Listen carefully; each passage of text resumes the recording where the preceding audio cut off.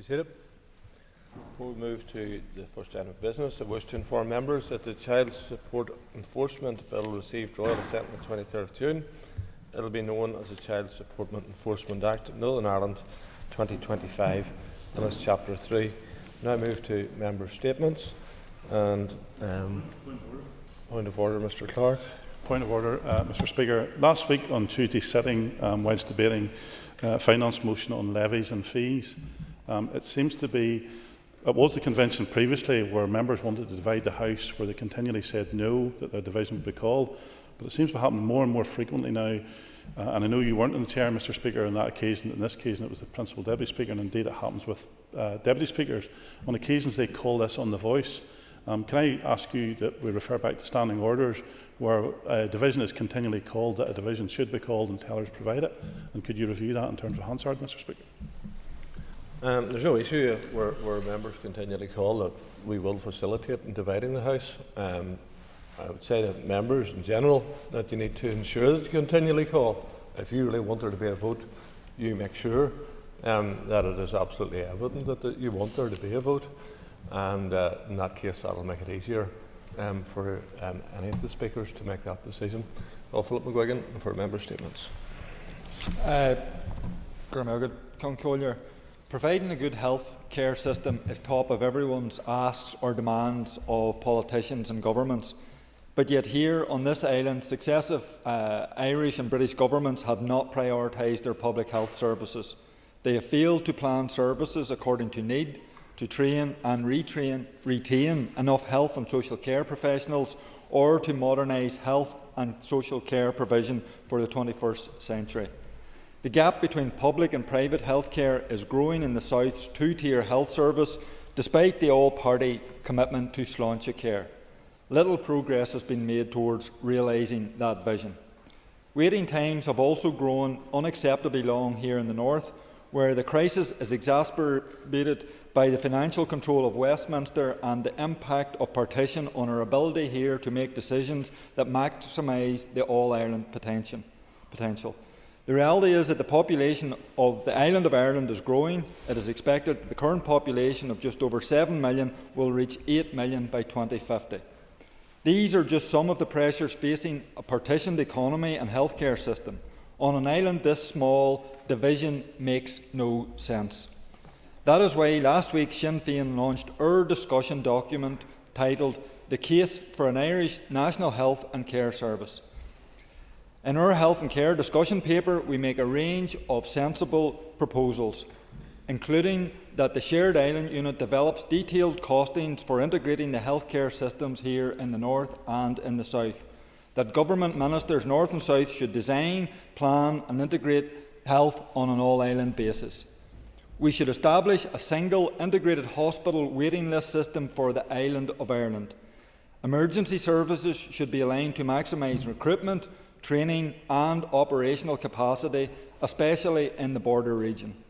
And we think there is a need to establish a Rural Health Commission to develop an all-island rural health strategy. The reality is that since the Good Friday Agreement was achieved, the health services North and South have been finding new ways to cooperate.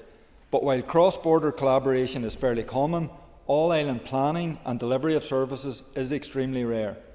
An all-island national health and care service will be to the advantages of all citizens on this island.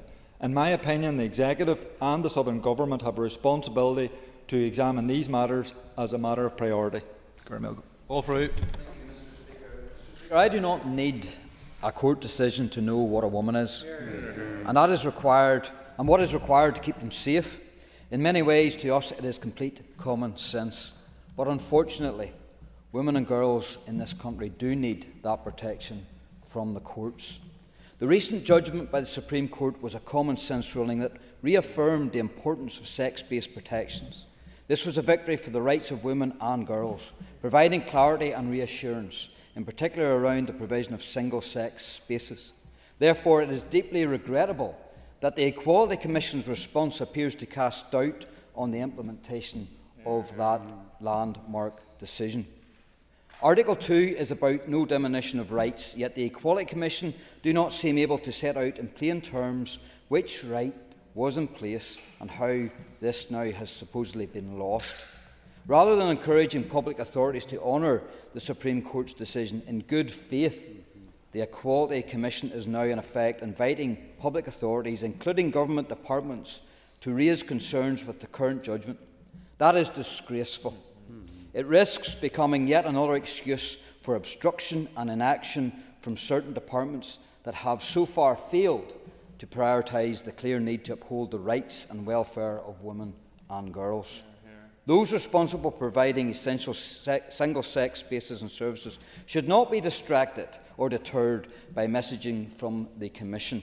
The Supreme Court ruling provides clear legal authority, and it is incumbent upon public authorities to move decisively to implement its outcome, not to prevaricate. The Equality Commission is, for whatever reason, dodging this decision. The ruling by the Supreme Court states that under the Equality Act, sex is determined by biology.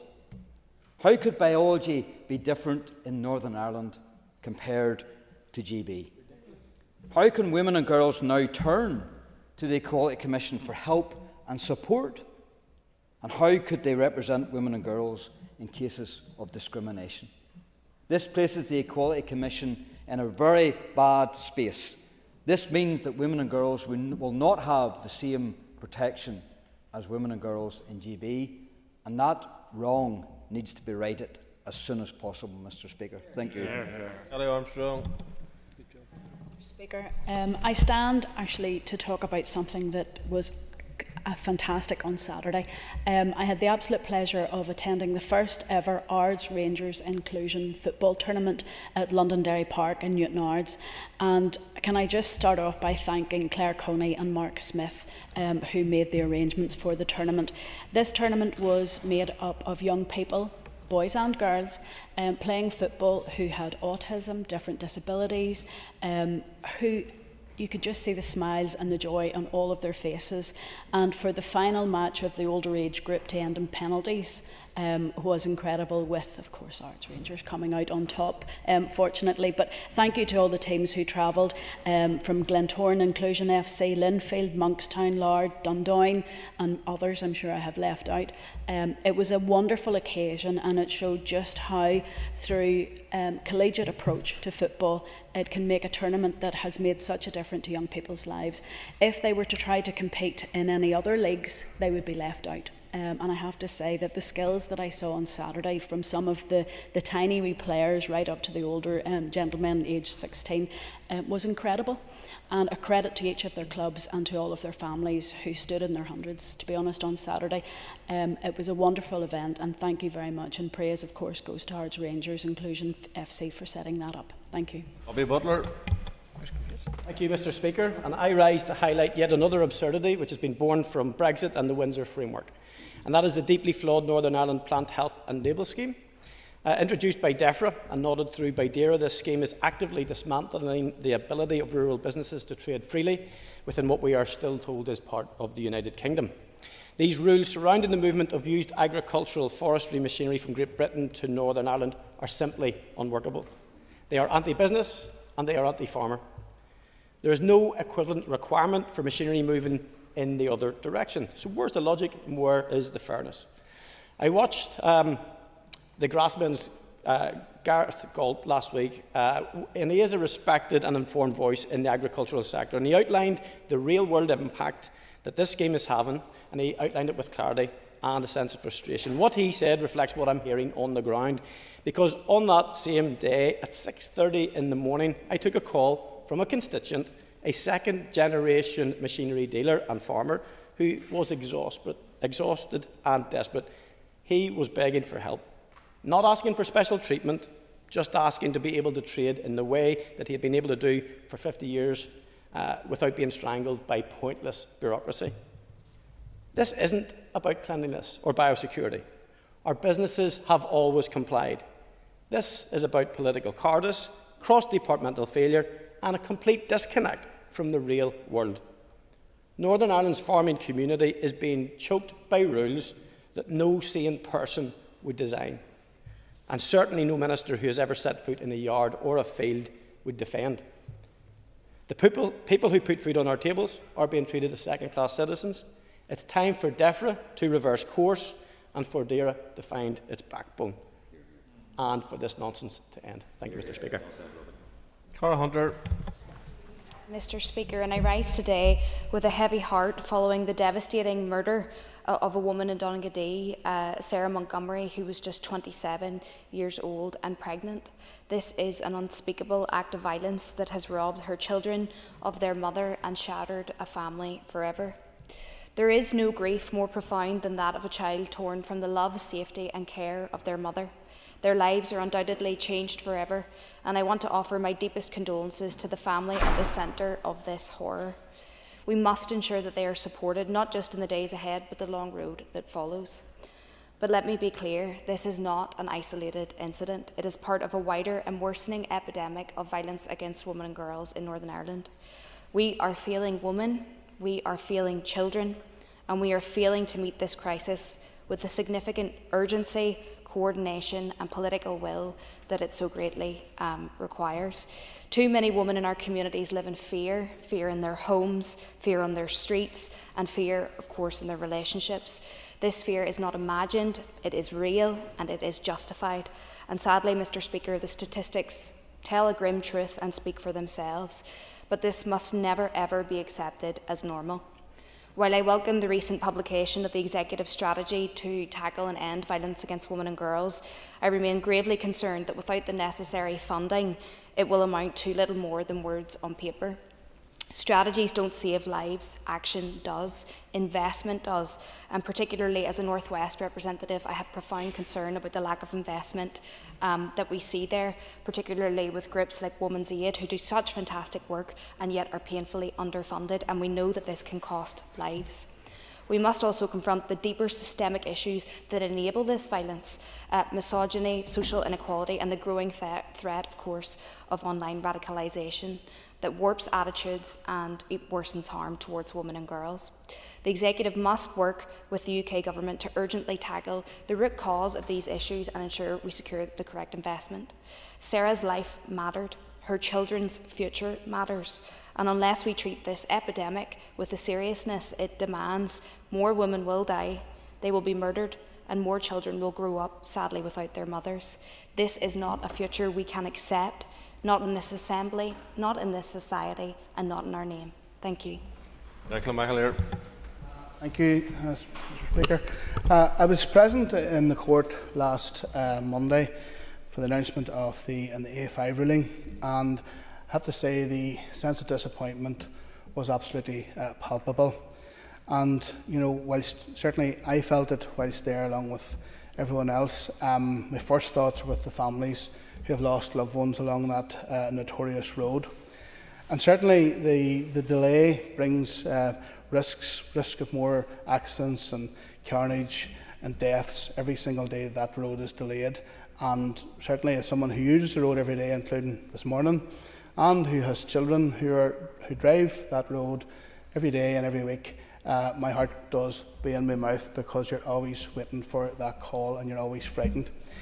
The A5 is so absolutely crucial for not just the West Framework constituency, but the wider North West, to save lives, create jobs and reduce journey times. And not only is it an important route to connect the North West of Ireland to Dublin, but it's a very important internal route here in the North as well, to get us from Omagh and Strabane and all the communities in between to Belfast to the east as well, which is very, very important.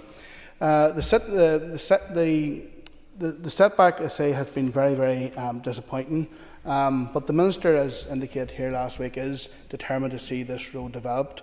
It's a 100-page judgment, and no doubt they will have to go through that there with their officials and their legal teams to plot out a way forward.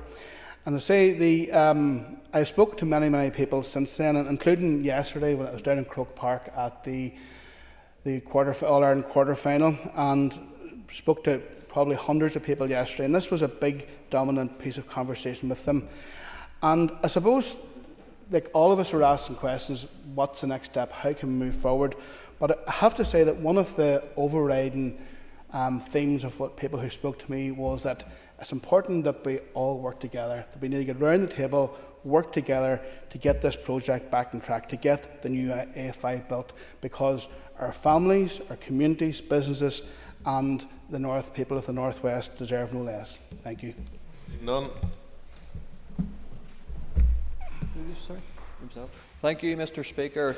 The local community of Donaghadee has been left totally shocked and saddened at the death of Sarah Montgomery at the weekend. Only 27 years old, a pregnant mother of two young children, her whole life ahead of her.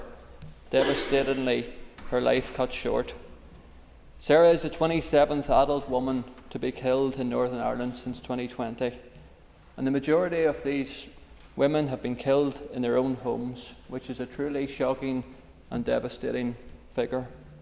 A home should be a place of refuge and safety, but sadly that is not always the case. And again, it highlights the need for tougher sentencing as well, when we see so many lives ended and totally devastated and shattered with this ongoing scourge on our society of violence against women and girls. I would appeal to anyone with any information to contact the PSNI immediately.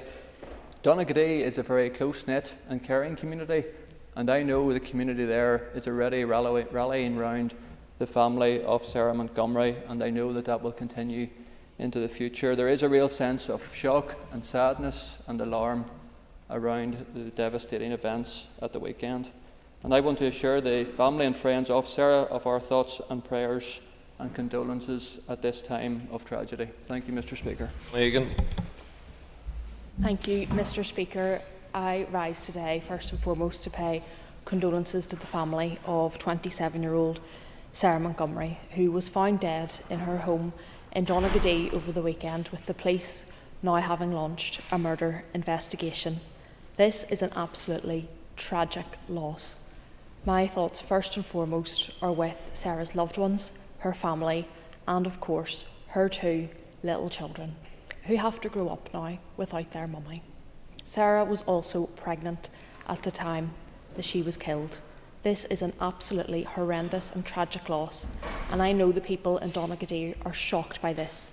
Tributes left outside her home described Sarah as a beautiful, kind and wonderful mother. I've spoken to the police about this over the weekend, and it is extremely important that they are given the time and the space to investigate this fully, and I would urge anybody with information to come forward, contact the PSNI or reach out anonymously to Crime Stoppers. Sarah was the 27th woman to have been killed in Northern Ireland since 2020. Our rates of violence against women and girls in Northern Ireland are shockingly high, and it is completely unacceptable. This needs to be a priority for our executive and for this whole House. We all have a role to play in preventing violence and abuse of women in our society. I know the people in the local community are shocked by this incident, and we are all thinking of Sarah's loved ones at this time. Thank you. Colin Gilder. Ceann, the decision by the British Government to cut billions of pounds worth of support for those who are sick and disabled is grotesque, and it's a direct attack on those most vulnerable in our society. The Communities Committee here in the North and the relevant committees in Wales and Scotland have written together to the British Government to highlight our shared concerns. The British Government must and should halt these callous plans. In recent days, it has been reported that the Labour Government have done a U-turn in relation to the plans, and this is absolutely not true. All they have done is extend the implementation period, creating new inequalities and bringing the same austerity measures into play that they had planned all along. That is an absolute disgrace, and no one should fall for it. People from 18 to 22 years of age will still be arbitrarily, based on their age, be removed of any support whatsoever. And I would call on people in particular not to fall for any such deceit. It's not lost on anyone, Ceann, that this is straight out of the Tory playbook. They have used this device before where they appear to row back on implementation. However, the measures still catch up with those who need that support in due course. If money can be found for weapons of war and mass destruction, then it surely can be found and must be found to help people into employment and to protect those who cannot work. Sinn Féin will continue to oppose these cuts and call for proper investment in welfare support and public services. Jonathan Buckley. Thank you, Speaker. 2.5 years ago, the Prime Minister, Rishi Sunak, agreed the Windsor Framework. He described it as enabling Northern Ireland to become the most exciting economic zones in the world. Sold as unlocking opportunities, as a necessity for business, yet the result has been quite the opposite. Disruption, diversion, destruction, and indeed deception. The Federation for Small Businesses carried out a landmark survey on businesses' attitudes towards the Windsor Framework, and it tells us in this House what many said at the time that didn't have the EU blinkers on.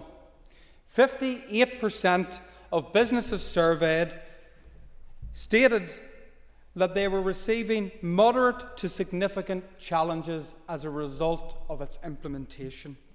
Over a third have already ceased trade rather than deal with the new bureaucratic and compliance documents associated.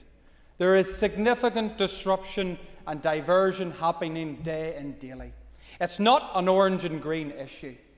It's an issue affecting every consumer across Northern Ireland who sees their costs spiralling as their supply chains are shredded as a result of bureaucracy imposed upon this place by a foreign entity.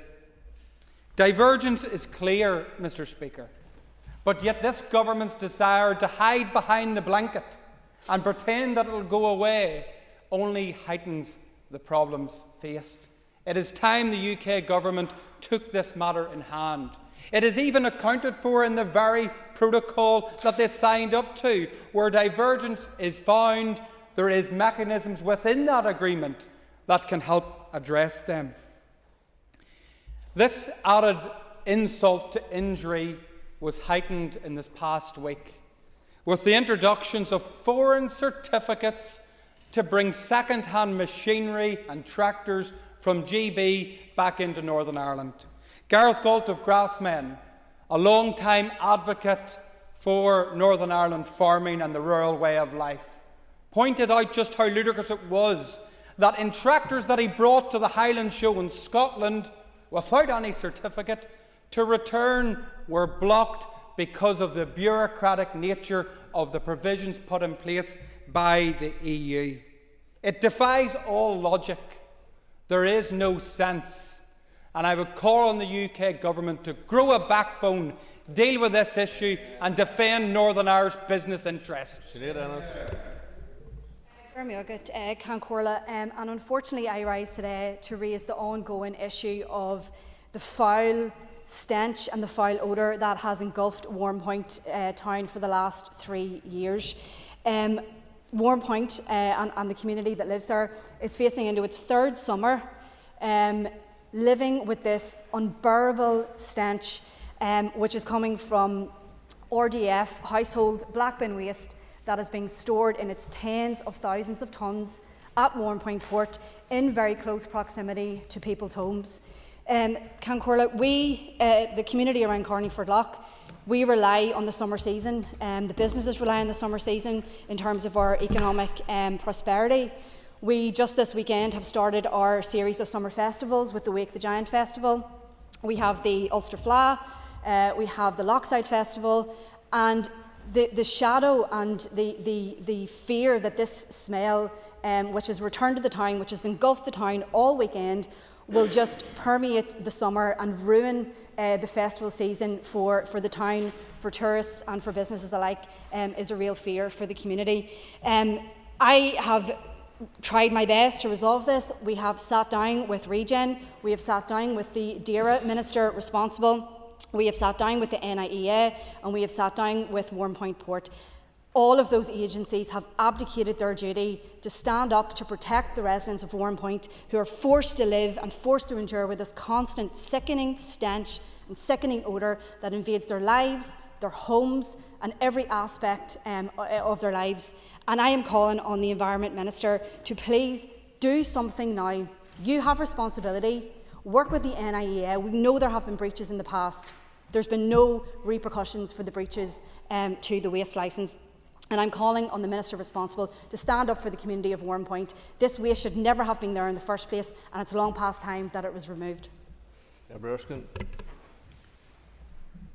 Mr. Speaker, just before I start, I want to declare an interest in relation to my husband's family or landowners along the route of the A5. Today it's 1 week since the A5 court ruling.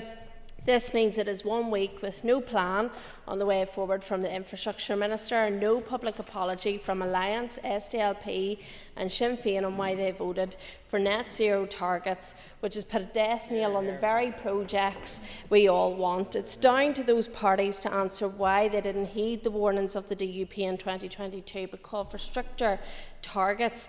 It's also incumbent upon the Infrastructure, DERA, Economy and Finance Ministers to come to this chamber and outline how they plan to rectify this situation, given the ramifications of the judgment, which are cross-departmental.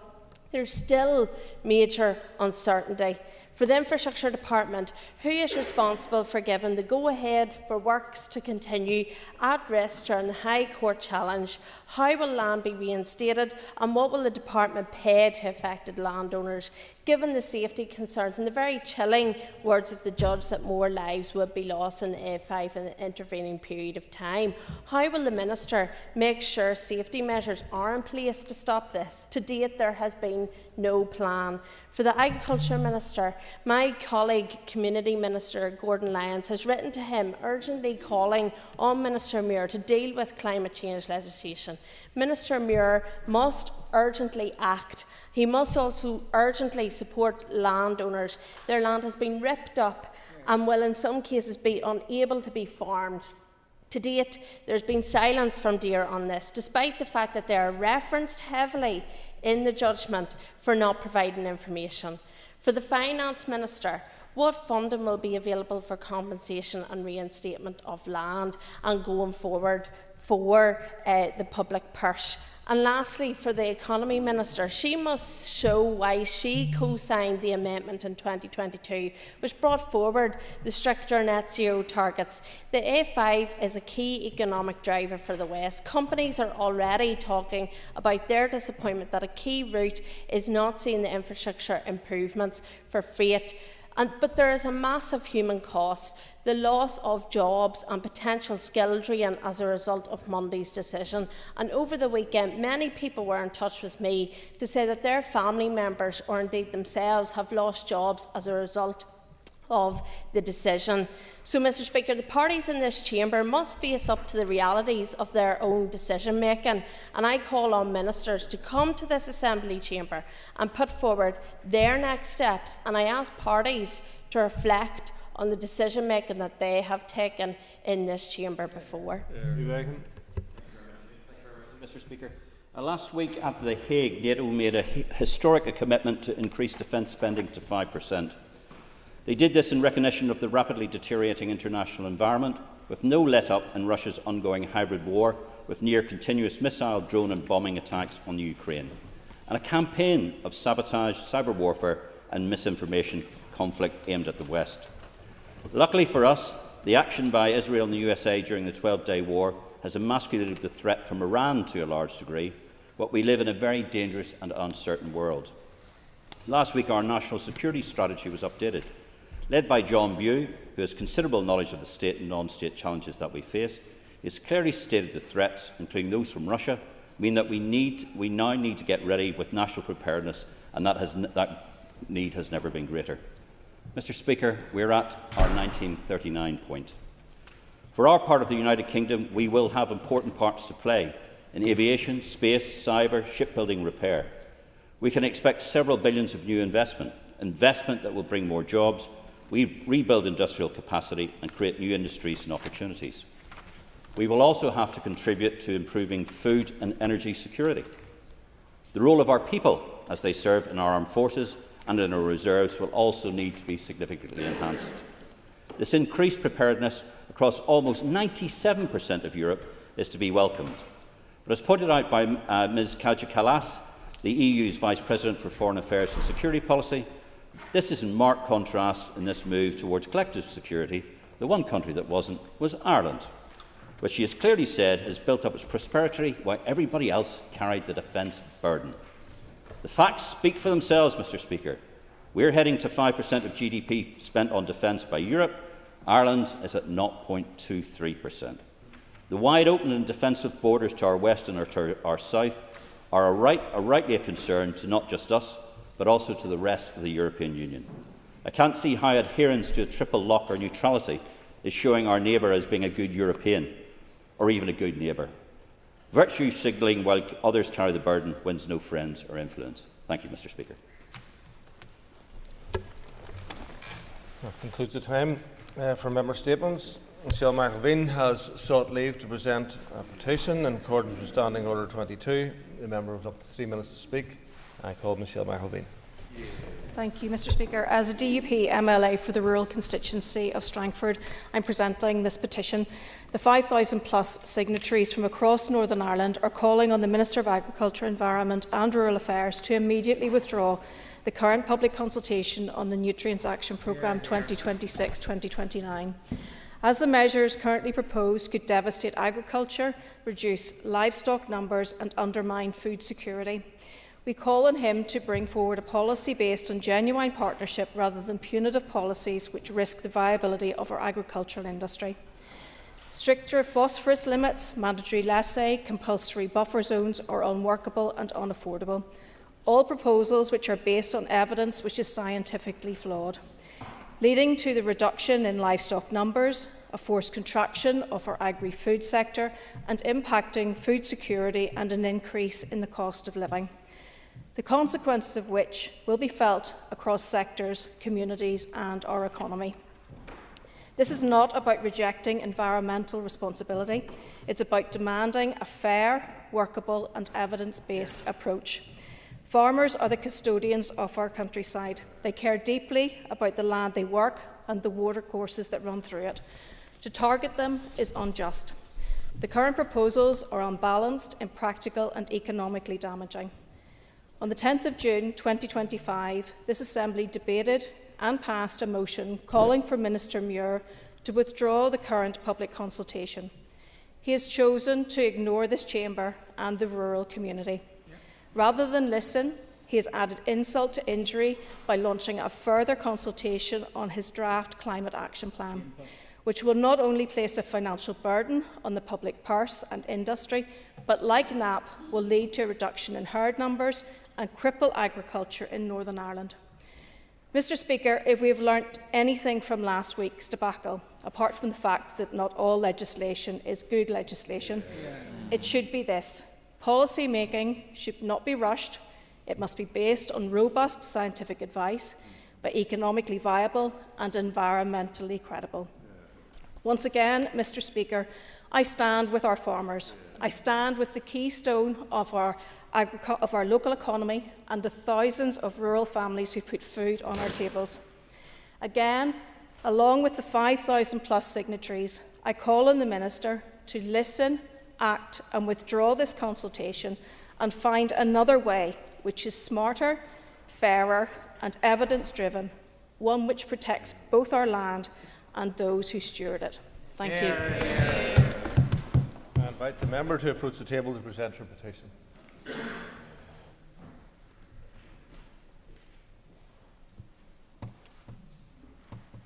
Thank you, and I will forward the petition to the Minister of Agriculture, Environment and Rural Affairs and send a copy to the committee. Next item of business is a motion to suspend standing orders 10(2) to 10(4). Clerk, please read the motion. The standing orders 10(2) to 10(4) be suspended for the 30th of June 2025. I call Trevor Clark to move the motion on behalf of the Business Committee. Moved. Thank you. Before we proceed to the question, I'd remind members that this motion requires cross-committee support. The question is that the motion standing in the order paper be agreed. All those in favour say aye. Aye. Contrary of any, no. The ayes have it. The ayes have it. The next item of business is a committee membership motion from the DUP. Clerk, please read the motion. That Mr David Brooks replace Ms Cheryl Brown-Mee as a member of the Committee for Education. Thank you. I call Trevor Clark to move the motion. Moved. The question is that the motion standing in the order paper be agreed. All those in favour say aye. Aye. Contrary of any, no. The ayes have it. The ayes have it. I have received notice from the First and Deputy First Minister that they wish to make a statement. Before I call the Deputy First Minister, I remind members to be concise in their questions. Deputy First Minister. Thank you, Mr Speaker. I wish to make the following statement on the 43rd Summit of the British-Irish Council, which took place on the 13th of June 2025 and was hosted by the Northern Ireland Executive. The First Minister and I co-chaired the Summit Plenary, and we were accompanied by Minister Given, O'Dowd, Nesbitt, Junior Minister Riley and Cameron, and the Ministers have agreed that I make this statement on their behalf. The UK Government delegation was led by the Chancellor of the Duchy of Lancaster, the Right Honourable Pat McFadden MP. The Irish Government delegation was led by the Taoiseach, Micheál Martin TD. The Scottish Government was led by its First Minister, the Right Honourable John Swinney, MSP, and the Welsh Government was led by its First Minister, the Right Honourable Elned Morgan, MS. The Government of Guernsey was represented by their Chief Minister, Deputy Lyndon Trott, the Government of Jersey by Chief Minister, Deputy Lyndon Farman, and the Isle of Man Government by its Chief Minister, the Right Honourable Alfred Cannon, MHK. A full list of the principal plenary attendees is attached to the copy of this statement, which has been provided to members. The theme of the summit was the role of AI in reform and transformation. The plenary meeting commenced with a discussion about the importance of digital transformation and the strategic deployment of AI technologies, which offer unprecedented opportunities to modernise government, enhance service delivery and improve operational efficiency to build more agile public services. The Council discussed the approaches that member administrations are taking to harness AI technologies for public sector reform and transformation across these islands. We took time to share knowledge and best practice while identifying common challenges and how to make the most of shared opportunities.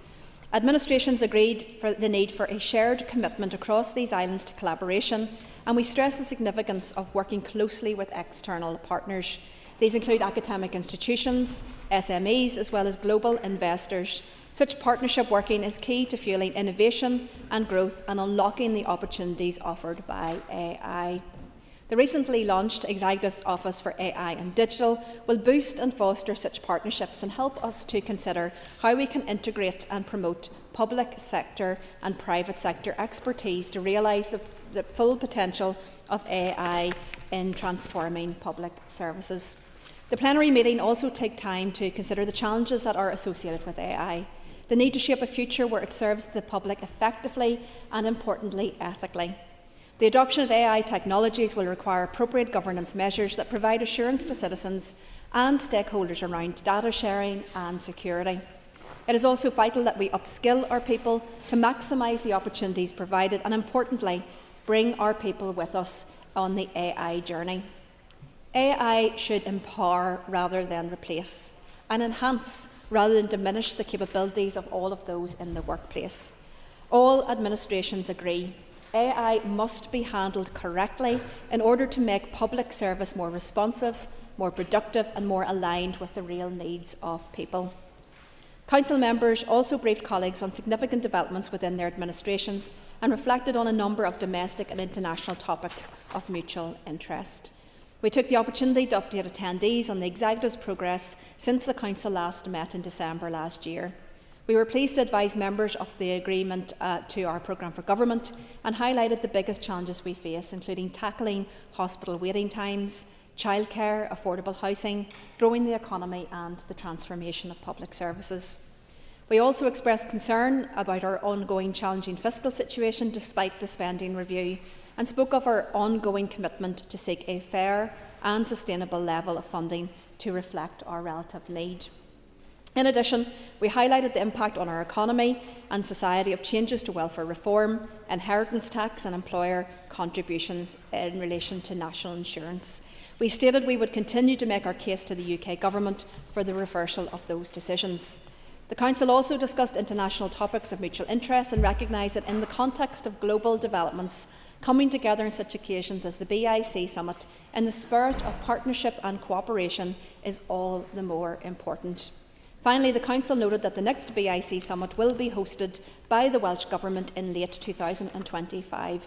Mr Speaker, that concludes our statement. Thank you, Speaker. Deputy First Minister, I wish I could ask you a detailed question about what happened to the British-Irish Council Summit, but I'm afraid there's no detail in this statement. It is full of platitude and waffle. Can I ask, having looked at today's order paper, whether it is now the position of the Executive Office that the East West Council, a body not agreed by all parties, let alone two governments, not embodied in statute and not underpinned by international treaty, has some kind of spurious equality with the British-Irish Council and the North-South Ministerial Council, which are products of the Good Friday Agreement and enshrined in statute? Deputy First Minister. Thank you, Mr Speaker. I see that the Leader of the Opposition is embracing the last week of the Assembly term with his usual optimism and positivity.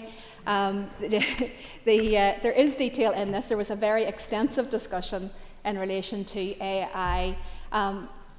Very clearly, there was consensus around all of the administrations that the technological advancements in AI is happening. It's happening all around us. And therefore it ought not to be ignored by governments. But it's really important that not only do we harness the opportunity and potential of AI, but as governments we're very aware of the challenges, particularly around the ethics and data relating to AI. So it was a really useful conversation.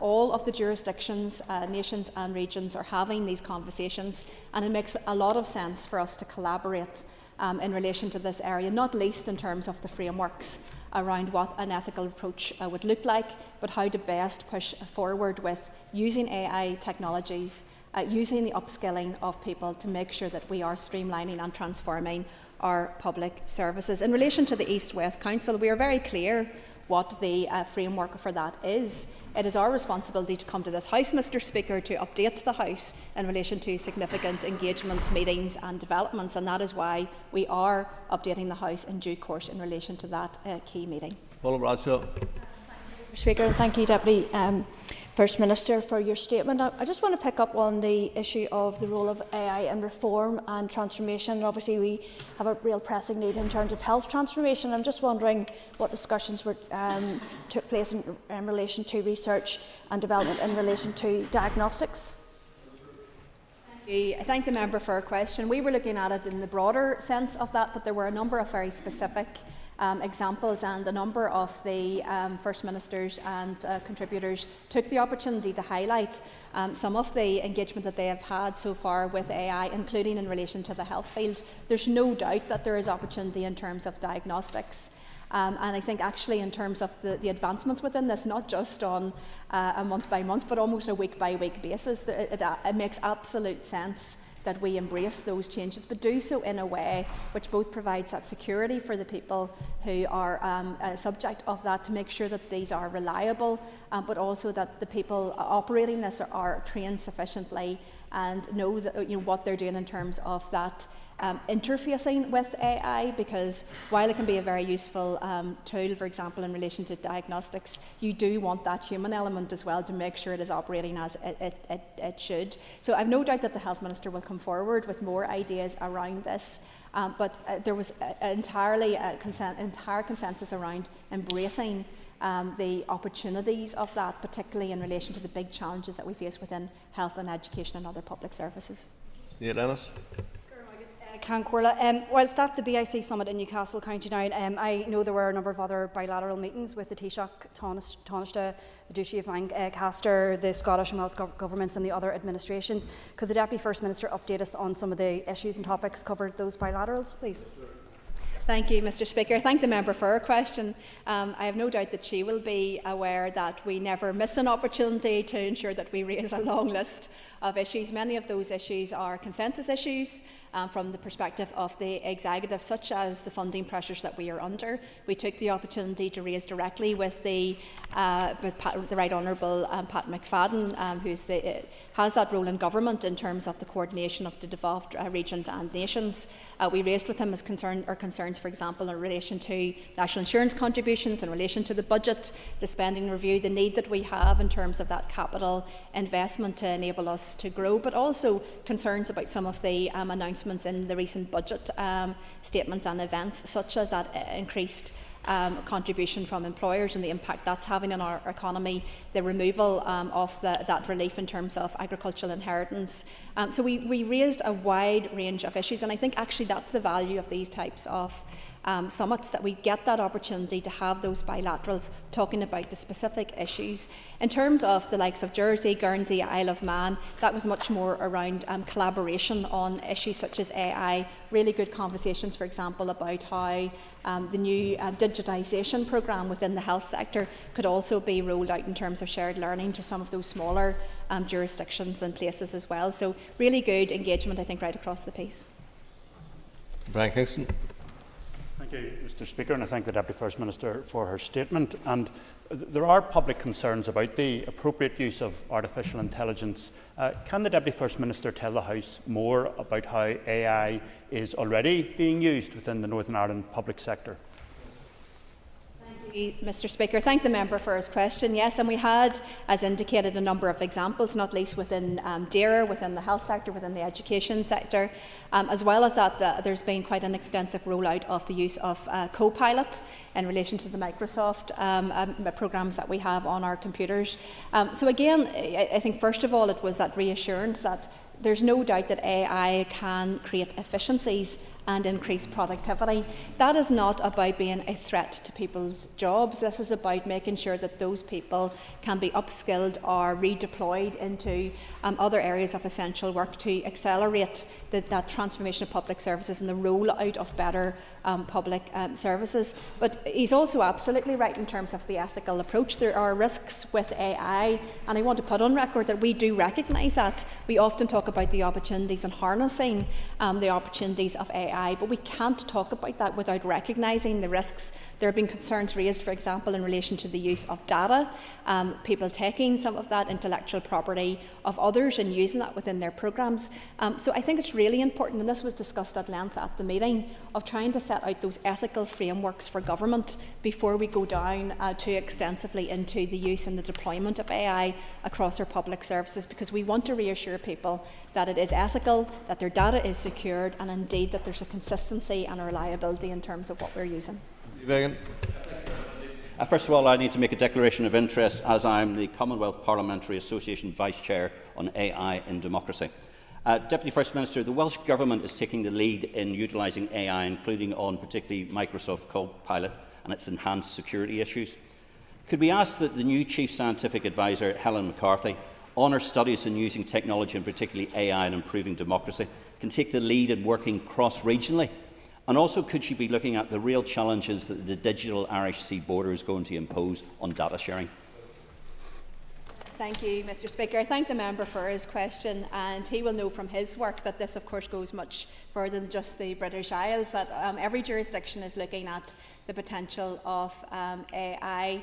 And in relation to how we use that, yes, the Welsh Government, through their First Minister, outlined some of those opportunities in terms of Copilot and how that can be used. But, look, absolutely, we will want to collaborate. The Chief Science and Technology Officer is leading up our task and finish group. We launched just a couple of weeks ago the AI and Digital Unit.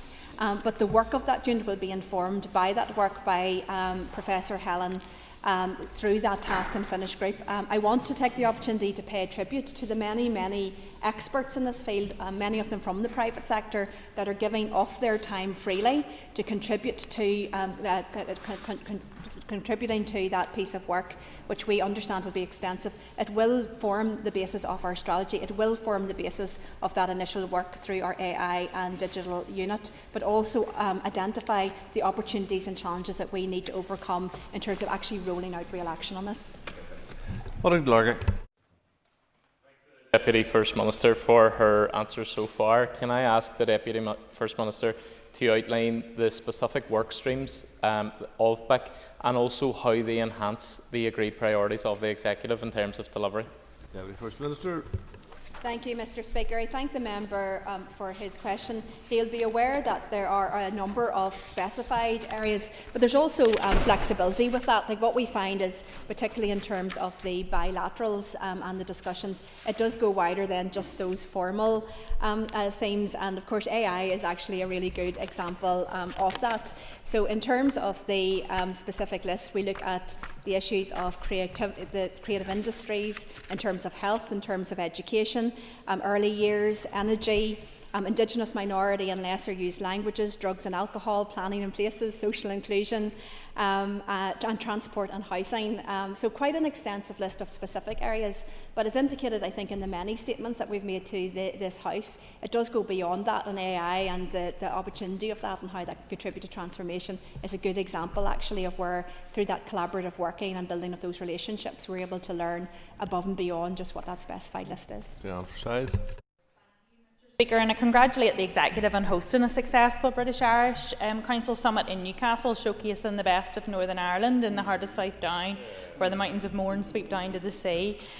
Choosing AI as the focus was a prudent move, given how embedded AI is in our everyday lives. And Deputy First Minister, I asked, when speaking to other jurisdictions, how well placed is Northern Ireland to be a leader in AI? Thank you. Thank the member for her question. Yes, it was an absolutely wonderful setting for our BIC. When we arrived, I think on the Thursday evening, we were hosting the pre-summit dinner.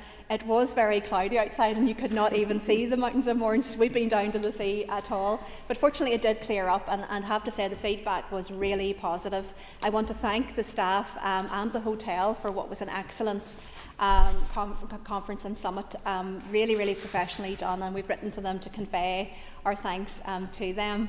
And a fantastic location as well, and many people commented on the beauty of the Mourne region, and we encourage them to come back, of course, and to spend their well-earned money in tourism in the Mourne area and wider, of course, across Northern Ireland. So it is obviously an important summit. It's good that we have the opportunity. We hold that every 4 years, just every 4 years. So it's really important for us that we do pick the right location for that to really showcase what is best. But in terms of the AI and technological advancements, there is no doubt that from speaking to our Chief Technology and Scientific Officer, she believes very firmly that we're really well placed in terms of leading on this work. It was really interesting though to hear from the other jurisdictions, because it's clear that they are all really focusing on this. They are all looking at their AI strategies. But from our engagement with Professor Helen, she is clear that we are well placed to become a world leader, provided that we can do the work that we need to do now and get that started sooner rather than later. David Honeyford. Mr. Speaker, you talk about tourism there. It's remarkable that referring in the statement that isn't referred to when it was in Newcastle, and despite upcoming key events are here. We were recently informed that the Wild Atlantic Way and the Ancient East marketing products are now not been extended north. Can I ask the Deputy First Minister to outline, did any discussions take place around development of a joint tourism initiative? And if not, are there any discussions scheduled into the future? Thank you, Mr. Speaker. I thank the member for his question. He will be aware that the Shared Island Fund does fund some of those shared tourism projects. We do have that shared tourism offering and that body that looks at this in terms of marketing, in terms of that support, of course. I am really proud of our Mourne region. I'm really proud of our North Coast and the Causeway Coast. I do believe that those are strong brands in their own right.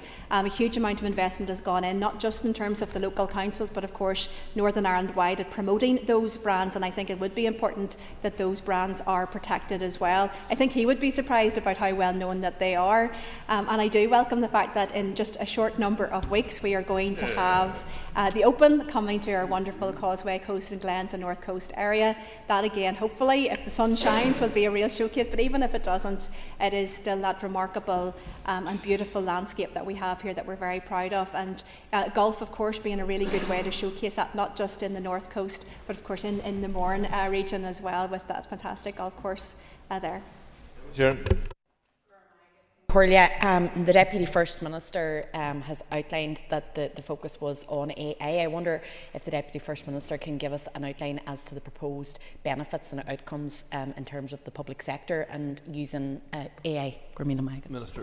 Thank you, Mr. Speaker. There's undoubted benefits. We can only say, even just as I mentioned there in terms of Microsoft Copilot, how I can just simply summarise a document. Now, of course, that needs to be cross-checked, but you know, I often say when I speak to young people, and over the last couple of weeks, I know most of us have had work experience pupils in, and when I talk to them about whenever I was studying at Queen's University for my law degree, that in order to get a case, you literally went to the library, you found your All England Law Report book, and you found page 187 or whatever that may be.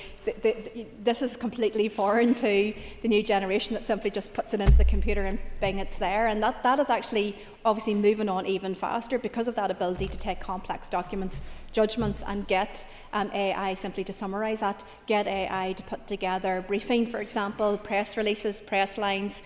We don't use that at the moment extensively within government, and I think if you were doing that, you would need to of course, use that within the ethical framework. But there's no doubt that there's opportunities with that. At the moment, there's a lot of discussion about the quality of what comes out of AI. I think that's really important, that if we're using that in the public sector, we're using reliable forms of AI and not just those open forms that, as we know, maybe are not just quite where they need to be right now, but I have no doubt we'll get there within a very short period of time. And thank the Deputy First Minister for the statement on this important area. And I know that you've set out there the opportunities that will come with this, and there will also be risks and challenges. You've touched upon those, but I wonder, can you set out a bit more detail how those risks and challenges might be managed going forward? Minister. Thank you. I think there's undoubtedly risks and challenges. So, for example, if you're using any kind of a technological or digital application, we will want to make sure that people's data is kept secure, that the use of that data is in an ethical and a proper way, that particular application is a reliable application, that it's not something where you can have bias or prejudice or flaws coming into that could skew the outcome of that. So we're aware of a number of challenges at the moment. We're also very aware that a lot of these technologies are at a very early stage and they have not been sufficiently tested in terms of their application, so that we need to take care with that. But I think the starting block for that is by getting and setting out an ethical framework to which all departments and public bodies and public sectors should work to. I do believe that is something that we should be able to collaborate on, not just across the UK, but indeed across these isles. I think there's an opportunity there for the British Irish Council to accelerate that work in every jurisdiction by looking at a common ethical framework for that. And then whenever any department or public body is looking at an application, they measure that against the key principles and the ethics of that framework before they would move forward with it. Your Dixon. Concludes questions to the Deputy First Minister. If members will take their ease for the next item.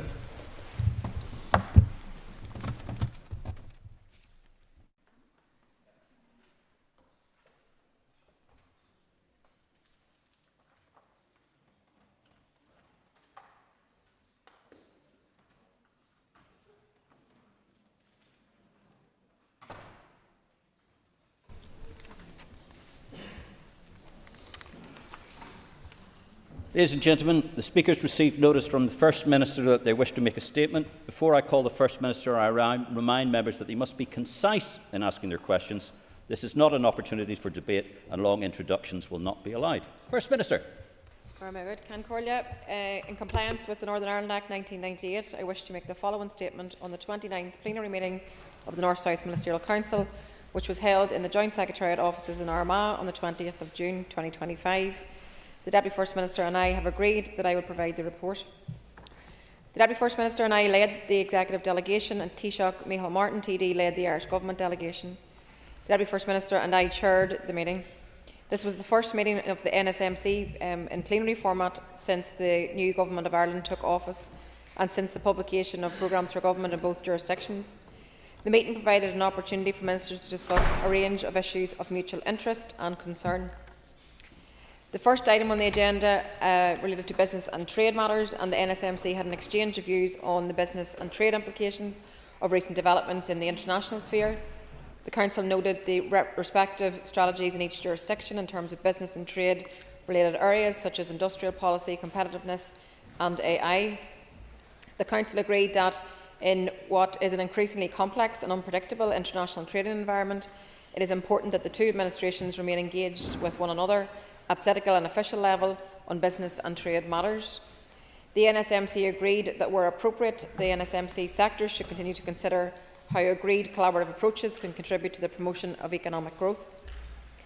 The NSMC then received an update report from the Joint Secretaries and noted that since the last plenary meeting in September of 2024, ministers have met in 10 sectors and meetings in the remaining sectors will take place by the end of July. The Council reported that it had considered a number of corporate governance matters in each of the North-South implementation bodies, including business plans, budgets and annual reports and accounts. It was noted that board members, including chairpersons and vice-chairpersons, were appointed to a number of the bodies, and that the NSMC approved the reappointment of the CEOs of Intertrade Ireland and Waterways Ireland. The NSMC noted that engagement on a wide range of policy areas continues across all SMC work sectors, that ministers have discussed climate change and loss of biodiversity at the relevant sectoral meetings. The Council then considered infrastructure and investment cooperation, and ministers welcomed the decision by the Executive to proceed with the A5 Western Transport Corridor project and await the outcome of the legal proceedings. But obviously since then things have moved on in this area since the meeting with the legal outworking last week. The Council noted that Waterways Ireland continue to progress Phase 3 of the Ulster Canal Restoration Project. Ministers also noted the ongoing work to progress the All-Island Strategic Rail Reviews recommendations and the increase in passenger numbers through the hourly service on the Belfast-Dublin corridor. Ministers noted that the progress that has been made on the Narrow Bridge project and welcomed the Government of Ireland's programme for government commitment to engage with all relevant stakeholders to establish air connectivity between Dublin and City of Derry airports. The NSMC noted the work being done on cross-border greenways, including the opening of the Carlingford Lough Greenway later in the year, and the review on further potential greenway opportunities. Ministers noted the progress that has been made on the Ulster University Magee expansion project. The Council also noted the progress that has been made on the delivery of collaborative research and innovation programmes. Ministers welcomed the implementation of the Peace Plus programme and the discussions with relevant stakeholders on the potential for a successor to the current Peace Plus programme. The next item on the agenda related to mother and baby institutions, Magdalen laundries and workhouses. The Council welcomed the ongoing North-South engagement on the potential reciprocal arrangements to disregard redress payments for means-tested benefits for mother and baby institution payment schemes, and noted upcoming respective engagements of officials in relation to the forthcoming Truth Recovery Redress Scheme. The NSMC also noted the ongoing North-South cooperation, ensuring knowledge and identifying lessons learnt from the redress scheme. The Council noted that Executive Office officials attended an engagement event on the development of the National Centre for Research and Remembrance in Dublin. Ministers noted the ongoing engagement between Public Records Office and the National Archives on records that are comparable legislation for the preservation of private records related to institutions is now in place in both jurisdictions. The Council then went on to consider ending violence against women and girls, tackling gender-based violence. Ministers recognised the unacceptably high levels of gender-based violence and violence against women and girls, which are prevalent across both jurisdictions, and noted that addressing this issue will require a whole-of-society approach. The NSMC agreed that officials should continue to explore opportunities for joint working in this area, recognising the common challenges faced. The meeting then closed with ministers agreeing a future schedule for NSMC meetings to take place across the various sectors, and also that the next NSMC plenary meeting would take place in Dublin in the autumn of this year. That concludes the statement. I call it. Mr Deputy Speaker. First Minister, this statement says in relation to the A5 that things have moved on since the meeting. I'm afraid, given the judge said that lives would be lost as a result of the judgment last week, that is one hell of a euphemism, but it is the only thing you have so far said about that judgment and the delay in delivering the A5. Given the project appears to have been jeopardised because of extreme incompetence at a department led by your ministers, and you took personal responsibility and credit for when planning approval was granted in October, do you take personal responsibility at all for the judgment last week, and what specific actions are you taking to move it forward and to ensure the A5 is delivered? And please be specific, First Minister. First Minister. Well, firstly, let me say that I think we were all very disappointed with the outworking of the judge's ruling last week. This is and remains an executive flagship project, and the A5 project must be delivered. It must be delivered because of the importance, significantly, for the strategic route itself, for the economy, for job creation, for access to services. It must be delivered because it is a safety issue. It has to be about saving lives. So I'm absolutely committed and stand over our commitment to ensuring that the A5 will be built. And that's what I think that the public want to hear. They want to know how we're going to address the issues which the judge has set out in his ruling. A very detailed ruling at that, and there's no doubt that it is a setback. But what we need to do now is turn all of our attention to making sure that the road is actually delivered. That's what we discussed at Executive this morning. That's what I continue to discuss with the Infrastructure Minister. And all options are on the table. This is an urgent issue, this is a necessary issue, and the A5 road project will be delivered. Paula Bradshaw, Chair of the TEO. Paula. Thank you, Deputy Speaker, and thank you, First Minister, for your statement. I'm sure you'll join with me in expressing your sadness at the tragic murder of Sarah Montgomery at the weekend. Your statement does touch upon ending violence against women and girls, First Minister, and you talk about exploring opportunities. Given the unacceptable high rates of murder of our women in our society and attacks on our women and girls, could you please give some specifics around what those opportunities will look like? Thank you.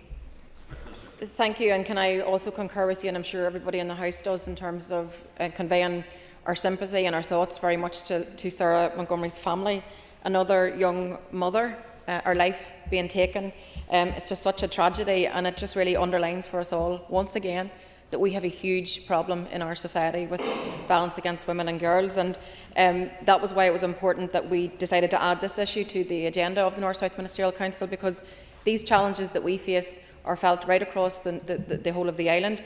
Indeed, they're faced right across these islands. So one of the tangible, I suppose, actions in terms of this area of work, there's now, our officials have actually taken the lead in terms of forming a 5-jurisdiction working group that's actually looking at how we're all coming at the issue of ending violence against women and girls.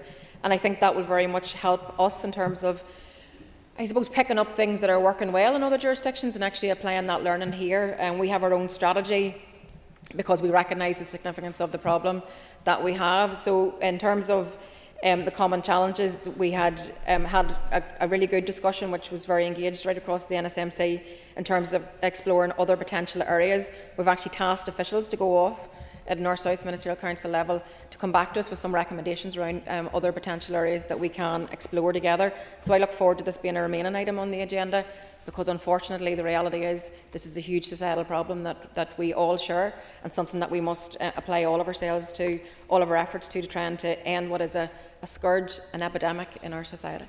Declan McAleer. And Minister, I am glad to note that the A5 was included on the NSMC most recent meeting, and I know that you share the disappointment, along with the overwhelming majority of the community, that this project has been paused as a result of last week's court judgment. Does the Minister agree that it is absolutely vital that we redouble our efforts and work in partnership with the Irish Government, the councils and stakeholders such as the Enough is Enough campaign to get the A5 built? Yes, I absolutely concur with the member. I mean, the A5 must be built. This is a project that is long overdue and must be fulfilled in terms of our commitment. So I can say to the member that with every ounce of my being, I would put all attention and effort in terms of ensuring that the A5 is built. There's no doubt that the court ruling last week is a huge setback in terms of the project. But I can say to the member that we're actively working our way through the detail, that there is an urgency to this work. And let me be very clear, as First Minister, as a Tyrone woman, as a mummy, as someone who knows really, really closely and acutely how dangerous this road is, We will do everything to ensure this project is delivered upon, and we all know too many families that have lost a loved one on this very dangerous stretch of road. We know, but what they want to hear from us today is that we are going to actually fix this, that we are actually going to deliver the road, that we're going to take on the points that have been set out in the ruling, and actually, and I can say to the member, all options are on the table and all options are being actively explored in terms of next steps. But the commitment stands. The commitment stands for the A5 project, and the road must be delivered. Philip Brett. Deputy Speaker, First Minister, your statement outlines that discussions on a wide range of issues and mutual interest and concern. One of the biggest issues of concern for people of Northern Ireland is the approach by the Irish Government to the issue of legacy, and I think of the families of the Omagh bombing in particular. First Minister, what action did you take at that meeting to call out the hypocritical approach of the Irish Government and call for them to have a public inquiry into their role which led to the murder of innocent people? So there were a number of bilateral meetings as well, and we obviously had a chance to discuss the issue of legacy more generally with the Irish Government in our bilateral, both myself and the Deputy First Minister. Look, I think it's important that we all turn our attention to dealing with the legacy of the past. I think it's really important that every one of us uses our best effort to ensure that we bring forward mechanisms that are human rights compliant, and everybody has a part to play in all of that. I want to unburden today's generation of the legacy of the past. Let's find ways politically to do that. And I encourage that approach to the Irish Government, the British Government and everybody else that wants to actually eventually get us to the point where we have a way in which to deal with the past that commands the maximum amount of support from the victims and survivors themselves. Carol McEwen. Deputy Speaker, and I want to thank the First Minister for her statement. I too want to join with Paula and many others to just extend my sympathy to the family of Sarah Montgomery. Just tragic events at the weekend. And the First Minister's already mentioned that the NSMC is one place or one forum that will deal or discuss violence against women and girls.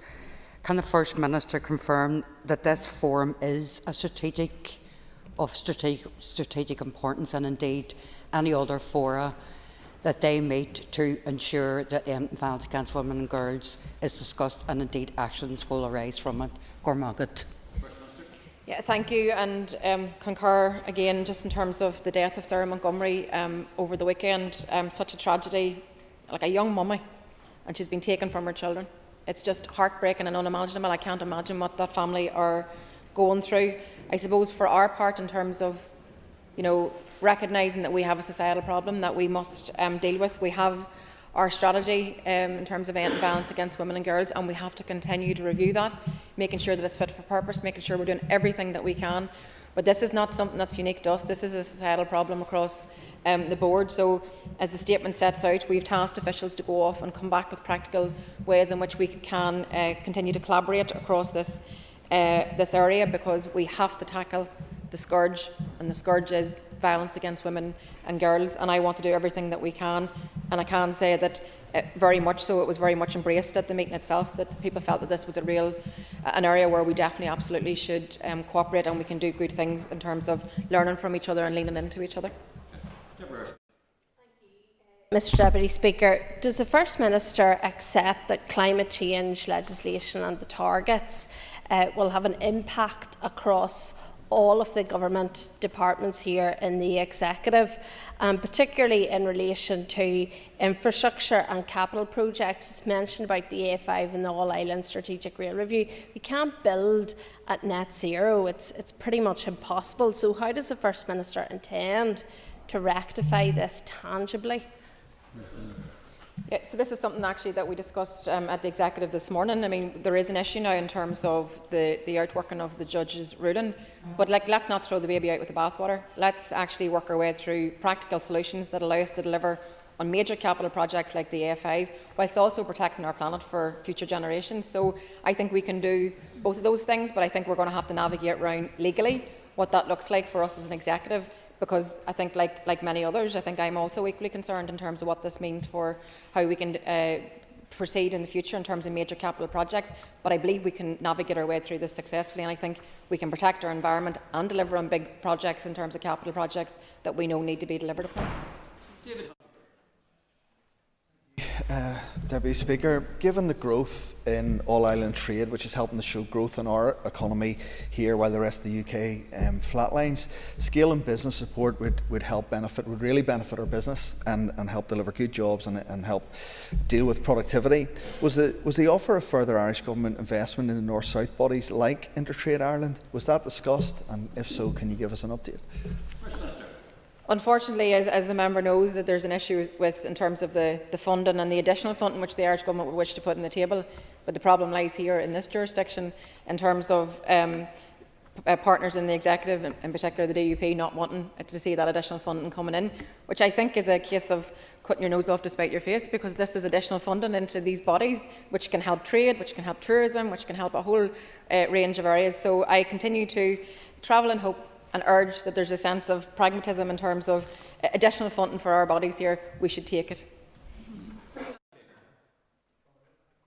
I thank the Minister for her statement. Can I ask the Minister if the issue of Casement Park was discussed and outline what she believes next in terms of Casement Park?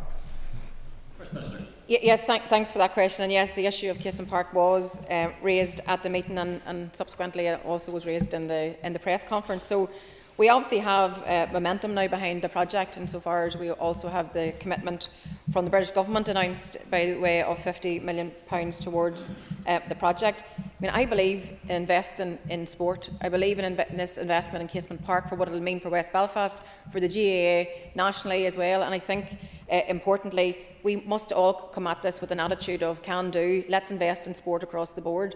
Let's do this, because this is something that actually makes a meaningful difference and positive difference to people's lives. So all attention now has to be turned to charting our way forward now that we have the quantum on the table from the British Government. And I will continue to work with the Minister responsible and all ministers around the executive table to ensure that the Casement project is delivered and put over the line finally after many, many years of delay. Mr Deputy Speaker, the First Minister's statement touched on discussion on mother and baby institution, Magdalen laundries and workhouses, that redress payments should not affect benefit entitlements.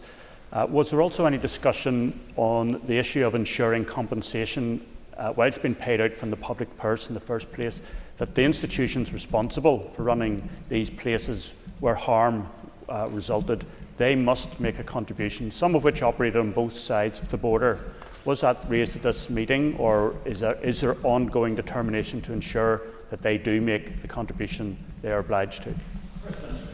Just to say that I concur with you. I mean, the institutions need to pay, and I think that's important. I know it's something that the committee's obviously looking at also as part of our own legislation that's going through. But we did take the opportunity to raise this issue with the Taoiseach at our meeting in the context of learning, because they have been through this process, they have taken a certain approach. So it's important that that we engage them in terms of how they conducted themselves and how successful or not that was. And by all accounts, it doesn't appear to have been as successful as you would have thought that it would be whenever you legislate for it. We're also we're aware of the report by independent negotiator Sheila Noonan for the Irish Government point, and she had set out that they were very disappointed in terms of what they were able to achieve, and that few institutions have still provided contributions to the redress scheme. So that in itself, I think, is something that we have to learn from, and we will have to take that on board whenever it comes to whether or not we feel like there's legislative approach that's required on this issue. But I know that's something that is part of the journey through the legislative process that we'll definitely come back to. And I thank the First Minister for her statement. As the Minister will no doubt agree, the PEACE programme has been central to supporting peace and building cohesion across in many communities across the island. Can the First Minister provide an update as to whether a successor programme was discussed at plenary? Yes, thanks for that question, actually, and this is something that we discussed because, as the member will know, the PEACE programme has had such a significant impact across all of our communities that we only have to take a look around us and you can see the value in some of the projects that have been delivered. The current programme is well underway, with 88% of the programme actually already being committed, and that is about £815 million investment over 102 projects. That's a huge amount of investment. So we raised the issue in terms of a successor programme, and I have to say that it was reported to us that at Taoiseach and British Prime Minister level, when they've had this conversation around a successor programme, that they were agreed in principle to a successor programme. So that in itself is a step forward. And in terms of the next steps for ourselves, the Department of Finance officials are going to continue to engage with the NIO, with the Irish Government, in terms of what that looks like and the specifics, particularly in relation to what a potential new programme would look like. But I suppose, suffice to say, for me, this is a very positive development, and actually the signs are positive in terms of an indicator in terms of being able to actually achieve a successor programme. Stuart Dixon. Thank you, First Minister. Can I welcome the reference in the NSMC statement to the mother and baby homes, particularly ongoing cooperation and the lessons that are learned from the Irish redress model. Can the First Minister specifically tell us what operational policy insights, particularly around delays and uptake of posthumous claims, have influenced the current drafting and implementation plans for this Northern Ireland scheme, which you have announced through legislation? Thank you for that. I will have to write to you just in terms of any detailed consideration, but obviously in arriving at the juncture which we now have, in that we've presented the legislation now for scrutiny and for analysis, we took into account all of these issues, and there's no doubt it's challenging, and there's a difference in terms of how some people feel about the posthumous date, for example, which I understand, absolutely understand. So I think that I encourage the member, as part of the committee's work, to continue to work through that, and I no doubt he's been able to make recommendations to us that we'll have to consider in due course. But I'm glad that we've got the bill introduced, and I'm glad that we're at least in the discussion phase where we can actually shape it and shape the final legislation. Justin Corla, and I thank the First Minister for her statement. First Minister, I'm a bit confused by this statement. Sinn Féin have announced All-Ireland Health proposals, a concept I firmly support, but there does not seem to have been any mention of this at North-South Ministerial Council. Is this a further demonstration of Sinn Féin's all-show and no-go strategy? Well, I'll help you out with your confusion, perhaps. The Health Minister wasn't able to be at the NSMC, but we did actually discuss areas of cooperation in terms of, particularly around muscular dystrophy. This is a rare, in terms of the rare diseases piece. There are, I think, real advantages to us working across the island in terms of supporting those people who have rare diseases, and particularly when it comes to access for drugs. So the corresponding minister actually raised that at the meeting, and I've just actually spoken to the Health Minister this morning in relation to that, because I think this is an area that we should pick up and run with together. Let's support those people with potentially very rare diseases that we don't have the expertise in either jurisdiction. Actually, this is something that we actually can really make a difference to people's lives on. So I can assure the member that health is always on the agenda, because this is an area where we have very good areas of cooperation, and something on which I would like us to really continue to build upon. As the First Minister will know, this Assembly recently democratically expressed its will that votes in elections for the President of Ireland should be extended to all Irish citizens on the island of Ireland. So further to that, can I ask the First Minister if she agrees that the extension of presidential voting rights to Irish citizens here in the North should be a priority for the Dublin Government? Yeah, I mean, I absolutely concur with you. I mean, this is my personal view. It's obviously not the view of the office itself, but certainly I welcome the fact that this Assembly did vote in favour of presidential voting rights, and I think it's long past the time in which to correct this democratic deficit, and it's long past the time that we actually have the presidential voting rights extended to Irish citizens here.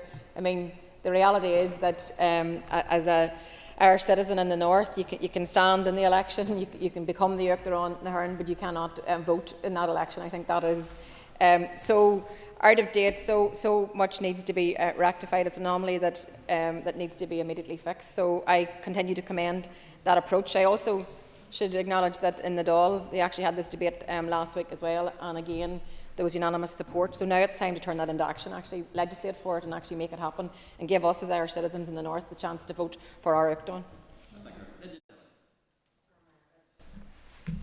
Deputy Speaker, and thank the Minister for your answer so far. I want to add my condolences to the family and wider family and friends of Sarah Montgomery. I think there's a theme that was dealt with in terms of your conversations in the NSMC about women and babies and girls, and continues today to be women and girls and their children who suffer at the hands of men, very often the very men that they should be able to trust. So, Minister, just in relation to your conversations with the Irish Government around the mother and baby institutions, Magdalen laundries and workhouses, given that there was a very clear all-island dimension to these practices, can you outline what cooperation is or will happen between the Executive and the Dublin Government in terms of moving forward and ensuring that this never happens again, and that we take the same approach to ensuring that violence against women and girls is ended? First Minister. Yeah, just to concur with you in terms of your commentary around the theme, the common theme is women. Women failed, women shamefully treated by the state across this island, women and girls, babies robbed from their mothers. You know, when you think about the shameful past on this island towards women, it's something that I think that we have to do everything we can to try and provide whatever support we can, and we're doing that obviously with the legislation. But I think when you refer to women, again, the violence against women is male violence towards women. I mean, this is something that I am so passionate about, that we need to do everything we can to address the societal problems that we have, the issue of misogyny. I'm really pleased to see a lot of the work that we're doing in terms of supporting local groups, providing work in communities in terms of our own strategy, and I want to see more of that continue. But you raised the issue of mother and baby institutions, and this is, as I said, this is an area that we did discuss, and we want to learn from what has worked and what hasn't worked, because the Irish Government have been ahead of us in terms of bringing forward legislation. I think there's lessons to be learned in terms of even the contributions from the institutions. You know, they legislated but still haven't got a better outcome, so we just need to consider all of those things. But I think there's a whole raft of areas here, dimensions, that needs to be explored together more carefully, and that's why we've tasked officials to do so. First Minister, Monday's judgment on the A5 is deeply disappointing and frustrating for so many, especially the families who have lost loved ones.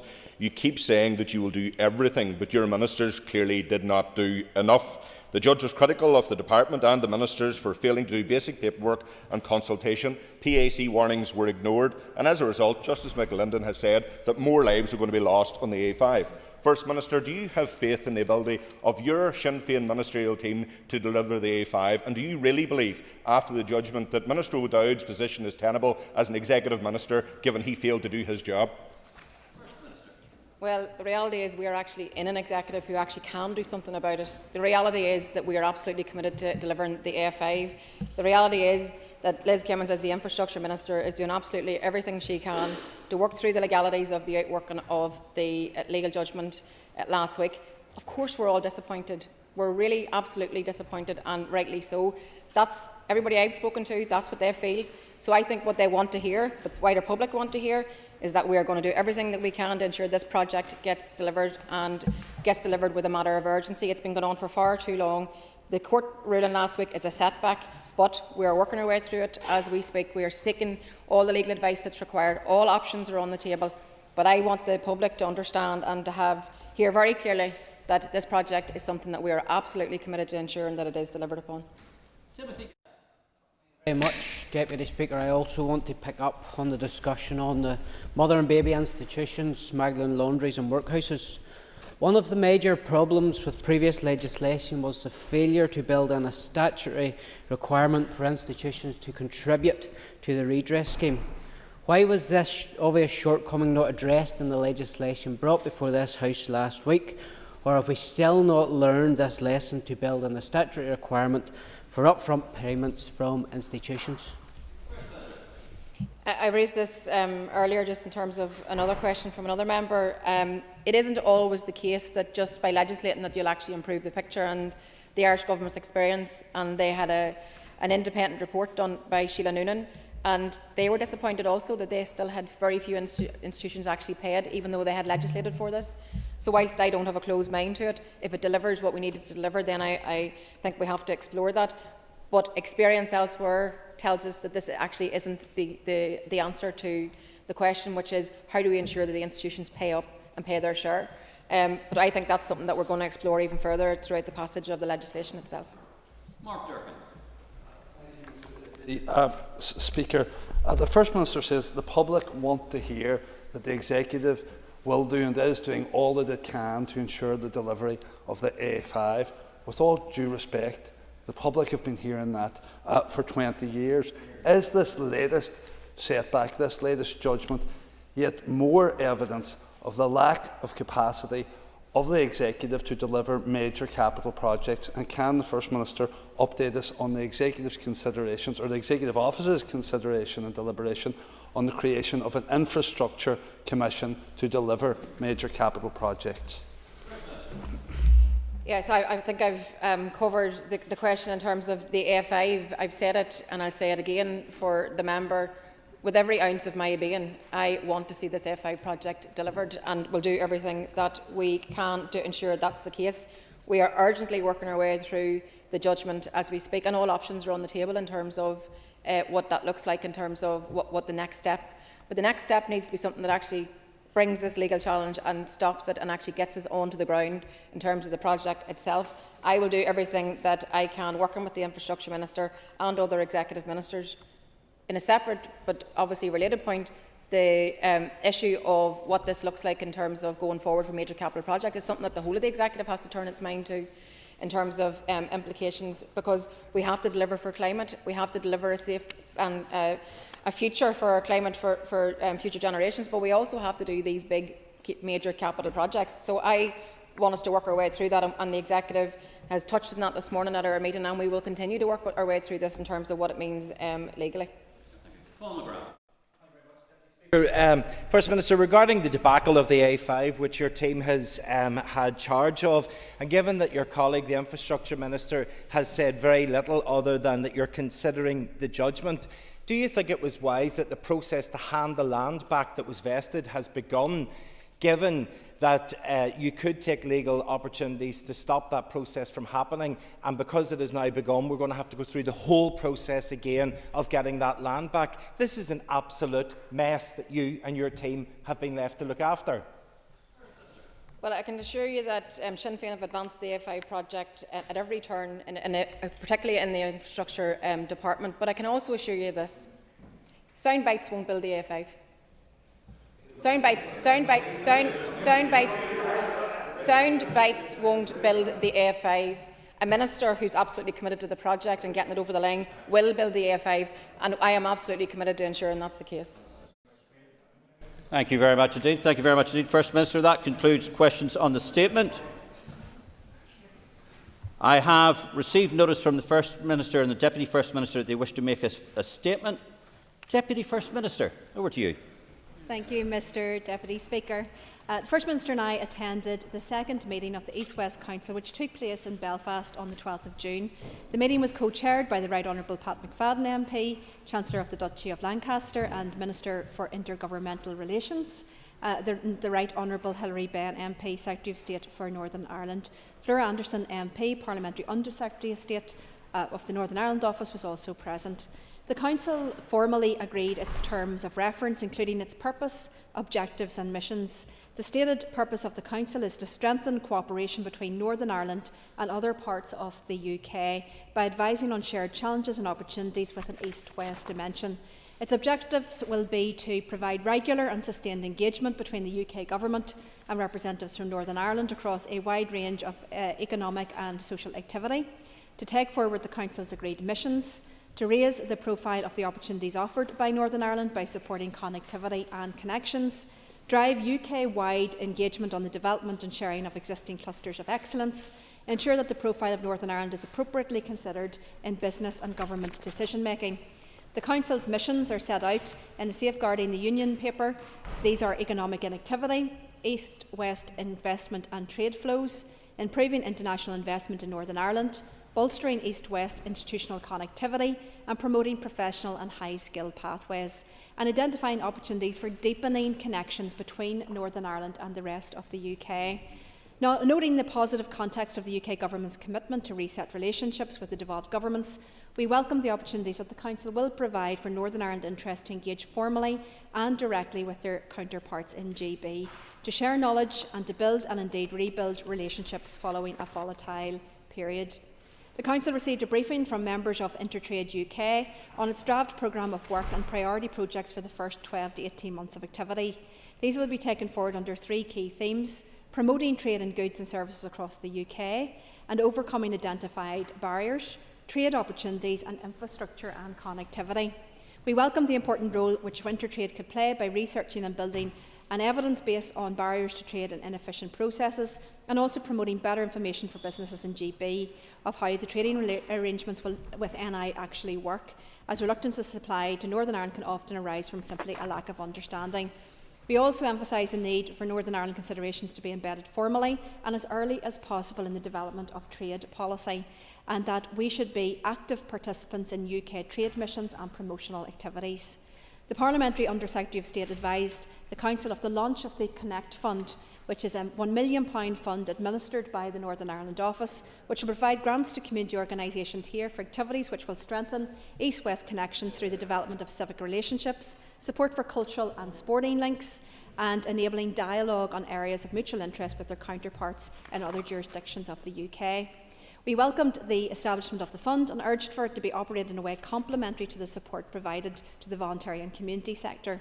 We acknowledge the potential benefits that can arise from even small amounts of financial support, as the voluntary and community sector here has much expertise to share. And we hope the fund will enable them to make valuable and long-lasting contacts with others across the UK on issues of mutual interest and concern. Mr Deputy Speaker, that concludes the statement. Speaker, Deputy First Minister, I am profoundly concerned that we're having this statement today, not because I don't want the best possible East-West links and links between the UK Government and the Executive, I do, but because this has been presented as having spurious equivalence with the NSMC and the BIC, which are enshrined in the Good Friday Agreement and therefore international law. Can I ask, given this mentions in paragraph 4 that the Council's missions are set out in the Safeguarding the Union paper, a paper which is a unilateral paper produced by the Tory government after private clandestine consultation with the DUP, is the Safeguarding the Union paper now executive policy? And did your colleague, the First Minister, and her party agree to terms of reference as per the Safeguarding the Union paper? Thank you, Mr Deputy Speaker. I thank the member for his question. The member will be aware that the Safeguarding the Union is a white paper produced by the UK Government.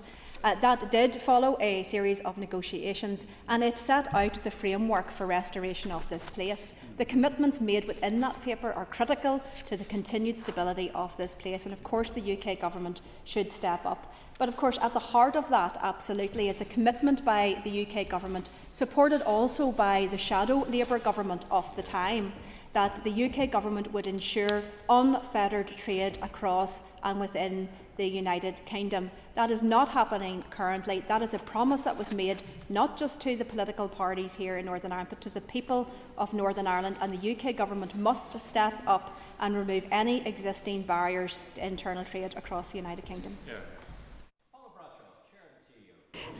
Thank you, Deputy Speaker, and thank you, Deputy First Minister, for your statement. I think that there's a missing element in terms of the statement itself, and that's really about an update in terms of the international relations strategy from the Executive Office. I wonder, could you please provide us with an update of where that is? Thank you. Thank you. I thank the member for her statement. The member will be aware that this is a body that exclusively looks at the internal relationships of the UK. It was a gap, in my view, arising from the various negotiations that you had. The British Irish Council that dealt with all of the jurisdictions, including the Republic of Ireland. You have the North-South that deals with Northern Ireland and the Republic of Ireland, but you didn't have a body that looked at Northern Ireland's particular place within the United Kingdom.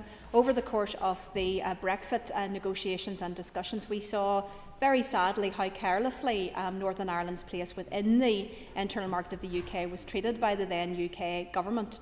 We had a determination that that should not happen again, and hence the fact that this is a particular and formal structure in order to raise in that formal way issues pertaining to Northern Ireland within the UK context. But where the member is correct that there is an element of the terms of reference, particularly with the work of Intertrade UK, which is around attracting foreign direct investment to Northern Ireland. So while our international relationships are not devolved per se, we of course have a role in the international space. Some of that is about attracting that international investment, foreign direct investment. Part of that is around that soft diplomacy piece, about reaching out through our bureau, making sure that there's awareness of Northern Ireland, should that be through sport, through golf, through our businesses, taking part in those trade missions. So that is a critical element of the draft international relations strategy that is currently under development within the department. We are hopeful to have sight of a final strategy very shortly, with the aim of getting that agreed and presenting that and publishing that early in the autumn. Speaker, and I thank the Deputy First Minister for her statement today. It's good to hear of what was covered at the East West Council, and I asked the Deputy First Minister what other areas does she think that this body could focus upon going forward. Thank you, Mr Deputy Speaker. I thank the member for her question. I think there's a huge amount of possibility here, and hopefully we'll be able to see some of that through the Connect Fund as that rolls out, because very often many of the challenges that we face here are common across the rest of the UK. Should that be around trying to increase productivity, to attract foreign direct investment, the challenges in terms of tackling educational underachievement. We know, for example, we've got a really, really exceptional third sector here in Northern Ireland, and to give them opportunities as well to connect with other community and third sector organisations across the rest of the UK to share that learning. Just over the course of the last number of weeks, it's been hugely, hugely disappointing, for example, to see that disorder and racism on the streets of Northern Ireland. That is something that is not just unique to Northern Ireland, sadly. That is something that has happened elsewhere, including across communities within the UK. So there's another example of where I think coordination, should it be from the various police forces, civic organisations, youth intervention, education, that I think that there can be really good opportunities to find solutions working together in a collaborative way that actually could benefit us, but also our organisations benefit and others, should they be in Scotland, Wales, north of England, London, or wherever they may be. Thank you, Mr Deputy Speaker. I would draw the Deputy First Minister's attention to paragraph 6 of her statement around intertrade. Could I ask her, obviously the protocol and its bureaucracy are a considerable impediment to internal trade. Was its impact raised? What was the outcome? And does the government accept and understand the problems that the Northern Ireland Protocol is causing? Thank you, Mr Deputy Speaker. Thank the member for... I thank the member for her important question. I think there's two elements to that. The first is all of those companies that withdraw from our market because they don't understand the current trade and relationships or believe it to be more complex than it is. And I think Intertrade UK will have a really important role in trying to bust some of those myths, to encourage that trade to continue. That is what is best for our business, and that's what is best for our consumers. There's also an opportunity for them to promote our excellent goods to the rest of the UK, particularly in the agri-food sector and other sectors.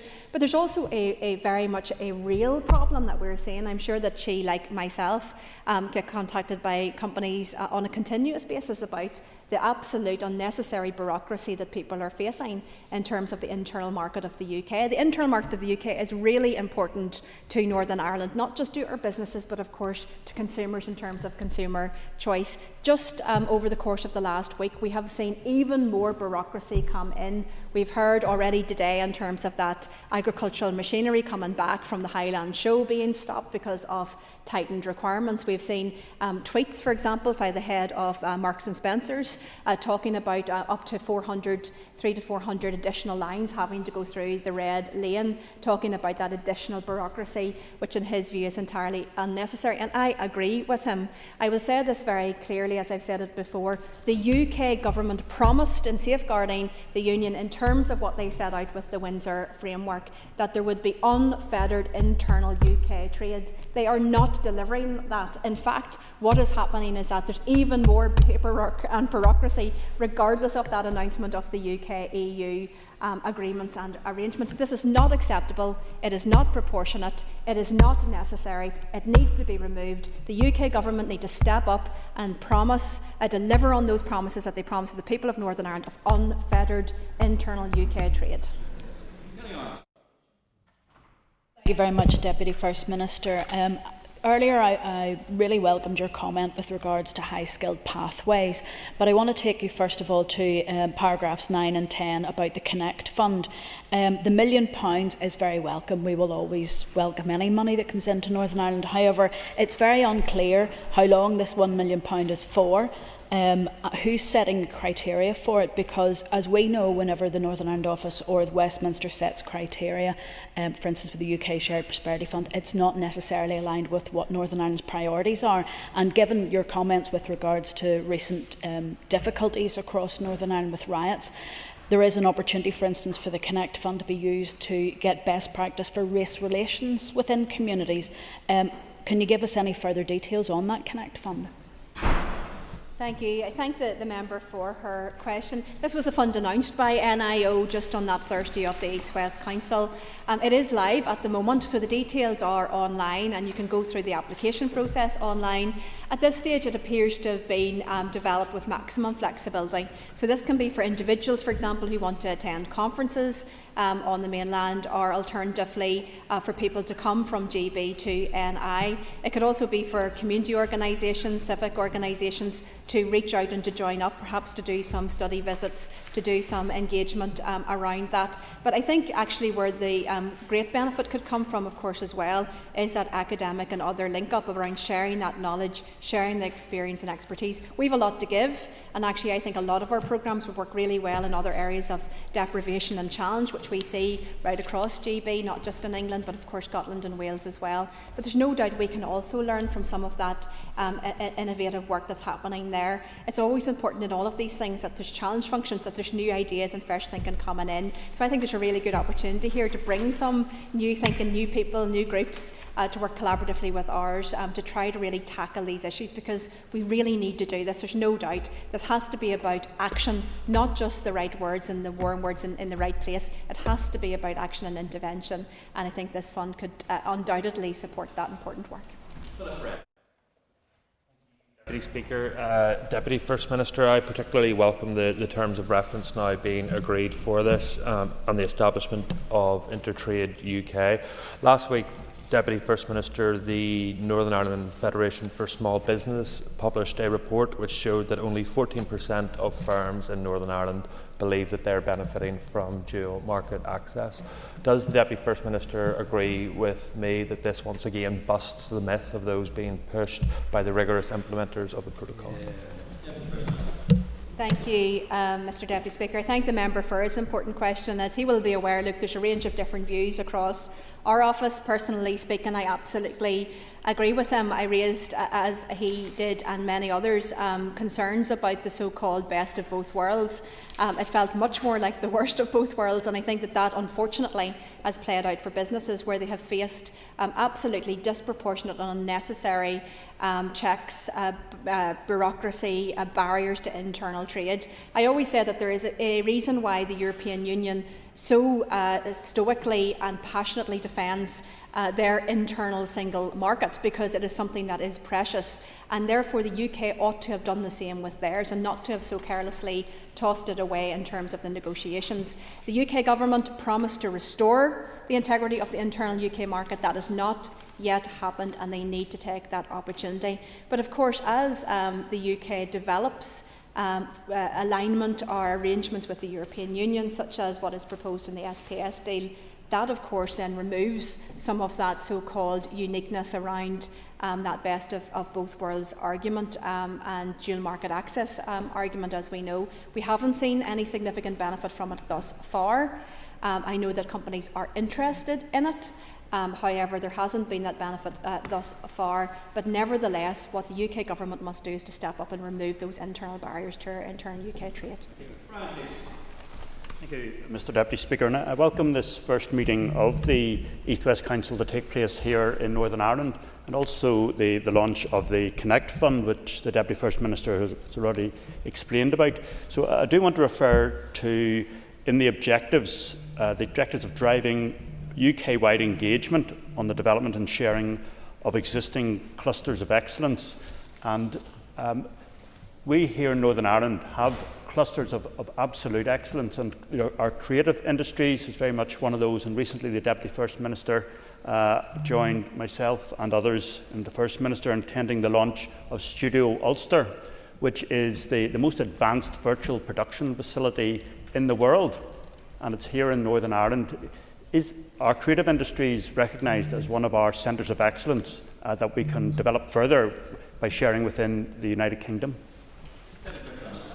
Thank you. I thank the member for his question. And indeed, last week we saw the launch of the UK Industrial Strategy, and that highlighted a number of the key areas of priority across the UK. Those aligned very, very closely to our NI industrial strategic approach.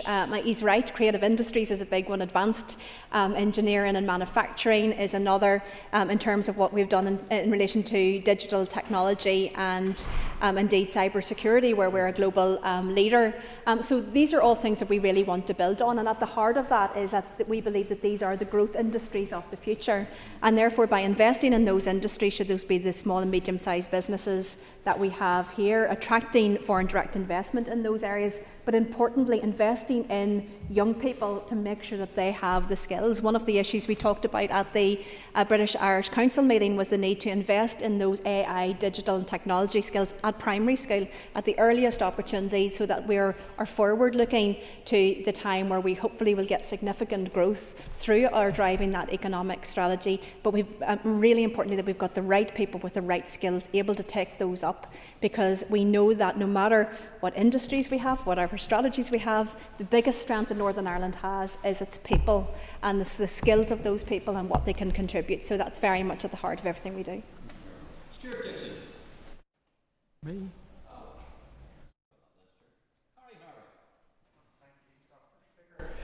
Can the Deputy First Minister inform the House of how the work of the East West Council differs from the British Irish Council or the North South Ministerial Council, and how other parts of the UK can get more involved? Thank you.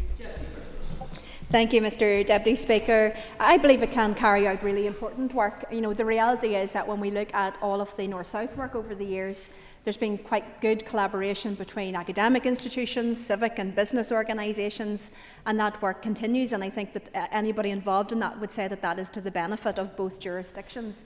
But we don't have that same connectivity and connections with businesses and civic and academic society in Scotland or Wales or in the north of England or Manchester. Many of these places we know have a huge amount of similarity to the challenges and opportunities that we face here. So I think this is a good start in terms of the Connect Fund. It's an important start in terms of the body. But what I really want to see is that this truly builds on that, and it becomes very much a cooperation UK, that we're able to reach out and know people from across all parts of the UK, should that be politically and political engagement, civic engagement, academic engagement, educational engagement, and community and civic life as well. Because I think that through those collaborations and synergies, I think that will bring forward benefit to all of the jurisdictions within the UK involved in that.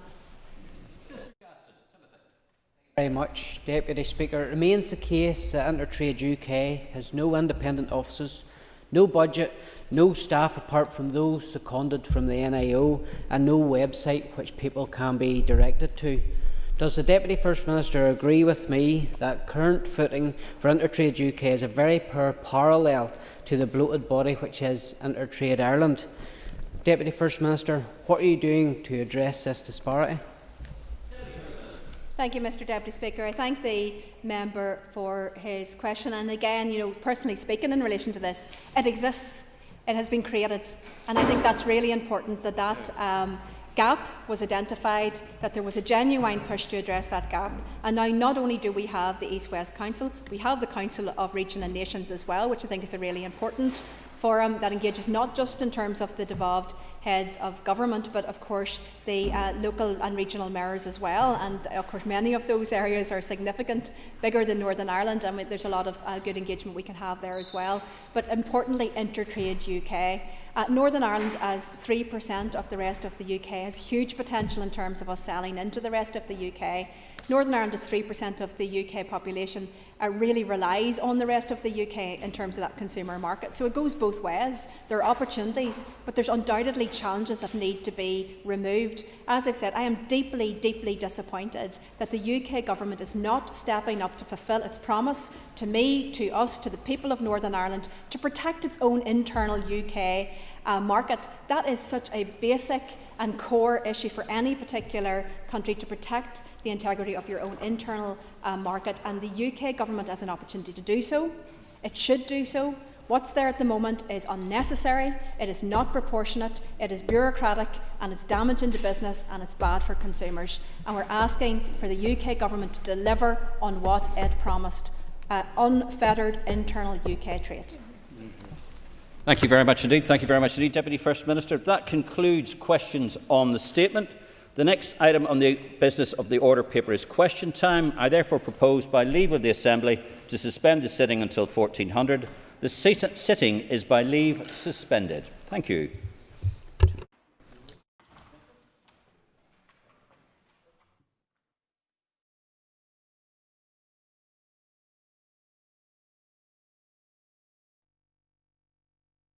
Assembly Chamber. Sound.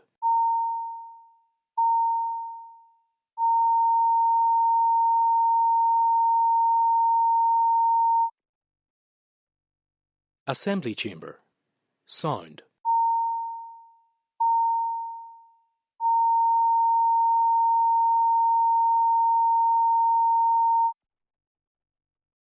Assembly Chamber. Sound.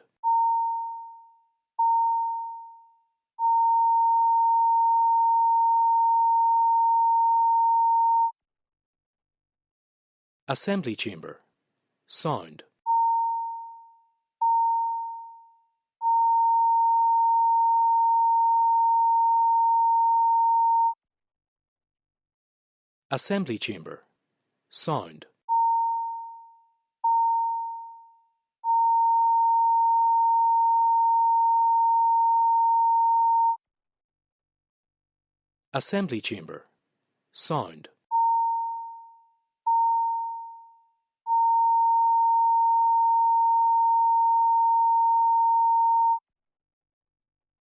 Assembly Chamber. Sound.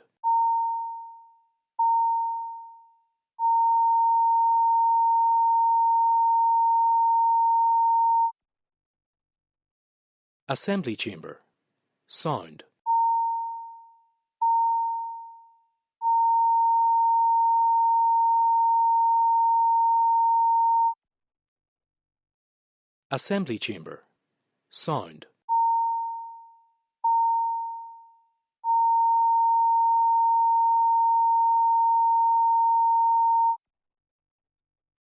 Assembly Chamber. Sound. Assembly Chamber. Sound. Assembly Chamber. Sound.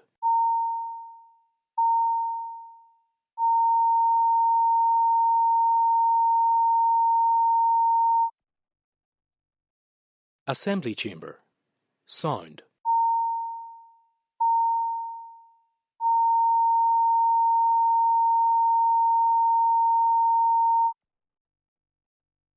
Assembly Chamber.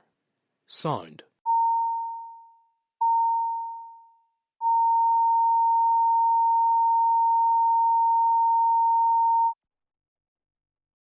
Assembly Chamber. Sound.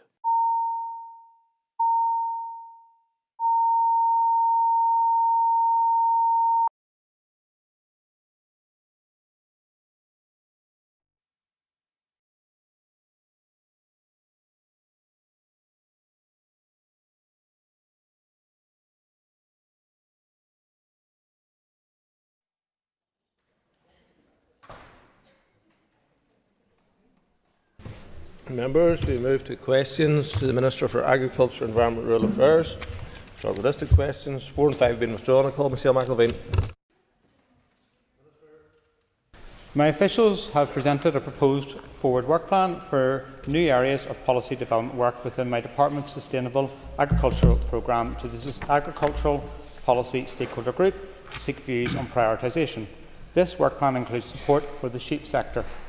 It is my intention that sheep-focused co-design will commence towards the end of this year once the policy development work with the Farm Sustainability Payment and Farm Sustainability Standards is complete and legislation is in place. Thank you, Mr Speaker. I thank the Minister for his response. 3,000 acres of land were vested by DFI for the A5. Many of those affected will be sheep farmers.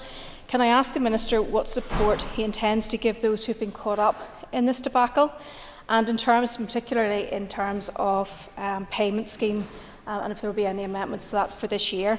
And will the Minister now confront the reality that Northern Ireland's climate change targets, cheered through by many who are now wringing their hands, are proving unworkable and unaffordable? Minister. So in relation to the issues you outline, I met with the Infrastructure Minister last week. I've written to her and will be further engaging at official levels between the Department of Infrastructure and my department, and also at ministerial levels in regards to the issues you outline in terms of land that was vested as a result of the potential construction of the A5. The responsibilities lie with DFI, but also I understand some with myself in terms of requests in terms of farm payments, and that's something we will continue to engage on. In relation to the other issues and with regards to climate change, I'm very conscious that climate change is a real issue for Northern Ireland. It's the biggest threat to farming in Northern Ireland. I'm happy to have a discussion around these issues, but we'll have to be very clear that the Assembly set out unanimously at final reading in this Assembly back in 2022 legislation, and we have legal duties to implement that. Annie Donnelly. Thank you, Mr Speaker. Thanks to the Minister for his answers so far. Could I ask the Minister for an update on the rationale for not previously including sheep support within the Sustainable Agriculture Programme? Minister. The future agricultural policy decisions for Northern Ireland announced by my predecessor in March 2022 did not include proposals for sheep support at that stage, but indicated that work would be undertaken to explore options for support that would improve the overall performance and resilience of the sheep sector. On the 29th of January 2025, I announced a timeline for the rollout of the Sustainable Agricultural Programme over the next 2 years. One of the items within the Sustainable Agricultural Programme we want to explore is in relation to sheep support. As I've outlined previously to the other member, we want to be able to deliver the farm sustainability payment, and once that's in place, then resources will be released to co-design future work for sheep support. Dr Aiken's not in his place. I call Orlia Flynn. Number 3, please, Mr Speaker. Minister. My department has been and continues to engage with other departments with responsibility for minimising pollutant emissions to air to agree the actions each department can conclude within the draft Clean Air Strategy, and as such good progress has been made on the development of the draft strategy. I've met with my officials to set out my policy direction and liaison is currently undergoing between my department, the Department for the Economy, Department for Infrastructure, Department for Health and Department for Communities. A draft of the Clean Air Strategy was recently shared with these departments, and my officials are now reviewing the feedback that was received and revising the strategy to reflect those views. I anticipate the launch of the public consultation on the draft strategy later this year. I am committed to publishing a robust strategy that will deliver real benefits to human health and environment across Northern Ireland. Minister, recent media reports have revealed the presence of asbestos at a bonfire site in Murdy Street in Belfast. What engagement have you had with the NIEA on the removal of this asbestos, and would you agree that no bonfire should take place where asbestos is present or in close proximity to the site? So the management of annual bonfires is recognised as being a challenging and complex issue which requires a range of agreed multi-agency preventative and, where appropriate, enforcement activity. The deposit and burning of controlled waste at a bonfire site has the potential to be a breach of the law. In line with DAERA enforcement policy, NIEA assesses each incident on its merits before deciding the most appropriate action. It is a legal responsibility of the landowner to secure their land to prevent illegal depositing of waste. Where sufficient evidence is available, NIEA may conduct criminal investigations in pursuit of offenders responsible for the depositing of illegal waste at bonfire sites.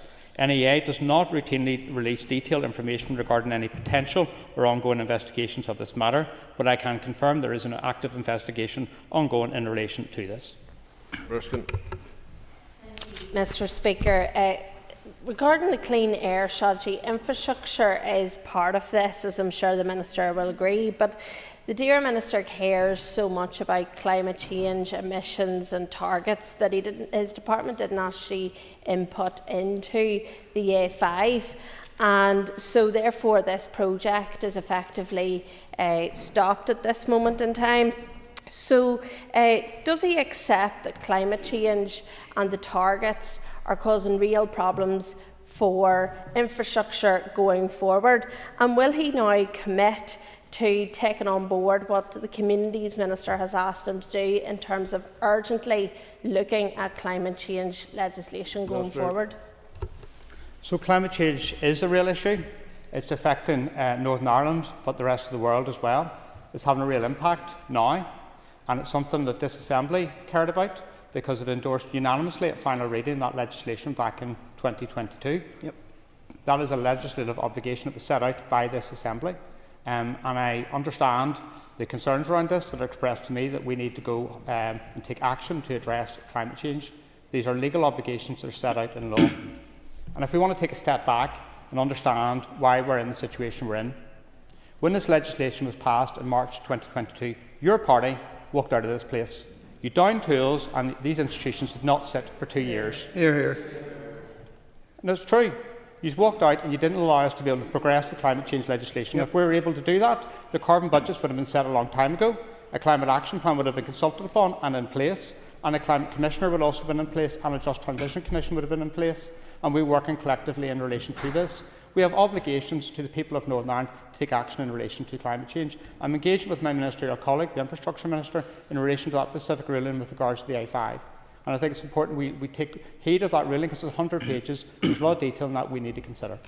Mr. Speaker, thank you, and I thank the Minister for the information he's provided already.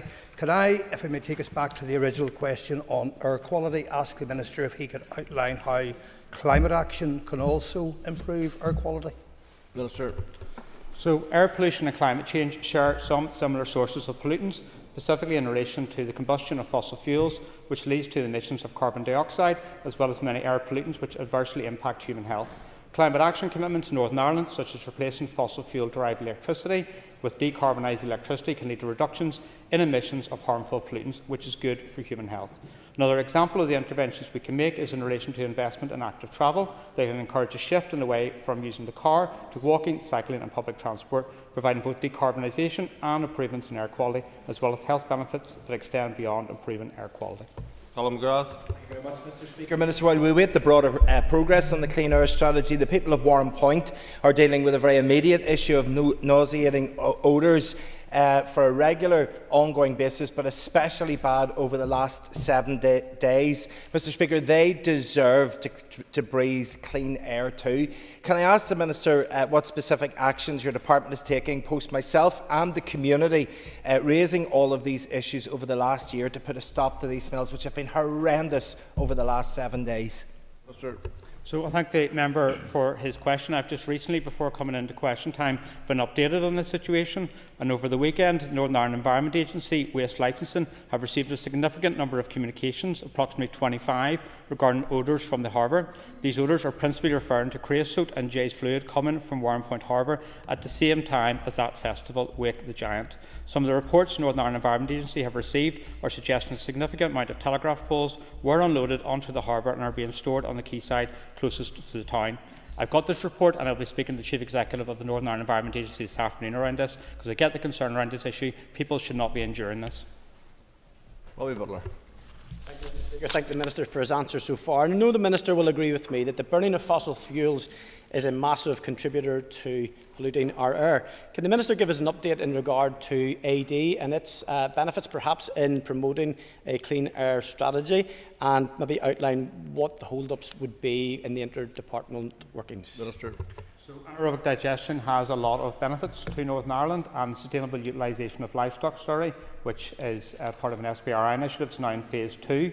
I want to see that scaled up. That's something we work in conjunction with the Department for Economy on, and there's wider collaboration that has taken place and further that needs to take place, and that also relates back to the Nutrients Action Programme and how we provide people the tools to take action in relation to this. So quite keen to do that. I need to get an update from officials to see where about that liaison is and what economy are up to, but I understand the importance of it. Cathy Mason. Please. Minister. I've written to Deferent Minister Daniel Zeichner to emphasise the need for Northern Ireland to secure an equitable share of the fund and to seek an assurance that my officials will be fully and meaningfully involved in the design, delivery and promotion of it. Ms Mason. And I thank the Minister for his answer. Minister, you're well aware of the specific needs of local fisheries in Arglass, Kilkeel and Portavogie. What level of funding do you hope to see? What types of initiatives would you like to implement in order to support these fisheries? And when do you expect to see these might be in place? You know that these local fishermen are on their knees and crying out for help. Minister. So I have already raised this fund with the relevant minister, as I've outlined, and I'll continue to argue for Northern Ireland to get its fair share of that funding. We obviously have got concerns because there's no more details on it, but I continue to argue for that because we need that support to our harbours in Northern Ireland, particularly Kilkeel, Arglass and Portavogie. The government have announced this. They haven't given us the detail, but I continue to raise it, and I think it's important we support our local fishery communities in Northern Ireland. Yeah. Mr Speaker, and thank the Minister for his answers so far. Just over a month ago, when the announcement was made on the access to water over the next 12 years, the fishing industry was devastated, and then this was announced hand in hand, a huge number, £360 million for this fund. It feels very like something that's been put out there to try to pacify, but will it ever actually materialise? If it is to be offset over 12 years, that's £30 million a year across the whole UK. I just asked the Minister, have you any idea how much will be coming to Northern Ireland and when? Because the fishing industry really is on its knees. So I understand your concerns around this, and it's important that funding comes to Northern Ireland, not on the basis of a Barnett calculation. It needs to be much bigger than that. What I'll do is, obviously members are raising this with me today. I'll write again to outline that members have raised it within the Assembly Chamber, and it's important we get that funding on the ground. If it comes through as a Barnett, then obviously there's a concern that it will not come directly to fishery communities, so we need to make sure that this funding goes directly to them. Andrew McMurray. Thank you, Minister. Thank you, Mr. Speaker. Just to ask the Minister what work he is doing to support the fishing industry locally. Minister. We've already discussed the Fisheries and Community Growth Fund. I'm fighting for us to get a fair share of that in Northern Ireland. I'm also reviewing the potential for a bilateral agreement with the Irish Government for access to its 6 to 12 mile zone rather than engagement through DEFRA. Officials also recently met with Isle of Man fisheries officials on a range of issues, and I'm waiting a briefing on the outcome of that. I'm waiting a submission from officials, it's due very soon, on the Marine Environment and Fisheries Fund, including exploring how we can support recruitment initiatives and the marketing of fisheries produce. A meeting has also been held with officials with the Northern Ireland Fishery Harbour Authority to discuss how we can take forward the harbour development programme, reflecting current needs of today and also budget challenges, and also continue to engage with the UK Government on its migration policies and the severe detrimental impact they're having in terms of the fishery industry in Northern Ireland. I'm doing all I can in relation to support fisheries in Northern Ireland. It's an important issue, it's raised often with me, and I'm seeking to progress in a number of areas. Armstrong. Question number 7. I welcome the timely publication of the Independent Review of Environmental Governance in Northern Ireland, its interim report. This marks a significant step in the overall review process, with the independent panel now moving towards their final report. The need to strengthen environmental governance has never been more pressing, particularly in the context of significant environmental challenges we face, not least those experienced at Lough Neagh. Many others share my desire to see meaningful change and to support those tasked with protecting our environment. There has been positive engagement with this process to date, and there is clearly significant interest in seeing progress. That's why I chose to publish the interim report. The final report from the panel is expected this summer. I'll then carefully consider the recommendations and include what can be taken forward in the short, medium and long term as part of a proposal to executive colleagues in the autumn. We all must play our part in protecting our precious environment, and as I will play my part in terms of seeing what way we can strengthen environmental governance. Ms. Armstrong. Thank you very much, Minister. Minister, you just mentioned at the end there about the environmental governance. Could you maybe outline what the next steps might be to strengthen environmental governance following the publication this summer of the panel's final report? Thank you, Kelly. So in the interim report, the panel have identified 2 particular areas they feel requires further work, One is fleshing out the proposal for a new non-departmental public body, which in essence would be the Independent Environmental Protection Agency, and also reflecting on the shared responsibilities for improving environmental governance in Northern Ireland. Once I get that final report through with me, then I'll consider that and bring a proposal to the Executive. We've talked an awful lot about Independent Environmental Protection Agency. This independent panel has done a really good work in terms of fleshing out what exactly this needs to be. They're going to finalise that, and hopefully the Executive colleagues will be able to agree the way forward on this. Dennis. Minister, surely the people of Warrenpoint deserve good environmental governance when it comes to the ongoing decision by your department and the NIEA to allow Regen to store tens of thousands of tonnes of putrid black bin waste in close proximity to people's homes. Minister, the smell returned with ferocity over the weekend. The situation is intolerable and no community should have to endure this. This is a failure. It has been going on for 3 years now, and what is it going to take before you or the NIEA finally do something about it? Minister. So I'm very conscious of people's concerns around this, and many people are rightfully at the end of their tether in relation to this. I will speak to officials this afternoon, including the Chief Executive of the Environment Agency, around this. Whatever we do has to be within our legal varies around this, but I'm very conscious of the concerns, and I will follow this up today. Michelle Guy. Question number 8, please. Minister.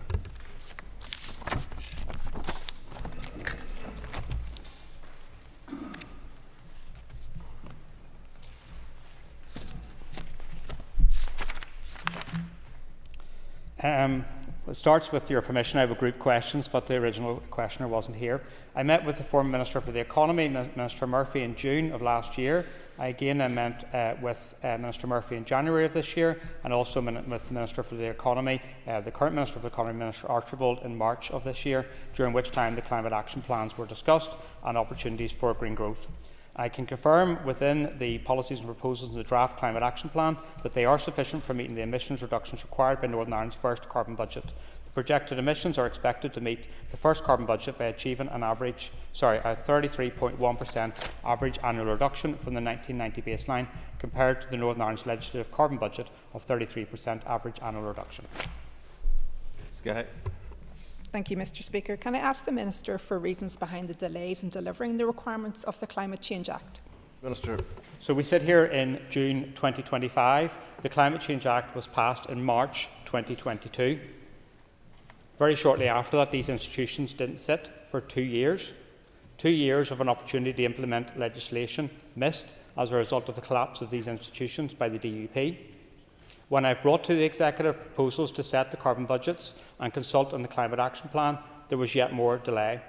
And climate action requires whole-of-government commitment to decarbonisation. If the institutions had not been collapsed, everyone had put their shoulder to the wheel, we would have had the carbon budget set years ago.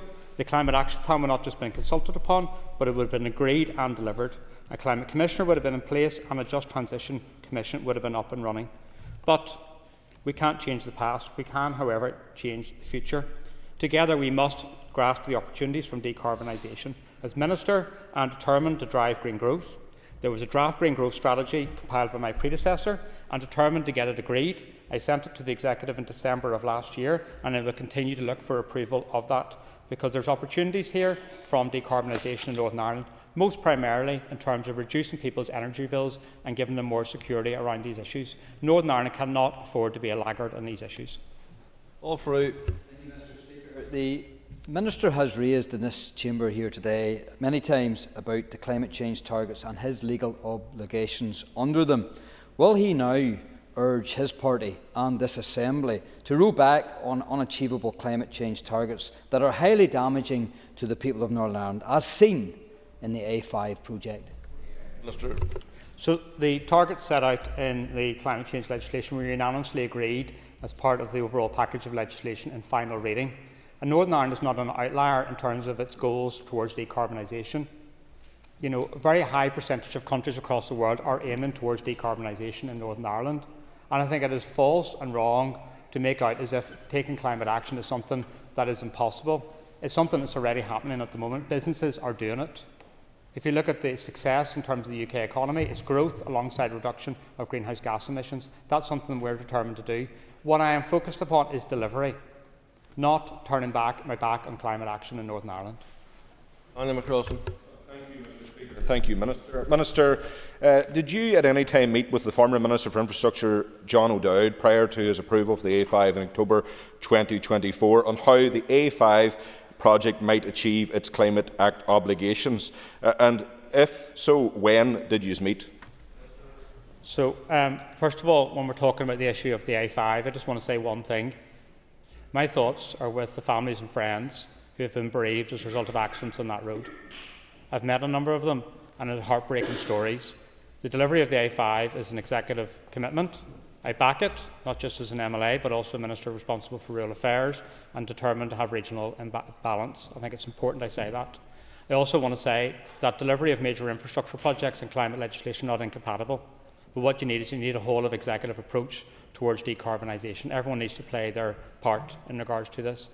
I did engage with former Infrastructure Minister in relation to this. It was an executive decision in regards to this. I don't want to give you exact dates because I want to check those with my diary secretary, so I'll write back to you in that regard. But there was engagement about it, and there is engagement now because this is a cross-executive commitment to deliver this. It's important we work through the findings that are set out within the judge's judgment from last week. And there's one part of it, so it's 100 pages. Some people, commentary, it's clear that they haven't read it.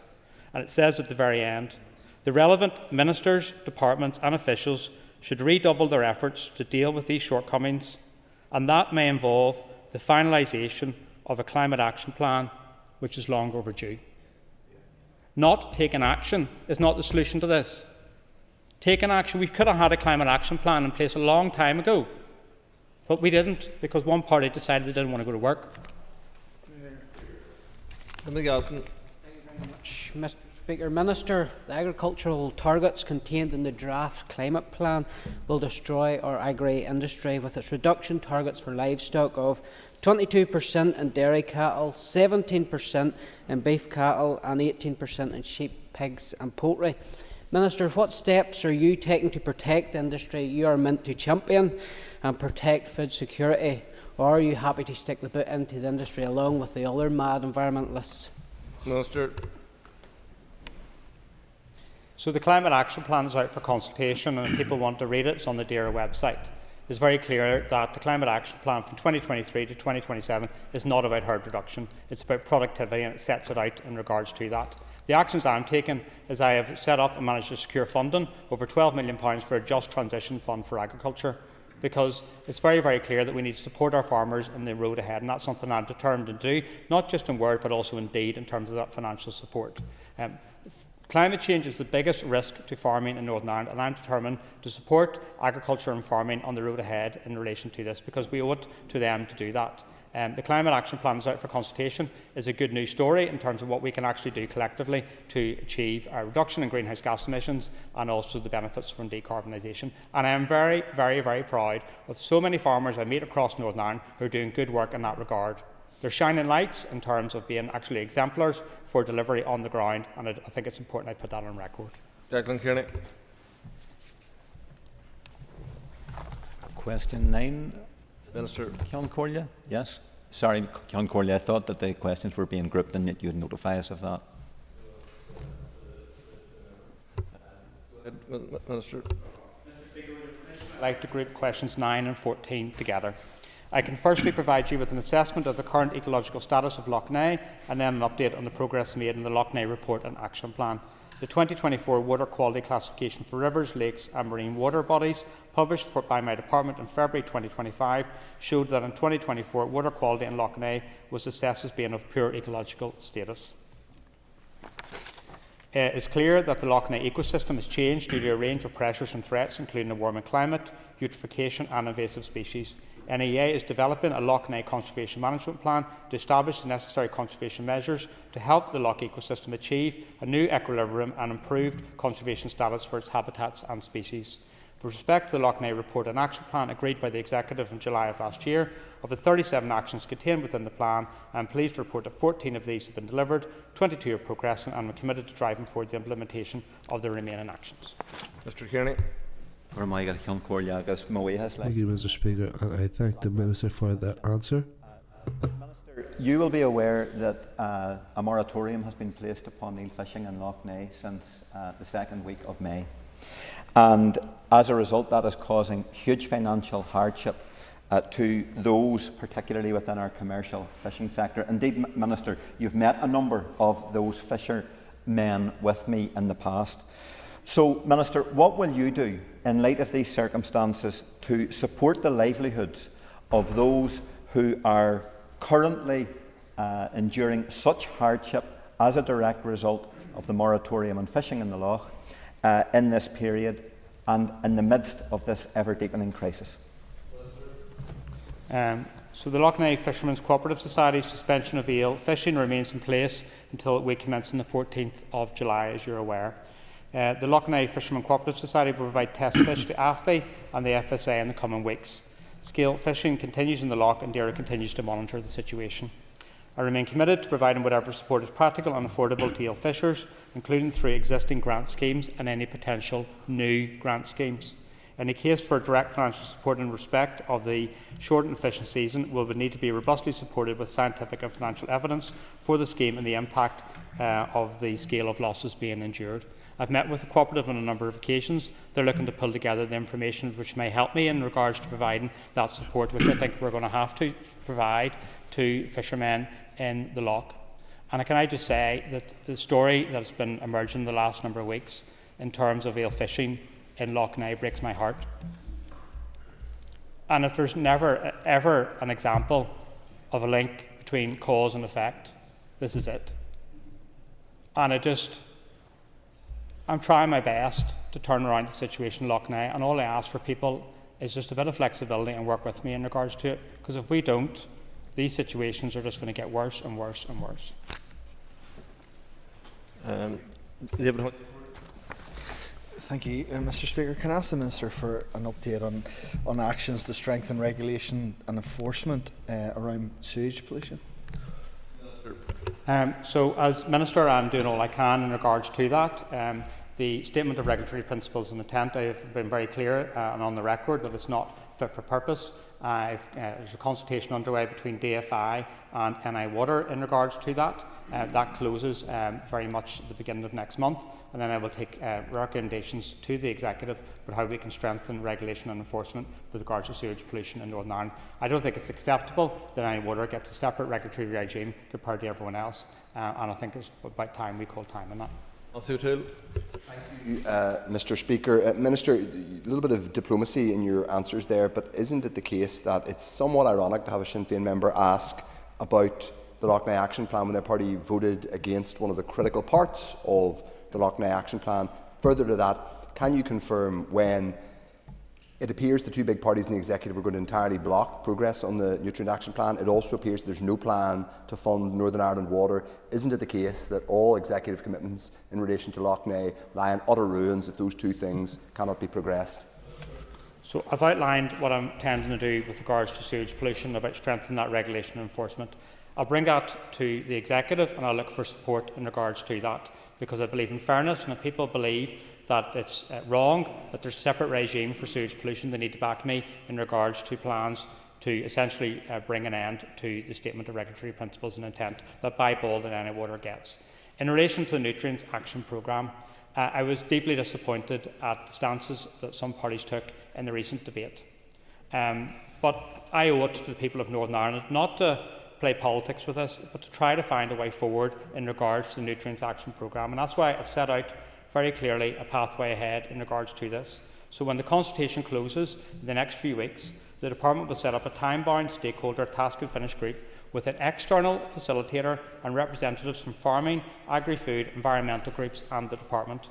And working collaboratively and taking into account the consultation responses plus any other potential solutions, the group will be asked to propose measures and actions that are evidence-based and workable at farm level with realistic timeframes, as well as meeting our legislative requirements.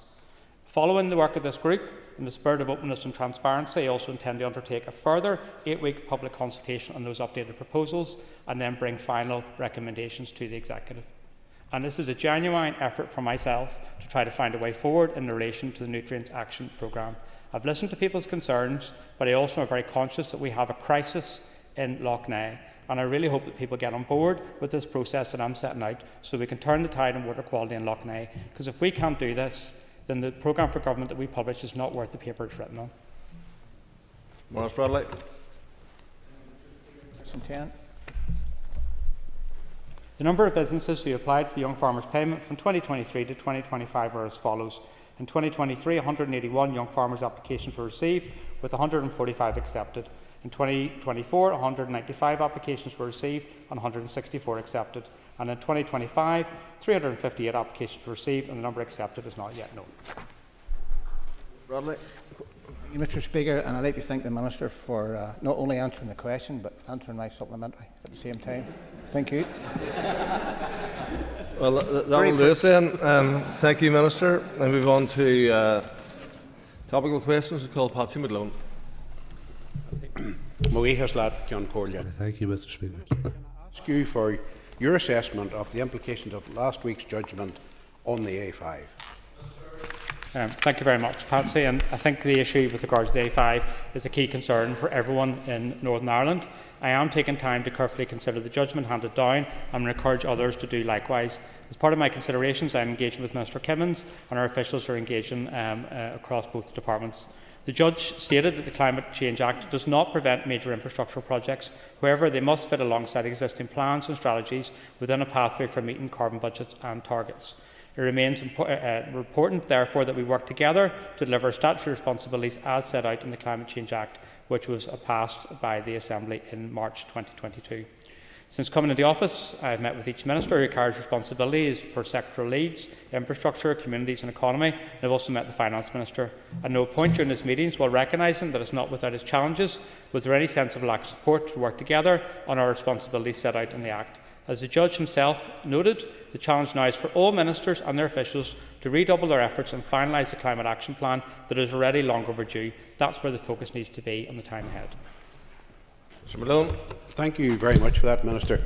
Minister, could you provide us with details, please, as to the number of occasions and the number of times that DFI officials sought advice on the A5 project and their obligations that department had under that? And indeed, if you could provide us with that information relating to other major projects, whether at DFI or others, where your department, as the host department, was asked for advice on the obligations to be met by respective departments on those projects. Thank you, Patsy. What I'll do is I will check with officials and write back to you on that, because they don't have that right in front of me in terms of the dates. But there was engagement in regards to this. Primarily, this is a lead from the Department of Infrastructure. I would say that it is important that we consider the judgment in its whole. It's 100 pages. I have read the detail of it all and I've highlighted all the relevant aspects of it all. It's important that the Department of Infrastructure then goes through this and carefully considers the way forward in regards to this significant judgment. But I would say, just in closing, there's been a lot of misleading and I would say untruthful information being given in terms of climate change legislation in regards to this. It's climate inaction that has been one of the contributors towards this, and also climate denial. We have senior members of the DUP in denial over climate change in Northern Ireland, and that doesn't help us as we're trying to drive a road towards decarbonisation in Northern Ireland. We need to take action in relation to this. We shouldn't have lost 2 years in terms of taking this forward, and we also need to work together to drive down greenhouse gas emissions in Northern Ireland, and the A5 can play part in that. Thank you, Mr. Speaker, and thanks to the Minister for his answers so far. Could I ask the Minister for an update on the development of the peatland strategy and for his assessment of the benefits of peatland restoration? Thank you very much. The peatland strategy went to the Executive a number of weeks ago. It has massive benefits for Northern Ireland, particularly in relation to carbon capture, but also in terms of restoration of those protected areas, and particularly in relation to fires in our countryside. That's why I want to get agreement around this. There's been good work being done around peatland restoration, but we need to do more, and the strategy sets that out. Sir Donnelly. Thank you, Mr. Speaker, and thanks to the Minister for his answer. We all know there were horrendous issues with fires across Northern Ireland in the spring. Could I ask the Minister what role peatland restoration can play in enhancing resilience to fires in our countryside? So there are already many examples of good work being done around this, and that's why we want to be able to redouble our efforts as part of the peatland strategy, so we can re-wet peatlands. So that also then addresses a lot of the issues that have been outlined in terms of fires in our countryside. A lot of environmental and non-governmental organisations are playing a good role in relation to this, and the strategy seeks to work in partnership with them to drive our targets that are set out in the Environmental Improvement Plan. Deirdre Hargey. Minister, given the growing risk of blue tongue disease spreading from Britain, what contingency plans are your department putting in place to ensure that small farmers are supported in the instance of an outbreak, particularly given that compensation for culled animals is limited? So I'm very conscious of the concerns around blue tongue, particularly in relation to the decision which will take effect from the 1st of July in England, where movement restrictions will no longer take place. And that has caused me a concern. My department has recently approached a framework in terms of our response to blue tongue. We're also doing engagement with stakeholders in terms of whether we make available the vaccine as a preventative measure around this. I think it's important we take action around this. And the biggest issue and the biggest role that we have to play is raising awareness around this, because the earlier reporting of this will help us be able to tackle it in Northern Ireland. Thank you for that, Minister. And just to confirm that you are actively considering a vaccine in that instance of an outbreak. And as you say, how is it that you're going to communicate that with farmers to ensure that they get the support as early as possible? Yes, so I'm actively considering that. There was a meeting with stakeholders on Friday. I've asked officials for an urgent update in terms of the outcome of that, and I'll take a decision in the very near future. Flynn. Mr. Speaker. Minister, given your remit to work with and support all forest parks, including those not under direct departmental management, how does your department engage with council-managed and privately managed forest parks? So the department would engage primarily in relation to how we support them, whether it's in terms of advice or financial support. I would just say that in terms of forest parks, they play a vital role in Northern Ireland. They're something for recreation, but also in terms of the environment, and that's something I'm keen to do. If there's a particular one you want me to visit, I'm happy to do that. Flynn. Thanks very much, Minister, and you walked yourself into my supplementary. I would be delighted if you would join me in visiting the Forest Park in West Belfast, the Colin Glen Forest Park. It's just really around trying to see how we can help and support them to extend their opening hours, because they're restricted to 9 to 5 due to different issues, including antisocial behaviour. So it's how we sort of open up the accessibility to the park to the wider West Belfast community. So a warm invite if you would like to take me up on it. So I'm already hearing my diary secretary saying when, but I'm happy to accept. Cathy Mason. Can the Minister please provide an update on the main issues affecting family farms that were raised in the initial feedback as part of your department's draft nutrient action programme proposals? So there's been nearly 200 responses to the consultation, and I get the concerns from farmers around the Nutrients Action Programme consultation. I understand they're complex proposals. The documentation goes to over 1,000 pages, and I am listening to those concerns. In response to that, that's why I've outlined today, is once the consultation closes very soon, it's the next few weeks, that we're going to set up that stakeholder group. It's going to have an independent external facilitator who's going to go through the responses and anything else that comes back. And let's be clear, nothing's off the table. If anyone else has got any proposals, happy for that to be considered as part of that group. I'm going to ask them to come back to me in terms of stuff that is both workable at farm level, but also realistic timeframes alongside meeting our legislative obligations. And then we're going to go forward to a further consultation, which will include an economic assessment of the impact of those measures. That's a genuine effort to try to find a way forward in relation to this, because I owe it to everyone in Northern Ireland, particularly our farming community, to shape a way forward that gives people confidence in regards to the Nutrients Action Programme. I understand the concern that's been expressed around this. I'm a genuine kind of person. I have been listening, and I'm trying to find a way forward in this. The key issue for me is that a lot of discussions have occurred around this, and I will wish to be able to provide financial capital support. I've previously said that. The key determinant around that will be the budget that's allocated to my department. So if the Finance Minister and I can work together, we can hopefully provide support, particularly, for example, in relation to lessee equipment, so we can help farmers on the road ahead around this. I would say in conclusion, because this is an important issue, that what we've consulted upon will not be the final package. And the reason why I can say that with confidence is it's a consultation, and I've been listening to the concerns, and I'm very, very keen to ensure that we have something that is workable at farm level, but also has realistic timeframes and meets our legal obligations. Listen. And thank the Minister. I appreciate that response. Minister, can I ask, have you considered within any of the feedback the impact of the current NAP proposals on those, in particular those hill farmers and sheep farmers, specifically in the kind of Mourns and Slieve Crib area in my own constituency, and the impact of those alongside the withdrawal of the ANC payments as well? Minister. So I have considered that, and that's some of the feedback in relation to the draft proposal, which is within the current consultation of 100% lessee by 2030, and I'm hearing the concerns around this. I want to be able to engage and find a way forward in regards to this, and I'm open-minded because it is a consultation in regards to it. All I would say is that I've set out here a genuine path ahead in this. I just hope that people can come with me in regards to this. I have got a genuine desire to find a resolution on this, because we owe it to farming to provide a way forward which is sustainable and we can have a successful future for agriculture, but we must improve water quality in Northern Ireland.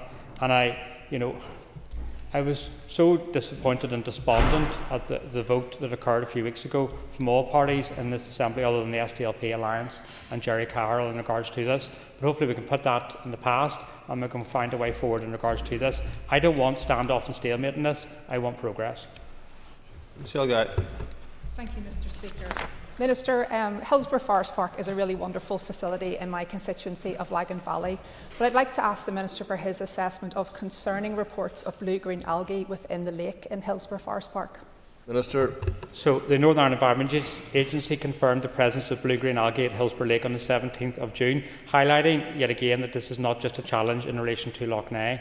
It's no surprise, unfortunately, that the algae has reappeared in waterways in this year, given the weather conditions, and I would expect it to continue to reappear. My department's protocol, which is in place for responding to this, which is the Interagency Blue-Green Algae Monitoring Protocol, was developed and used operationally for the 2024 bathing season and has provided a sound framework for responding to these issues. On our website, you can see where the locations have been reported, and I would encourage the public to report any suspected blooms through the app, which is the Blooming Algae app, or there's an email address which is available on our website, and potentially also with a photograph of the blooms. Government in Northern Ireland has to be more than photographs. It has to be about decisions, and that's why I'm keen to find a way forward to improve water quality in Northern Ireland, and I just urge people to work with us in this regard. Thank you, Minister, for that answer. Could I ask the Minister then for an update on actions to address poor water quality across Northern Ireland? So the Lough Neagh Report and Action Plan sets out a range of actions that we plan to take or already have taken, and that applies not just to Lough Neagh but other water bodies. The River Basin Management Plan, which has also been agreed, sets out those further actions. Fundamentally, this comes down to very simple and very difficult decisions, which is we need to reduce the amount of sewage pollution going into our rivers, lakes and lochs. We also need to have better ways of managing slurry manure and synthetic fertilisers in Northern Ireland, and also need to have better management of septic tanks. I believe we can do this. It's difficult, but we can do this, and we can find a way forward to improve water quality in Northern Ireland. John Collier, Minister, I'm aware that you met Minister Kimmins last week in light of the disappointing judgment on the A5. Can you give us a wee update on that meeting? Yeah, so I met the Infrastructure Minister last Tuesday. I've written to her at the end of last week as well in relation to the issue. It's also been raised in the Chamber with regards to farmers who have been affected as a result of vesting of land, and my officials will continue to work with the Department of Infrastructure on this, and I will continue to work with the Infrastructure Minister in response to the judgment. Ultimately, the measure of success of this executive has to be how we're going to work together on issues of challenges that face us, and I'm determined to do that, not just with the Infrastructure Minister, but also with the Economy Minister, the Community Minister and the full executive. We've got to work together to work through these issues. I think we can. I think it's very, very clear that we can if there's a collective will to address the issues arising from the judgment. Mr Boylan. Thank the Minister for that, and I welcome the Minister's reassurance that it will work, but the Minister will admit that it's vitally important that we move forward with this project to ensure that more lives are not lost on the current A5 road. I agree, and the judgment sets out that Section 52 does not prevent a major infrastructure project which is a source of significant greenhouse gas emissions being devised, promoted, constructed and put into operation by DFI or any other Northern Ireland Government department with responsibility for such activities. But what it does clearly rule out is the construction and operation of such a major project in the absence of robust planning, synchronisation and coordination between all Northern Ireland Government departments to ensure the project fits into the plans, strategies and policies which set out a realistic, achievable pathway to achieving net zero by 2050. That's a challenge for us to be able to achieve that, and I'm determined to work with executive ministers to be able to deliver that. I'm committed to the A5 as an executive flagship project, but we've got to do it in a legally robust manner. Minister, the Minister will know that South Down is home to many red kites, but recently there was one poisoned. What more can be done to tackle this issue of poisoning in Northern Ireland? The killing of birds of prey, whether deliberately or through improper use of pesticides or other poisons, is deplorable. It's a crime and it diminishes our biodiversity. I recently met with the Northern Ireland Raptor Study Group, RSPB and Ulster Wildlife last week to discuss this issue, and I recognise the need to address birds of prey persecution in Northern Ireland and determined to take more action to help stamp out this repugnant activity. My department is exploring ways to strengthen the enforcement and sanctions for the current plant protection product legislation relating to storage and use of unauthorised plant protection products. A new working group will also be established to pull together relevant stakeholders and fully consider a potential roadmap and requirements for any new secondary legislation to prohibit the possession of dangerous pesticides in Northern Ireland in the next Assembly mandate. Thank you, Minister. You managed 19 supplementary questions, so that puts you in equal second currently. Now move to Communities Minister, and I call Mr. Philip McGuigan.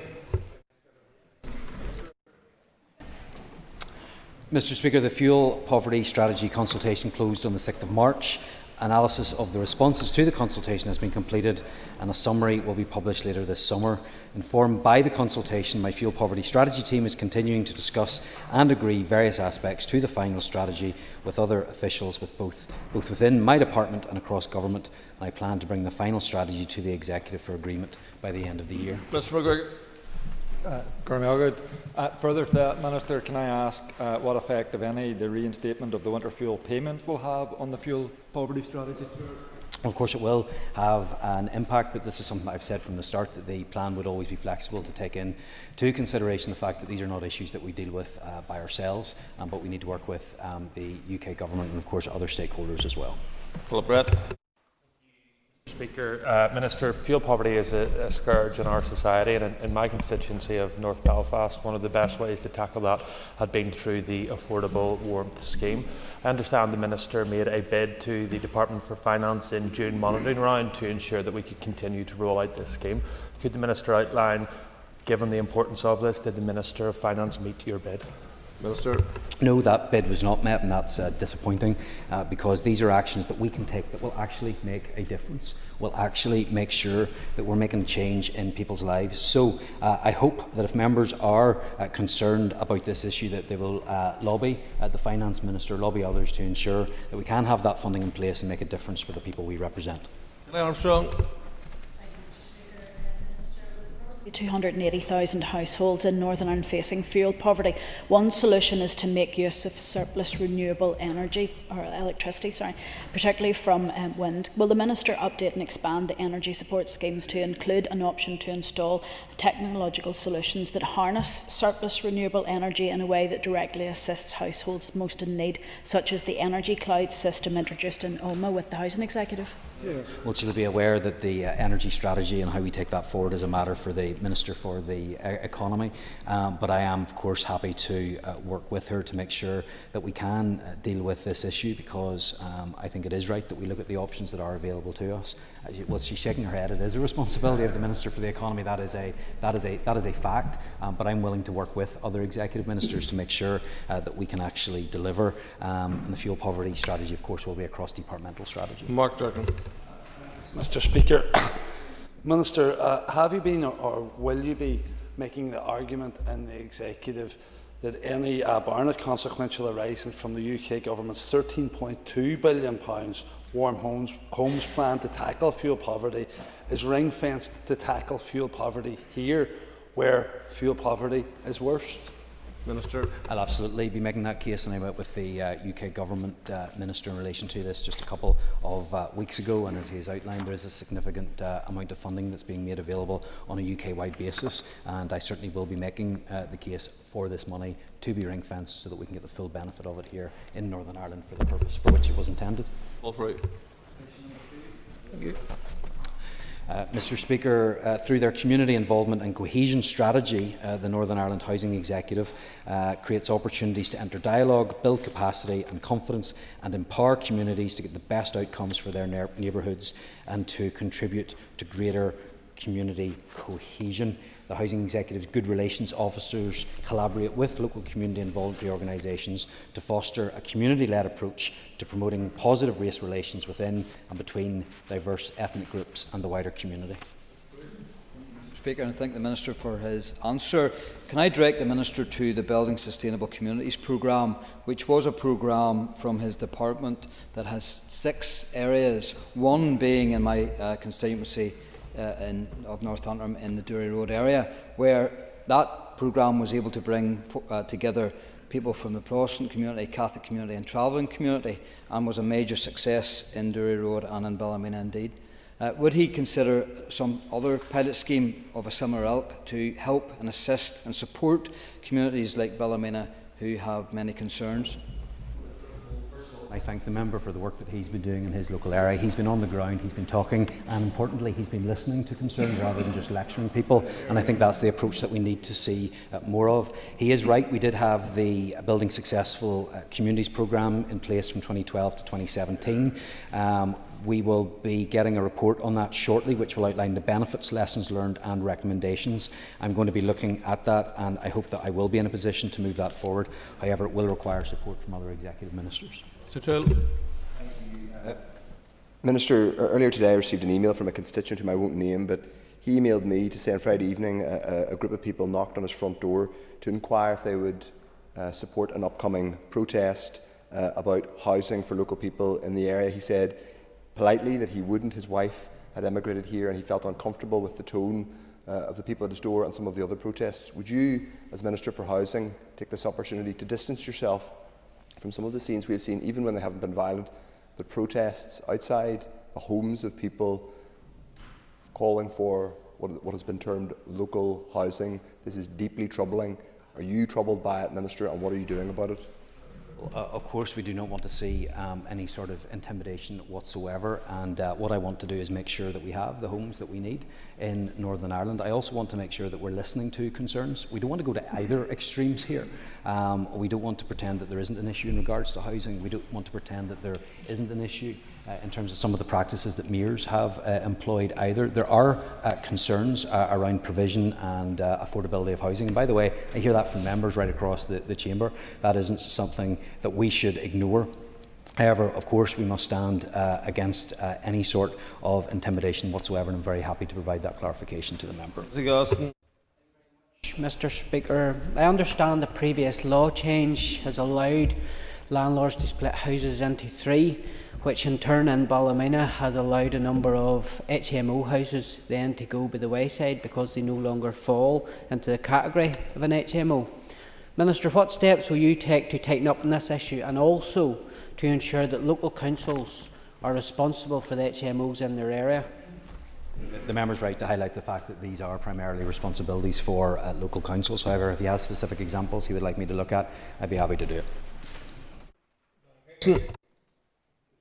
Speaker, question number 3.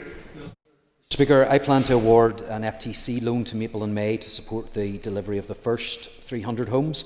This will be in addition to the funding available to support the provision of other intermediate and social housing in line with the housing supply strategy. Discussions are progressing well and I'm moving towards agreeing the terms of the loan. This includes finalising the value and private finance contribution and the delivery locations for these new homes, and I will ensure members are kept updated as these matters are finalised. Okay. I thank the Minister for that update, and indeed we received a briefing on intermediate rent at committee recently, and I think it does particularly benefit lower income households in areas of higher rent which don't have points also for social housing. Can the Minister advise us when can we expect these homes to be built? Well, Mr. Speaker, funding will be released in early 2026. We expect construction to take around 12 months, which means by the end of this mandate we will have begun those 300 homes. This is an innovative product, hasn't been done before. We've brought it to this point and we're going to deliver it. Can Corlia and thank the Minister for his answers. And Minister, given this is a new and innovative product, how will the Department ensure that the homes being built will match need and will be built where they are most needed? Well, it'll be done through a fair and transparent process. We want to see them right across Northern Ireland, but in locations where high rental prices and high demand exist. And once the detail on delivery locations and the final funding package has been confirmed, we'll be updating you on the details. Michelle Guy. Thank you, Mr. Speaker. Minister, can I ask you to clarify if you believe that allocation based on being drawn out of a hat is an appropriate method for allocating future intermediate rent properties? I don't think I've ever said that we're going to draw anything out of a hat. As we've said, it will be done on the basis of a fair and transparent application process. Cost of housing for the open in the North Coast reaching astronomical levels in the thousands for a week's stay, driving people out of homes and making housing unaffordable. Does the Minister agree with me this is further evidence of the need for rent controls and rent reductions? No, I don't, because I don't think we should use that one specific example to drive policy for all of Northern Ireland. And secondly, rent controls have shown by the evidence that we have that would actually make the situation worse, with more landlords and more properties leaving the market and actually pushing up rent for everybody else. So unfortunately, the member is wrong on that issue, but at least he is consistent, because he's consistently wrong. Jerry Kelly. Question 4. Sure.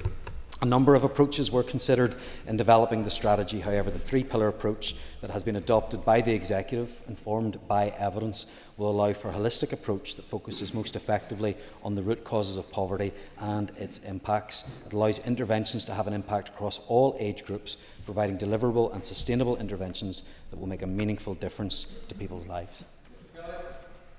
Thank the Minister for the answer so far. The lifestyle framework is intended to provide coherent life stage specific support from early ages to old age, but stakeholders, as you will know, are arguing that the draft has diluted its ambition. Can the Minister outline if the draft includes robust measurable commitments for each life stage, and does the strategy maintain genuine co-design input?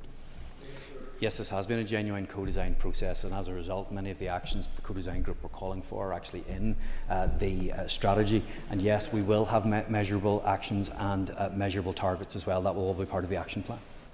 Deborah Erskine. Mr. Speaker, and I thank the Minister for the work he is doing on anti-poverty. He was the Minister to bring forward a strategy out for consultation. I don't see too many others having done so. But has any impact assessment been carried out on Labour's changes proposed in the Green Paper, and how these may impact upon poverty? Well, yes, we had completed the impact assessment on the government's proposals, and then they have obviously now been changed. I have met with Minister Timms 3 times over the course of the last week. It's obviously important that we do work together on these issues, but I am concerned at media reports across the UK that this will still result in hundreds of thousands of people being driven into poverty. So I'll continue to engage, but it does highlight the fact that controlling poverty is not only for the Northern Ireland Executive. It will take collaboration from other stakeholders as well to make sure that we can meaningfully tackle this issue. McAllister. For his answers so far. I just want to go back to the issue of the life cycle approach to the strategy, and if the Minister could elaborate on the evidence that you undertook to adopt the 3-pillar approach, and whether other jurisdictions and their models were looked at, such as Scotland and the Republic of Ireland. Yes, so there's an extensive evidence base, and this was changed as we moved through this, as it was acknowledged that a life cycle approach would have required developing separate actions to lift children out of poverty, whereas it's widely acknowledged that it's impossible to lift children out of poverty without lifting families out of poverty. That's what we are focused on doing. That's what the evidence did, and I'm more than happy to point her in the right direction in terms of the significant evidence base that we have for the decisions that we've taken. Mr. Speaker, Minister, a quarter of all children, about 109,000, live in relative poverty here in the North. The Children's Commissioner Chris Quinn and Bernardo's think the strategy should be rewritten so it can genuinely reflect the needs of children in low-income families. How many children are you aiming to bring out of poverty in the next 3 years because of your strategy, Minister? Well, the strategy actually is trying to do exactly that through minimising the risk of people falling into poverty, helping people deal with the impacts of poverty, and importantly assisting people out of poverty. Now that's not something that we can do by ourselves. It will take the work of the Northern Ireland Executive, not just the Department for Communities, but the UK Government and other stakeholders as well. But of course I would simply say there's a consultation process ongoing, and if the member has concrete actions, costed plans that he wants to put into that, I look forward to reading his consultation response. Andrew McMurray. Speaker, question number 5. There are no plans for the further development of Narrow Castle at this time. Minister, given its location and given the potential with the Narrow Bridge project and being finished, would you consider working with executive colleagues and the Shared Island Unit to maybe look at development of the site? I'm always happy to look at options that are available to us so that we can improve the site. However, he will be aware of the significant pressure that we are under in terms of Historical Environment Division. I have significantly increased the budget for capital projects this year, but there are a lot of works in line. But of course, I'm more than happy to discuss this further with the member. Thank you, Mr. Speaker, and I thank the Minister for his answers so far. Does the Minister agree with me on the importance of ensuring that any work at Narrow Castle is sensitive to the memory of the 18 British soldiers brutally killed by the IRA at Narrow on the 27th of August 1979 in an ambush, one of the deadliest murderous attacks by the IRA? Well, the member's absolutely right, and we should be sensitive to that, because unfortunately there are far too many people that are insensitive to what took place there and won't even allow a simple memorial to stand there. So I can give her my assurance that we will do everything that we can to make sure that any development in that area is sensitive to the memory of those who were murdered at that location. Yes, very shortly, the whole question 7, please. With your permission, Mr. Speaker, I combine questions 7 and 11. Given the pressure on resources across executive departments, I decided to move forward on the development of the social inclusion strategies on a phased basis. An announcement on the timetable for the way forward on gender equality and sexual orientation strategies will follow shortly. Minister, I'm sure you're familiar with the principle "nothing about us without us," and in light of that, can you explain why you're proceeding with this strategy without meeting the co-design groups? Well, there is no progression of these strategies at this time, because we're looking at the way forward. Obviously, we are dealing with the anti-poverty strategy at the minute. I will be bringing the disability strategy to the executive very shortly, and then I can decide the best way forward. This will require additional staffing commitments, so that all needs to be taken into consideration. Minister, the North previously had a gender equality strategy that ended in 2016. Can you outline how the upcoming strategy differs from it, or how it intends to build on the work of the previous strategy? There is no strategy currently in place, as I said in response to the previous member, and we'll decide the way forward on that in the coming weeks. Brooks. Thank you, Mr. Speaker. The Minister will have welcomed, like me, the clarity from the Supreme Court around the definition of a woman being based on biological sex. Can he confirm that any strategy he brings forward will respect that ruling? I think it's always important that administrators adhere to the law. So on that basis, yes, of course, any strategy that comes forward from my department to the executive will ensure that it is respected in that way. Doug Beattie. Please. Mr. Speaker, 187 of our most important monuments are protected as historic monuments in state care and are managed and conserved by the HED within my department. They're protected through regular inspections, conservation, maintenance and repairs, which are carried out by our in-house conservation works team or through capital investment works. And I've provided additional resources this year to increase the staffing levels of the conservation team who maintain these monuments from 16 to 40. I thank the Minister for his answer. Minister, I'm genuinely concerned about our historical heritage. In my own constituency, we have lost the Warrenpoint Grange and Rath, which was ripped up at the Ballynatagat Court. 2 nearly 2,000 years old, which was ripped up. And of course, I've raised in this House many times the issue of Knock Ive and a wind turbine sitting on top of a 2,000-year-old burial ground. When is the HED going to use its statutory powers of enforcement to get that wind turbine off one of our historical sites? Well, we've discussed this previously, and my understanding is that that is primarily for the Council to take forward in terms of enforcement. I understand there's a lot of background to this issue, and I'd be more than happy to discuss it with him further, but unfortunately we are bound by the law as it stands, and we have to respect the role of the Council in this. Thank you. Mr. Speaker, Minister, how much is financially invested into this area via HED? Thank you. Well, I have recognised the difficulties that exist in terms of HED and what it is that we are trying to preserve right across Northern Ireland at so many sites. And so I have increased the opening revenue budget for HED this year to £12.8 million. That's an increase of £2.6 million from last year, because I believe we have a duty as custodians of these sites to make sure that we fund them properly. And once we lose them, we can't get them back, and that's why I've taken action to protect them. Thank you, Mr. Speaker. Minister, the Kirkcowan Harbour is an example of a non-dwelling that is currently falling apart. Despite contact from the HED with the owner, appears no action has been taken. At what stage of dilapidation will the HED step in and take legal action to protect this historic landmark? I'm more than happy to look into that issue. I don't have the detail with me, but I think it is important that we ensure that those who are responsible take action. I'll be happy to chase that up for the member and come back to him directly. Jane.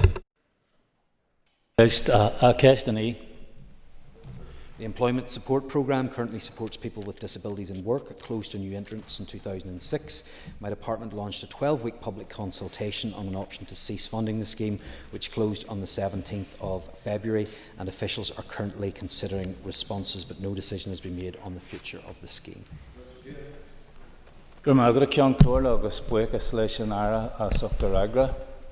Just a few weeks ago, when announcing his budget allocation for 25-26, the Minister promised to bring forward an employment programme, the most extensive of recent times. Can the Minister give us some details of that programme, or when we're likely to see a timetable of when it might be published? I look forward to doing that, and it will be very soon, because I believe it's important that we do actually help people get back into work. That's one of the ways that we can take proper action to tackle poverty, and I look forward to announcing that soon. Mr. Speaker, question 10, please, Minister. Responses to the impact of second home or holiday home ownership in other jurisdictions within the UK has involved the provision of additional powers for local councils to amend taxation rates applied to them. The consideration of similar powers here would be a matter for DOF to take forward, but I do recognise that this is a matter of concern in specific areas, specifically in relation to affordability. I know there are a range of possibilities for us to see what action can be taken, and I'm currently carrying out research on second home ownership to help improve our understanding of the issues. Ms. Hunter. Thank you, Mr. Speaker. Minister, thank you for your answer. It's been a number of months now since I had an adjournment debate on this issue, and still many feel like there is little change. Do you think your department is dealing with this issue with a profound sense of urgency? And can you detail any conversations you've had perhaps with my constituents who are struggling profoundly to find adequate housing? I absolutely recognise how difficult this is, and that's why I have brought forward a housing supply strategy, because that is at the heart of all of this, though I do recognise there are particular issues in her own area. I can assure her that housing officials have met with DFE and DFI to scope research into the specific issue of short-term holiday lets and the potential impacts that there might be within the planning system, and certainly I'll do all that I can to move this forward to make sure we get into a sensible place. Alan Robinson. Thanks, Mr. Speaker. Could the Minister outline what scope local councils have to deal with the issue of short-term holiday lets? Yes, and councils do have ability in this area, and indeed Belfast City Council, for example, have planning policy around this issue, so it is within the gift of other councils to follow suit and do likewise. These are local issues, it's why we have local government, and we should respect the role that local councillors and councillors have to play in this matter, but we stand ready to help and assist in any way we can. Peter Martin. Thank you, Mr. Speaker. Question 12. Mr Speaker, I'm happy to announce that Bangor Marine has today begun to establish the Marine Gardens Works compound with site cabins and facilities for the construction workers starting to come on site. And as of today, some additional enabling works have also been commenced. Erection of hoardings and construction of Phase 1 are expected to commence over the summer, and Bangor Marine will issue a more detailed timeline for their proposals in the coming weeks. The Marine Gardens car park will remain open during the busy holiday period. Mr Martin. I want to thank the Minister for his answer and also for his continued commitment to the project. Minister, over, say, the next 6 months, just to the end of this year, what tangible things might we see in terms of the project itself for the Marine Gardens? Well, the member has been a strong supporter of this development for many years, and I'm pleased that we will start to see work begin on site today. And I can inform him that over the next 6 months he will see that ramp up, especially as we head in to later on in the year, where that work will continue to make a real difference there, so that we can start to see Phase 1 begin to be developed. Dr. Regan.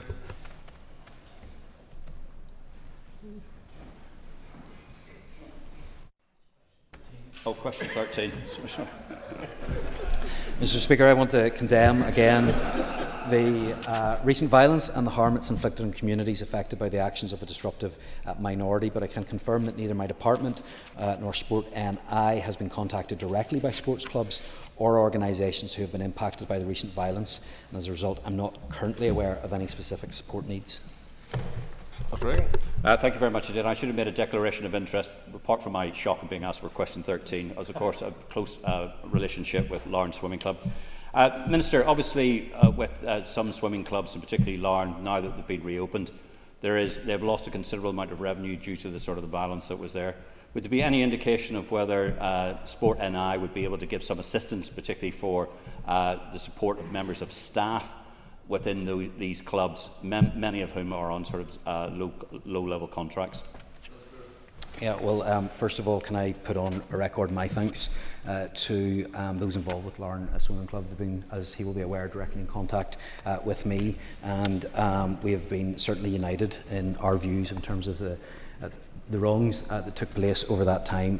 We've condemned the violence together. I'm really pleased to work closely with them, and I look forward to seeing them on site again soon. Like I said, I haven't received any specific proposals, but if certain help is needed, we're happy to look into that. I also think there might be some additional routes that can go down in terms of compensation and as a result of some of the criminal damage that has been done. I'd be happy to work with him and assist in that.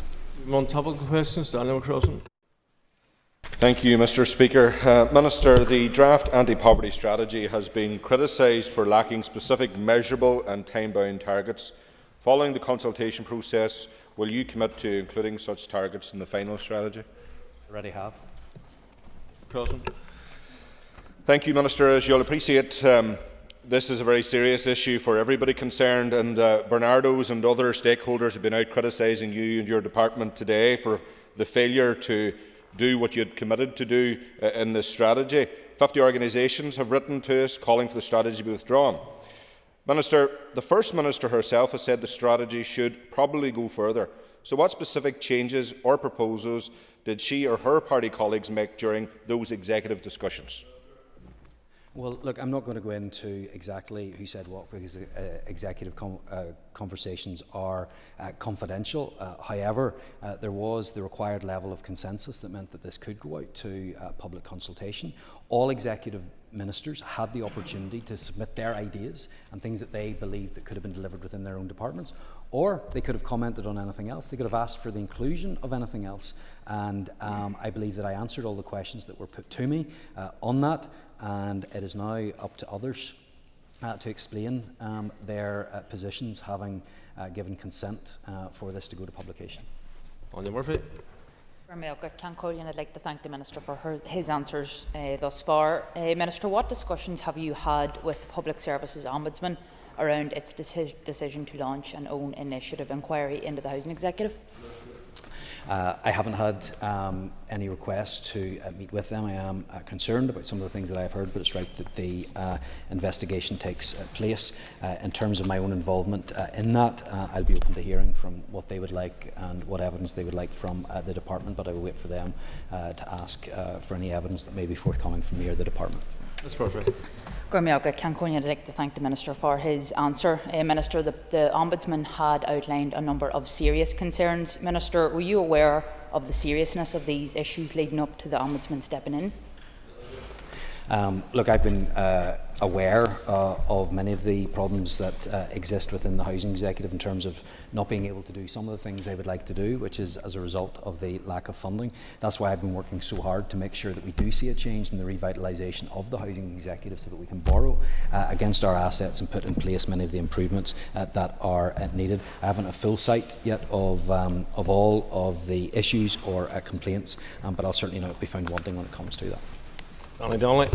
Thank you, Mr. Speaker, and thanks to the Minister for his answer so far. Could I ask the Minister if he's asked the UK Government to contribute to the Northern Ireland Football Fund as part of the comprehensive spending review?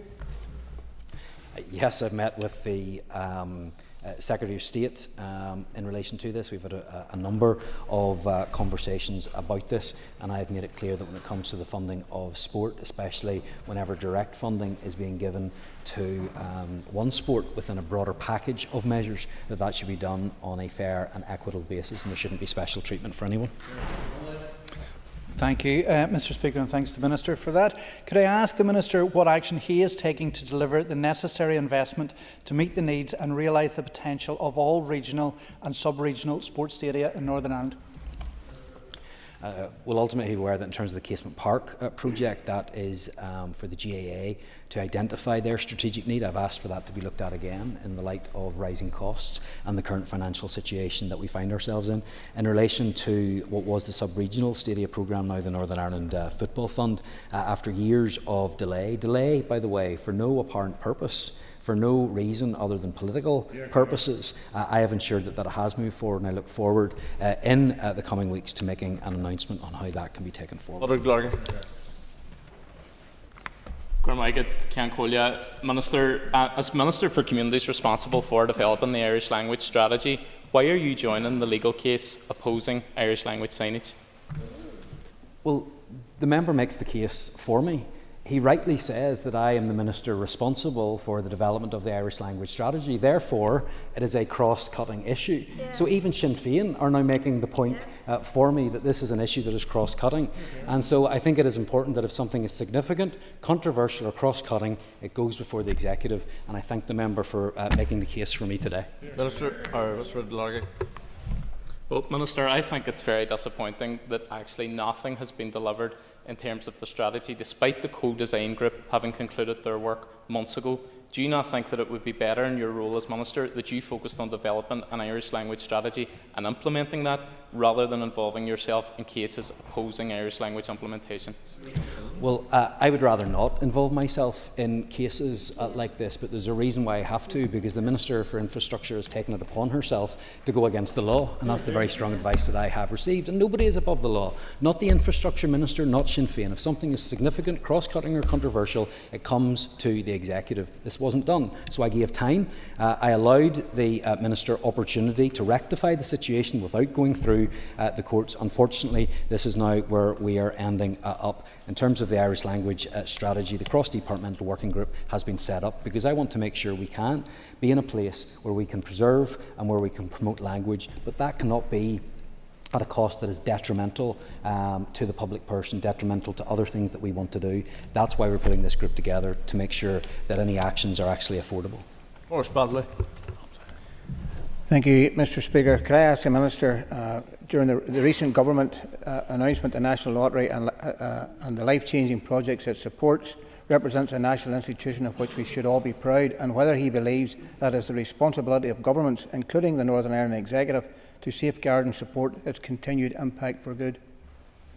Mr. Speaker, I've certainly seen the benefit that some of the funding from National Lottery projects can have, not just in my own constituency, but right across Northern Ireland.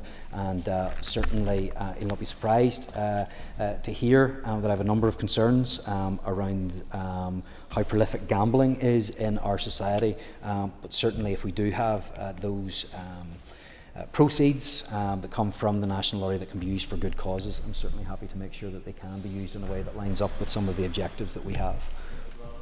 Bradley. Thank you, Mr. Speaker. I just asked the Minister to outline what steps his department has taken to ensure that the National Lottery funding continues to reach communities most in need across Northern Ireland, and how he intends to maximise its potential in supporting social, cultural and economic regeneration. Sure. That's why it's so important that we ensure that it's aligned with our objectives, and I think in particular Sport NI do a very good job in that, in making sure that we do have that joined up coordinated approach, so that the funding that is available helps with the things that we're actually trying to achieve. David Honeyford. Mr. Speaker, Minister, since you were present at the launch of the IFA training facility in Galgorm, what do you make today of reports today that the IFA doesn't have the money to build this training centre? And I don't think that's particularly new news. I was at the launch, but ultimately it's up to the IFA and other partners to ensure that the funding is available for that. There are lots of things that we might like to do, but we need to make sure funding is in place, and I'm certainly happy to work with interested parties on that. And of course there will be a contribution that can come from the department through the Northern Ireland Football Fund. Mr. Honeyford. Thank you. The UK government recently announced that it was putting 900 million into investment in the major events and grassroots facilities. The Minister's talking in a previous answer about political delay, but 500 million of that was delivered for Euro 2028 that we're now going to miss out on, with 400 million for grassroots. Can the Minister outline what steps he's taken to ensure that grassroots sports right across here can fully fund and take benefit of that fund? Yes, and I have met with my sporting ministerial counterparts in the rest of the UK. I'll continue to do that, and I'll certainly be an advocate for Northern Ireland getting its fair share in terms of sport. Clark.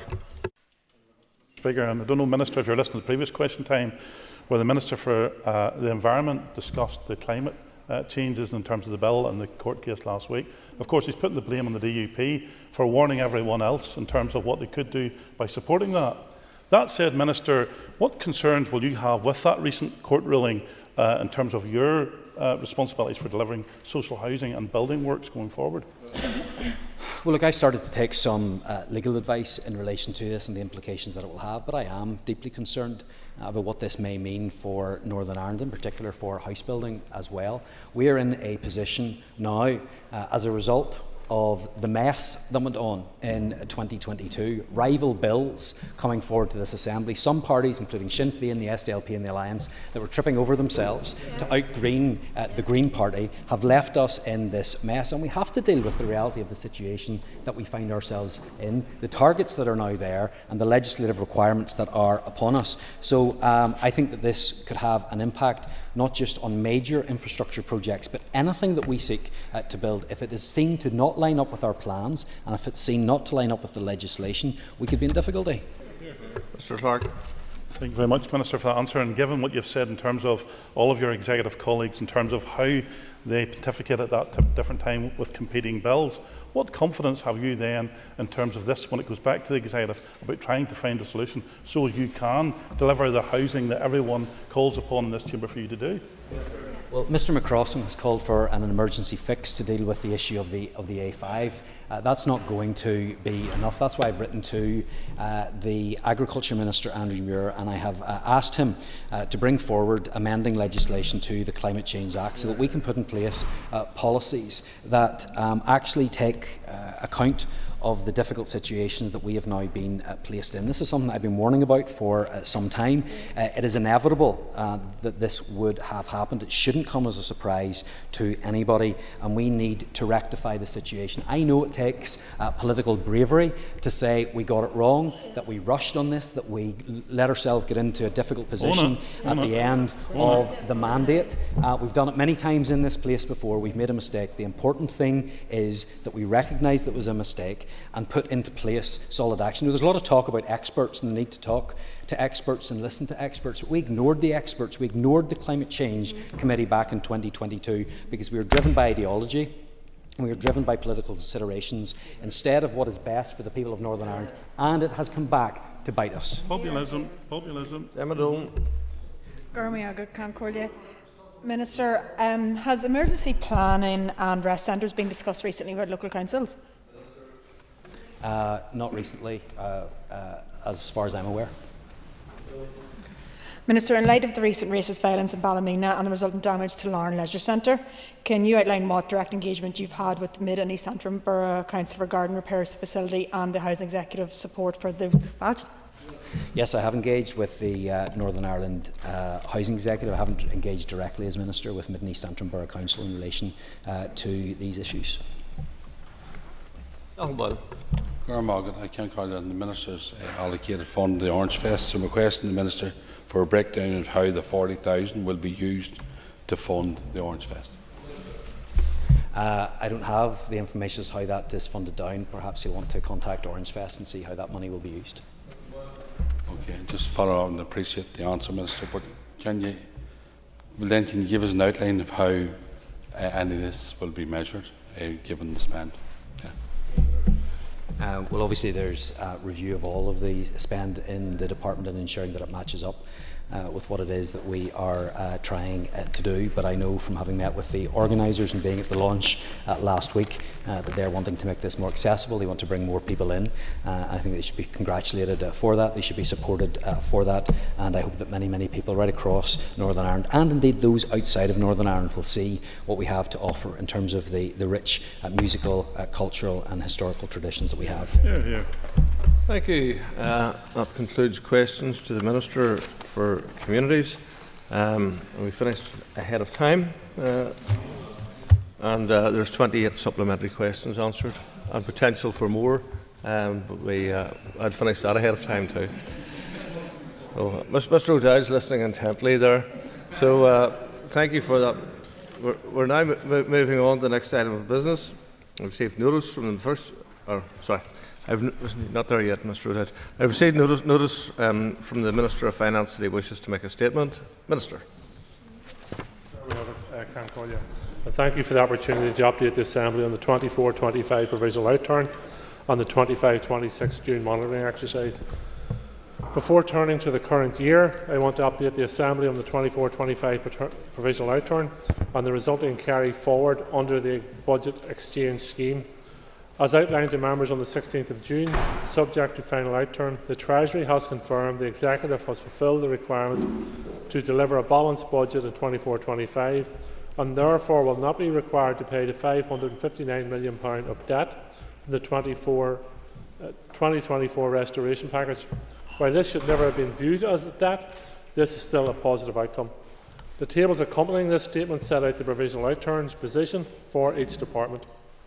In Resourcedale, departments reported an underspend of £23.2 million, adjusting for a higher regional rates income, lower RII interest cost than forecast, and for earmarked funding, which will be returned to the Treasury. The overall Resourcedale underspend was £26.6 million. Of this, £11 million will be used to offset pressures in Capitaldale, and £15.6 million will be carried forward to the 25-26 budgetary period. On conventional Capitaldale, the department's net underspend position is £8.5 million. This includes an underspend of £15.6 million for the A5, as this will be offset by equivalent reduction in the funding drawn down from the Irish Government. It has no impact on the block position. Adjusting for this and for earmarked funding, which must be returned to the Treasury, and including a central pressure of £3.5 million, resulting from a late adjustment to the Barna consequentials provided at Westminster supplementary estimates, result in an overall Capitaldale pressure of £11 million. As I've already stated, in line with Treasury rules, this will be offset by the easements in Resourcedale, which will ensure that the overall block remains balanced and no funding is lost to the Executive. On financial transactions capital, the total underspend is £52.5 million. The budget exchange scheme only allows £1.3 million of FTC to be carried forward. However, my department secured agreement with the Treasury that any FTC underspends can be used to offset the required repayments. Therefore, the remaining underspend of £51.2 million is not lost, but rather reduces future liabilities. Ring-fenced resource deal may also be used for non-cash depreciation and impairment costs. It cannot be used to fund other services. Due to budget exchange limits, only £6.5 million can be carried forward to 25-26. However, it should be noted that of the total underspend of £314.4 million, some £266 million relates to student loan impairments and is mainly as a result of the funding model used by Treasury rather than any underspend by the Department. I will now turn to June monitoring. I will first address some prior commitments made by the Executive in agreeing Budget 25-26. Members will recall that Budget 25-26 set aside £50 million for actions relating to early learning childcare strategy, as well as committing to providing a further £5 million from available funding in year. As the Executive has now agreed proposals brought forward by the Education Minister to utilise this funding, the full £55 million is being transferred to the Department of Education in this monitoring round. We are already seeing the impact of this funding, with it enabling the extension of childcare subsidy scheme to school-aged children from September 2025. It will also enable the stabilisation and expansion of early learning and childcare programmes to provide a further 2,000 children with 22.5 hours of preschool education per week. Members, this shows the Executive's commitment to supporting hard-working families. The Executive also agreed as part of 25-26 budget how funding from the Chancellor's Spring Statement and Westminster main estimates of £158.5 million resource deal and £2.4 million capital would be allocated. As this funding was not provided until Westminster main estimates, it could not be formally allocated in the budget and was presented as indicative allocations.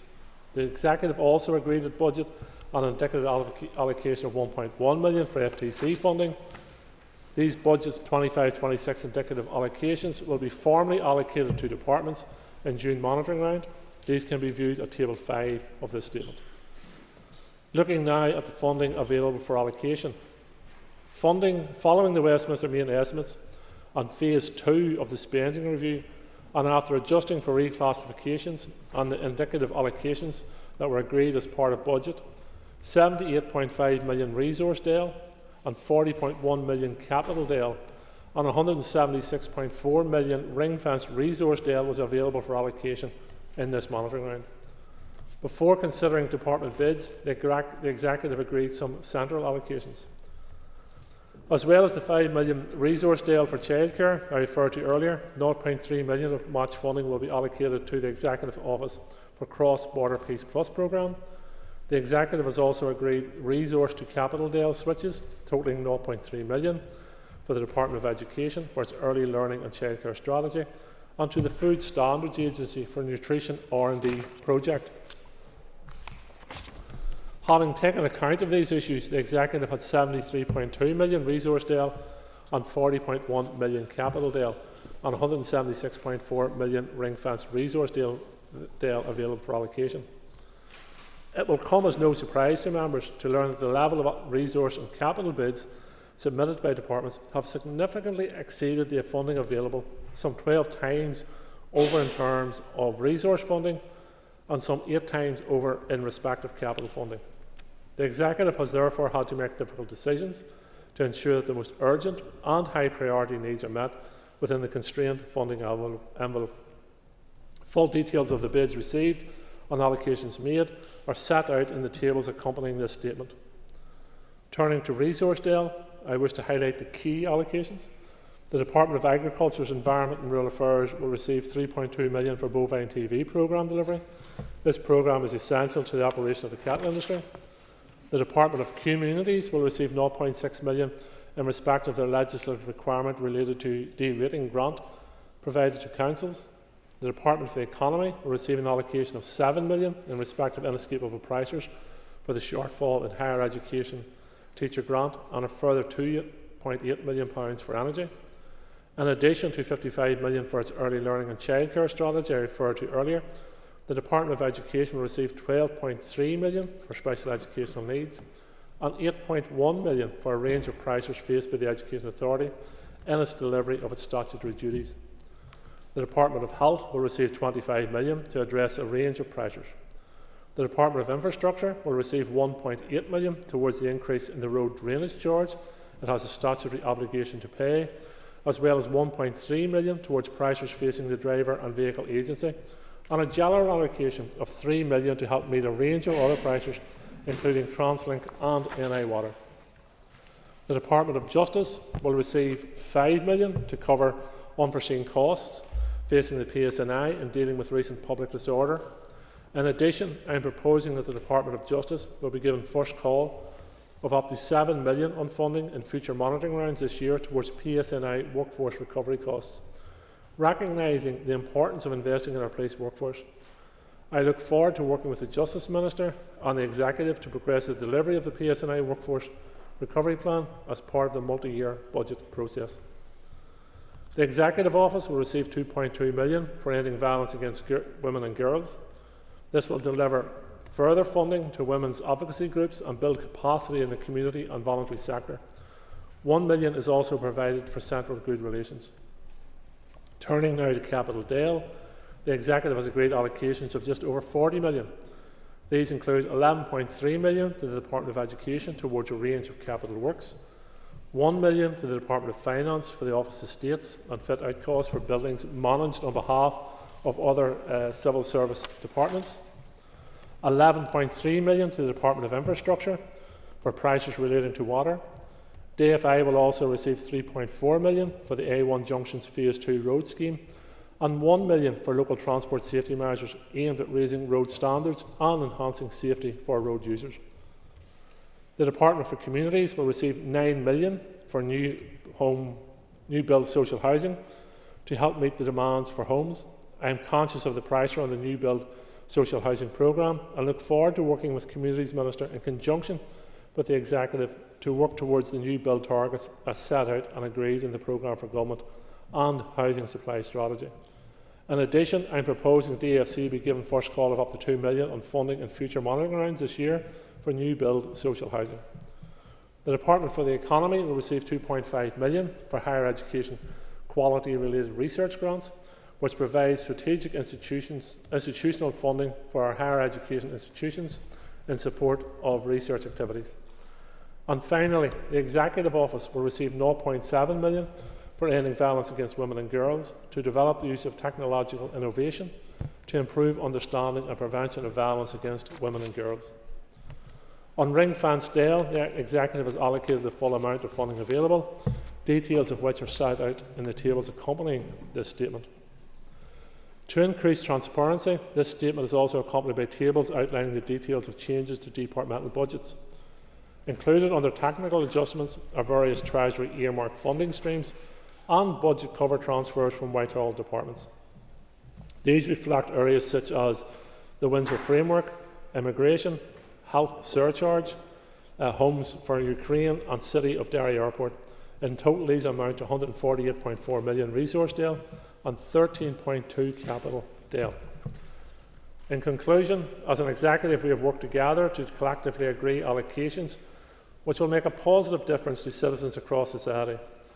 Much needed funding is being provided for childcare, special educational needs, ending violence against women and girls, policing, our higher education sector and social housing.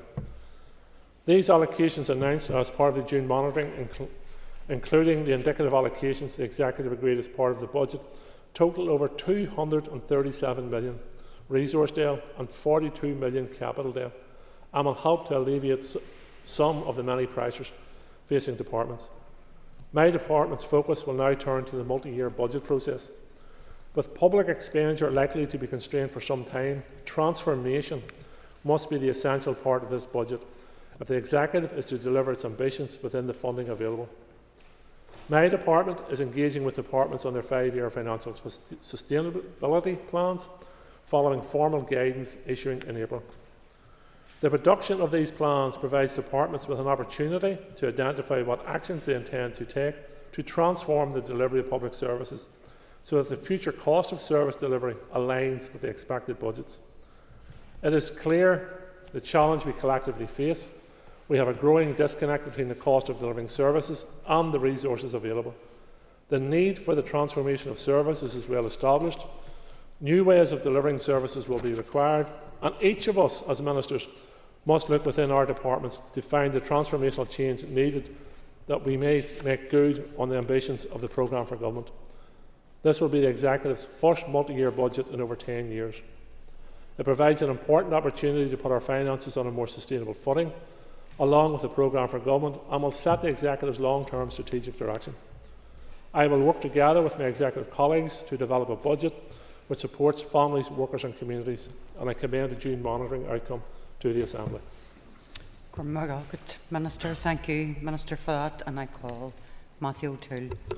Thank you, Madam Principal Deputy Speaker. Minister, in Conventional Capital Dale, you mentioned there's an underspend of 15.6 million for the A5, but in truth, the underspend for the A5 this year surely could be much, much greater than that. This document, the 25-26 budget published just a few weeks ago, allocates £181 million for the A5.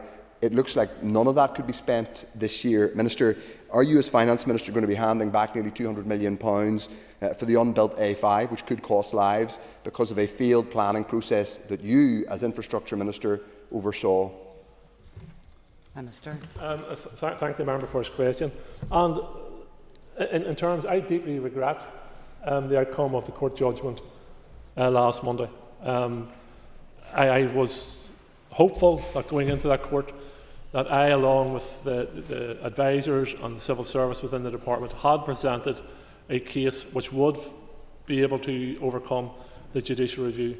That has not been the case. However, that's not the same as me neglecting my role as Minister or me failing in my role as Minister, as I've heard some suggest inside the Chamber and outside the Chamber. The judgment requires to be studied. The Department for Infrastructure and its Minister will decide on the next steps to be taken moving forward. But it's too early to say as to whether the A5 budget in its totality will not be spent or will be spent, or some of it or all of it will have to be returned. And it will not be lost to the Executive to spend.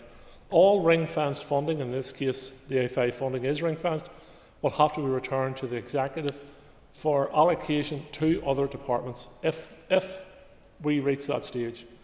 And there's a number of hurdles to be navigated before we even reach that stage. So those who are united, I think most people in the Chamber are united in the backing of building the A5, should somewhat caution themselves about taking political opportunity or party political point scoring over the objective. If we all share the same objective of getting the A5 built, then let's work together to get the A5 built. Thank you. I call Diane Forsyth.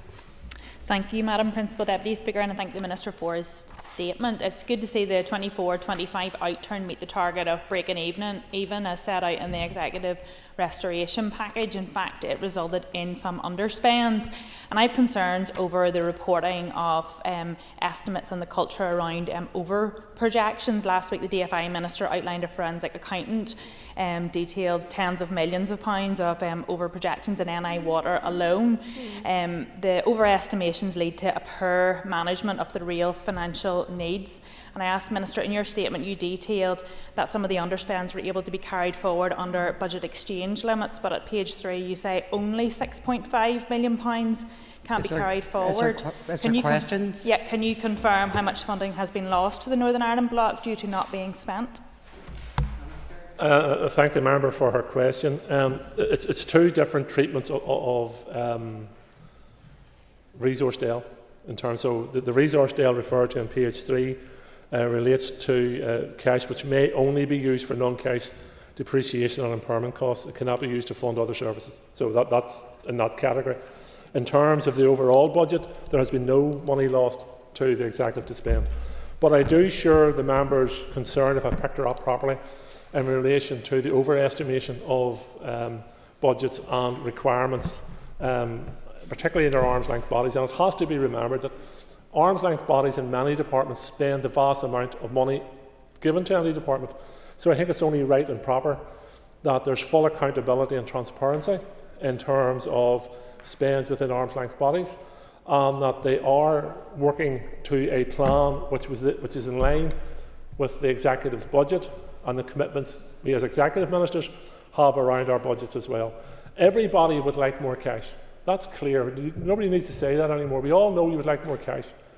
The reality is this. The 25-26 budget has been allocated. It is now the responsibility of departments and arm's-length bodies to live within that budget and make the necessary decisions. You have to live within that budget. Thank you, Minister. I call Deirdre Hargey. Thanks very much, and thank you, Minister. Minister, I welcome money that has been secured for Casement Park, which is an executive signature project. Could you outline from your perspective what you see as the next steps? Well, I welcome the allocation of £50 million by the British Government towards the Casement Park project.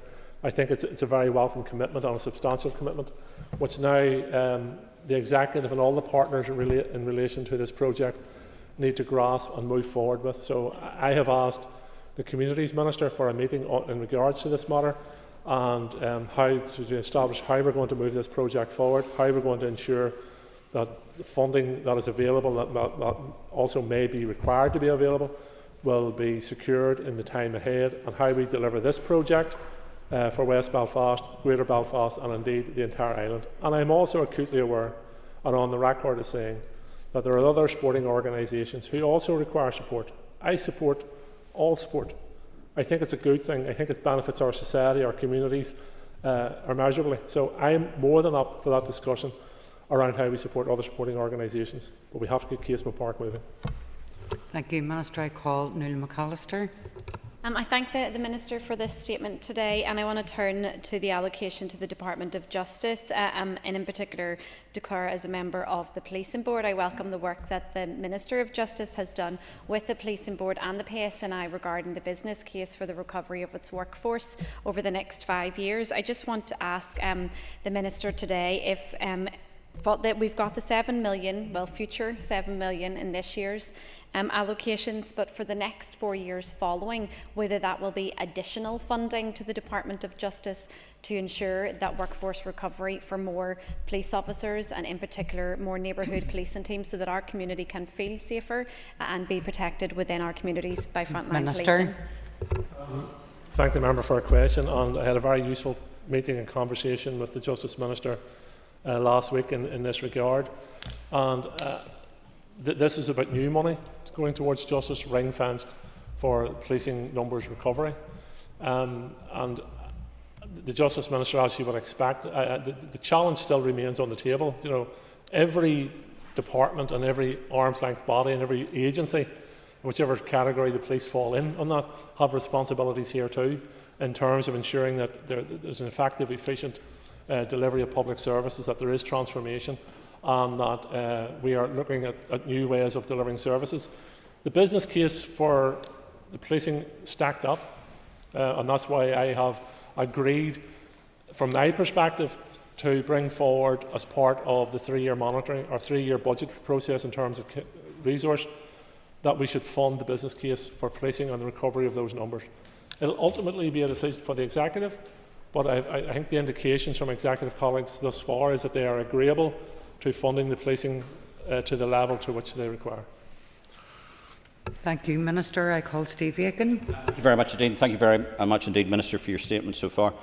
Minister, it's interesting that you refer to the FTC of the 52.5, that because we need to, for reclassifying, it comes back as 51.2, that you're going to use as an offset. Now, under the Treasury's Green Book, that FTC offset is going to be done under loan, equity, derivative or debt security. It looks as if you've managed to do it in such a way that they're willing to use that to offset the over-debt over a particular period of time. I don't expect an answer now because it's quite a technical answer, but could your department write to the Finance Committee to look at that? Because that's a fundamentally different way of looking at FTC and how FTC is managed.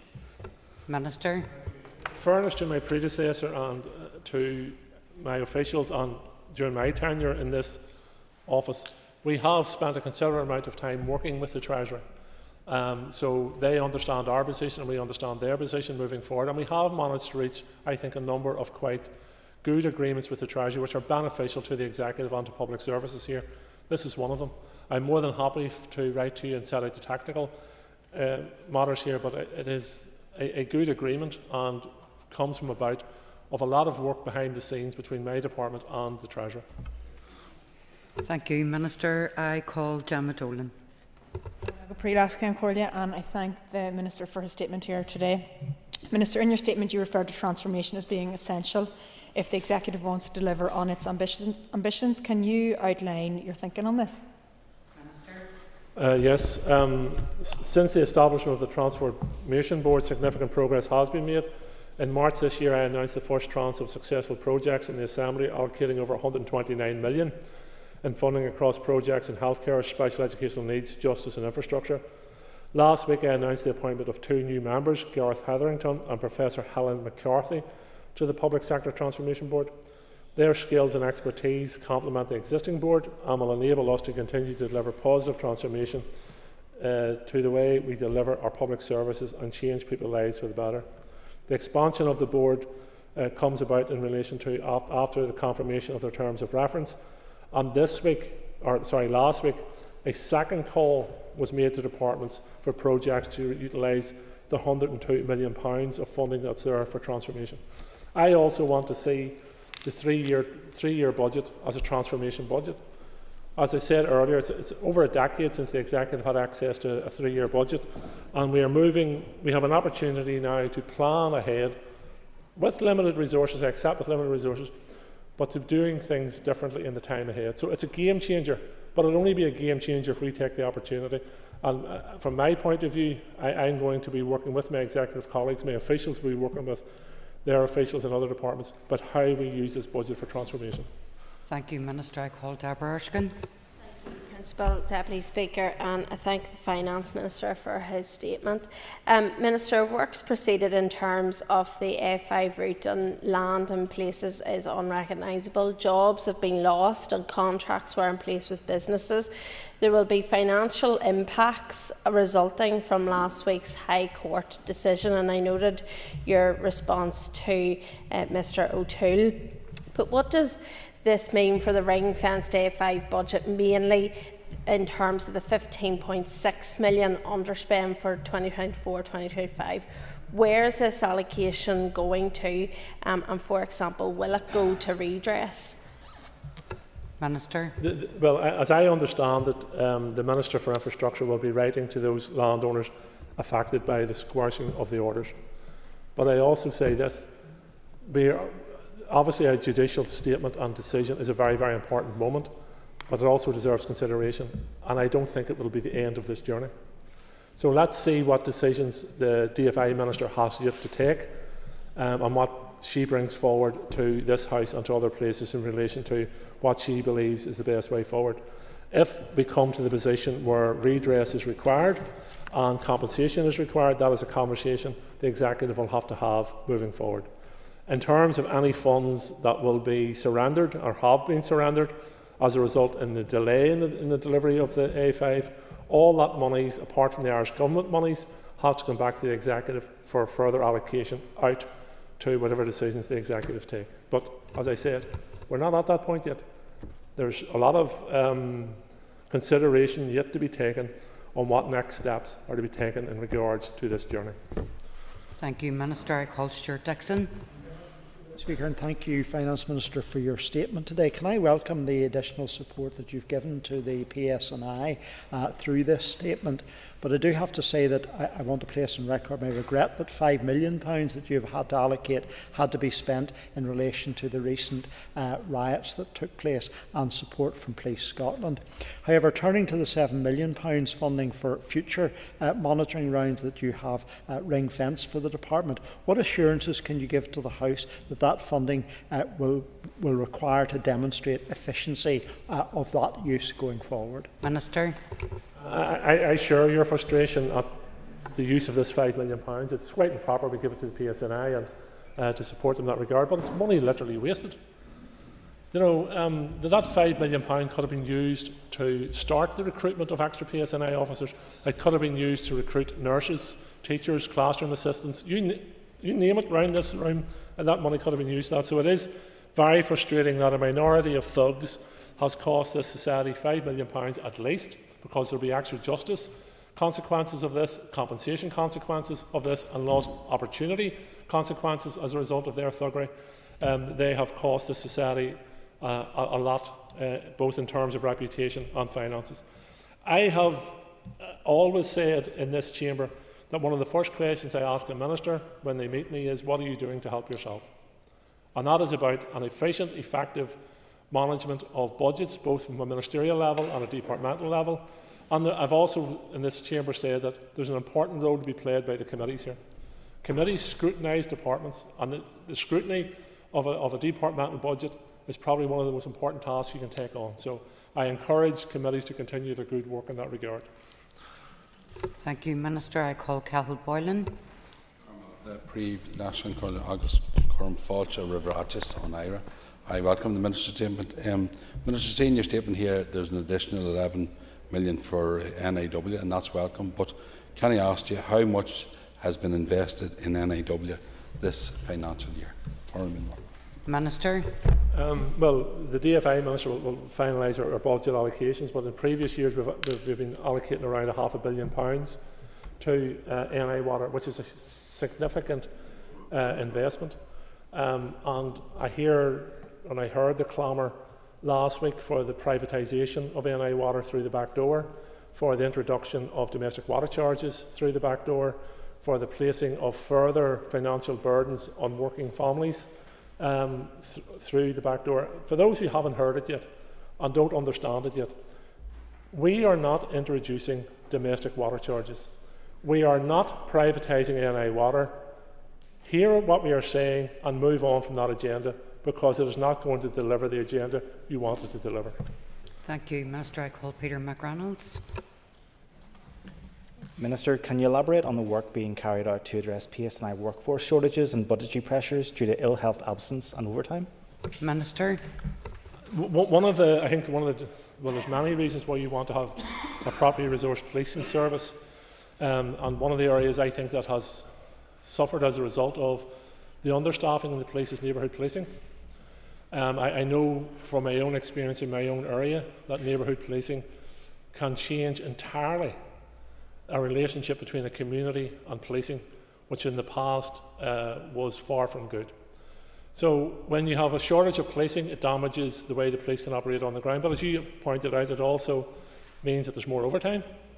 More overtime means more stress for the officers who are doing the overtime. It can lead to more and higher sickness levels among police, and it can also lead to an inefficient policing service. So it's only right and proper that after analysis of the business case that was forwarded, that business case was signed off on, and I and the Justice Minister have had good discussions, and I'm committed, as is this paper, to supporting the police in this financial year, and I'm committed to bringing forward proposals to the Executive as part of the 3-year budgetary period to fulfil the business case and recruit policing to the level we required. Thank you, Minister. I call Mark Durgan.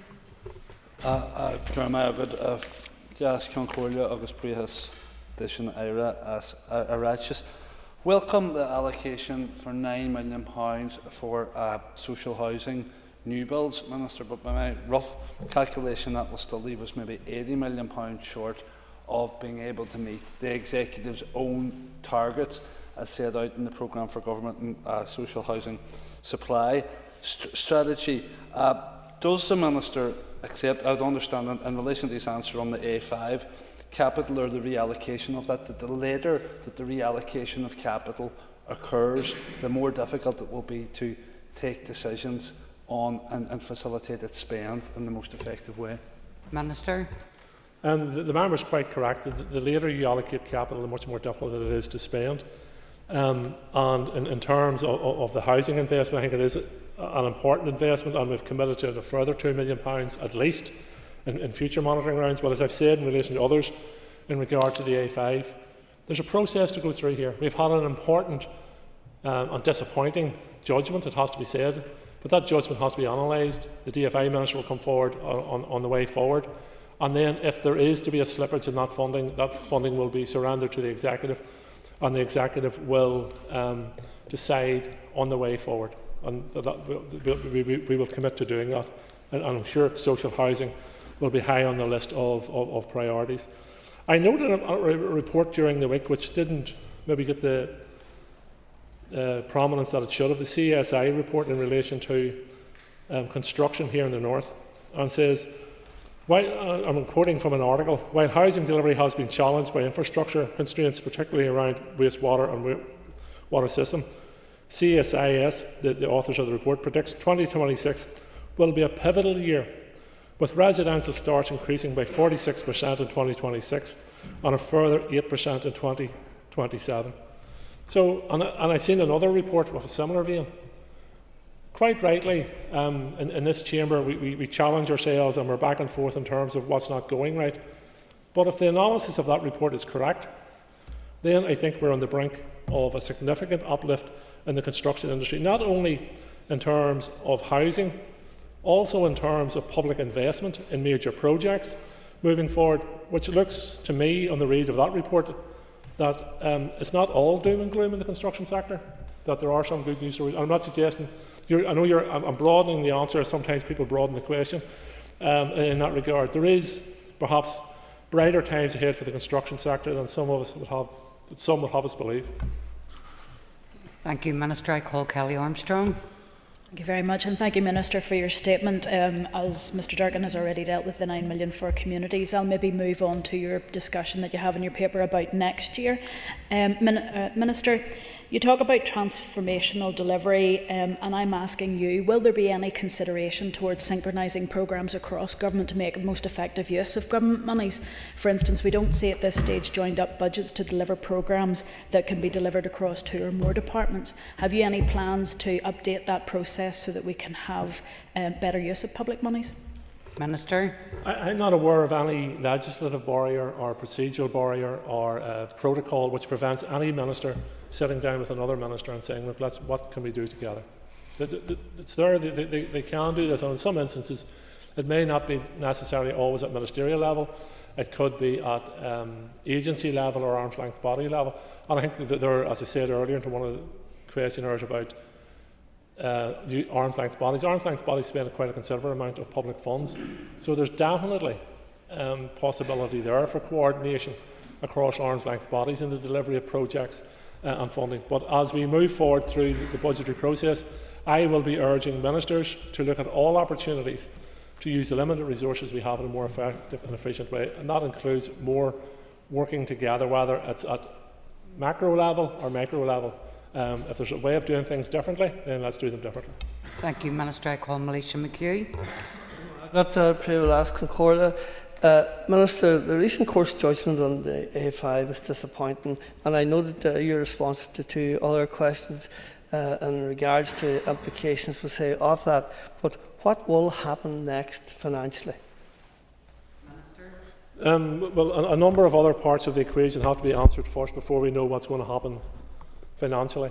The DFI Minister has to analyse, and it's already in public record, is saying she's looking at all options on the way forward as to how to deliver that project.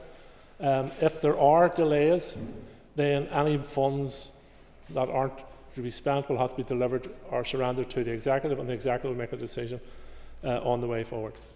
It's a hugely disappointing decision, and it's a very complex issue in a very complex area, and I'm the Minister responsible for making the decision that was overturned by the judge, and I accept my responsibility in that. But I approached this matter with utmost seriousness. I acted at all times in relation to the advice I received, including that of a senior barrister who now himself is a High Court judge. Now, I don't know what the advice would have been after a contest in court, and there's always different analysis to this, but none of these decisions were made in isolation of the most senior advice I could receive at the time. And I'm satisfied that I acted in a responsible way in delivering that decision, but none of that matters to the families who have lost loved ones on the A5.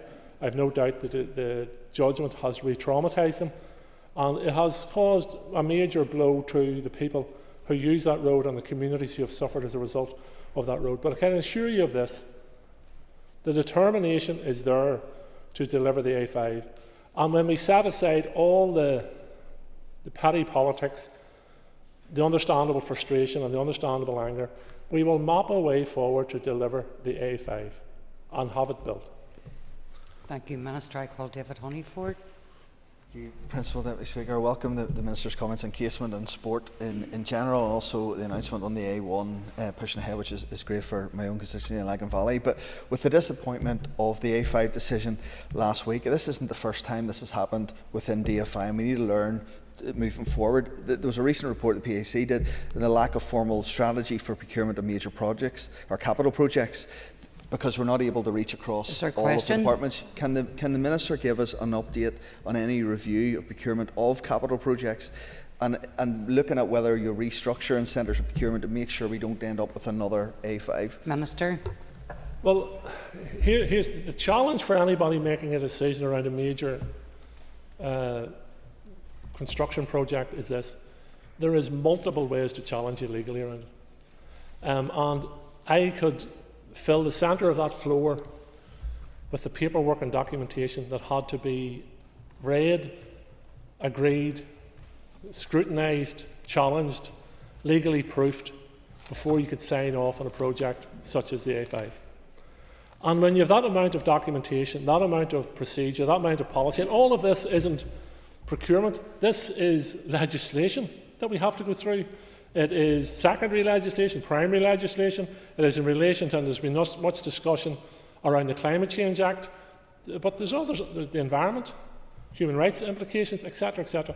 So you try to get all of those in the place where you need them to be, and you, with your best intentions in mind and best advice available to you. And it was the best advice. I'm talking about a barrister at the top of his game, who is now himself a High Court judge, was advising me on every step of the way. You can still go into court, and another person can take a different view than all the advice you can give them, and you're back to stage one. We'll have to dust ourselves down. I think we do have to look at the broader issue of infrastructure or construction projects and how accessible they are to judicial review. But in relation to the A5, the DFI Minister will come forward with the next steps. Thank you, Minister. That concludes questions on the statement. So the next item of business is the final stage of the Agriculture Bill. I call the Minister for Agriculture, Environment and Rural Affairs to move the final stage. I beg to move that the Agriculture Bill do now pass. Thank you, Minister. So the final stage of the Agriculture Bill has been moved. The Business Committee has agreed that there should be no time limit on this debate. I call the Minister for Agriculture, Environment and Rural Affairs to open the debate. Minister. Thank you, Principal Deputy Speaker. I am pleased that this bill, which will provide for changes to two legacy EU support schemes, namely the Fruit and Vegetable Aid and the Agri-Food Information and Promotions, has reached its final stage. Before I speak to the bill itself, I would first like to thank the chairperson and also the members of the Agriculture, Environment and Rural Affairs Committee for their detailed scrutiny of this bill. I also want to thank the Office of Legislative Counsel, legal advisers and Assembly staff, as well as officials within my own department, for their work in getting this small technical bill to this stage. Finally, my thanks go to those stakeholders who have invested time in responding to the consultation, providing evidence to the committee and more generally feeding into the department's review of the Fruit and Veg Aid scheme. I am grateful to the committee for testing the bill so rigorously, as that is their duty. I welcome the committee's support for the bill, but I am aware that some issues were raised during its scrutiny and will come to those in a moment, as I think it's important I do. However, if I may, I will begin with a little context and say a few words about why the Agriculture Bill was brought to this Assembly. The Fruit and Veg Aid scheme is a legacy of EU membership. It stems from EU law that applied to all member states, including the UK, when aid was provided to EU beneficiaries to meet EU policies and priorities. That legislation was converted into UK law and amended to operate in the UK context as assimilated law. Farmers and growers can come together to form producer organisations to strengthen their position in the supply chain and increase their competitiveness. While POs may form in a range of sectors, and gain the advantages from doing so, the horticulture sector can also avail from funding support thanks to the Fruit and Veg Aid scheme. Importantly, prior to Brexit, the EU funded all claims that met the legislative requirements. Given agricultural support is devolved, each part of the UK is responsible for funding within its own jurisdiction. So that obligation has, since Brexit, fallen on DERA for POs with the head office here. This is a legacy of EU membership. Secondly, while some changes were made to the legislation governing the scheme when it was transferred into UK law, these simply made the legislation operable outside of the EU. A lack of power to amend the scheme to align with Northern Ireland's specific policy priorities is a further legacy issue. The bill therefore seeks to deal with these legacies by making fruit and veg aid funding discretionary and providing the scope to amend the law governing that scheme as well as governing agri-food promotions. This will allow changes to align to policy development now that the UK is no longer a member of the European Union. With respect to the first matter of discretion, DERA grant funding is normally provided in accordance with the Department's strategic priorities, subject to suitable legal authority and appropriate business case. But in the case of fruit and veg aid, this cannot be the case given the current obligation is to fund all eligible claims from producer organisations with the head office here. This, as I say, is a legacy of the legislation stemming from the EU when the EU provided the funding. The bill therefore removes the requirement for all eligible claims to be funded so that my department can continue to support the horticulture sector on a discretionary case-by-case basis. The IRA Committee heard from the mushroom industry and its concerns that by making aid discretionary, it was a signal that the scheme would be closed here. The mushroom industry highlighted the importance of the scheme to them and importantly called for it to continue after at the end of the current operational programming period. I acknowledge these concerns as reflected by some members during the bill's passage. But since the bill's introduction, I have been clear that I have no plans to close the scheme and nothing in the bill signalled that this is the case. This is different from England, where there has been legislation in place for some time to stop English POs submitting further operational programmes for approval after 2025, or indeed in Wales, where the Welsh Government is currently consulting on a plan to close the scheme there. I confirmed in March that fruit and veg aid is to continue here after the end of the current year, just as stakeholders had asked for in the part of the bill's consultation. This will mean that DERA supporting POs with a head office in Northern Ireland as they undertake a new 3-year operational programme commencing January 2026. I'm pleased to confirm that officials are working with stakeholders to help facilitate this within the timeline set out in existing legislation. I welcome the acknowledgement of members and in recent correspondence, representatives of the mushroom industry of the potential budgetary implications of leaving things as they are under the legacy legislation. Simply put, as it stands, there is no effective cap on the funding my department could be asked for in supporting this scheme. I have no control over the level of funding POs may look for in the future, as that relates to their own business plans. I have no control over the number of POs that may set up an office here in Northern Ireland. Without the bill, there is a risk that my department will be liable to provide funding for the benefit of non-Northern Ireland-based growers. This could happen if they are members of a PO with a head office here, or if they join a PO based here at a later stage. I cannot stop this without the powers in this bill. And this is something that could be very attractive to the UK horticulture sector, given closure of the scheme elsewhere. I am grateful to members for their support of Clause 1 of the bill in this regard at consideration stage, and I am confident members will wish to support me here in making sure that Northern Ireland funding is used for the benefit of local growers by supporting the bill today. To do otherwise would mean any extra money required would come from the earmarked budget for agriculture, agri-environment, fisheries and rural development. This would inevitably impact on other sectors, with no scope for me to make policy choices nor to bring these forward for consideration of members. This is a legacy of EU membership, but it is not sustainable in a domestic context. As I say, the bill does not close the scheme, nor is it a policy signal that the scheme is to end. To close the scheme fully would require the use of the powers in the bill, with the adequate safeguard that this would need the approval of the Assembly. This is only likely to be acceptable to the Assembly when an appropriate successor has been designed. I am pleased that the IRA Committee and the mushroom industry have been reassured enough to support the bill thus far. I will now turn briefly to recommendations in the committee report, as again this is the first chance I have to acknowledge them. The first recommendation relates to the nature of the bill. It is not unusual for an enabling bill to contain limited policy detail, as such bills provide scope for future decisions arising from policy development to be reflected in subordinate legislation after over many years. For example, DAERA is relying on powers from the 1949 Agriculture Act for the current Sustainable Agricultural Programme schemes, the details of which could not have been foreseen back in 1949. That said, with this bill, we are not starting with a blank page. The powers are to amend existing legislation as set out in the evidence, and changes to the existing rules could include simplification or alignment with rules elsewhere to help ensure a level playing field for our growers and their competitors.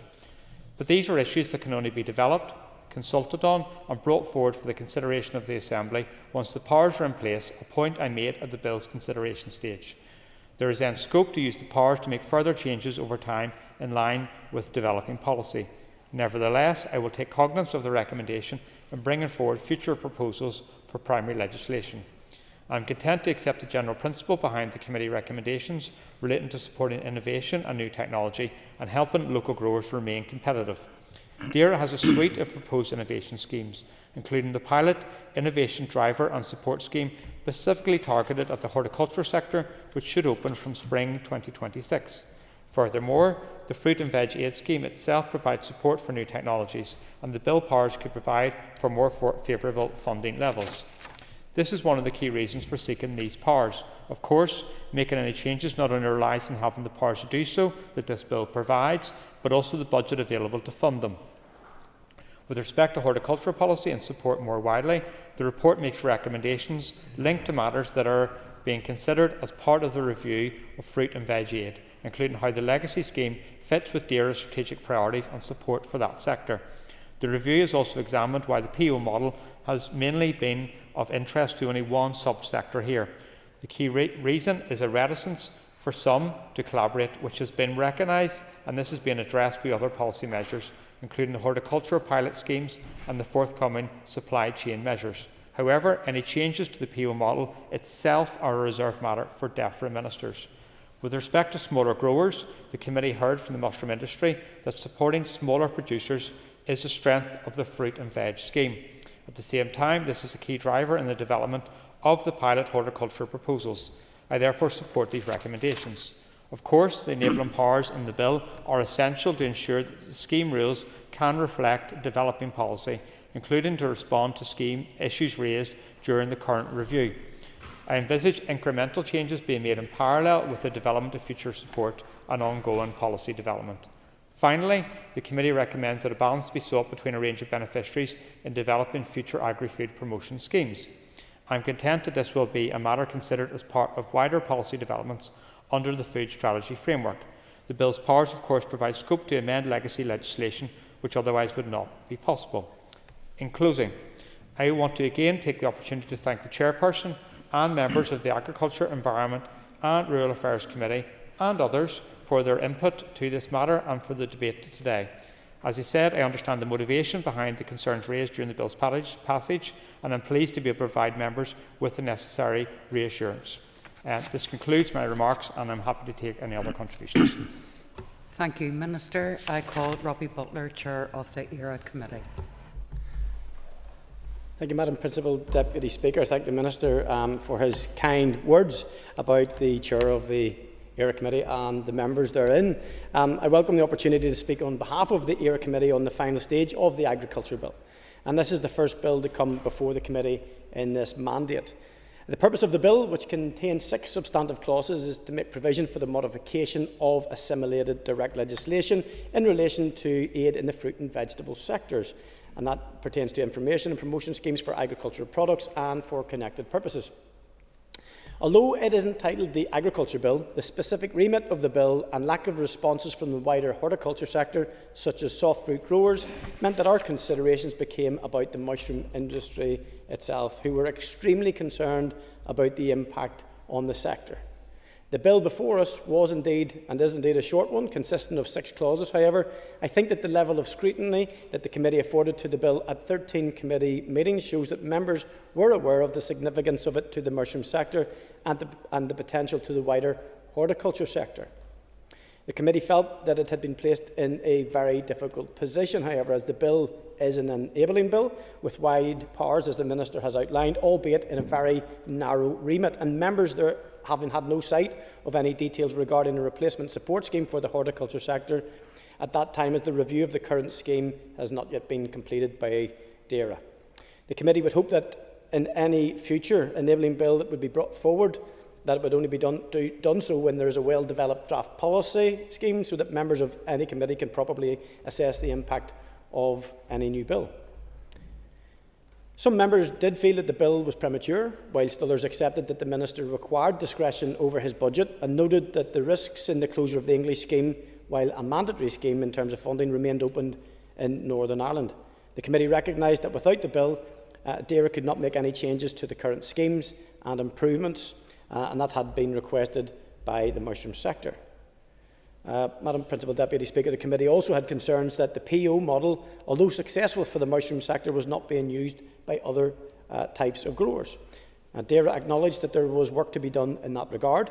The committee has had an evidence session on the Department's horticulture pilot scheme, and members do hope that this will eventually lead to better collaboration and the development of other growers. The committee looks forward to being notified of the progress and the outworking of that scheme and others in due course. The committee had put much focus on its deliberations on Clause 1 and the fact that it makes payment of the current FEAS discretionary. And at the committee stage of the bill, we wrote to the Minister to ask if he would consider an amendment to Clause 1 to ring-fence funding set an agreed baseline above which the Minister could then exercise discretionary powers. The committee also asked if the Minister would be minded to considering an amendment to the short title to better reflect the specific remit of the bill regarding aid for the fruit and vegetable sector and information provision and promotion measures. Although the Minister was not minded to consider those amendments, the committee was pleased its evidence and discussion with officials encouraged the Minister to think again and agree not to close the scheme at the end of 2025, and we're all very grateful for that, Minister. And that would also allow applications for the new 3-year programmes in September 2025 and to co-design the new scheme with the horticulture sector. And I do believe that was a major success on behalf of the committee. Madam Principal Deputy Speaker, in the end, the committee agreed not to request any amendment to the bill, but this did not mean that all members were in support of all the clauses, as most of the committee did not agree to Clause 1 as drafted.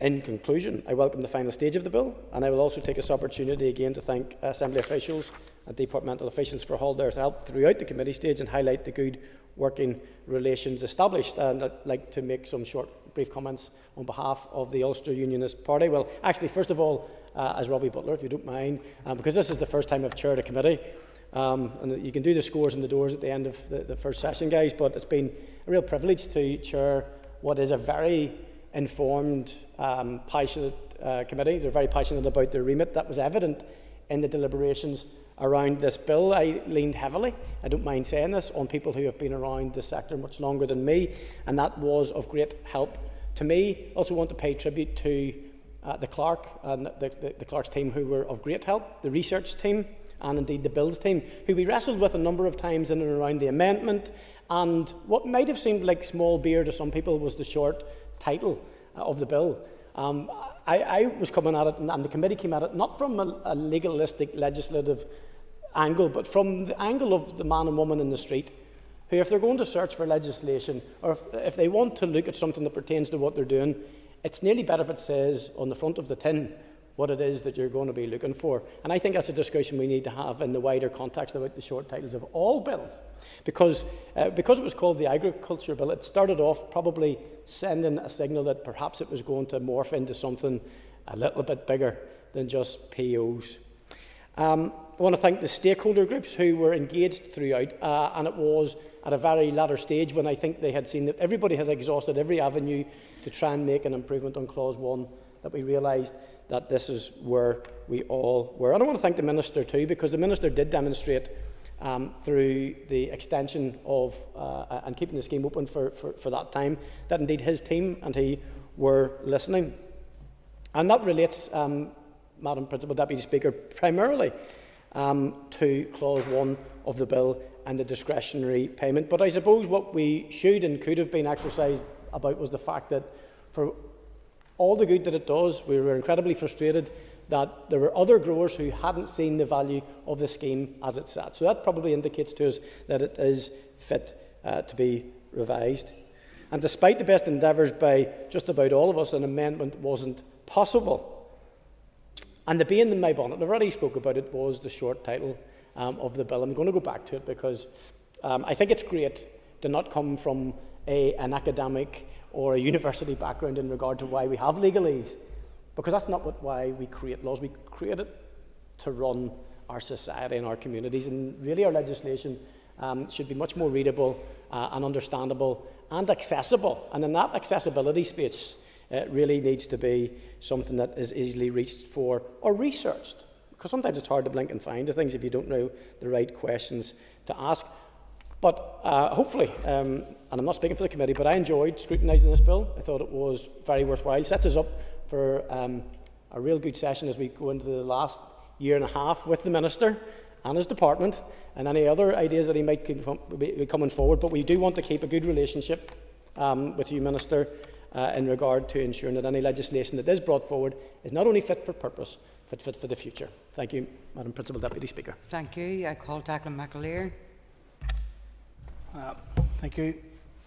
As this is the final stage of the Agriculture Bill, I welcome the opportunity to reflect on the legislation's purpose, its implications and the issues raised during the passage through this chamber. The bill is an outcome of Brexit.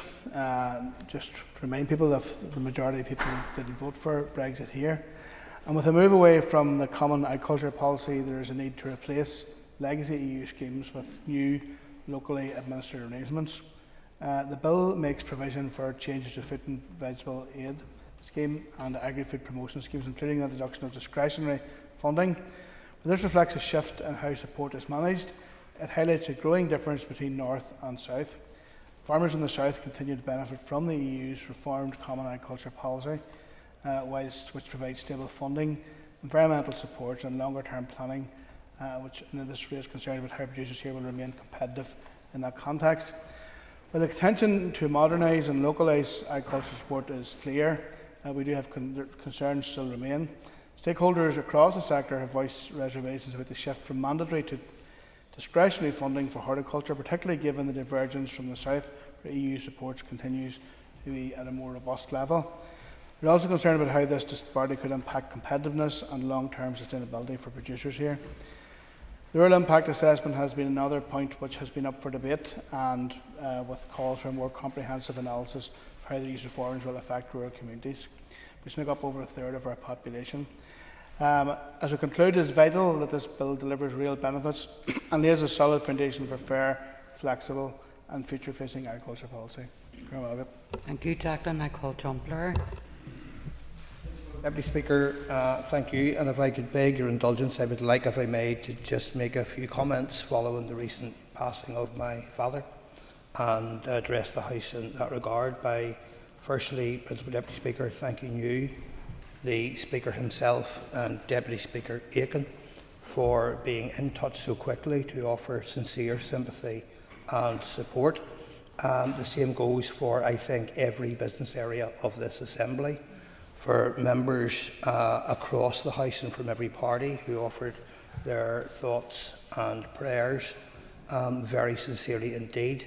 And also, I should say, similar levels of support coming from many sectors, individuals and groups in Northern Ireland, as well as those in my South Antrim constituency. And I want to, Principal Deputy Speaker, put on record my sincere thanks and that of my family, and to reassure everyone involved that that support brought great comfort and is still doing that.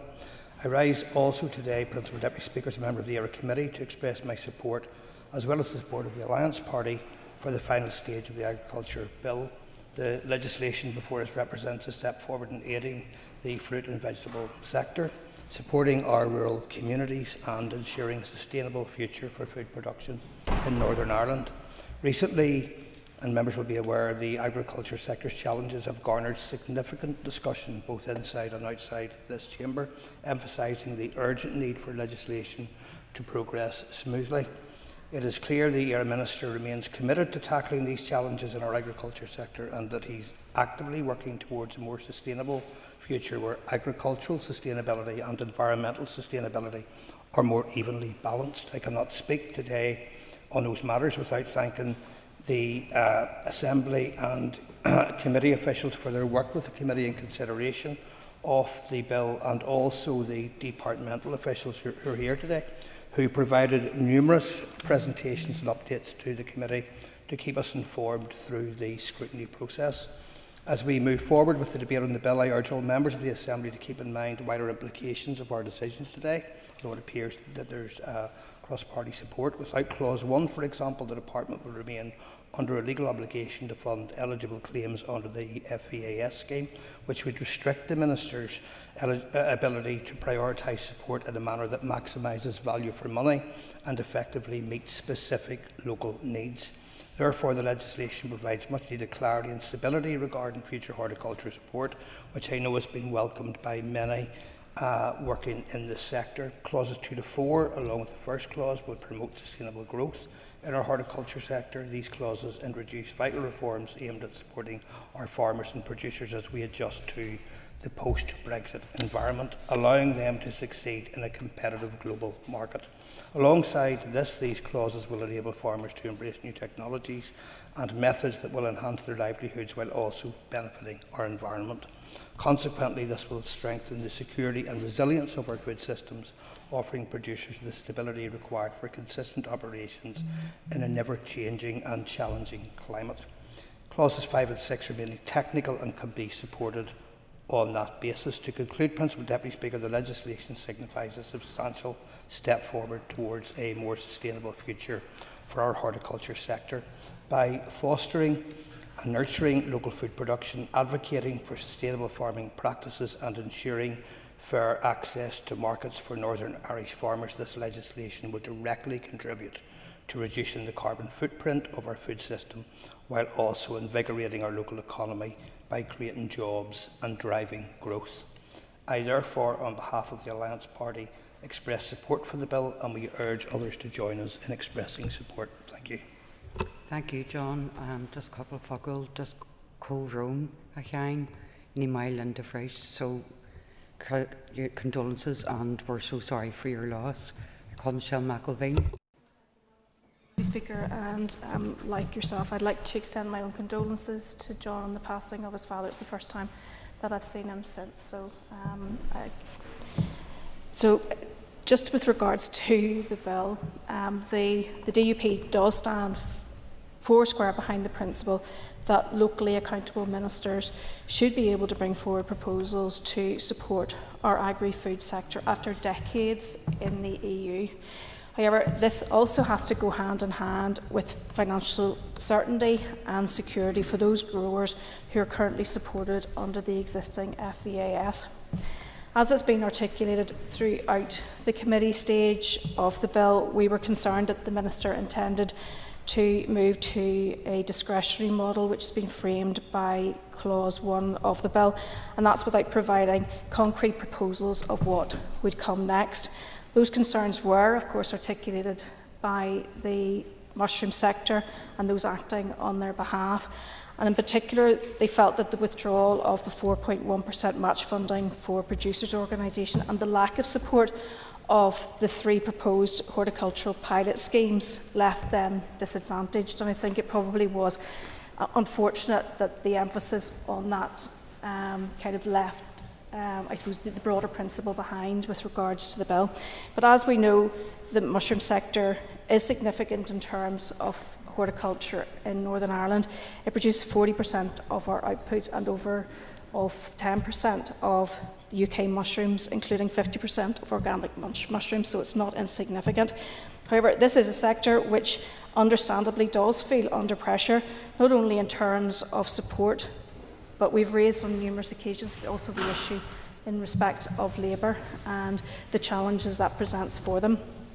I do remain concerned that there was a suggestion by mushroom growers during the committee stage that engagement from the department in the drafting of the bill left much to be desired. And sadly, this is a theme that we are seeing more and more often in relation to policies and strategies and legislation coming through. And I would ask the Minister, in fact I would plead with the Minister, that this doesn't happen again, because we have seen a pattern of behaviour with regards to this. It should not have taken concern to be expressed by the committee to prompt the Minister to begin preparatory work on the co-design of a replacement scheme, or indeed to provide assurances that POs in Northern Ireland will be able to submit a new operational programme for approval under the current scheme beyond the end of this calendar year. However, we do now welcome the certainty that has been provided. It's of little assurance to mushroom growers or we on these benches that the design and detail of future schemes will be left to secondary legislation, with the limited opportunity to scrutinise that when it comes before us. And I've sort of stood on my soapbox in relation to that, be it in this House or within committee, just with regards to our role. Should we really be giving the Department and the Minister a blank cheque in this respect? And I'm not really sure that I want to do that, but sadly that does come down to trust. The FEAS has played a crucial role in reducing barriers to entry to markets for farmers and producers. It enables them to meet standards to trade and avail of support, environmentally sound cultivation practices and production techniques. But it's the only funding stream for mushrooms producers.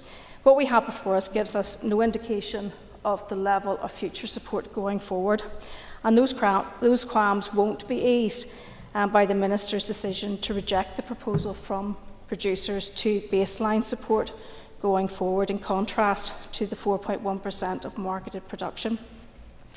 In concluding my remarks, I welcome the U-turn by the Minister during the committee stage to allow time for his officials to work with the sector.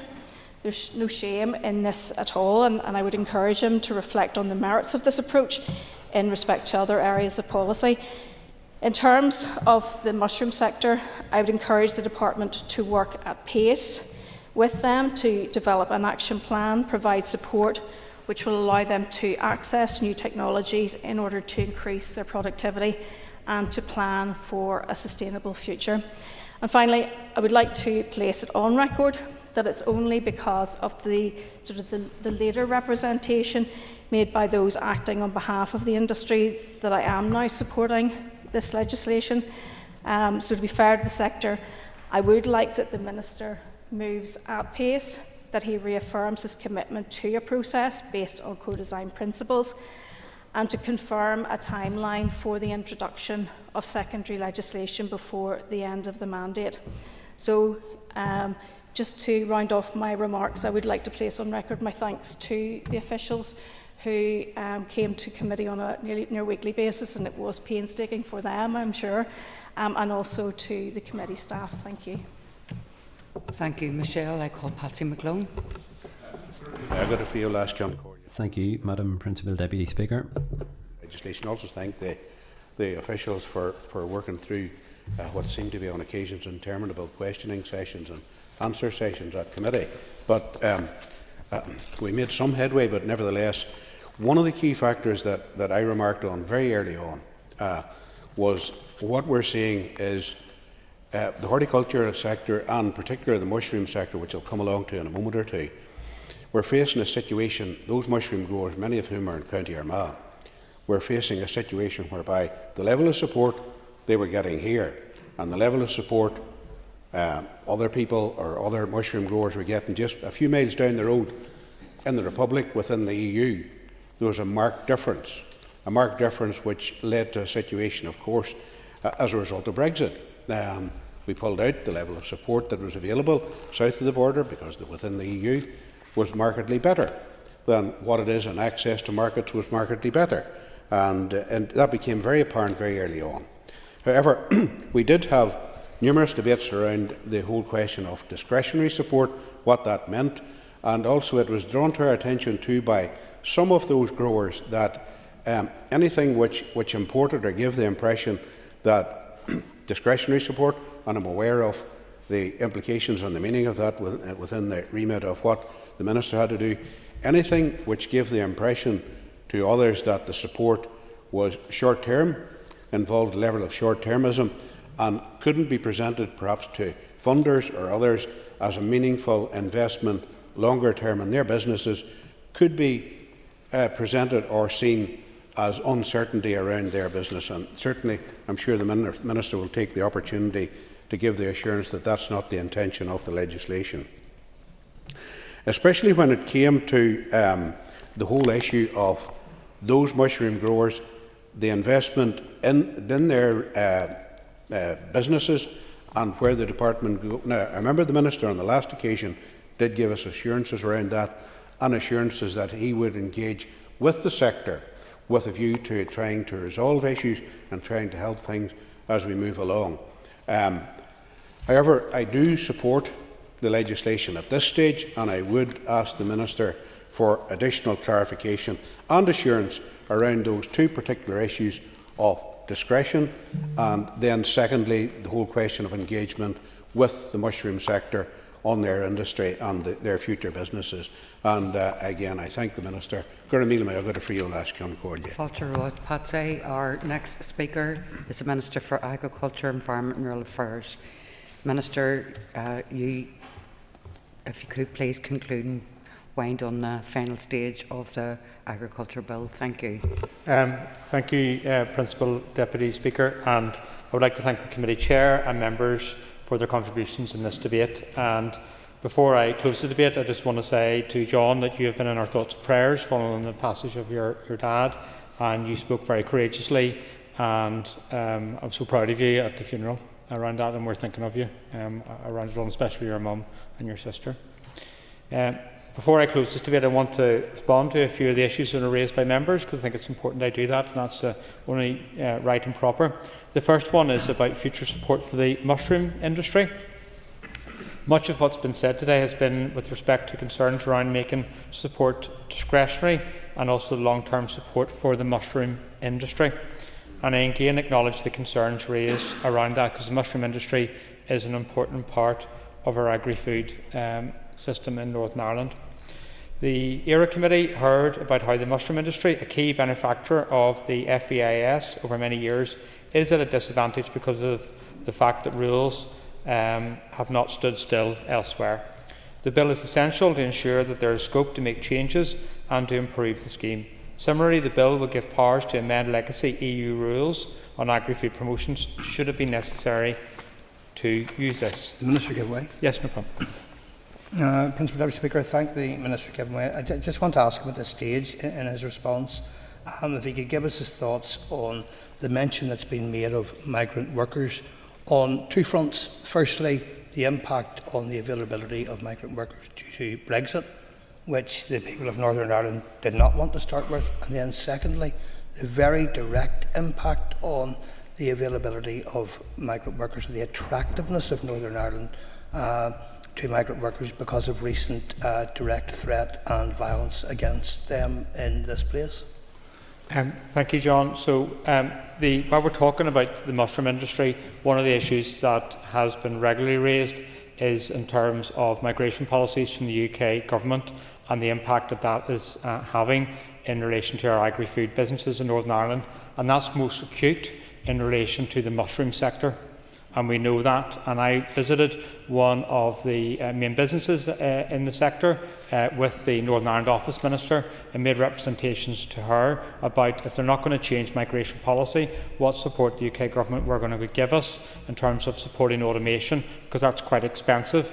Unfortunately, the reply was not forthcoming in that regard, and I will continue to engage with the UK government in relation to their migration policy. That is an outworking of Brexit, and if we're talking about U-turns, that is one that I would welcome wholeheartedly, because it's damaged the UK economy quite significantly, and it's damaging agri-food businesses in terms of the policies of the UK government. I'd also think it's important to put on record that people working within our agri-food sector, I'm extremely grateful for the work that they do. They essentially help us put food on people's tables and help food security, not just in Northern Ireland, but more broadly across the UK and elsewhere. A number of them are foreign nationals, and the attacks in recent times on them are despicable. I stand full square in support of foreign nationals in Northern Ireland, and those attacks are an attack on us as a community. And I think it's important we give our support and we give outright condemnation without any ifs, buts, maybes or conditionalities around it all. Because the mushroom sector is reliant upon people who are coming to work every day. They're working really hard in terms of being able to support that industry, and this bill will allow us to continue that support to them and look at further ways we can do that. So I have instructed officials to begin preparatory work on a replacement scheme to be developed in co-design with the horticulture sector, informed by the ongoing FEAS review. I note calls for this work to take forward at pace, but inevitably it is at a very early stage and will get fully underway once the initial pilot horticultural schemes have been rolled out. My officials' immediate focus is rightly on ensuring preparations are in place to ensure a smooth transition to dearer delivery of the FAIS from the end of this year. However, I see the current scheme running alongside policy development until there is a suitable replacement. This has been broadly welcomed by stakeholders. I recognise the request from a number of people that support remains at the current level, which will be the case under existing rules, and will no doubt be factored into discussions with the wider horticulture sector as part of the co-design process for a replacement scheme. It's always been the case that DAERA support will continue to be available for those Northern Ireland growers that previously availed of fruit and veg aid under the legacy scheme, and it's important I reiterate that again today. Reference has been made to the review of the fruit and veg aid scheme.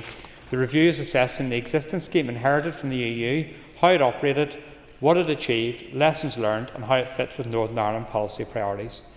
It also considered why only one subsector has, recently at least, availed of the scheme here, a matter that was discussed during the committee stage.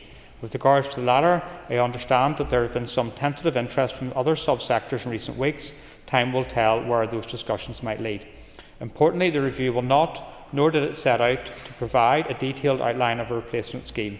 The policy development work remains to be done in consultation with the horticulture sector and informed by the review findings. But without the bill powers, there will be limited scope to change existing rules that applied under EU law at exit. The powers would allow for improvements to the scheme, including for it to align with support elsewhere, and they provide for scope for simplification of the EU-based rules. The modification possible using these powers could, as I've said, include incremental improvements while the co-design of any future scheme is progressed. Importantly, the bill provides scope to respond to these issues raised during the review and to make changes as required. In terms of discretion, in the end, as reflected in members' comments today and throughout the bill's passage, the key concern has been the removal of a mandatory requirement for the Department to support all eligible fruit and veg aid scheme claims. As I have said, making support discretionary does not close the scheme. It gives me scope to consider future funding on a case-by-case basis, and it would require a very robust reason for me to do so. And for that, I see two scenarios where this might happen. Firstly, when support would have a major negative impact on budget, or if there was a risk that the executive earmark funding could be used for the benefit of non-Northern Ireland growers.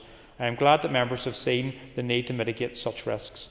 I welcome support for this and for the recognition that my confirmation that fruit and veg scheme will continue after this year has provided for both clarity and security stakeholders have called for. Should the bill be enacted, I look forward to the opportunity to consider what improvements could be made using the new powers in the bill.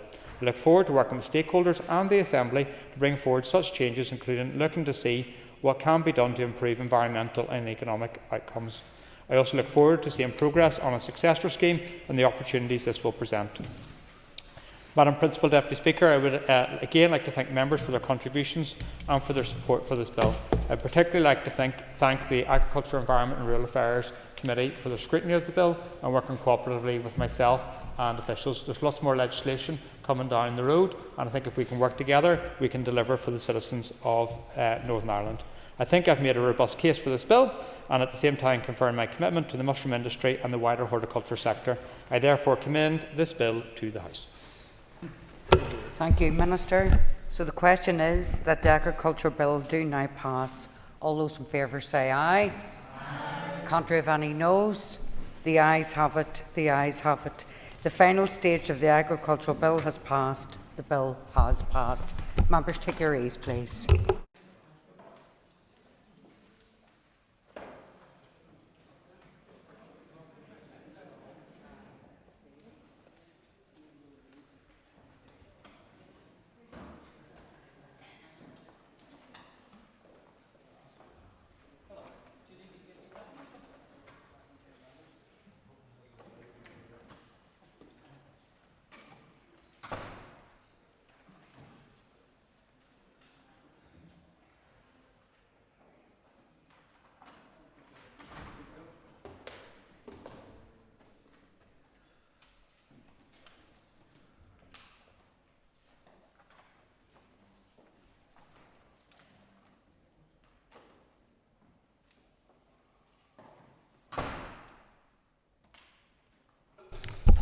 Ladies and gentlemen, the next item on the order paper is the second stage of the Adult Protection Bill. I call the Minister of Health to move the bill. Minister. So moved, Deputy Speaker. Thank you. Second stage of the Adult Protection Bill has been moved. In accordance with convention, the Business Committee has not allocated any time limits on this debate. I call on the Minister of Health to open the debate on the bill. Minister. Deputy Speaker, thank you very much. I'm delighted to open this first debate on this Adult Protection Bill. It has been a long time coming. In fact, it was January 2020, 5.5 years ago, that the Commissioner for Older People for Northern Ireland published his report, Home Truths, a report on the Commissioner's investigation into Dunmurry Manor Care Home. Furthermore, in August of the same year, 2020, an independent review of the leadership and governance at Muckamore Abbey Hospital was published. Subsequent to those reports and the shocking safeguarding failings at both Muckamore and Dunmurry Manor, it was recognised there was a need to review and improve the Department's adult safeguarding policy. So in September 2020, my predecessor, Minister Swan, announced his intention to legislate. A public consultation on legislative options ran between December 2020 and April of 2021, and during that period, the Department held 19 engagement sessions and a total of 89 consultation responses were received. And it was clear from those responses legislative change was necessary and that more needed to be done to protect the most vulnerable people in our care. The objective of the Adult Protection Bill is to improve and strengthen the adult protection process across Northern Ireland. The bill introduces additional powers and responsibilities to support our health and social care system in protecting adults who are at risk of harm. To place adult protection on a statutory footing will also help to bring us in line with our neighbouring jurisdictions. Such legislation already exists in England, in Scotland and in Wales, and similar work is currently undertaken in the Republic. I now come to the bill. The entirety of Part 1 of the bill is written within the context of 7 principles which the bill sets out. These are prevention, autonomy, empowerment, dignity, proportionality, partnership and accountability. Part 1 of the bill introduces a duty upon the Health and Social Care Trusts to make inquiries into cases where someone who is suspected of being an adult at risk, as defined by the bill, is brought to its attention. Following on from this duty, the bill introduces new powers for the HSC trusts which will assist them in their investigations. These include a power of entry, enabling suitably trained and qualified adult protection social workers to enter a residence for the purpose of determining if intervention is required to protect an adult at risk of harm. Trusts will also be able to apply to a magistrate for the granting of a range of protective measures. An assessment order would allow the person to be interviewed in an alternative location. A removal order would allow the person to be removed to another location for up to 7 days if there are concerns that the person may be at immediate risk of harm. And a banning order would ban a person from being in a specified location for up to 6 months if an adult was being or was likely to be seriously harmed by that person. Each of these orders would be subject to a number of conditions, and under normal circumstances they could only be used where the adult at risk had consented to their use. In addition to the protection orders, Part 1 of the bill also includes a power for the adult protection social worker to examine records, including financial records, in circumstances where there is suspected financial abuse. There are also requirements around the provision of independent advocates to support adults at risk. Additionally, there's a requirement that the HSC Trust must establish and have regard to the views of relatives, carers and other interested persons, as well as keeping them informed on the Trust's actions regarding the adult at risk. This aspect was of particular concern to those families whose loved ones suffered abuse at Muckamore and Dunmurry Manor. My officials engaged with those families throughout the drafting of the bill, and I hope the inclusion of this duty will be some assurance that their views have been fully considered. Moving to Part 2 of the bill, this provides for the establishment of an Adult Protection Board for Northern Ireland and places a duty upon the Department to establish this board. The board will operate on a similar basis to the Children's Safeguarding Board for Northern Ireland, with responsibility for coordinating and ensuring the effectiveness of adult protection on a regional basis, and it will undertake serious case reviews, and that is something new for Northern Ireland. Part 3 of the bill introduces offences relating to ill treatment and to wilful neglect. These are offences which apply to care workers and to care providers. Finally, Part 4 of the bill confers upon the Department the power to make regulations regarding the installation and use of CCTV systems in the premises of listed establishments for the purpose of safeguarding resident adults at risk. Now, I want to be clear, Deputy Speaker, this does not mean mandatory installation of CCTV. I fully recognise the impact CCTV records have on highlighting the truly reprehensible abuse that took place in Muckamore Abbey Hospital. Indeed, without that evidence, we may not have uncovered that abuse.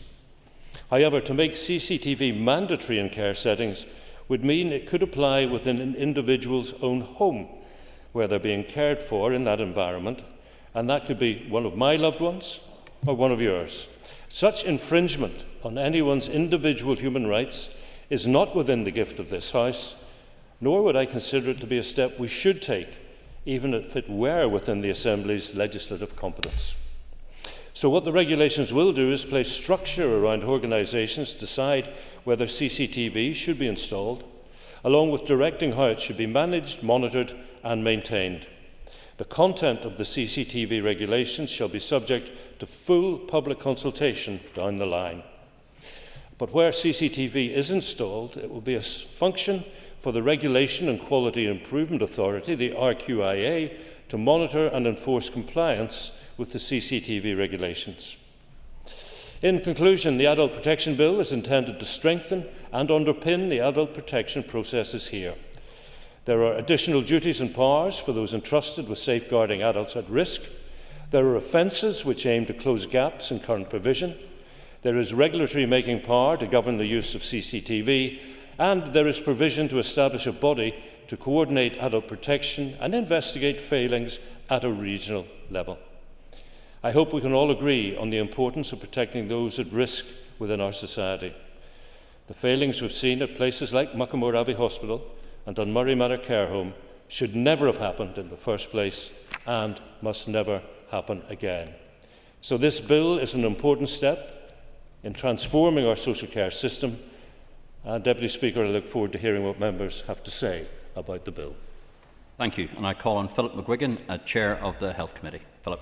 Last Concollier, and I welcome the opportunity to make some remarks on behalf of the Health Committee, outlining the committee's consideration of the bill before speaking as my party's health spokesperson. So the committee welcomes the bill being brought forward by the Minister. The bill has been a long time in the making, as the Minister has pointed out. In September 2020, the previous Minister of Health announced his intention to consult on legislative options to inform an adult protection bill. This followed the significant adult safeguarding failures in Dunmurray Manor Care Home and Muckamore Abbey Hospital, and two reports: the Commissioner for Older People's Home Truths Report and a further independent review to examine the health and social care system's response to care failings. So the bill has been more than 5 years in the making, and the committee will seek to ensure that this bill will put the protections and safeguarding in place that will prevent scandals such as Muckamore from happening to vulnerable adults again. In terms of the bill, as the Minister has outlined, it is a significant bill that is based on 7 principles which should be adhered to by everyone involved in adult protection. Those 7 principles are prevention. Those in care should be as safe as possible. Autonomy. The presumption that adults have capacity to make their own decision. Empowerment. Supporting people to make informed choices. Dignity. Paying attention to people's human rights. Proportionality. Taking interventions in a person's best interests. Partnership. Recognising the importance of an adult's family, friends and carer. Accountability, transparency about decisions made, and roles and responsibilities. I think we can all agree these principles I think we can all welcome these principles, and it is good to see them at the forefront of the bill in Clause 1. The bill also introduces a number of new duties and powers that seek to strengthen the protection of vulnerable adults. These include the duty to make follow-up inquiries into all cases where someone who is suspected of being an adult at risk. The bill also includes new powers for health trusts, which will facilitate their duty to investigate, including the power of entry and 3 protection orders, the assessment order, the removal order and the banning order. The bill will see the introduction of 2 new offences of ill treatment and wilful neglect. The bill will establish the Independent Adult Protection Board and its functions, duties and responsibilities. Clauses 43 to 47 of the bill provide the Department with the ability to bring forward regulations in relation to the use of CCTV in a daycare setting, a nursing home, a residential care home and a mental health unit, and as the Minister has said, this isn't mandatory. In terms of briefing that the committee received with regard to the bill, we were briefed twice by officials on the bill, once in May 2024 on the progress of the bill, and more recently on the 19th of June as the bill was introduced. I want to thank officials for their engagement on this bill, both with members and with committee staff over the past number of weeks, and look forward to seeing more of the officials in the coming months as the committee scrutinises the bill. At our meeting on the 19th of June, members discussed a number of issues with officials, including the inclusion of the prison service in Clause 4 of the bill and the duty to report and cooperate in inquiries, the need to ensure there is not duplication in the system and there is clarity in relation to investigations. We also discussed timeframes in relation to duty to report and duty to investigate. We also talked about the definition of harm and the ability to deal with emerging harm types. The regulation in relation to CCTV and how they will be brought forward by the Department and considered by the Committee and the Assembly. The significant area of discussion within committee was in relation to resourcing and implementing the bill. The Department has indicated that over a 10-year period it will cost approximately $120.8 million, with $12 million being the cost in the first year. Officials indicated that there is currently no budget identified for this bill and resource will need to be found from within existing budget lines. This does cause some concern for members in that we could have a bill at the end of this process that will sit on a shelf for a number of years until the funding is found. What the committee needs to see is a clear implementation plan for the bill which will show what actions can be taken with the full funding provided and what actions can be taken forward if there is less resource available. Members want to realise the benefits of this bill to vulnerable adults as soon as possible, as we don't want another scandal.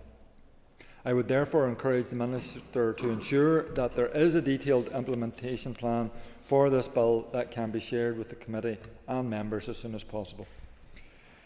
In conclusion, from a committee perspective, Lascan Collier, it's a lengthy bill which covers a very detailed and sensitive area, and as a committee we look forward to scrutinising the bill to ensure that vulnerable adults are provided with the highest level of protections and support to live their lives.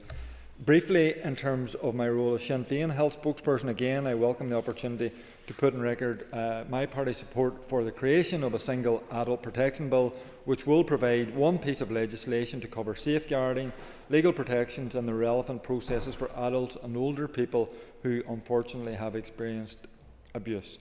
We are also supportive of the broad principles of the bill which I've just outlined and welcome that the principles from the review conducted in response to the care failings at Dunmurray Manor Care Home are clearly embedded. As the bill continues to make progress, there will be time to debate the many individual clauses, many of which we also welcome, in particular the establishment of an independent adult protection board and improved cooperation processes of organisations and families on protection cases. Others we will be seeking further clarity on during the committee stage of the bill. One of the criticisms of the current safeguarding process has been the considerable energy and focus in safeguarding with little or activity with little or no evidence as to how it contributed to or improved outcomes for those using the services, as well as staff, care providers, health authorities or the regulator. But for today, I just want to take this opportunity to recognise the invaluable role provided by independent advocates in supporting the rights and interests of all those who use our health and social care services, and for their contribution towards improving standards and the culture of care to date. I also want to acknowledge all those who have been affected by safeguarding failures. They will understand better than most the importance of this legislation and the need to get it right. And key to getting it right is meaningful partnership, working with individuals, families and all the relevant stakeholders. Engagement both during the scrutiny process of the clauses, including the proposed duties and powers, and following the implementation of this bill will be vital, and I look forward to meeting with as many people as possible as part of this process. Gurmil. Thank you very much indeed, Philip. I call on Colin McGrath. Colin. Thank you, Deputy Speaker. At the heart of this bill lies a simple question, and it's how do we protect the dignity and rights of those that are least able to protect themselves? The Adult Protection Bill comes to us as a response to the deeply disturbing failures that we saw at Dunmurray Manor and at Muckamore Abbey Hospital. And those failures were not just operational or bureaucratic, they were also very moral, and they were obscene. And they reflected a system that was not equipped or empowered to protect those that were in need. This bill rightly seeks to change that and to put adult protection on a clear statutory footing and to bring Northern Ireland in line with the rest of these islands. The SDLP as an opposition welcomes the principles of the bill. It offers us a chance to ensure that there is accountability, that there is structure, but above all, that there is a rights-based approach to protecting those in need and at risk. It cannot undo the harm that has already been done, but it can and it must ensure that what happened before does not happen again. The bill defines who it seeks to protect, and that's adults at risk. And while that definition is clear, there is one significant exclusion, and that's individuals who self-harm. This is a vulnerable group in our society, often isolated and in need of support and protection. And I would ask if the Minister could clarify in his winding whether this exclusion is intentional and whether there is scope to review or to expand the definition, or whether there's a sense that it's been covered elsewhere. But more broadly, it also prompts a fundamental question about the definition of adulthood. Legally, we consider someone an adult at 18, and yet we must be aware that for individuals with a learning disability, with questions of capacity, autonomy and consent are far more nuanced. This is not a theoretical issue because the bill will affect them directly. Right across children's services, there is always unease at how they transition into adult services, and a cliff-edge approach is unhelpful and at times damaging to the individual. So I wonder, would the Minister consider strengthening the clauses to permit the transition of services as opposed to that cliff edge? And there are some inconsistencies that might be reflected there. And I think of the conversations that we've had, particularly in the All-Party Group for Youth Participation, where there's that concern that suddenly one day you move from being a young person to being an adult. It means that children who may be at risk will suddenly be exposed to a whole range of different services than they would have been from the day before, simply by the fact that they turn 18. So if there was some thought about that now, because we may foresee that as a problem down the line. I would also like to raise the status of the Mental Capacity Act 2016, as it has a direct correlation with the bill in terms of individuals' finances, daily living, care and protections. As I understand it, this Act has not been fully implemented, so it would be good to find out how any deficiencies in that Act could impact the success of this current bill. And will the Department work to align both in terms of practice and in law? And related to this is the Learning Disability Service model. It is absolutely vital that as this bill progresses, that model also progresses too. Muckamore illustrated more profoundly and tragically that people with a learning disability are often those that are most at risk. We must not pass a law on adult protection in isolation, but rather it must work in tandem with real reform in how we deliver learning disability services. And that brings me to the matter of workforce. The social work profession is absolutely critical to the delivery of this bill. And while it is welcome that there are 340 undergrads commencing their studies in September and a further 15 in UU, there is still a backlog that needs to be addressed. The most recent data that the committee received showed that 255 social work vacancies exist and 240 students will graduate this September. But it's often really important to make clear that not everyone who graduates as a social worker will automatically commence employment with the health trusts. In fact, the latest data from the Social Care Council shows that just 71% of social workers across the HSC Trust network end up working there. So addressing that backlog is absolutely crucial.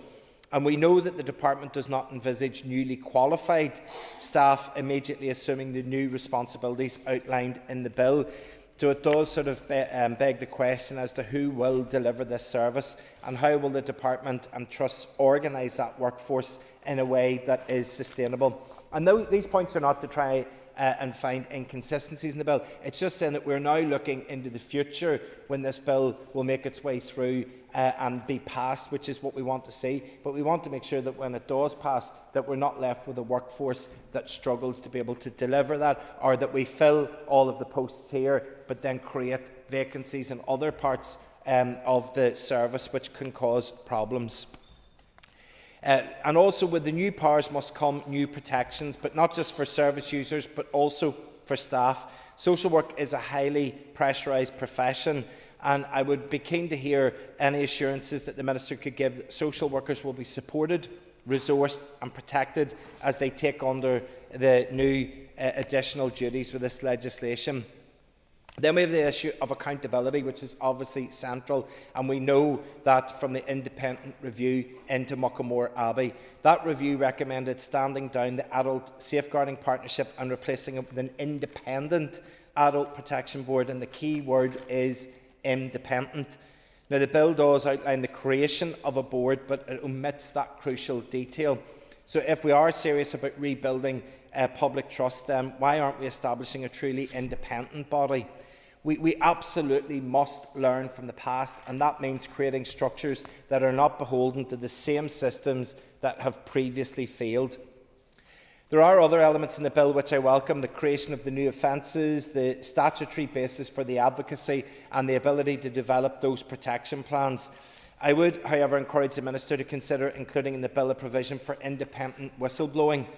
Frontline staff must be able to raise concerns safely and confidentially. That is a crucial part of any safeguarding culture. At that point could not be more relevant than it is at this exact minute in time, and that's a point that I'll not start to deviate to. But sufficient to say that a bill that seeks to protect adults at risk must also embed protections for those who expose the harm or that neglect that could take place. Yes, of course, sure. The member for giving way, and I thank the Minister for bringing this to the House today. Would the member agree with me that really included in this, not included in this particular bill, but actually what would strengthen it is if we had the duty of candour, because that would allow then to deal with many of the issues that you've outlined in terms of whistleblowing, that if we could have that honesty and candour and the ability for people to say when things are not right, when they are wrong and need to be fixed.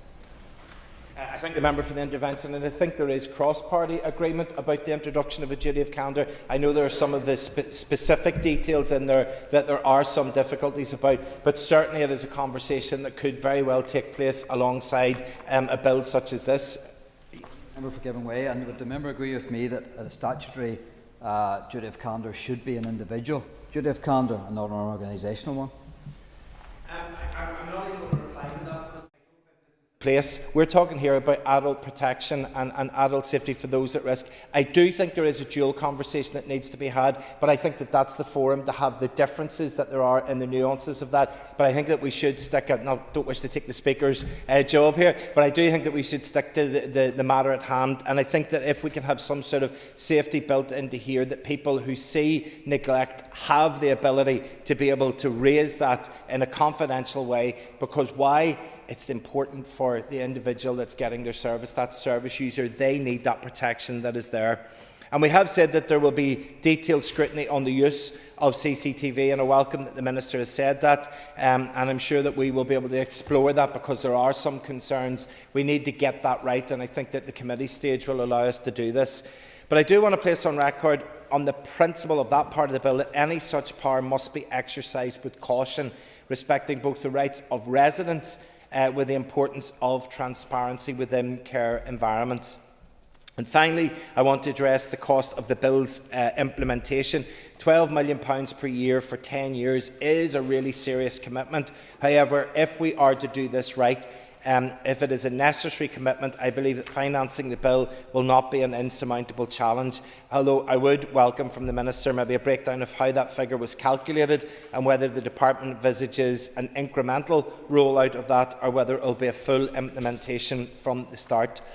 Deputy Speaker, the SDLP supports the principles of this bill. However, support must come with scrutiny, and that is our duty for the people that we represent here. We must get this right, not just for the sake of having passed legislation, but for the sake of those whose lives may one day depend on it. I hope and trust that throughout this process, our focus and guide will be on the needs of those in the most vulnerable in our society, and of course our essential healthcare staff that work with them. Thank you. Thank you, Colin. I call on Diane Dodds. Diane.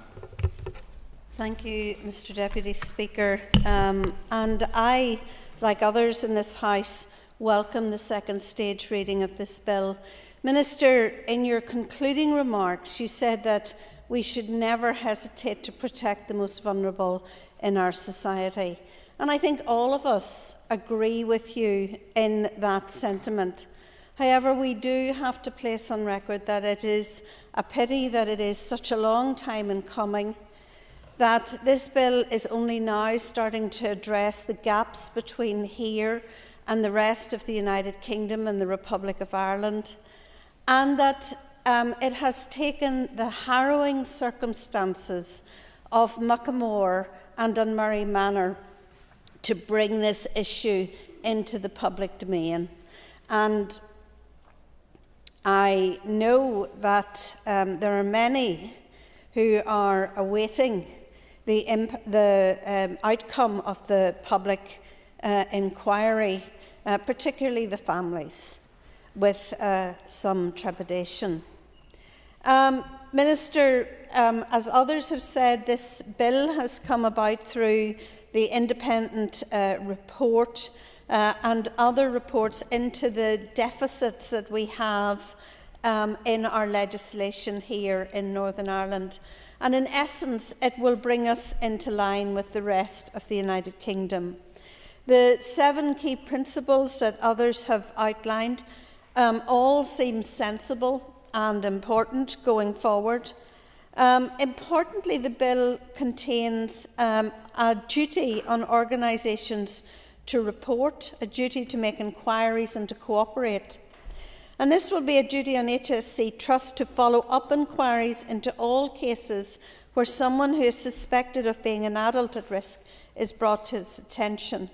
And given the issues around Muckamore, indeed, we as a health committee met with some families who are currently going through the SAI process, and the way that that process is drawn out by health trust officials is really at times quite scandalous, and the search for information is very, very stressful for those families who have been so deeply affected. So all of these things are really important and would be welcome, and I hope that we can work with the bill and work with you and your department to strengthen these very important issues.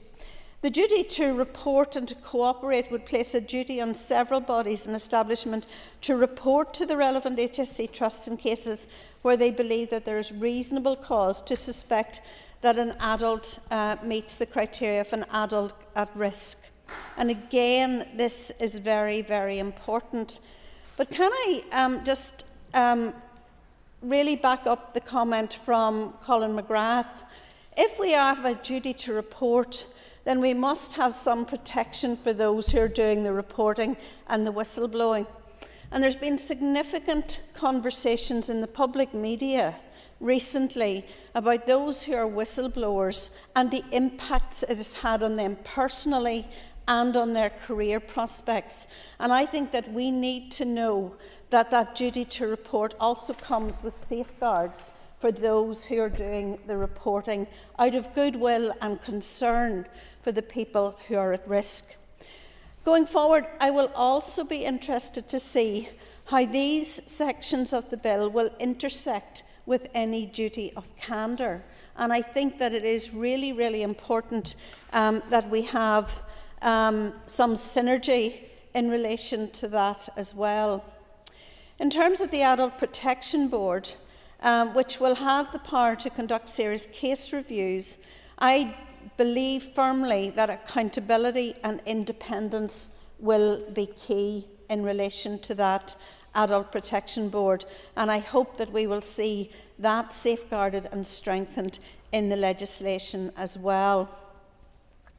This also creates offences around ill treatment and willful neglect, and of course we will all be looking at how we scrutinise CCTV use. All of these are welcome, Minister, and we look forward to looking at this bill clause by clause and helping the department to get this balance right for the future. However, again, like others in the House, I have to say that I am concerned that the business case for the bill has only been approved by the Department of Finance on the basis that the legislation will not be enacted until such times as funds become available. In essence, this means that the implementation could be delayed. And this would be very, very disappointing for those families whose loved ones have suffered the horrors of Muckamore and Dunmurry Manor. Again, the cost of the bill, I think, is something that we would want to have a look at further. The Health Committee received a paper estimating those costs to be $12 million per year over the next decade. And without extra funding, it may be a case of the Act simply sitting there and not being implemented. And that is like the Mental Capacity Act, much of which still has not been implemented. And I think the feeling of this House, Minister, is that this is too important not to implement. It is too important. We would like your assurance that you seek extra fundings, and we will give you our support to seek extra funding in relation to this. I think it is hugely important. Minister, the last thing I want to say on the costs of the bill is, and I just want to check that those costs are accurate, because in the executive, in the autumn of 2021, I am led to believe that the bill was estimated to cost over $800,000 as a start-up, with $821,000 annually for implementation. That is a significant and wide divergence from the costs in your current estimates.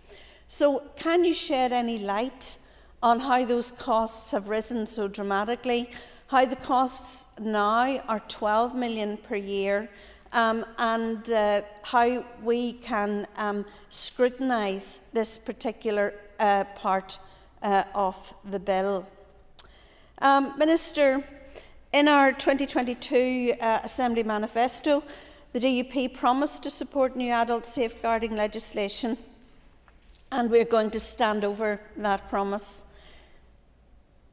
As I've said, I have concerns about the overall funding for the legislation, and I hope that it can be brought through the House in a timely manner, and that you and your officials will listen and respond to the concerns, that not just the concerns but also the praise, I would have to say, that has been levelled for the bill in this debate.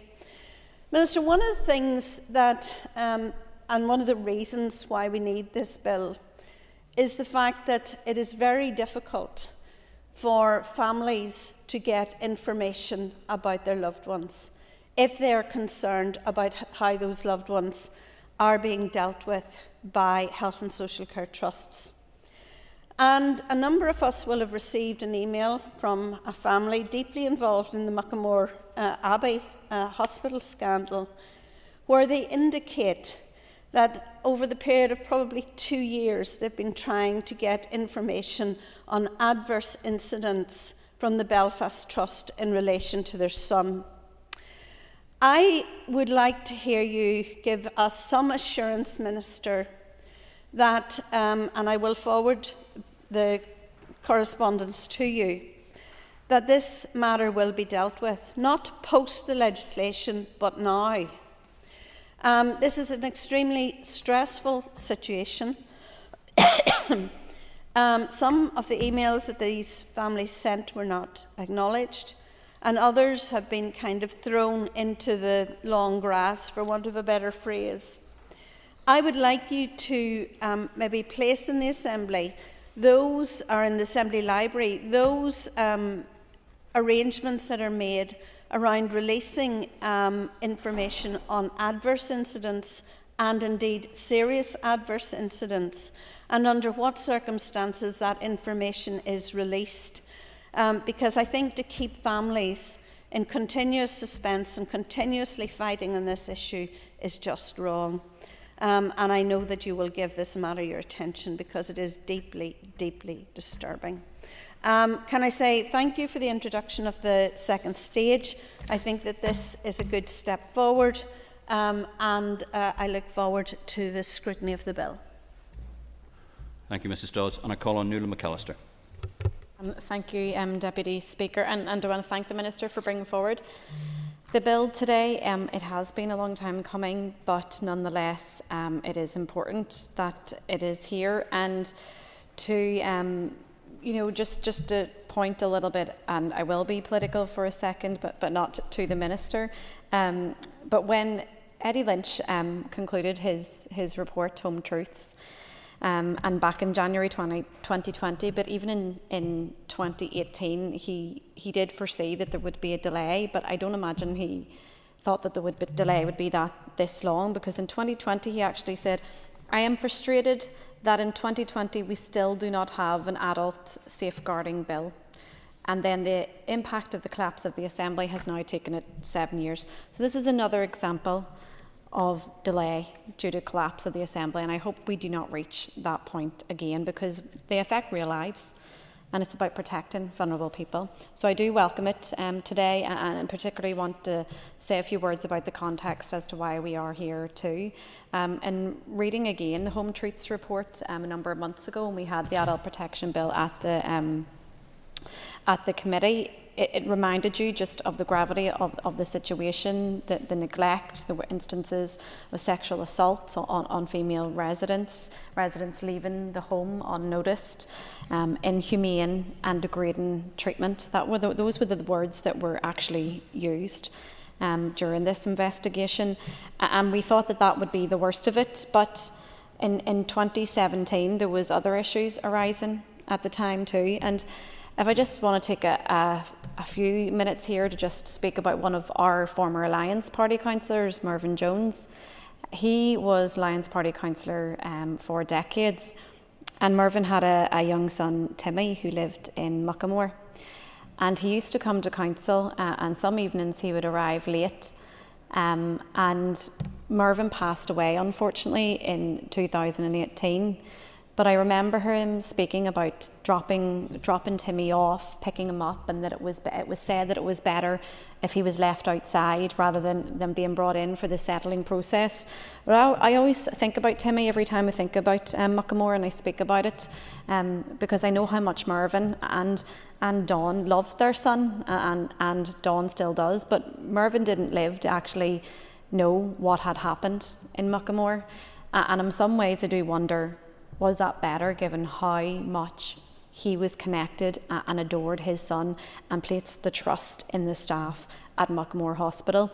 So I do want to actually say today that to people like Mervyn, Dawn, to people like Glynn, who really campaign every single day for their children, that this is as much for them as it is for the vulnerable adults that this has affected, because we are talking about very vulnerable adults, and in their parents' eyes, still children to them that they care so much about and put into the care of the state. And that's why we are here today, and I look forward to scrutinising it more in depth as we move along to the committee stage. But regarding the key principles of prevention, autonomy, empowerment, dignity, proportionality, partnership and accountability, I want to speak about two of those, in particular about dignity and accountability. The Minister, in your opening about the bill today, you spoke about families and the importance of keeping families involved in any safeguarding process, in any orders that this bill or new act may actually use, and ensuring that due regard is given to families' views. I think I look forward to examining that a little bit further, because one of the aspects that we often come up against is where families actually come into the picture here, and where their thoughts and their views about their loved ones actually can come in. Like the previous speaker mentioned, the sharing of information. I think that's very important, and I know some trusts have made way to go to court to ensure that information can be shared, but I think it's an issue that the department needs to look at in its totality with regards to sharing information and keeping families included. Next, the issue I want to speak about is accountability. Part 1, Minister, you did mention regarding the inquiries that there's a statutory duty on health trusts to make follow-up inquiries, a statutory duty on others to follow up, and the PSNI are included on that, a statutory duty for people to actually participate on those inquiries. And I actually would join previous speakers, and I would join Paul Free as well in saying that I do believe that there should be a statutory individual duty of candour. If there's a statutory duty to actually participate in inquiries or investigations, what's the deterrent if you don't? What if they do not make a full and wholesome, transparent summary to any inquiry? I think it's important that we do at the committee stage, or I'm not sure the Minister can today, say what would the deterrent be if you didn't actually participate. I think that's very important. I also want to talk about that independent advocate and the powers of investigation around the social workers. One of the elements of the Ray Jones review is around the independent advocates for children, and particularly in court proceedings as well. And social workers is the actual responsibility and the placed upon individuals, social workers. And I know that Colin had already said this with regards to the capacity in the social work teams, but it's very important that we aren't leaving these responsibilities on the shoulders of social workers who are only qualified 1 or 2 years. It's really important that we get the workforce plan implemented, that it's not just about vacancies, it's about what's the gaps and what's actually needed there as well. I also want to talk a little bit about the Adult Protection Board. I agree with previous speakers that the independence of this is actually crucial. I think serious case reviews are very important. We've just seen the serious case reviews implemented in the Department of Justice that will have hopefully will have a maximum impact with regards to learning. So I look forward to seeing how they're implemented when it comes to the end of this bill.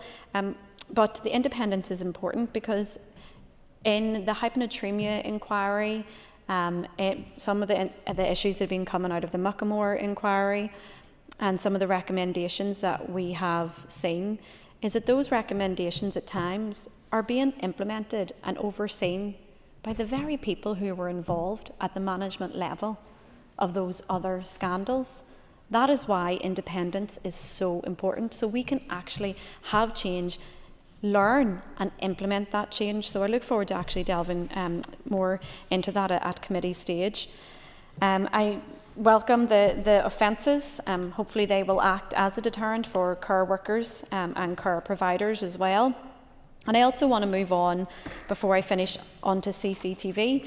I am also a member of the Policing Board. I think you and I, Minister, we were on the same committees for some time, and the issue of the CCTV and at Muckamore came up at the Performance Committee a number of times, and the PSNI then were specifically calling for that mandatory CCTV. 1,500 instances over a few months they were able to actually gather because of having CCTV.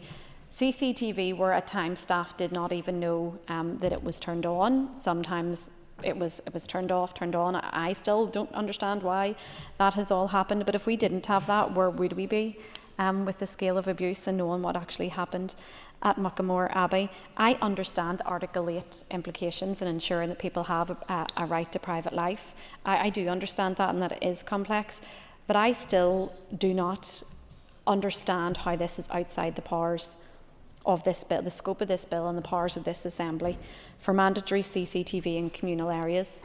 I'm happy to hear more about that, and I'm sure we will at committee. I do have concerns. I very much welcome that CCTV has made it into the bill at this stage. I had joined the PSNI in their campaign regarding this, both at the Policing Board and at committee. But I do want to know more about when the consultation will actually take place on those regulations, what those regulations will actually contain. And this is my first bill as being part of a committee since I've been elected. So one issue that I could perhaps get a bit of clarity on is, does this actually mean that regulations will be brought in a timely manner, or that regulations will be brought at some point in the future? Or could that perhaps be something that the committee look at? So hopefully if the Minister or any other member who's done legislation could maybe provide clarity on that issue, because I do think that we could get a balance here, obviously hearing from stakeholders and experts on the issue. But whenever I speak to, whether it is the Office of the Commissioner for Older People, it is the RQIA, or it's any other stakeholder, and I ask them, would you put your loved one into a care home that did not have CCTV? Their answer is no. Their answer is no. And we all know why. It's not because we believe that there's always going to be wrongdoing. It's just because when we hear of scandals like Dunmurray, when we hear of scandals like Muckamore, you want that protection. You want knowing that if I'm not going to be there, and I'm the person that I think's best to look after them, but I can't, but if I'm not going to be there, I want to make sure that absolutely everything is done to protect them. So I think it's something that we could, as a committee, explore further. But I must commend that it is great to actually see this here in the chamber today, and I do look forward to participating in the committee stage, strengthening where we think it should be strengthened, and working with the department to get this bill passed. And hopefully those areas of policy that can be implemented without finding the funding should be moving forward, but I think that's something that we need to actually delve a bit deeper into as well. But thank you, and thank the Minister for bringing it forward. Thank you, Nuala. I call on Alan Chambers. Alan. Thank you, Mr Deputy Speaker, and I welcome the second stage of this bill being in front of the House today. Of course, adult protection encompasses a number of key concepts, and within today's bill, these have rightly been reflected and captured across a number of principles, such as autonomy, dignity, accountability, and crucially, prevention. Whilst we understand how and why government should have a very strong interest in the protection of members of the public from harm, especially those at risk through age or any other vulnerability, tragedy, we are all well aware of various instances where that protection has been found wanting. This bill has its genesis within a number of such shortcomings. The abuse, the sheer breadth and scale of safeguarding failings that occurred in Dunmurray Manor and Muckamore shocked us all, and very powerfully shone a light on the shortcomings in our legislative position. This bill is a large and far-reaching piece of legislation. It introduces a number of new powers and places greater responsibility on us all to better support adults who may be vulnerable for whatever reason. And it brings Northern Ireland up to speed with neighbouring jurisdictions. If passed, I hope there will be no more blind eyes or missed opportunities. There will be a formal legal duty to carry out sufficient inquiries. I appreciate that this may present some further responsibilities for our trusts, a workload that I'm sure we all believed to be justified. The bill is also offering critical enhanced protections and orders such as powers of entry, as referenced earlier by the Minister. But I do appreciate that some may be disappointed, including myself, that the bill hasn't been able to go further on the point of CCTV. As we all know, CCTV was a critical factor in exposing the scale of abuse at Muckamore, and no doubt this is an issue we'll explore further at the upcoming committee stage. But I appreciate legal options to make it mandatory didn't exist, and as such I welcome the provision to make further regulations. Overall, however, this is an important bill, and one which has long since been proven to be needed. I and my party fully support it. Hopefully, it will prevent another disgraceful Muckamore episode and ensure that no other families ever have to deal with the abuse of a loved one. And in conclusion, Mr. Deputy Speaker, I have to agree with my colleague, Ms McAllister, who referenced the fact that this House was down for a long time, and when we talk about delays now in legislation, we've got to reflect on the impact that that had on legislation passing through this House. Thank you, Mr. Deputy Speaker. Thank you very much indeed, Alan. I call on Danny Donnelly. Danny. Thank you, Mr. Deputy Speaker. I welcome the opportunity to speak on the second stage of the Adult Protection Bill, and I want to put on the record that I support the principle behind this legislation. A stronger statutory framework to safeguard adults at risk of harm and abuse. The idea that vulnerable adults deserve consistent, effective protection from neglect, exploitation and mistreatment is not in question. This is a long overdue bill, and in that respect, its introduction is a positive and necessary step forward following the horrendous scandals at Dunmurry Manor and Muckamore care homes. It offers the potential to bring clarity to frontline professionals and consistency to health trusts on how to respond to risk, and crucially, to better protect the vulnerable adults in need. And it will seek to rebuild the trust that families have seen damaged over recent years when their loved ones are placed in such institutions. But, Mr. Deputy Speaker, support for this principle must come with the scrutiny of the practical delivery. The bill is substantial. It includes 51 clauses covering legal powers for social workers, the creation of new criminal offences, regulation of CCTV in care settings, and the establishment of a new adult protection board. So we must ask, is this legislation realistic, enforceable and resourced? First, on the issue of funding, the Department's own estimate is that the bill will cost approximately £12 million per year, more than £120 million over a decade. Yet the Department has also acknowledged that no funding has been secured for the implementation, as others have highlighted. This is a serious concern, and it risks turning this into a paper exercise on the books that cannot meaningfully be delivered in practice. That's not fair on the professionals we expect to uphold it or the adults we claim it will protect. If this bill is to have real-world impact, the funding must follow. Second, the workforce. The bill assigns significant new responsibilities to social workers, including applying for court orders, making protection assessments and coordinating responses.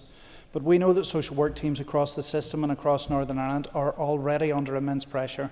Recruitment, retention and burnout are real and growing problems. So I must ask, has the Department assessed whether the current workforce has the capacity to absorb these new statutory duties? Will there be additional recruitment, training and support?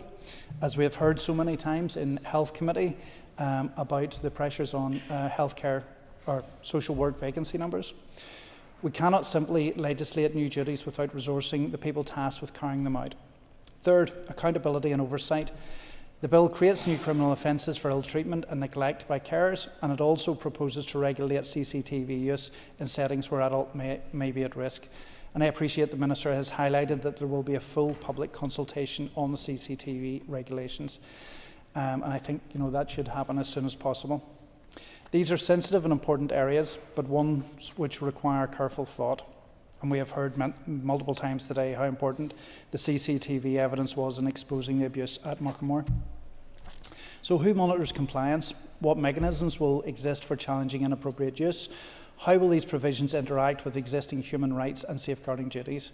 These are the kind of questions the committee will need to probe in depth. And that brings me to the scrutiny process. Given the scope and the significance of this bill, the committee has proposed to extend the reporting deadline to March 2026. And obviously I want to express my support for that extension. We cannot afford to rush this, but we also must appreciate that there will be other legislation coming from the department before the end of this shortened mandate.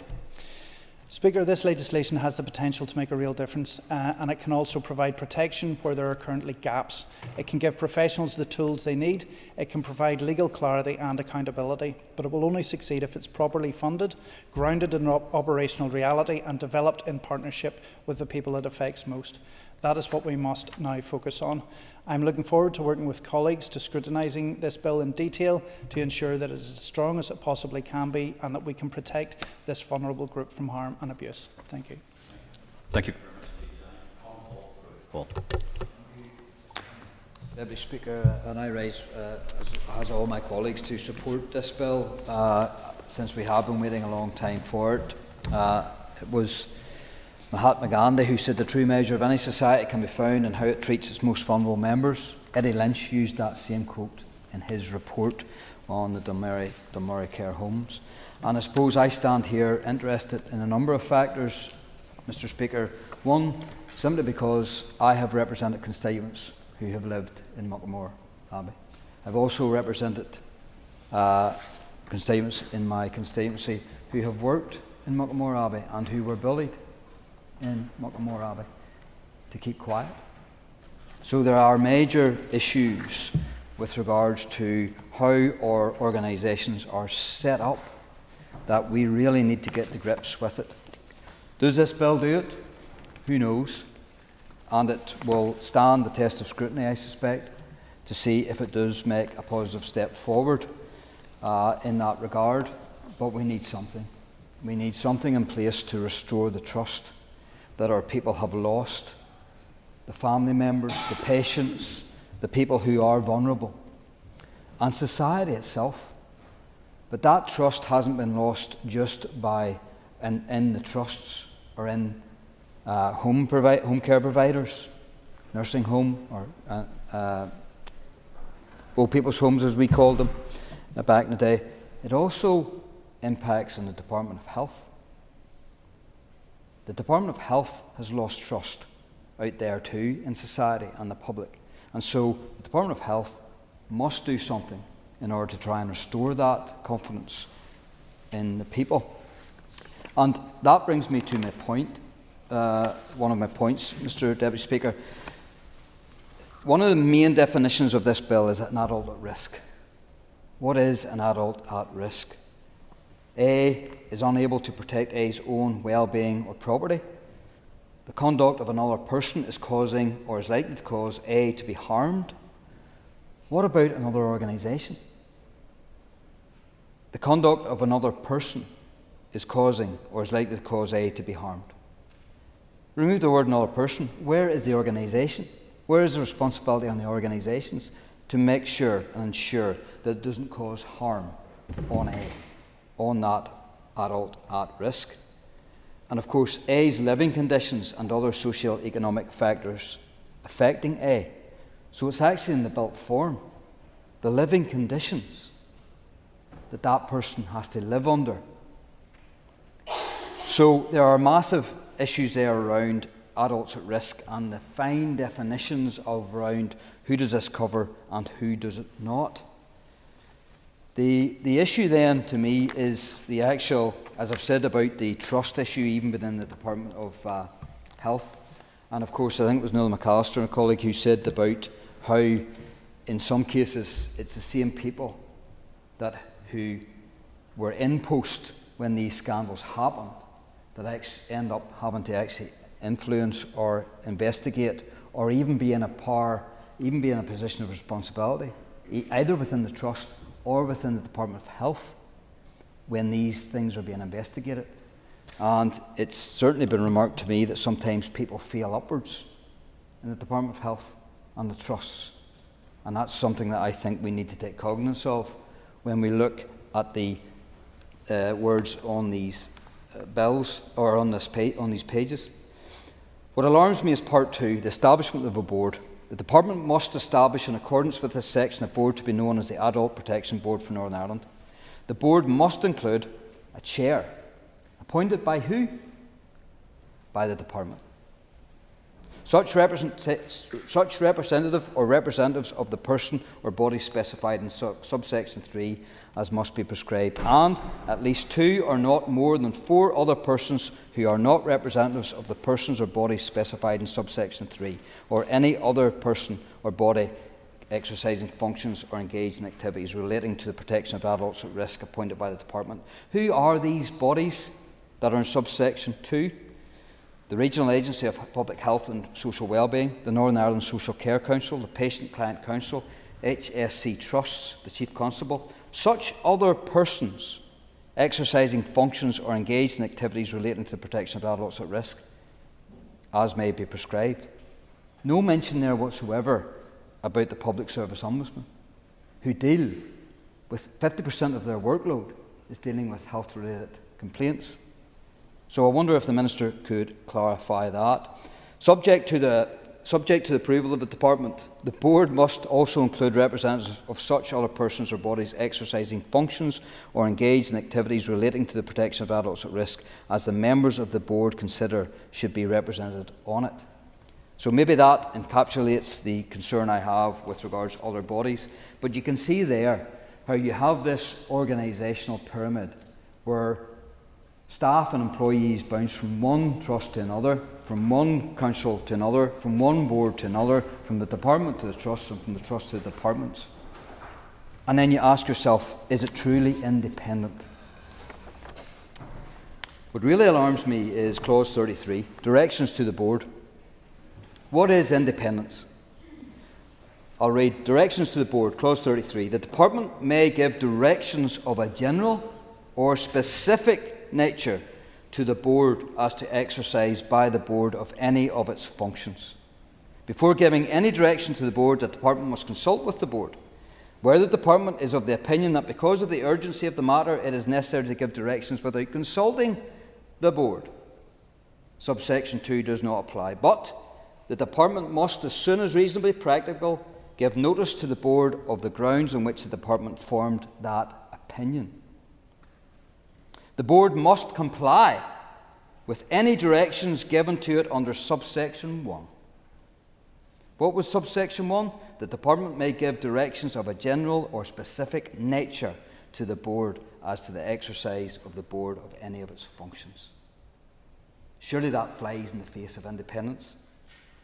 I'll read on clause 33, subsection 5. Any directions given to the board by the department under subsection 1 may be varied or revoked by any subsequent direction so given. So where is the independence of the board? So not only does the department appoint the chair and appoint its members, it also can give directions of a general or specific nature to the board as to the exercise of the board and any of its functions. That alarms me, Mr. Deputy Speaker, and I would ask the Minister to address those concerns, if not today, certainly through the course of the committee stage. Massive issues with this, but this bill is late. We know that, and there's members who have said that there's reasons for that. I'm not going to get into that political argument. You have every right to make those comments yourself. But this bill was meant to come pre-lockdown philosophy.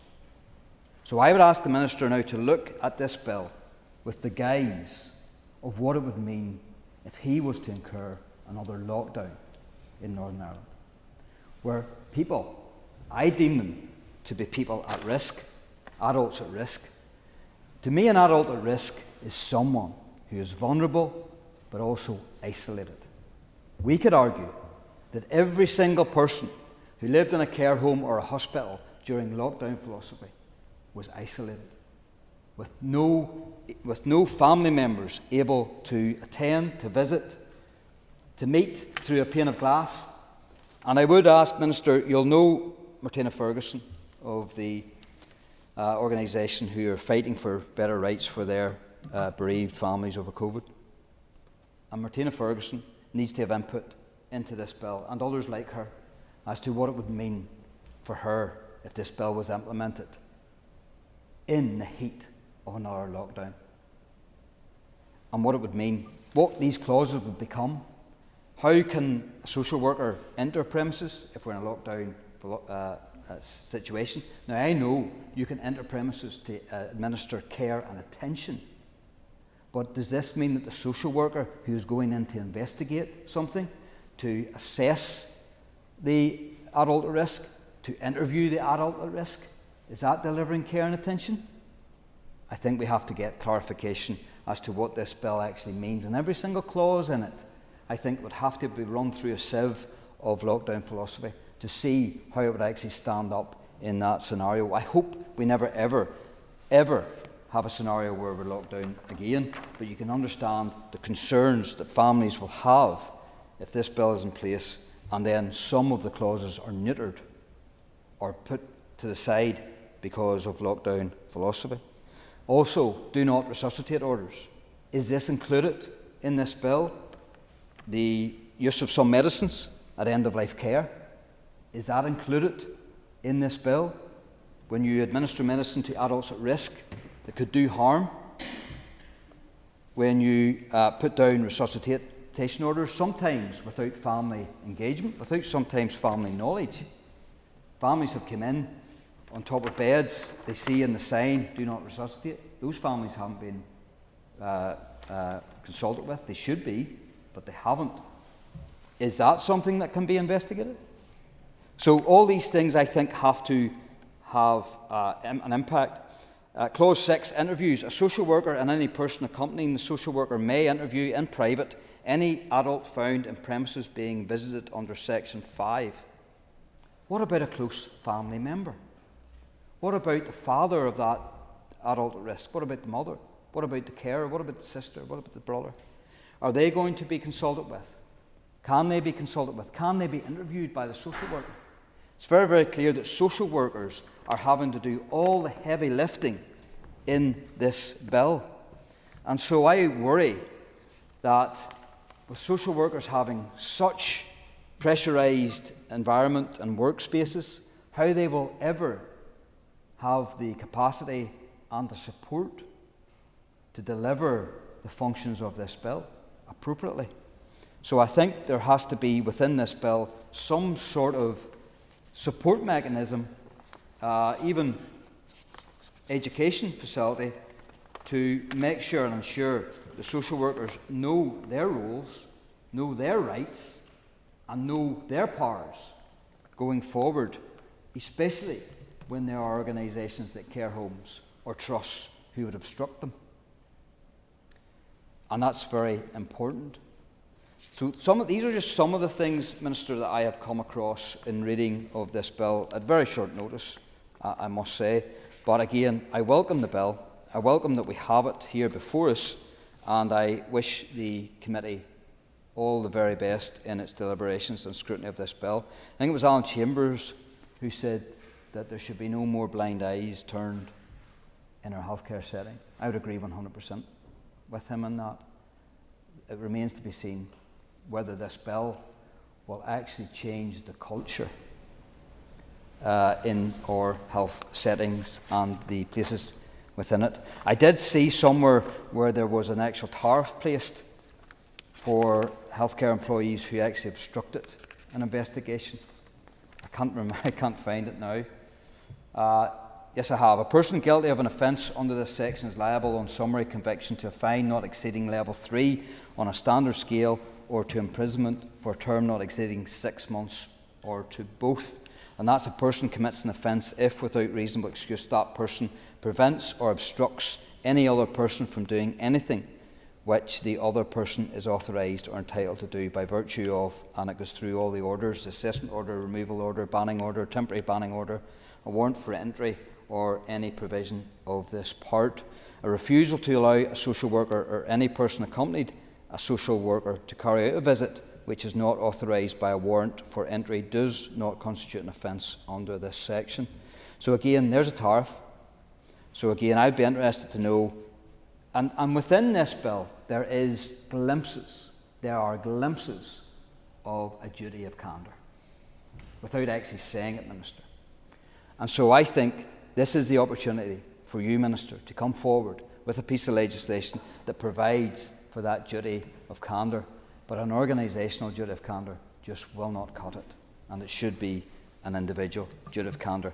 If the guilt is on the person, if a person guilty of an offence under this section is liable in summary conviction to a fine not exceeding level 3 on the standard scale, or to imprisonment for a term not exceeding 3 months, for obstruction or prevention, then I think you need to look very seriously, Minister, at an individual statutory duty of candour. Thank you very much. Thank you very much indeed, Paul. Minister, can I call on you to conclude and wind up the debate, please? Minister. Deputy Speaker, thank you very much. What an informative debate from my point of view, and I very much look forward to the next phase, assuming that this phase is approved by members. So can I take this opportunity to thank the Chair of the Committee, the Deputy Chair of the Committee members, and Mr Frew for their comments. It's clear that this is an order one of importance to this House, and I'm glad there's a clear appetite, I think, to progress with the legislation. So I also thank the Health Committee for its engagement to date and wish them well with the committee stage. I understand from the Deputy Chair you wish to extend that committee stage through to March of 2026. I would be relaxed about that, but I would be very hopeful that we could get this over the line in calendar year 2026, Deputy Speaker. May I also thank officials, some of whom are in the box today, for the consistent work that they have applied to what is a very challenging area of healthcare delivery. To try and touch on some of the comments that we made, Mr McGuigan talked about the implementation plan, and also under the current regime the lack of evidence of outcomes, and that's exactly where my mind is, Mr McGuigan. And as I said when I first stood in this position just over a year ago, I want to be judged, and I will judge myself by whether I'm delivering better outcomes. And that's better outcomes for patients, for service users, and for the 70-odd thousand people who deliver healthcare in Northern Ireland. The implementation plan, I don't think there's any intention for a phased implementation plan at this moment, but I would be more than happy for you as a committee to engage with the department and with officials about the best way to move forward on that. As a matter of just a principle, strategies are fine, but give me a costed implementation plan over a strategy any day of the week. Mr McGrath asked about the Adult Protection Board, and Mr Frew talked on it as well. As Mr Frew said, he listed some of the statutory representatives who will be part of that. The chair will be independent, but that takes us to a philosophical question, does it not? What does independence represent? I think Nuala McAllister mentioned it, Paul Frew mentioned it. So I answer a question with a question. How independent was I when Mr Frew's former party leader, Dr Ian Richard Kyle Paisley, appointed me as a Commissioner for Victims and Survivors in the Commission for Victims and Survivors? How independent was I at that point? So it's a philosophical question. It is the right question to ask, I've no doubt about that. How independent is the Commissioner for Older People? Mr Frew? And I think we have seen examples in the past where people who have been appointed to be an independence to hold departments to account, because of that budgetary line, they feel maybe not so much that they can complain or argue against the department that funds them. But what about clause 33, the directions, where the department may give directions of a general or specific nature to the board? So it's okay, I understand that some department has to appoint the chair, and it may as well be the Department of Health in that regard, albeit the questions around independence. But how can the department then give directions of a general or specific nature to the board? Does that not eradicate the independence? I don't think it does, because the board has to operate within terms of reference and within the law, which this is the bill that will hopefully become the law. So I understand that you're uneasy about that, and I think we would all be right to question and observe and monitor how that is operated. But I don't see any other way practically of doing business. And I'm going to pick up, if I may, Deputy Speaker, on one thing that, if I understood Mr Frew correctly, when you listed all the organisations who'd be represented on the board, you then questioned, what about NIPSO? What about the Northern Ireland Public Services Ombudsman? If you are suggesting that NIPSO should have a seat at that table, I think you're entirely wrong. And the reason I think you're entirely wrong is, what if you've got then a complaint about what that board did? You would want to go through a complaints process which takes you eventually to NIPSO, but if NIPSO has been sitting at the table making the decision, then you're nowhere. So just as gently point that out. Mr McGrath, in referencing the 7 principles, went first of all for dignity. And I'm really pleased that he did. Because I think if you look at those 7 principles, it's very hard to deliver the others if you don't put dignity at the heart of what you're doing. How can you promote autonomy for a vulnerable person if you don't respect their dignity? How do you empower them if you don't respect their dignity? How do you work in partnership if you do not respect their dignity? Mr McGrath also mentioned the cliff edge of transition. And that is something that I think happens right across healthcare delivery far, far too often. It becomes an event. It has to be a process. And we have to work to make these processes that stretch out over a period of time, rather than being that event that is so often just a cliff edge. I wonder, when the member talked about potential deficiencies in the Mental Capacity Act, does he really mean, are there parts of that which need to be enacted or which need to gel with what we're proposing in terms of the Adult Protection Bill? And if that's the case, then yes, we do have to look at them. But I'm not sure deficiencies would be the word I would have used, but I take the point you made. I very much welcome Dan Dodd saying that the committee will look to strengthen what is in this bill at second stage. I think that is entirely the role of a committee, to assist and advise ministers and officials in how we go forward. Whistleblowing is something the member is very fixed on, and I agree. And I think when we look at what has been happening in terms arising out of the publicity surrounding the cardiac surgery unit in the Belfast Trust, I am sensing that there is a major issue in terms of whistleblowing, and that's specific to staff confidence in engaging in the process, and a fear that prevents them from engaging with the process. And that is something that Peter McBride has great knowledge of, and he's already started work and will make recommendations to me on that front. Minister, I do appreciate that, because in the context of the Belfast Trust, the whistleblowing manager, as I understand it, is responsible to HR.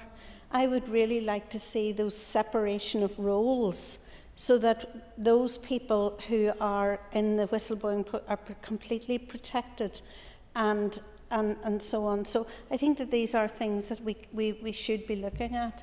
But I thank you for acknowledging the issue.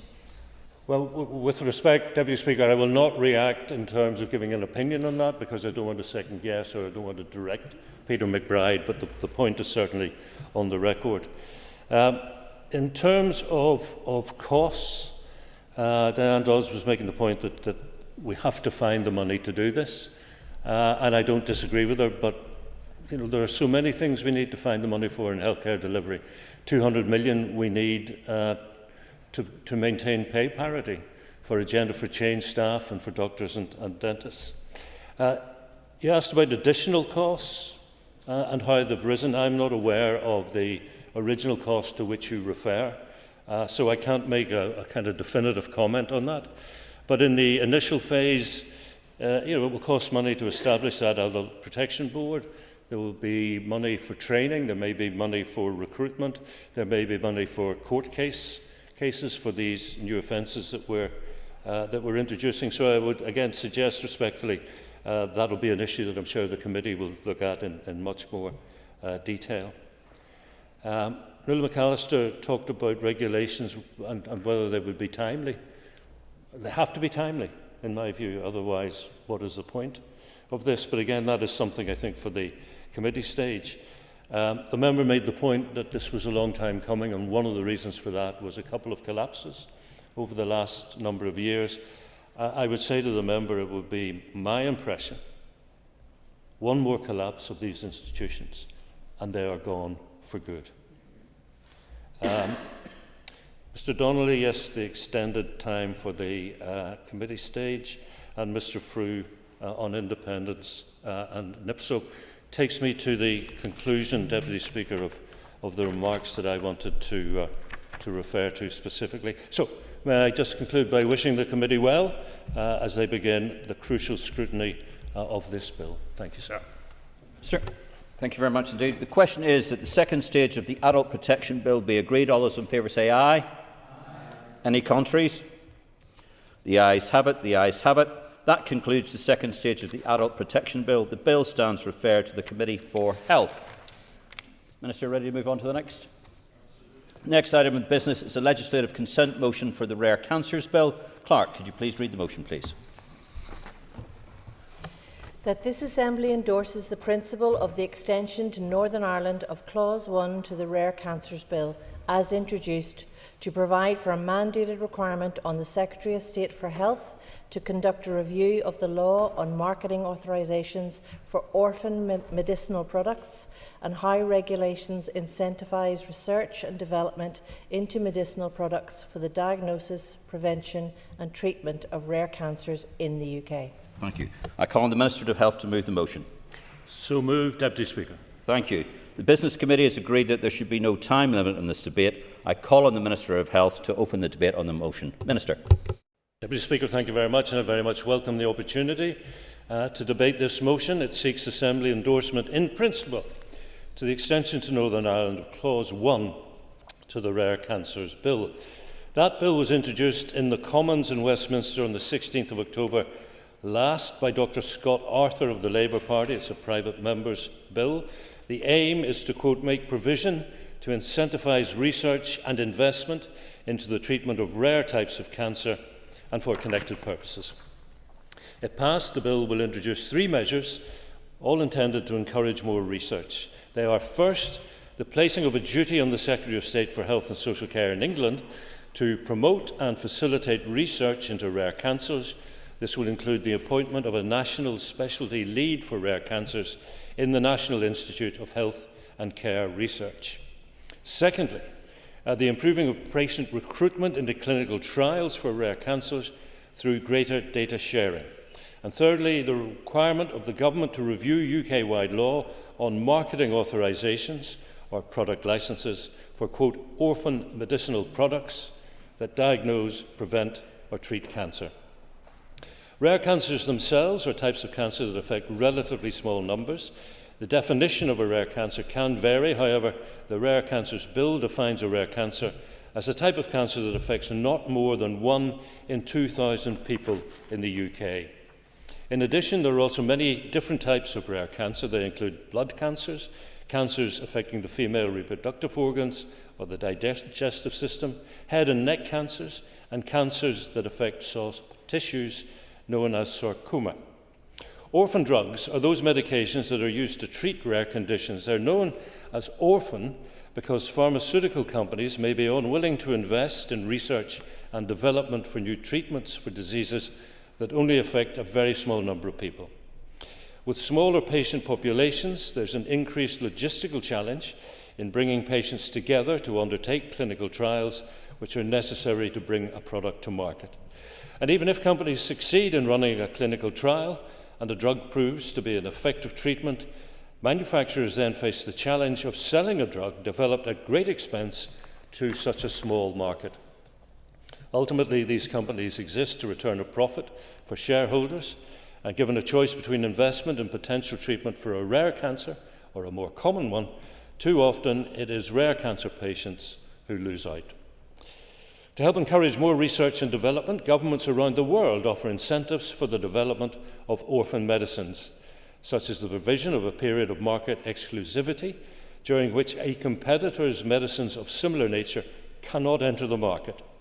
In the UK, the Medicines and Healthcare Products Regulatory Agency, the MHRA, can grant a period of up to 10 years market exclusivity where the criteria for orphan designation has been met.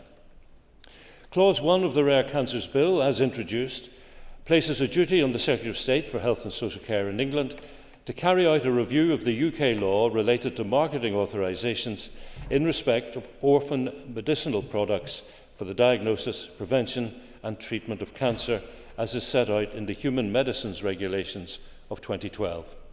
This review would aim to examine how the current law can be reformed to better incentivise pharmaceutical companies to invest in clinical trials for rare cancers.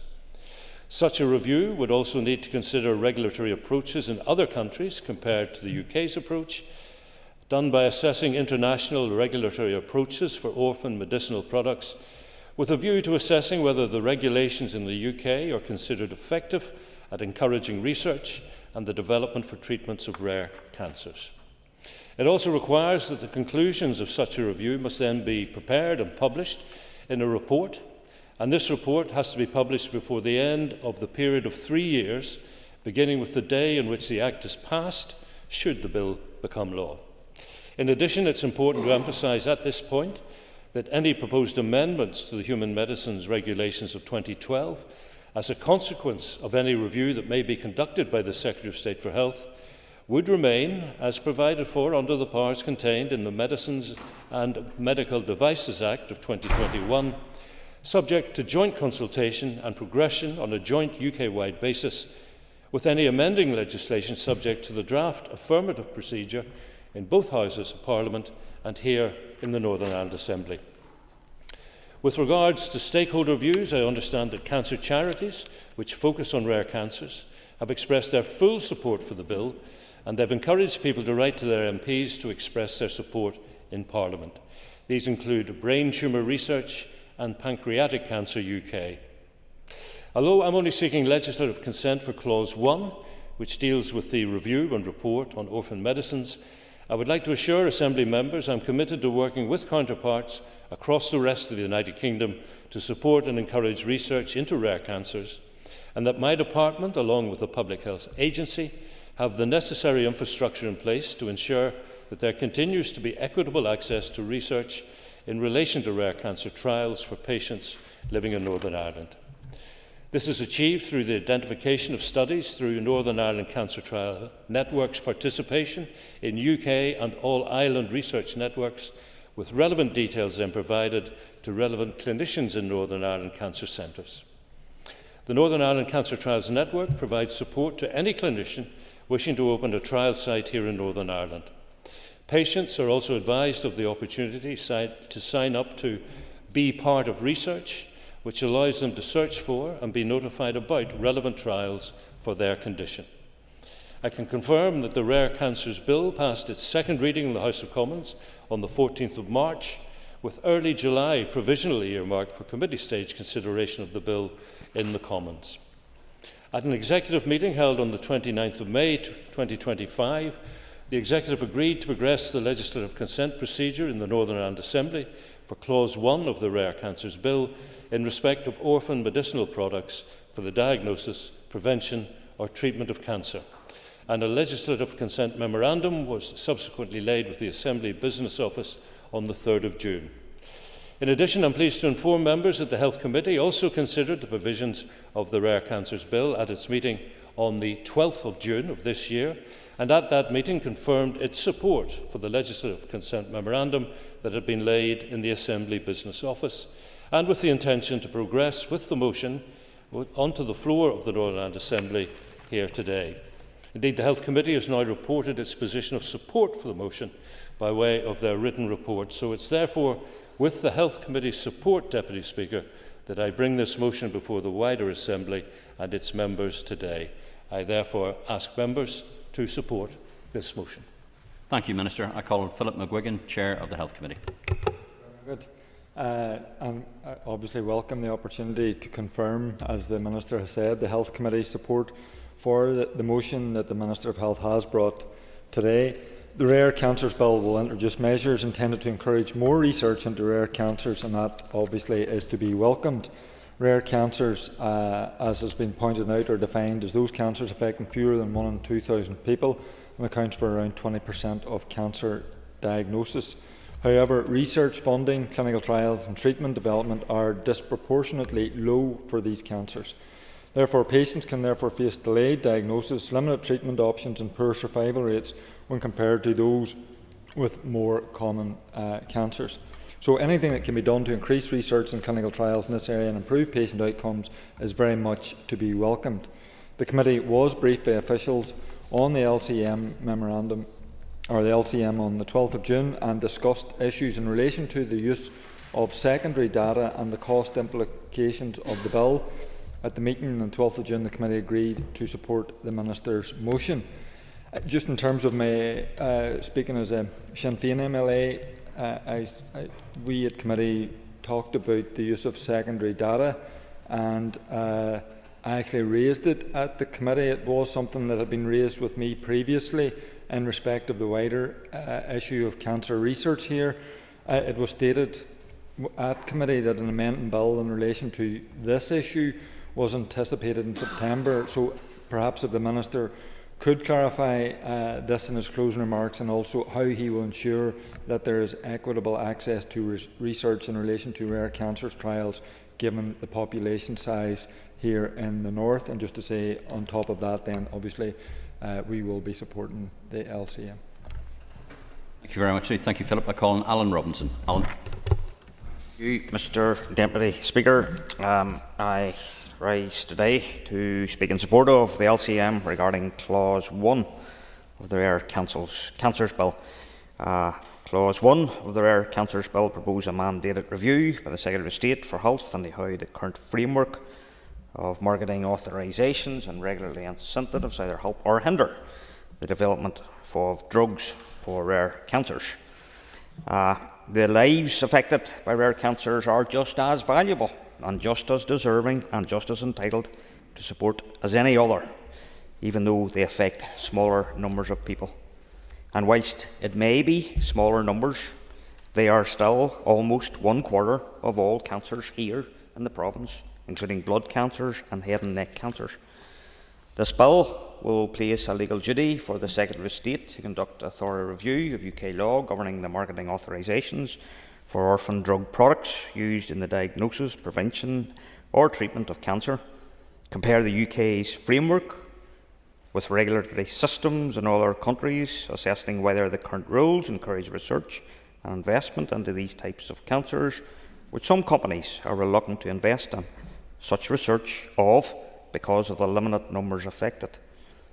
The fact that potentially life-saving treatment does not receive the same level of research or investment means that there are fewer treatment options for those with rare cancers.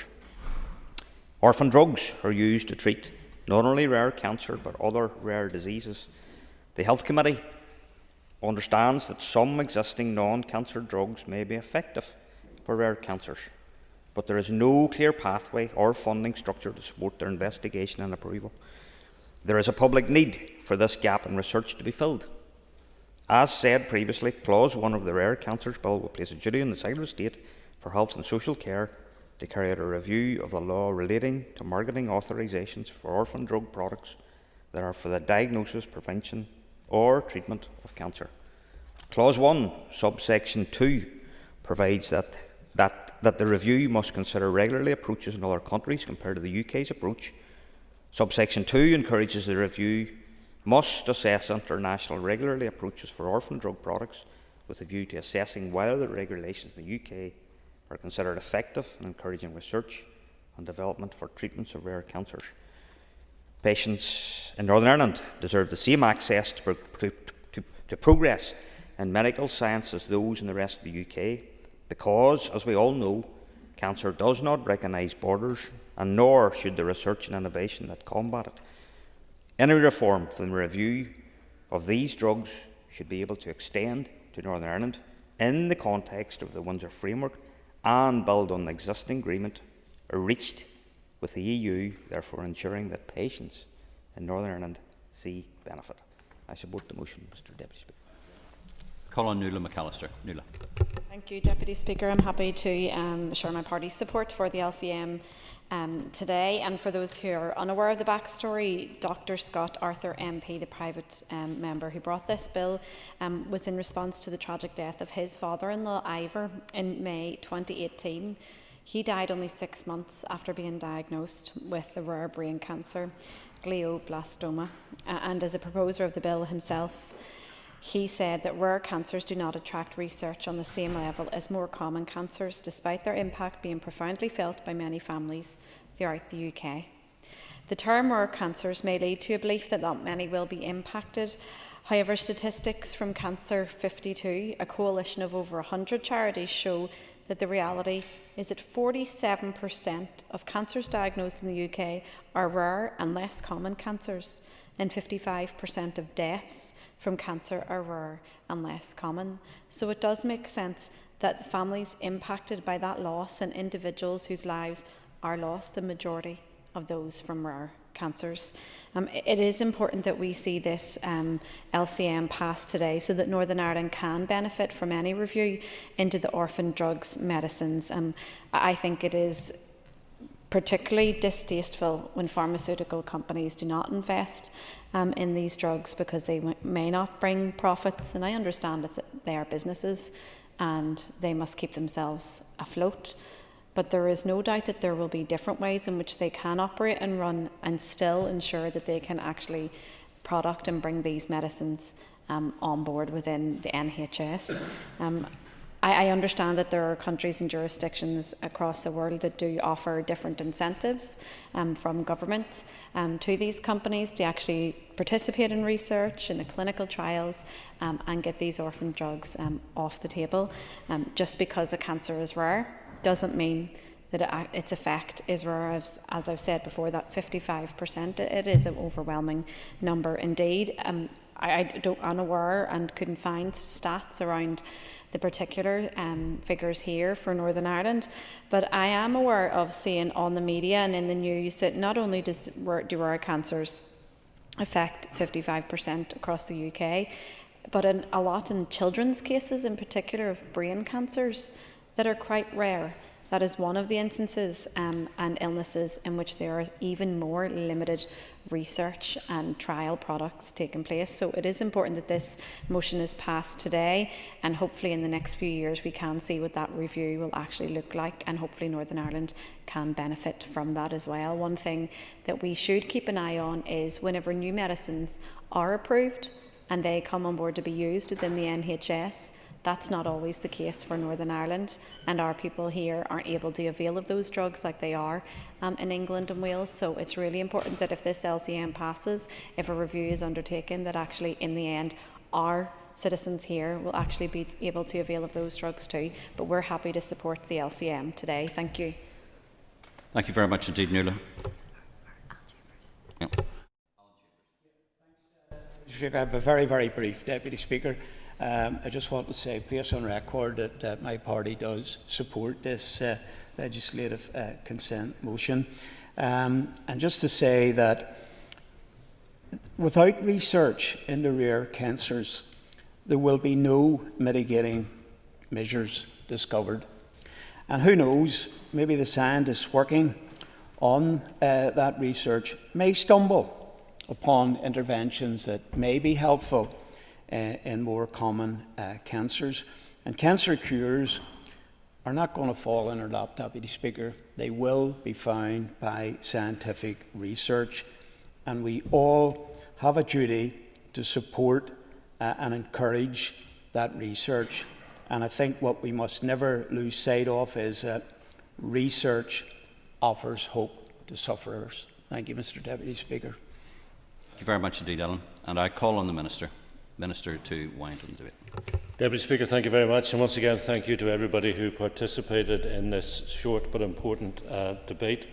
The Chair of the Health Committee raised the one point that I think I need to come back on. So, some time ago, I was made aware that there was an issue with secondary use of data, and that is the fact there's a flaw in the current legislation. A number of options to fix that were put to me. I said the cleanest thing to do is put our hands up, say we got it wrong, the drafting was wrong, and bring forward basically a single clause bill to correct that.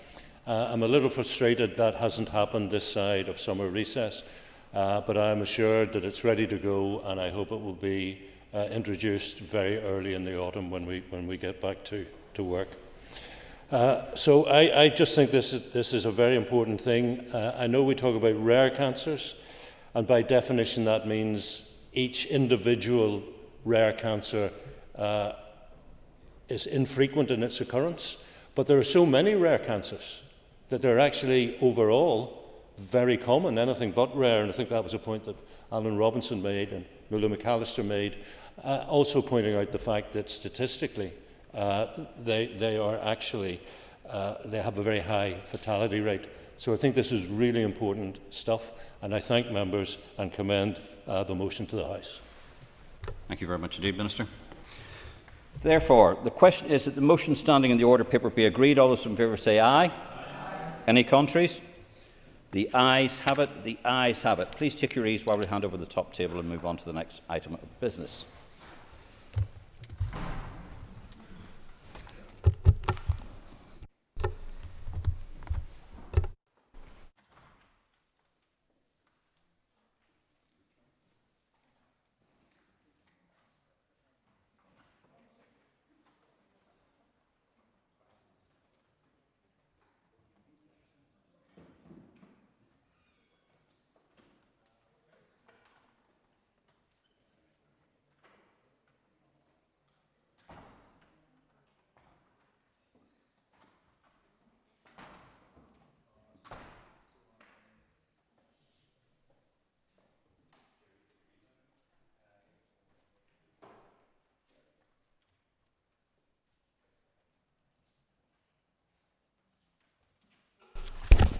Okay, members, the next item of business is a motion on the Data Use and Access Act 2025. Clerk, could you please read the motion? That this Assembly notes the successful passage of the Data Use and Access Act 2025 and further notes the relevant provisions of the Act dealing with smart data, the National Underground Asset Register and the amendment of Section 35 of the Digital Economy Act 2017, insofar as these matters fall within the legislative competence of the Assembly. Thank you. I call on Minister of Finance to move the motion. Thank you, Minister. The Business Committee has agreed that there will be no time limit in this debate, so without further ado, could you please open the debate on the motion, Minister? And I welcome this opportunity to introduce this motion. At the outset, I must address the procedural context of our current situation. As you are aware, the Sewell Convention stipulates that the Westminster Parliament should not legislate in devolved areas without the consent of the devolved legislators. Unfortunately, the legislative consent memorandum process was not completed on schedule. This delay was primarily caused by the British Government's reluctance to share their complete Article 2.1 Windsor Framework assessment on this bill. The Data Use and Access Bill is a complex matter and required the need to seek clarity on the bill's implications for post-Brexit Windsor Framework and to assess the views offered on the proposed legislation by the Human Rights Commission. I regret this matter was not brought to the Committee for Finance and to the House sooner. The delay in laying the legislative consent motion is not a situation we should have found ourselves in, and my officials are committed to ensuring that it does not happen again. That said, the Act has now passed at Westminster, receiving royal assent on the 19th of June. The provisions affecting devolved matters are now law. Our task is to ensure that their implementation is done in a way that respects our devolved competencies and serves the best interests of our people. The British Government's aim within this Act is to improve how data is accessed, shared and used here and across England, Scotland and Wales. The Act contains 3 provisions that intersect with devolved competencies. I will outline these devolved areas and explain their implications.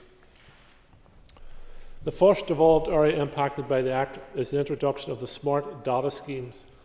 These schemes are designed to give consumers greater control over their personal data by enabling them to authorise trusted third parties to access and use that data on their behalf. This is a consumer empowerment initiative that aims to allow individuals to seamlessly switch service providers, compare offers, and access tailored services in sectors such as banking, energy and telecommunications. The goal is to foster competition, drive innovation and improve outcomes for consumers. Under the Act, the Secretary of State or the Treasury is empowered to establish these schemes through regulations. However, the implementation of smart data schemes touches on consumer protection, economic regulation and digital services, areas that fall within the competence of this Assembly. Therefore, its application must reflect our local regulations. Any smart data scheme introduced here must align with our consumer priorities, economic strategy and digital inclusion goals. This presents an opportunity for us to be at the forefront in the ethical and effective use of consumer data. However, it also necessitates careful oversight to ensure that devolved powers are maintained and that citizens' rights are safeguarded. The Minister for the Economy holds responsibility for smart data schemes. DFE have consulted throughout the drafting of the bill and their views considered, and they have not raised any concerns with the relevant devolved provisions. The second devolved area affected by the Act is the establishment of the National Underground Assets Register, or NUR. This initiative seeks to create a comprehensive digital map of underground infrastructure, pipes, cables, ducts and other buried assets. Excuse me. The aim is to reduce accidental damage during street works, improve safety and streamline planning and maintenance. Street works and the regulation of underground apparatus are devolved matters. Currently, executive ministers have regulation powers in this area. The Act will make these powers concurrently exercisable by the Secretary of State, enabling the British Government to implement NUR across all regions, including here.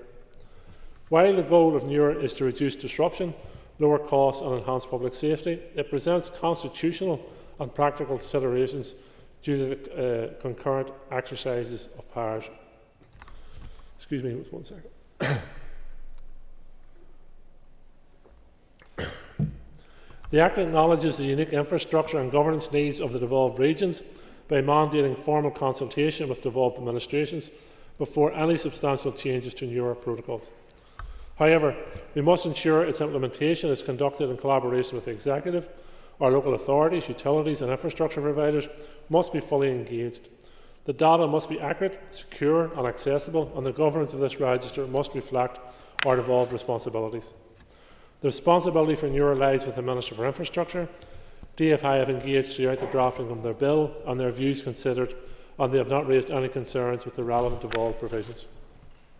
The third devolved area impacted by the Act is the amendment to Section 35 of the Digital Economy Act 2017, which governs data sharing between public bodies for the benefit of individuals and households.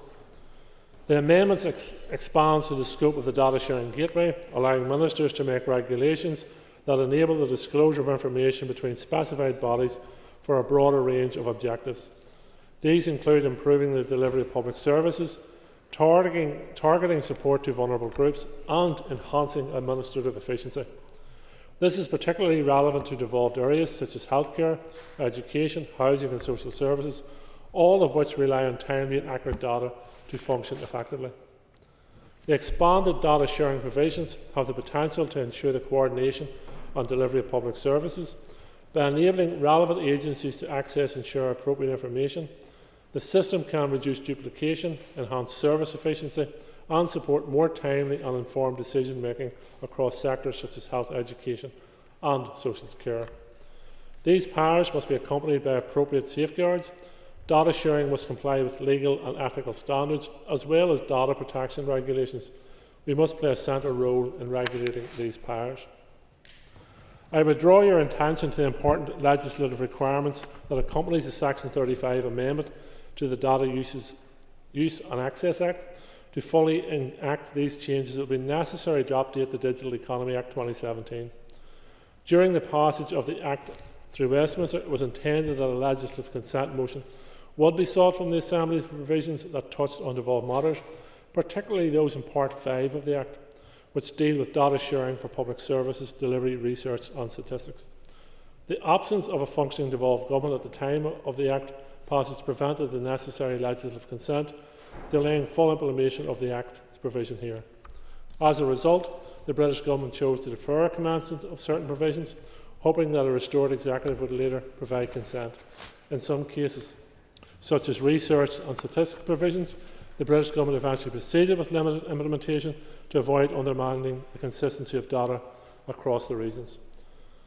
To fully use the data sharing powers in Section 35 of the Digital Economy Act 2017, we must pass local regulations to activate the sections define which public bodies can share data and adopt the UK's data sharing code of practice. Departmental officials are currently working to implement the necessary steps to enable these regulations to be laid before the Assembly. In conclusion, I ask the Assembly to note the passage of the Data Use and Access Act and to recognise the opportunities and responsibilities it represents. I also ask the Assembly to note the relevant provisions of the Act dealing with the smart data, the National Underground Assets Register and the amendment of Section 35 of the Digital Economy Act 2017, as these matters fall within the legislative competence of the Assembly. Thank you.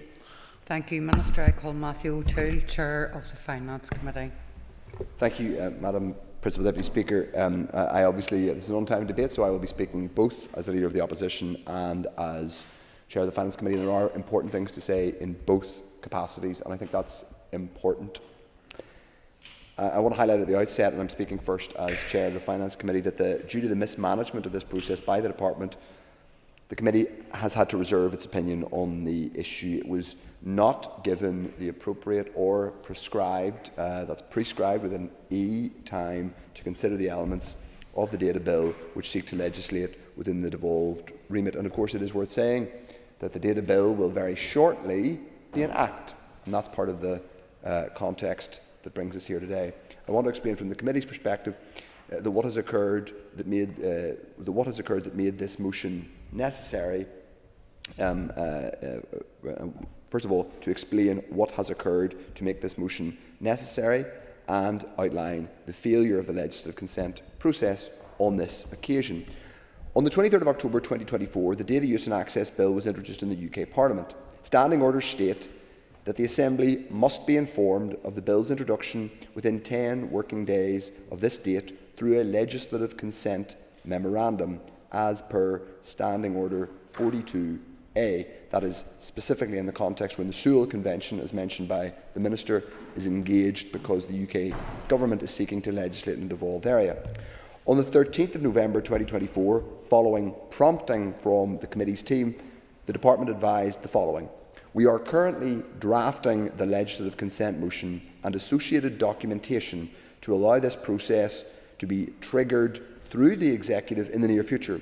We have been liaising with colleagues in both the Northern Ireland Civil Service and the UK Government and are content that we are aligned with the progress of the bill making its way through Parliament. Important, Madam Principal Deputy Speaker, to point out that it was the committee clerks who got in touch with the Department to ask that question. That's how we got that information in the first place.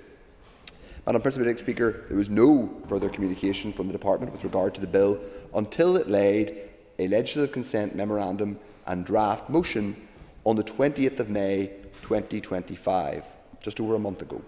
On the 20th of November 2024, the Speaker wrote to the First Minister and Deputy First Minister, with all other ministers copied in, noting that there were 6 bills, including this bill, that had been introduced at Westminster, which the Government had accepted, engaged the legislative consent process in Northern Ireland. The Scottish Government laid their legislative consent memorandum for the Data Use and Access Bill on the 22nd of November 2024, with 2 of their committees laying reports, 2 different committees laid reports on that in the LCM in Scotland on the memorandum, and consent was given by the Scottish Parliament on the 1st of April 2025. The Welsh Government laid their memorandum on the 2nd of January 2025 and subsequently laid supplementary memoranda, with 4 of their committees laying various reports on the bill and Senate Cymru giving consent on the 6th of May 2025. Madam Principal Deputy Speaker, I note these to demonstrate how important and detailed the scrutiny was in other devolved jurisdictions and what has been lost to the Assembly in the complete lack of scrutiny that has been afforded here. On the 7th of May 2025, the UK Minister for Data Protection and Telecoms said at the Bill's third reading, quote, "We regret that for procedural reasons the process with Northern Ireland has not yet reached the stage of legislative consent." I repeat again, at this stage the committee had received no further correspondence from the Department regarding the data bill. This, by the way, is after both the Scottish Parliament and the Welsh Senate had given their consent via votes in their full chambers. We, at that point, still had not even received correspondence, and we hadn't received the memorandum, nor had we received correspondence from the Department. The Executive then gave its approval for an LCM to be laid before the Assembly through the urgent decision mechanism on the 16th of May, with the memorandum and draft motion being laid 12 days later on the 20th of May. The committee was notified at this date and held its first briefing on the subject on the same day. While officials were apologetic, members were given no clear understanding as to why the delay had happened. As there was no time for any meaningful scrutiny, the committee has agreed to reserve its position on the bill. However, members sought a further briefing from the Permanent Secretary and the Deputy Secretary with responsibility for the area on the 10th of June. Further to this, during the bill's third reading in Parliament after an intervention from Robin Swan MP, the Minister for Data Protection and Telecoms, Sir Chris Bryant, said, "I have spoken to ministers in Northern Ireland and they have already laid that legislative consent motion. My understanding is that the process will be fully done in time for royal assent, so he need not worry. We have sorted that one out too." Well, they hadn't, Madam Principal Deputy Speaker. Madam Principal Deputy Speaker, during the 20th of May briefing, departmental officials repeatedly referred to royal assent as the deadline for this Assembly to give consent. Minister Bryant also made the same point. However, the Business Office and the relevant colleagues at Westminster have confirmed that the effective deadline for committee and Assembly agreement, well, ultimately Assembly agreement for the LCM, would be prior to amending stages at Westminster. Additionally, the Minister included a draft motion in his memorandum on the 20th of May. Additionally, the Minister laid a draft motion in his memorandum on the 20th of May. No motion was laid and therefore could not be debated again, as I said, in contradiction of what Chris Bryant had said. As this was an incorrect assertion, the committee agreed to write to the Minister, i.e. the UK Minister, to advise him that no LCM had been laid. At the committee's additional meeting regarding this issue on the 10th of June, the Permanent Secretary and relevant Deputy Secretary brought further detail to the committee's attention. At this point, I should acknowledge the Permanent Secretary was forthright in that briefing. He apologised immediately and that apology was accepted by the committee. The Permanent Secretary outlined that the significant procedural delay related to the engagement of Article 2(1) of the Windsor Framework, which commits the UK Government to ensuring that there is no diminution of rights, safeguards or equality of opportunity as set out in the Good Friday Agreement and underpinned by EU law prior to UK exit from the EU. It would appear that the UK Government did not give a full assessment of these issues because, as DCIT, which is the Department of Science, Innovation and Technology, the relevant UK department, as their officials indicated, there was ongoing action in the courts regarding the outworkings of Article 2, precluding the production of a full analysis at that time. The assessment was delayed until February 2025 as a result. However, this information was not conveyed to the committee, and that was a pattern, I'm afraid, throughout this entire process. Further delay beyond this was caused by concerns raised by the NI Human Rights Commission regarding the bill. These primarily focused around potential Article 2 impacts of divergence between the UK and EU with regard to data protection standards. Further issues were raised by the Human Rights Commission which do not impact on aspects of the bill where the LCM process is engaged, and this is an important point to note, Madam Principal Deputy Speaker. It would be helpful to understand whether a delay occurred in relation to parts of this LCM, in relation to parts of the bill which did not have anything to do with the LCM, if you see what I mean. The LCM is on specific devolved aspects of this bill rather than the principles of the bill, albeit people will have views on the principle of the bill itself. The Minister advised eventually the committee that the aspects of the bill which do engage with the devolved remit will proceed and become law in due course. Indeed, they effectively have now become law, or they're about to become law, because royal assent will be granted at some point very soon.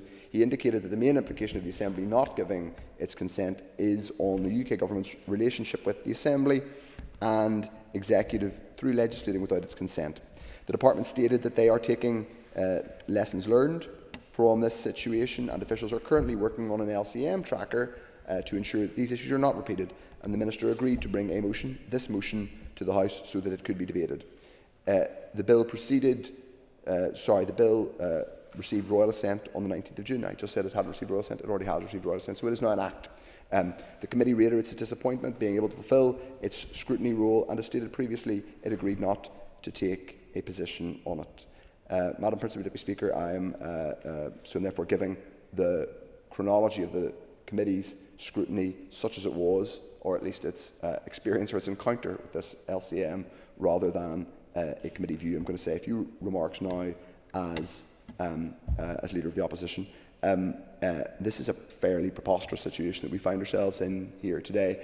I think I'm right in saying that whenever we came back after 2020, we debated some legislative consent motions where we were giving consent for bills that were already on the statute book. At that point, I think I'm right in saying I thought that was utterly absurd. This is equally, if not more, absurd because the Executive was here last autumn whenever this bill was introduced at Westminster. Its officials have been in full awareness the whole way through of not just the purpose of the bill, but the bits that engaged devolved competence. It was known right from the beginning that this would require a legislative consent motion. In fact, a process was happening in parallel in Scotland and Wales. I'm sure there were substantive things that were debated. Those things were relatively routine processes. Now, the thing that delayed the legislative consent process, we are told, is around the UK Government giving Article 2 analysis or sufficient information on Article 2 of the Protocol, Windsor Framework, to the Department. That, I'm afraid, is not a sufficient plea in mitigation because the Department could well have told the committee the position, number one. Number two, it's not entirely clear whether all of the concerns that the Department outlined in terms of what the specific issues around Article 2 were in fact the bits that were engaged in the LCM process. This entire fiasco, and it frankly is a fiasco, has underlined something which I think is quite striking about a lot of this process, which is the abysmal understanding of the legislative consent process in the official machine, but also bluntly in the Executive and indeed in parts of the Assembly. The legislative consent motion process is just that. It is a process by which we give consent. It's not binding legislation, it's not binding on the UK Government. They can do what they like. That's one of the reasons why I happen to not be a big fan of our current constitutional dispensation, because it simply means that the UK Parliament can, via the Crown prerogative, some of us don't like, can do what it likes. Effectively, they can legislate about anything they want at any time. They have created this thing called the Sewell Convention. Sewell Convention is that they will not normally legislate in devolved matters without at least asking permission of the devolved governments.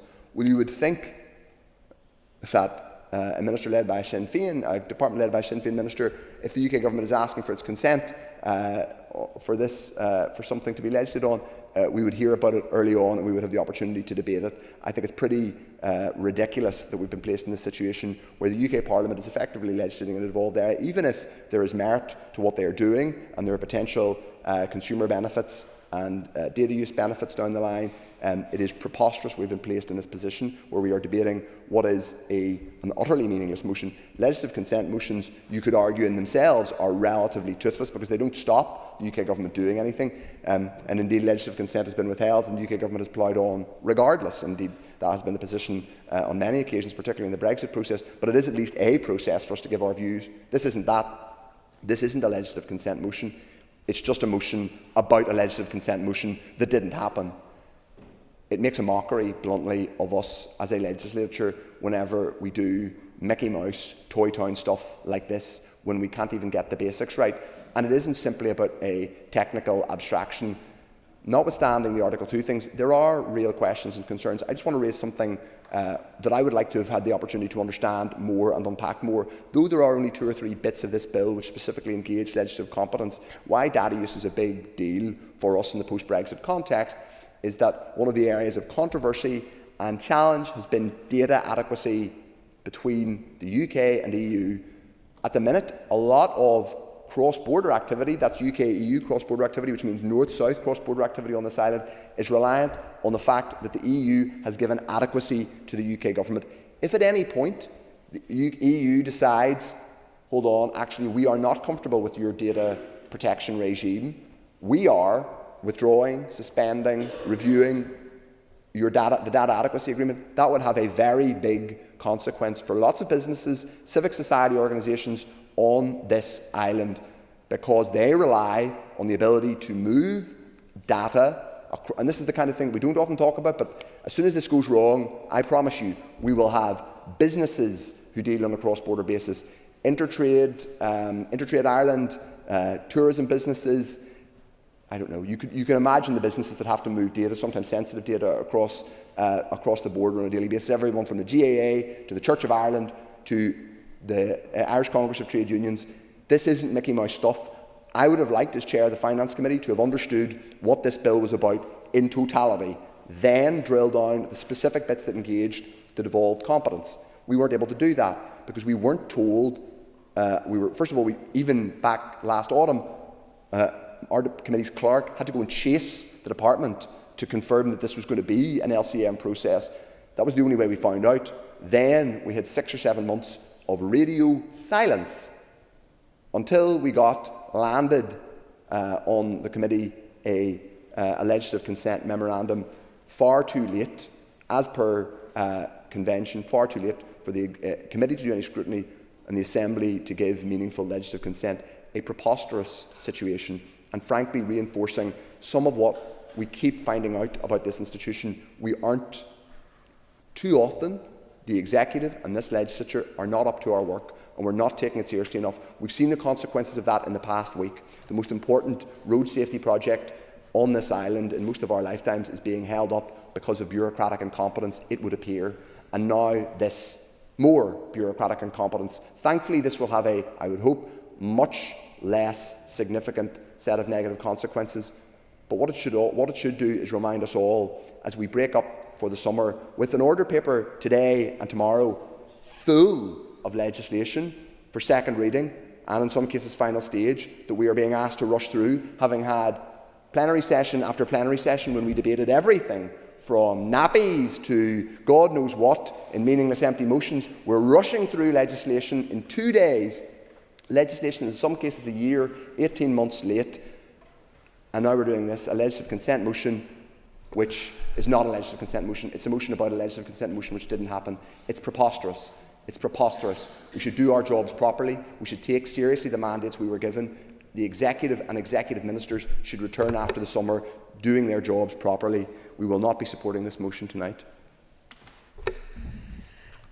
Thank you. I call Deirdre Hargey. Very much, and thank you to the Minister for just coming to the floor this evening. I do think that it is important, and I want to begin by sharing the disappointment that this didn't come to the House sooner in the form of a legislative consent motion. But it is important, obviously, that this Assembly does exercise its full legislative capabilities where that's possible. I do welcome the desire of the legislation which aims to improve data sharing and accessibility through the introduction of smart data schemes, the establishment of underground asset register, and changes to the 2017 Digital Economy Act. And I think the Minister has pointed out the reasons why this didn't come. Obviously, there was a reluctance from the British Government in terms of sharing their advice and assessment around its impacts in terms of Article 2 of the Windsor Framework. And that is a concerning picture, and it's something that they need to rectify sooner rather than later. Obviously, the Smart Data Scheme has the potential to enable consumers to access better services for their specific needs, by authorising third parties to use their data. However, we must always ensure that this is done in a way which protects people and, importantly, protects their rights. While the creation of the digital underground map can improve the planning and maintenance for parts of our infrastructure, I note the powers of the British Secretary of State and in particular area, and I want to highlight the important role of our executive by way of the regulation-making powers, and this role in a devolved area needs to be respected. This also includes full consultation and engagement with our local utility companies, our infrastructure providers and, importantly, our local authorities as well. The expansion of the data sharing between public bodies that is envisaged through the amendments to the 2017 Digital Economy Act can improve efficiency and, of course, improve the delivery of public services. Again, this needs to be done in a way that safeguards and protects our local citizens here. And despite the issues around the LCM, this Assembly and the various ministers responsible for their respective areas now have an important role to play in shaping how the legislation will be implemented here through the regulations, and also to ensure that they are human rights compliant and respect the devolved institutions and the governance process. Thank you. Thank you, Deirdre. I call Diane Forsyth. Madam Principal Deputy Speaker, and it's with disappointment that I rise today to speak on this take note motion rather than having the opportunity to scrutinise, debate or vote on whether this Assembly gives consent on this legislative consent motion due to the Finance Minister and his department failing to follow the process in place. We regret that Article 2 of the Windsor Framework and specifically concerns raised by the Northern Ireland Human Rights Commission have been allowed to hijack arrangements for the Assembly giving consent to the devolved provisions of this bill, meaning Parliament legislating without consent. And this once more demonstrates that negative impact the imposition of these arrangements are having on the internal affairs of the United Kingdom and the appetite of some parties to place in jeopardy the prudent progression of legislation that will benefit communities in Northern Ireland to assuage the concerns of another jurisdiction. This bill itself aims to enhance the framework in which data can be shared to improve public service delivery, and advancing work on a national underground asset register will help to make planned works better informed, more efficient and prevent unnecessary disturbance of underground apparatus and all of the additional cost and delay that brings. And these, to our mind, are worthwhile aims that Northern Ireland should be party to. But data in this current age brings a lot of questions, and we should have been afforded the opportunity to scrutinise and debate this here. And I want to emphasise again the dates here and the point that this was introduced on the 23rd of October 2024 in the UK Parliament.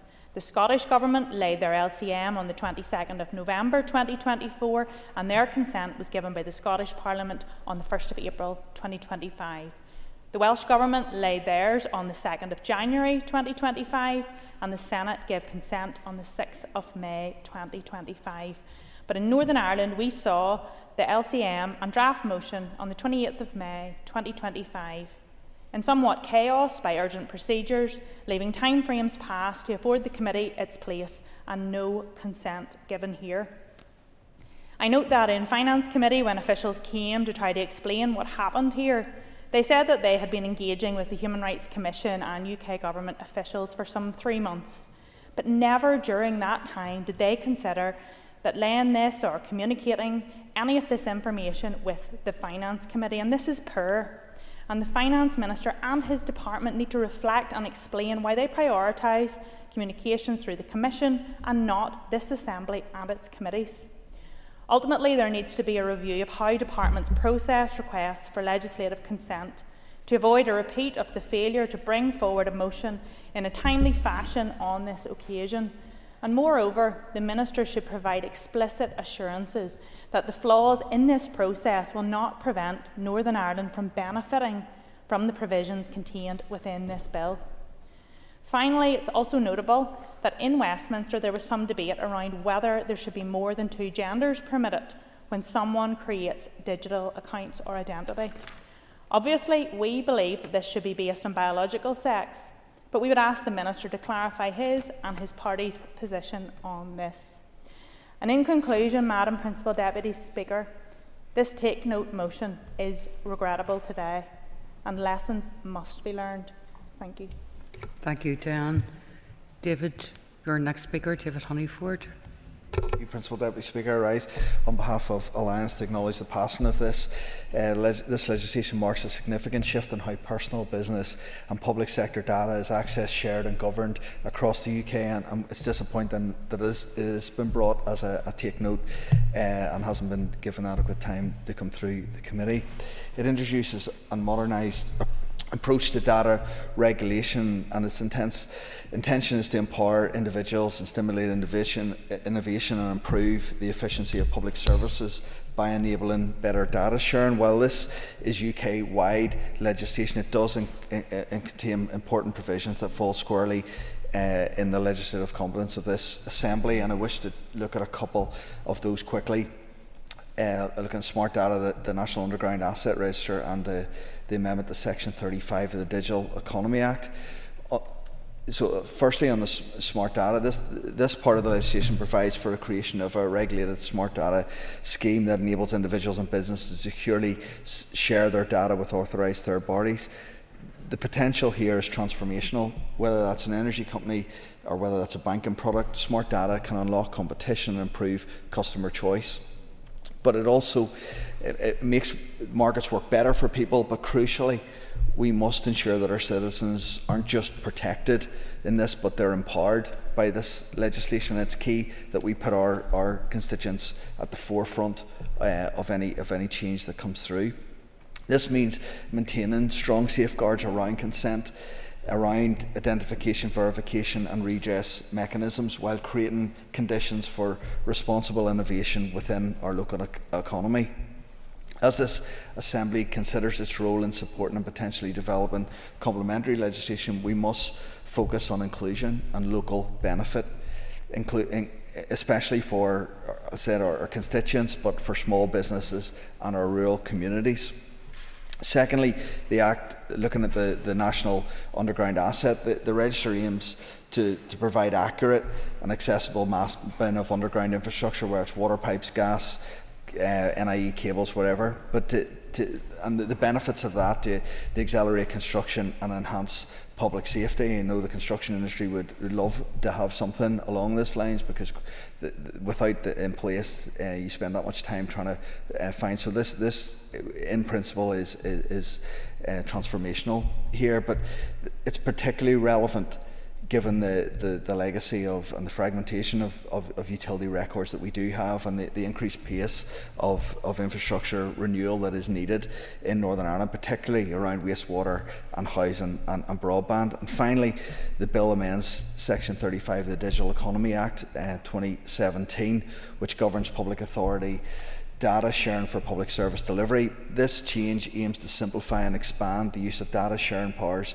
across public bodies, enabling better coordination, more proactive services, and ultimately better outcomes for the public. If done well, this can support a more joined up government, reducing duplication and improve the speed and accuracy of services. However, trust is absolutely paramount in this, and data sharing must always be proportionate, transparent and accountable, with safeguards in place to prevent misuse. And there are a number of concerns present around this Act. Firstly, we're disappointed to see the government chose to remove an amendment from the Lords that would have required companies to declare whether copyright works was used to train AI models. Creative industries, including the Musicians' Union, have argued that removal of this amendment weakened copyright protections and opened the door for uncompensated use of artists' work by AI developers. There are also concerns raised around the clauses of the bill which allow for the expansion of data sharing arrangements through secondary legislation with minimal parliamentary scrutiny. This Assembly, we need to be vigilant on this, ensure that any expansion of data sharing is matched by robust oversight, transparency and public trust. And I urge the Executive and relevant committees to engage constructively with the UK departments and regulators to ensure that we're not left behind, but instead lead the way in delivering data-driven services that are fair, efficient and accountable. Thank you, Principal Deputy Speaker. Thank you, David. I call Steve Aiken. Deputy Speaker. Members may think that the Data Use and Access Act 2025 LCM is in some way a minor piece of legislation that's going through. They might consider that, like most LCMs that we sometimes have a look at, that they're going to have no real impact or import on us. Anybody who's looked quite closely at the Data Use and Access Act 25 will realise that when it talks about smart data, digital identity products, research provisions, legitimate interests, which is defining how GDPR works against sort of potential EU schemes and rest of the world schemes as well, the introduction of automated decision-making systems attached to AI, international transfers of data and the continuation of data and the ability to use encrypted and unencrypted data that may pass back and forth across digital boundaries. Health and social care information and the importance of encrypted health and social care information and the movement and spread of that and how that is utilised. PECR changes, which some people mightn't understand, but basically it brings fines up to the levels of potential breaches of GDPR, which means companies or people who fall foul of these rules and regulations may find themselves getting fined up to about half the value of their company or even more. AI and copyright, and thank you very much indeed, David, for bringing that up, because AI and copyright is a significant issue, and indeed the House of Lords were very concerned about this, and they're still concerned about this. All these issues going together should have shown that there should have been suitable scrutiny here in the Northern Ireland Assembly. So when did our officials first know about this legislative consent mechanism, and when did it arrive within our system to be looked at? That was in October last year. Now, members of the Finance Committee could be quite rightly concerned about the fact that we were never informed of this process all the way through until May of this year. But if you look at some of the correspondence between the Department, the Executive, and some of that other correspondence and communication that was going back and forth across the Irish Sea, obviously they're using unencrypted data at some speed to be able to do that, there were lots of questions being asked. And there were lots of questions being asked about the Windsor Framework, Article 2, brackets 1, the adequacy of those, back and forth. All that was going on for 3.5 to 4 months. What stage had we been informed of that as a committee? We hadn't. But it was open knowledge within the department and dealing with the executive, and it was also within government departments in London. But we hadn't been informed of it. And, Minister, one of the things I'd like you to sort of address is that at some stage there must be a check-off list of LCMs that come in that your department were dealing with. And we were quite pleased that Neil Gibson came before our committee. And Neil, of all the senior civil servants I've ever had in front of committee, is probably the most honest and open one. And he took full responsibility and accountability for what went wrong. But the reality is, he shouldn't have been the one of doing that, because that should never have happened.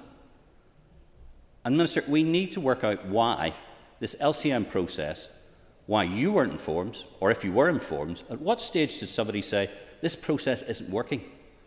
And you've already heard what the Speaker has said, and has told ministers, and has told the Executive and the rest of it. The amount of information that's supposed to be coming before us, it's not adequate, and the way this House is kept informed isn't adequate. There are other issues about this I think that are quite disquieting. Madam Principal Deputy Speaker, there are supposed to be various checks and balances and controls about a devolved assembly. We've seen 3 of them fail in remarkable rapidity here. The first one is on applicability motions. There was an applicability motion brought about by the Windsor Framework, came before this House. We voted against it, and it was promptly ignored by the Secretary of State. We had the storm and break, which was another mechanism which was supposed to be designed to act as some form of democratic accountability and scrutiny. Again, the Secretary of State gave that a swift ignoring. The LCM process is supposed to be part of the devolution process, and we have seen this happen. We've seen the Senate, we've seen the Scottish Parliament, we've seen them all deal with these issues in ample time. But we haven't, because we haven't been informed. Now, it's very easy to blame Perfidious Albion, and most times we do. But the fact that it's been sitting in our in tray since October sort of makes it a bit difficult for us to go around and start complaining about everybody else, because we're not being able to do this. So I can't see in any way in good conscience our party is going to be able to support this motion tonight. There's absolutely no way. This is, and I think, you know, when people talk about this as being a disastrous failure of what the process has been, What is the point of having democratic accountability, scrutiny or anything if we don't even get the basics right in the first place? I could go on, but I think it's been quite a long day and it's been rather tedious, but it's not going to change, Principal Deputy Speaker, what I have to say. This has been an absolute disaster, and somebody somehow needs to grasp it and make sure this doesn't happen again. Thank you. Thank you, Steve. I call Paul Frew. Deputy Speaker, and again I rise to note all the concerns that has been shared here tonight around this process and also the bill. But in all of it, it doesn't amount to a hill of beans, because we've already missed the bus on this. In one foul swoop, we have been transformed back into zombie assembly zone, and nothing anyone here says will make one pin of difference, including the Minister in front of us. It is an absolute farce that we are left in this position where we're having a take-note debate on a piece of legislation. How low can this place fall? It is an absolute shambles and disgrace that we as legislators, every single member here today, is left in this position where we're having a take-note debate on a piece of legislation that will affect all of our people and our population. And I don't care if this is the best piece of legislation ever created in Westminster. It's not. But let's say it was. The fact that we, as legislators here in Northern Ireland, was not able to give our consent through an LCM, which is an instrument of Parliament, then that demonstrates just how big a shambles it was. But whilst we have been in here listening to this debate, we have heard concerns from Matthew O'Toole, the SDLP, from David Honeyford, the Alliance, and from Steve Aiken, the UUP, on some aspects and controversies surrounding this bill. But none of us, not one of those people, can affect change or influence the decision-making process with this piece of legislation now. And it's very farcical when we look, and I know Diane, my colleague here, has covered some of the positive aspects to this bill.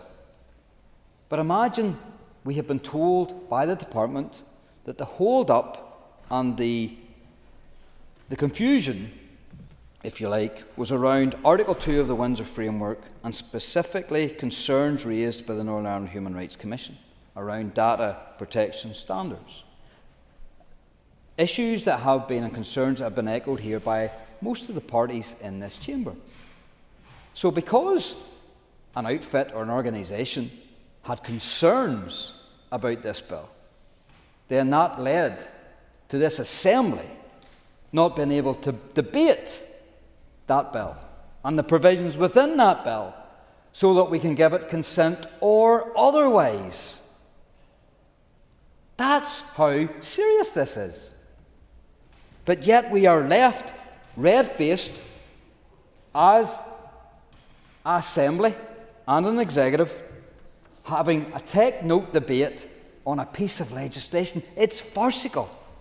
And I must say, the department officials fronted up straight away.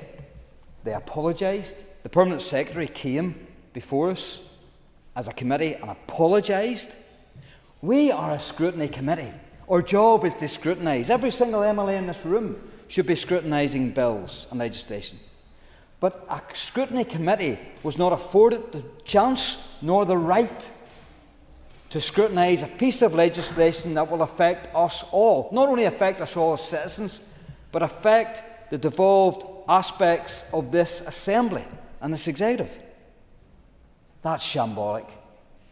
But yet the Minister comes here to have this take-note debate as if everything's going swimmingly, that this Assembly notes the successful passage of the Data Use and Access Bill 2025. What's successful about it? It's successful because it passed all the stages of legislation in Westminster, a place that Sinn Féin don't even sit in. Is that what he's talking about, a success? Not one of the MLAs here was able to scrutinise that bill and give her thoughts on it, give her consent to it. Sinn Féin, ourselves alone, more like ourselves asleep. And not only is Sinn Féin responsible for this mistake. Paul, can you address your comments about the bill, please? If not, I'll ask you to take your seat and we'll move on. Thank you very much, Principal Deputy Speaker. This is of utmost importance, not only to the principles of democracy, transparency, accountability and scrutiny. It tarnishes the good reputation of this Assembly and the Executive. And that is how important, this is. An LCM is critically important. It's a function of Parliament. And we have not been afforded the right as MLAs, as political parties and as scrutiny committees to scrutinise this bill and the aspects that's within it. The Minister also talked about some of the responsibilities falling within the Department of Economy. But yet, as far as I know, the Economy Committee seen no sight of this information, seen no detail around this bill. So not only does it affect the Finance Committee, it also affects the Economy Committee and also the Economy Department and the Finance Department and anyone else with regards to the Executive. This has been a mockery. This is a farce. And I hope this Assembly never goes through a process where we have a take-note debate on a piece of legislation. Disgraceful. Thank you. Can I call Jerry Carroll? Speaker, I think there's no doubt that the process with this LCM was a shambles from beginning to end, and I don't often agree with my committee colleagues, but I think they're absolutely correct on this point. Sometimes not.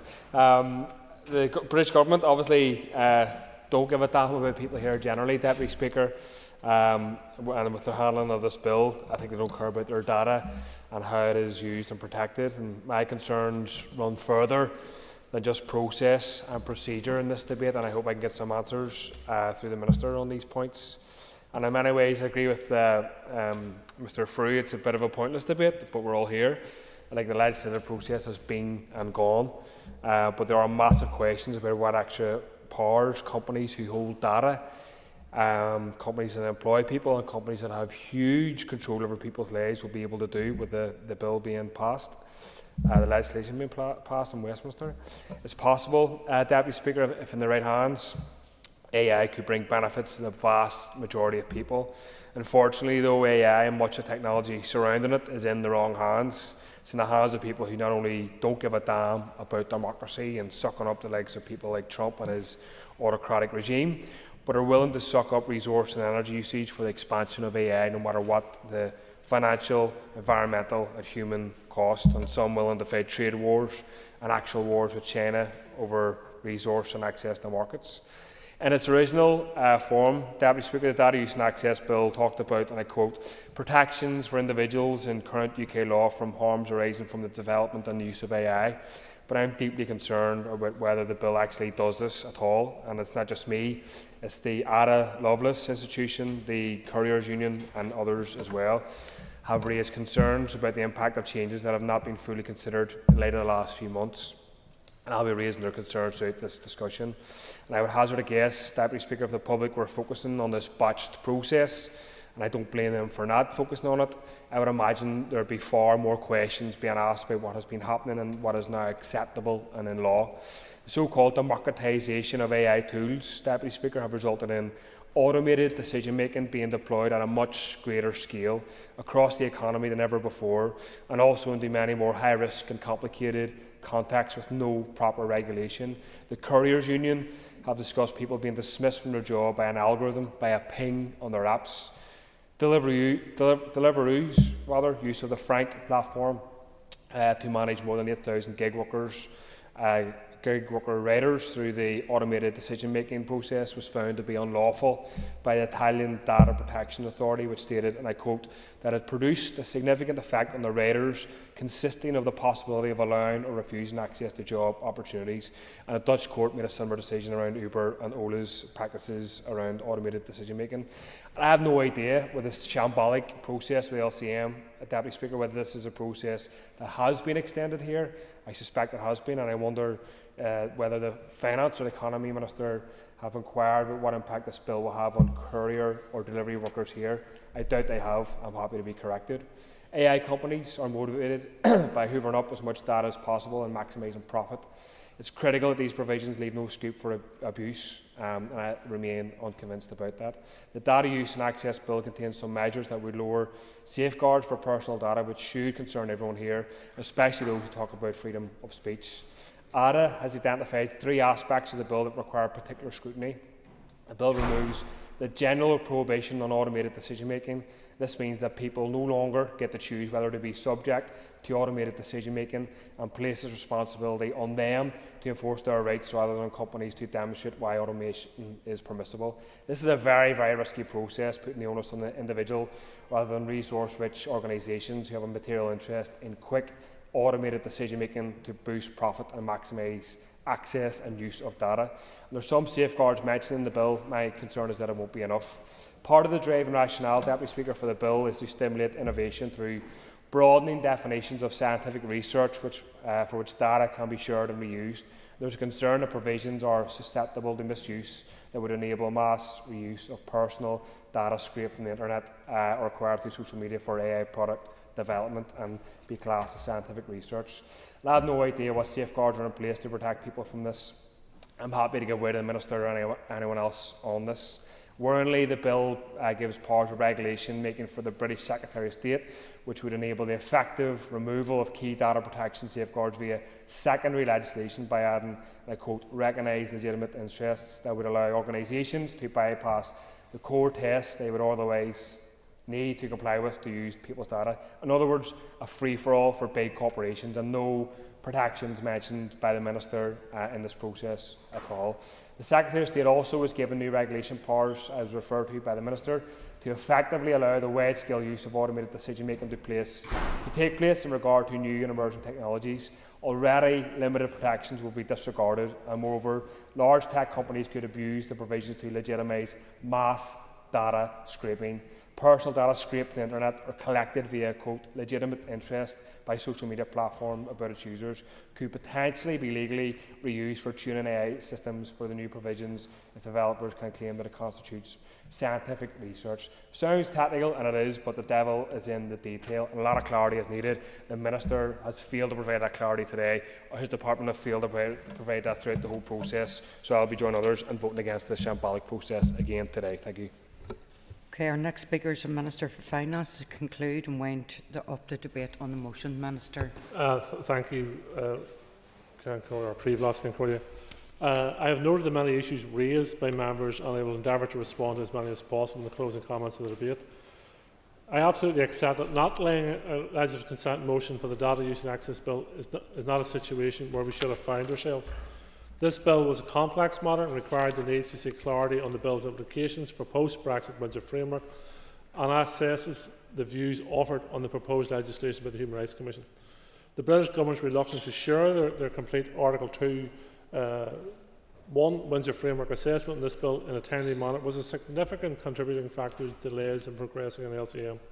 I have written to the Secretary of State for Science and Innovation and Technology to highlight that it is on a fundamental obligation of the Government to ensure that there is early and proper engagement, in particular around devolution analysis and any relevant Article 2.1 Windsor Framework assessments, to ensure experience with Data Use and Access Act is not repeated.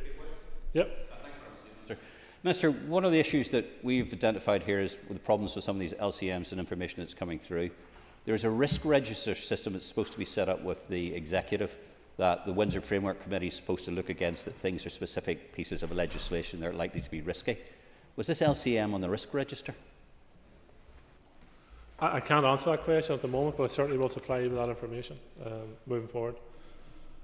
However, it's clear that officials have engaged with the committee for Finance. However, it's clear that officials should have engaged with the Committee for Finance sooner in this matter, and this House should have been afforded the opportunity to fully consider the devolved provisions within this bill.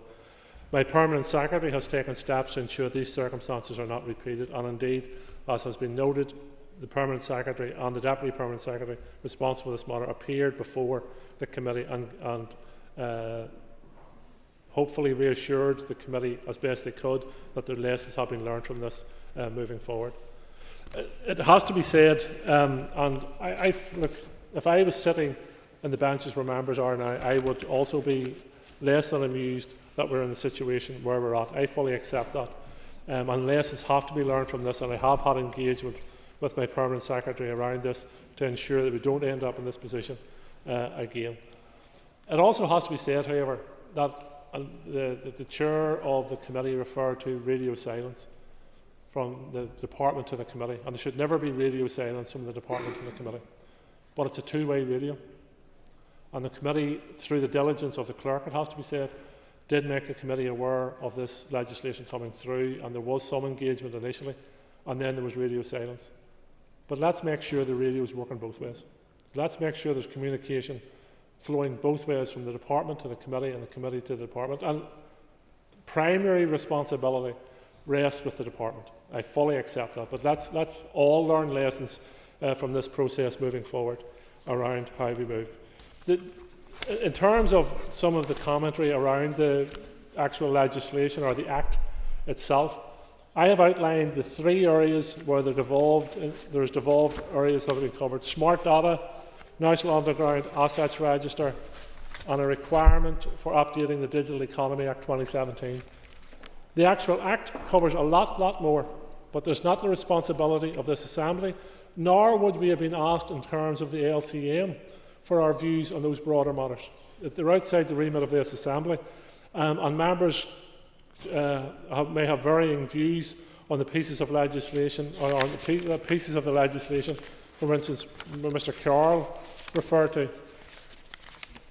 Other than, just one sec, other than the smart data, the Digital Economy Act, and the Register of Underground Assets, those are the three areas of competence of this Assembly. Go ahead. Appreciate that, Minister. I do appreciate smart data is a pretty broad definition and area. So could he clarify for myself and others whether the workers' rights concerns that I've raised today and throughout the committee around the Couriers Union, specifically around the right to not be fired algorithmically, that word that I'm trying to say, whether that is in place with the bill passed in Westminster? Again, large tracts of this fall outside the remit of the Executive. Under the Act, the Secretary of State, and this is under smart data, or the Treasury is empowered to establish these schemes through regulations. However, the implementation of smart data schemes touches on consumer protection, economic regulations and digital services area that fall within the competence of this Assembly. Therefore, its application must reflect our local regulations. Any smart data scheme introduced here must align with our consumer priorities, economic strategies and digital inclusions. In relation to the broader issue of workers' rights, etc., I would ask the member to put those questions to the Economy Minister in that regard. Yeah. Again. Minister, there's something new that's coming down through the system that's known as the Union Customs Code, which is going to be a substantial change that's coming through the Windsor Framework. The Union Customs Code will specifically making reference to smart data and how smart data is used. Could I encourage your officials to familiarise themselves with that coming through? Because I appreciate what you've said to us, Minister, but actually it's much broader than that, and there are areas of art we need to be aware of. Clear on these comments. As I have said, this Act covers a very wide range of issues. Three areas are covered under the devolved institutions and our responsibility, and under which we would have been asked in relation to the LCM. The broader issues are issues outside of my control and the Executive's control, but however, I can reassure the Assembly and the Committee lessons have been learned from this. It should never have happened in the first place, and the Permanent Secretary and I have put in measures in place to ensure it doesn't happen in the future. Thank you. So the question is that the motion standing on the order paper be agreed. All those in favour say aye. Aye. Contrary of any noes? No. The noes have it. The noes have it.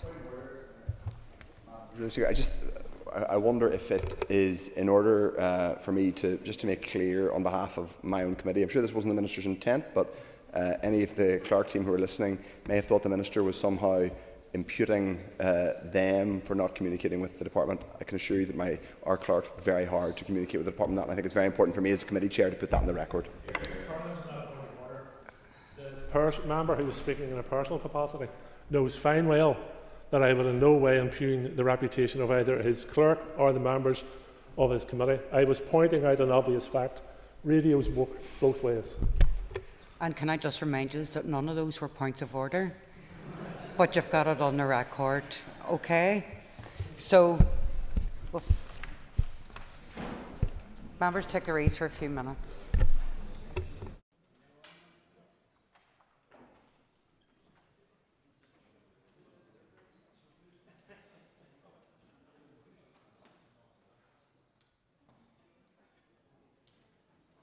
Okay, members, the next item on the order paper is a motion from the Committee for Education on restrictive practices in educational settings. I'll ask Clerk to read the motion. That this Assembly acknowledges the painful, ongoing debate and campaign for minimisation, if not eradication, of restrictive practices in schools and other education settings. Applauds parents for bringing this subject to the awareness of the Assembly and the public. Commends the efforts of the Department of Education and Department of Health and partners in working to establish guidance for use in both health and education settings. Calls on the Minister of Education to commit to guidance and training that is non-discriminatory, person-centred and in the best interests of the child, namely from a human rights perspective. Further calls on the Minister to repeal Article 4.1c of the Education Northern Ireland Order 1998 and make other appropriate legislative changes to respond compassionately to the difficult circumstances which can arise due to pupils' challenging behaviours. Calls on the Minister to undertake data gathering and monitoring and to review the special school and wider school estate to address the environmental factors which exacerbate distress and dysregulated behaviours by pupils, and further calls on the Minister to commission an update on the 2013 Education and Training Inspectorate Report on persistent and challenging behaviours in schools, special schools, and to provide a safe environment in which the human rights of everyone in the school community are respected and unavoidable harm, liability is not a concern. Thank you. I call on the Chairperson of the Committee for Education, Nick Matheson, to move the motion. Moved. Thank you, Nick. The Business Committee has agreed to allow up to 1 hour and 30 minutes for this debate. The proposer of the motion will have 10 minutes to propose and 10 minutes to wind. All other speakers will have 5 minutes. Nick, please open the debate on the motion. Thank you. Thank you, Madam Principal Deputy Speaker. So I will speak to this motion in the first instance in my capacity as Chair of the Education Committee, but will make some remarks in my capacity as an Alliance Education spokesperson at the end. The issue of restrictive practice has been one of focus for the Education Committee going back to the last mandate. We are all aware of the powerful campaign led by Deirdre Shakespeare, which, following the distressing experiences of her son Harry, highlighted the urgent need for statutory guidance on restrictive practice in schools to be brought forward. And I should be clear what we are referring to when we use the phrase restrictive practice. It's a fairly neutral phrase, but what it's really referring to is any scenario where a child or young person is physically restrained or potentially secluded from their peers in a school environment. Now, there may be times when it is necessary to keep a child, other children or staff members safe to prevent harm or injury. But sadly, the committee, both in the last mandate and in this mandate, has heard of instances where restrictive practices have been used inappropriately to manage behaviour which is perceived as problematic. The committee across the parties has been unanimous that appropriate statutory guidance is essential to ensure that the inappropriate practice is eliminated, and also to ensure that teachers and support staff in our schools are properly protected and supported when a restrictive practice is required to ensure pupils and staff are protected from serious harm. Tracking back to the previous mandate when the issue first gained attention, there were calls from parent campaigners, the Children's Commissioner, the Children's Law Centre and other stakeholders that led ultimately to a departmental report in March 2022 which made a range of recommendations on the use of restrictive practice in educational settings. And these included the repeal of Article 4.1c of the Education Order 1998, which permits the use of force in educational settings to prevent behaviour prejudicial to good order and discipline, and to deliver statutory guidance on restrictive practice in schools, which, among other things, would require reporting and recording of all instances of restrictive practice. Now, there were a range of other recommendations, but these get to the crux of the issues that are core to this motion. I don't have time to go into them in detail. It's important to note at this stage that these recommendations and all others in the report were accepted in their entirety by the then Education Minister, Michelle McIlveen. So the stage was very much set for this to be delivered on and for the recommendations in that report to be brought forward. However, over the last year, the committee has heard evidence from parental campaigners, including Deirdre Shakespeare, the Children's Commissioner, again the Children's Law Centre, special schools principals, all suggesting that there seems to have emerged an impasse between the department and stakeholders in the process of co-designing this guidance and bringing it forward.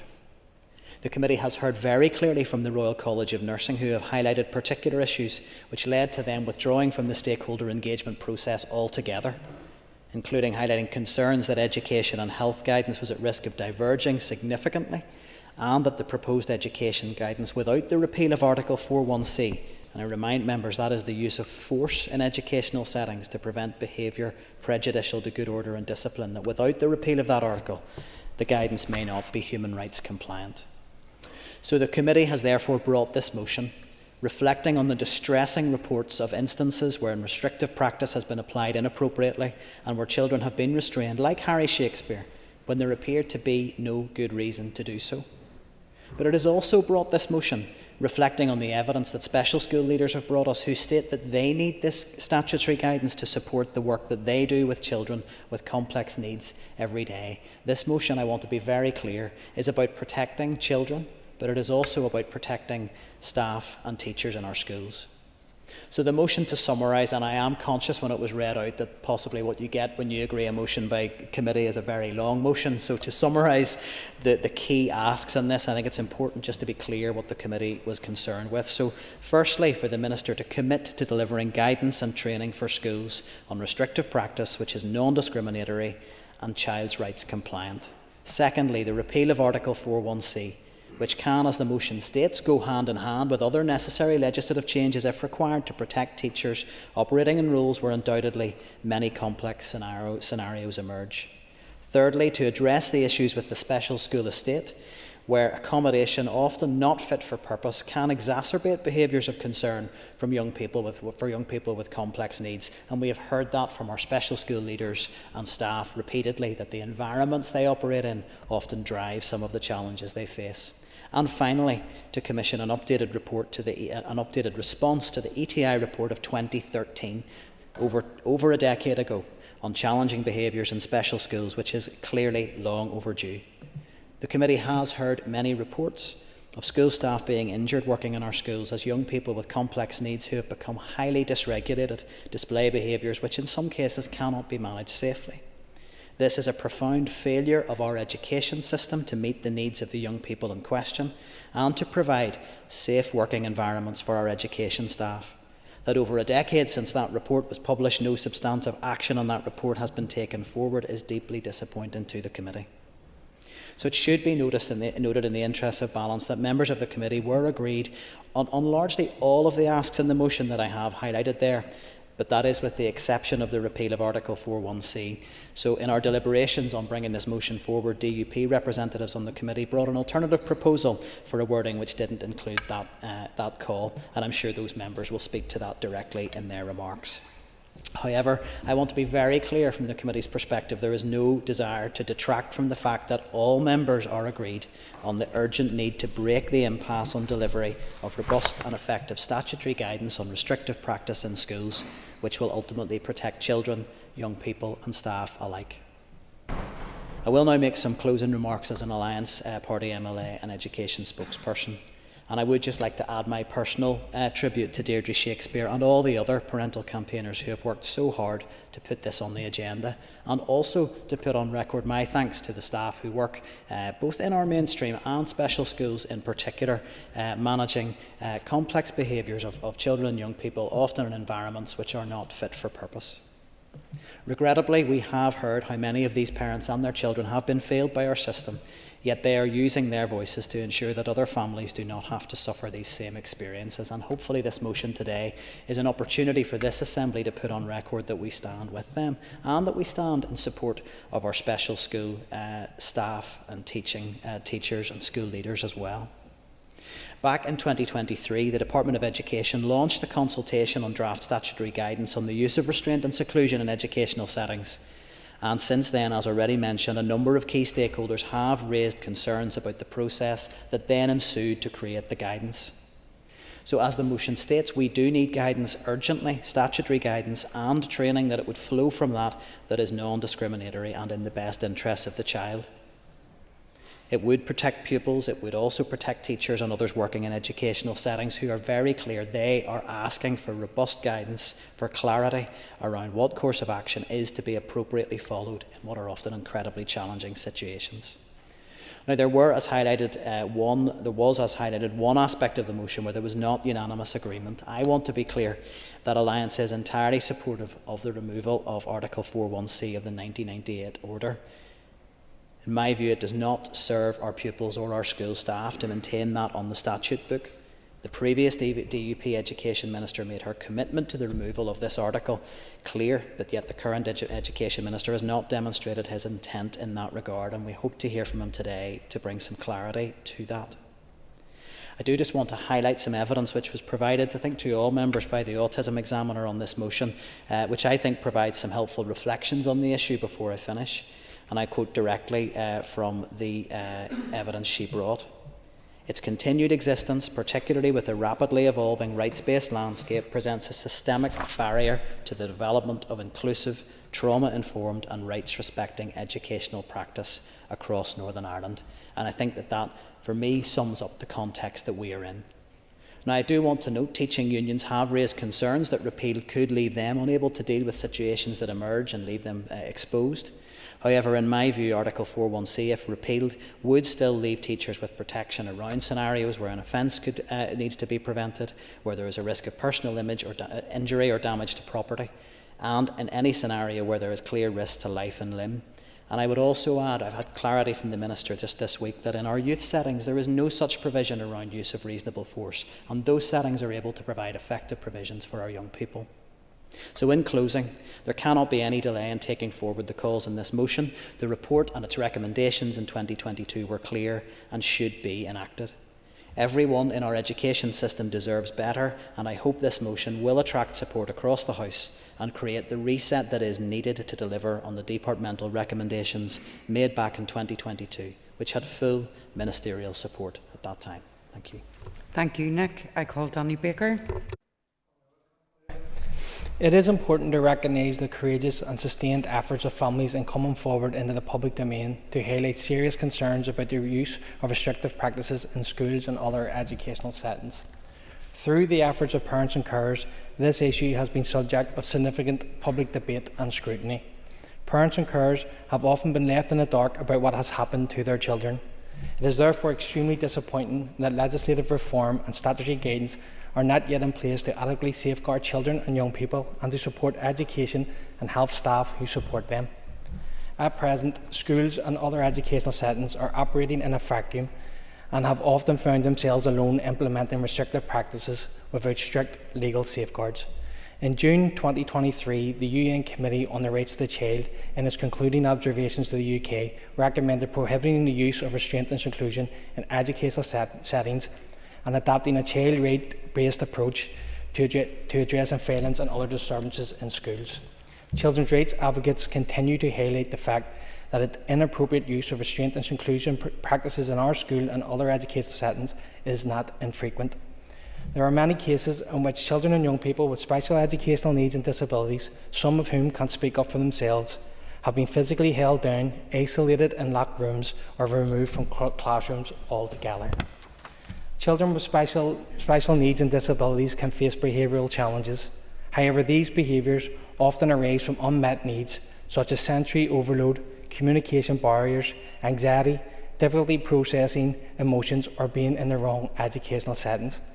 A wide range of evidence demonstrates that children and young people subject to restrictive practices often suffer from physical injuries and emotional trauma. The long-term consequences can include a profound mistrust of authority figures, a sense of powerlessness, and exacerbation of mental health challenges. Furthermore, many children and young people subjected to restrictive practices never have an opportunity to learn alternative, healthier ways of coping with overwhelming emotions or situations. Going forward, it is vital that schools and other educational settings are supported to implement positive therapeutic interventions. Education and health staff working with children should have access to appropriate training and guidance. It is vital that proper monitoring of the use of restrictive practices is in place to ensure accountability and transparency. We cannot afford to keep turning a blind eye to these practices. We cannot accept a system that puts children and young people in harm's way. We have a system in crisis, children without places, children placed in the wrong settings. We need leadership. Let's work together to ensure that every child, regardless of their additional needs or disability, is treated with dignity and respect. All children deserve equality. Thank you, Danny. I call Peter Martin. Thank you very much, Madam Principal Deputy Speaker. Can I first acknowledge the sensitivity in this subject? And I'm aware that a number of parents and children have had very harrowing experiences of either restraint or seclusion in Northern Ireland. Therefore, it will not be my intention to be critical of anyone else's view this evening on this issue. Also, given the nature of this area, whilst not supporting the immediate repeal of Article 41C, it's not our intention to divide the House this evening on this matter. As the Chair mentioned, members of the Education Committee have heard significant evidence on this subject, and some of the real-world examples I have personally described as horrendous in that committee. But what is also clear is that these incidents are in no ways the norm and are exceptional. As the Chair referenced, our party tabled an amendment to this motion at committee stage, and I think it's worthwhile reading that out because I feel it covered the necessary elements of what some stakeholders would want to see without the repeal of Article 41C, and it's the following: to reiterate the guidance underpinning the exceptional character of Article 41C of the Education NI Order 86, found in the Circular 2021/13, which states that restraint should only be used as a measure of last resort to preserve the dignity and respect of all concerned. It should never be used as a form of punishment or to make a child behave, and it should never deliberately cause pain or injury to a pupil.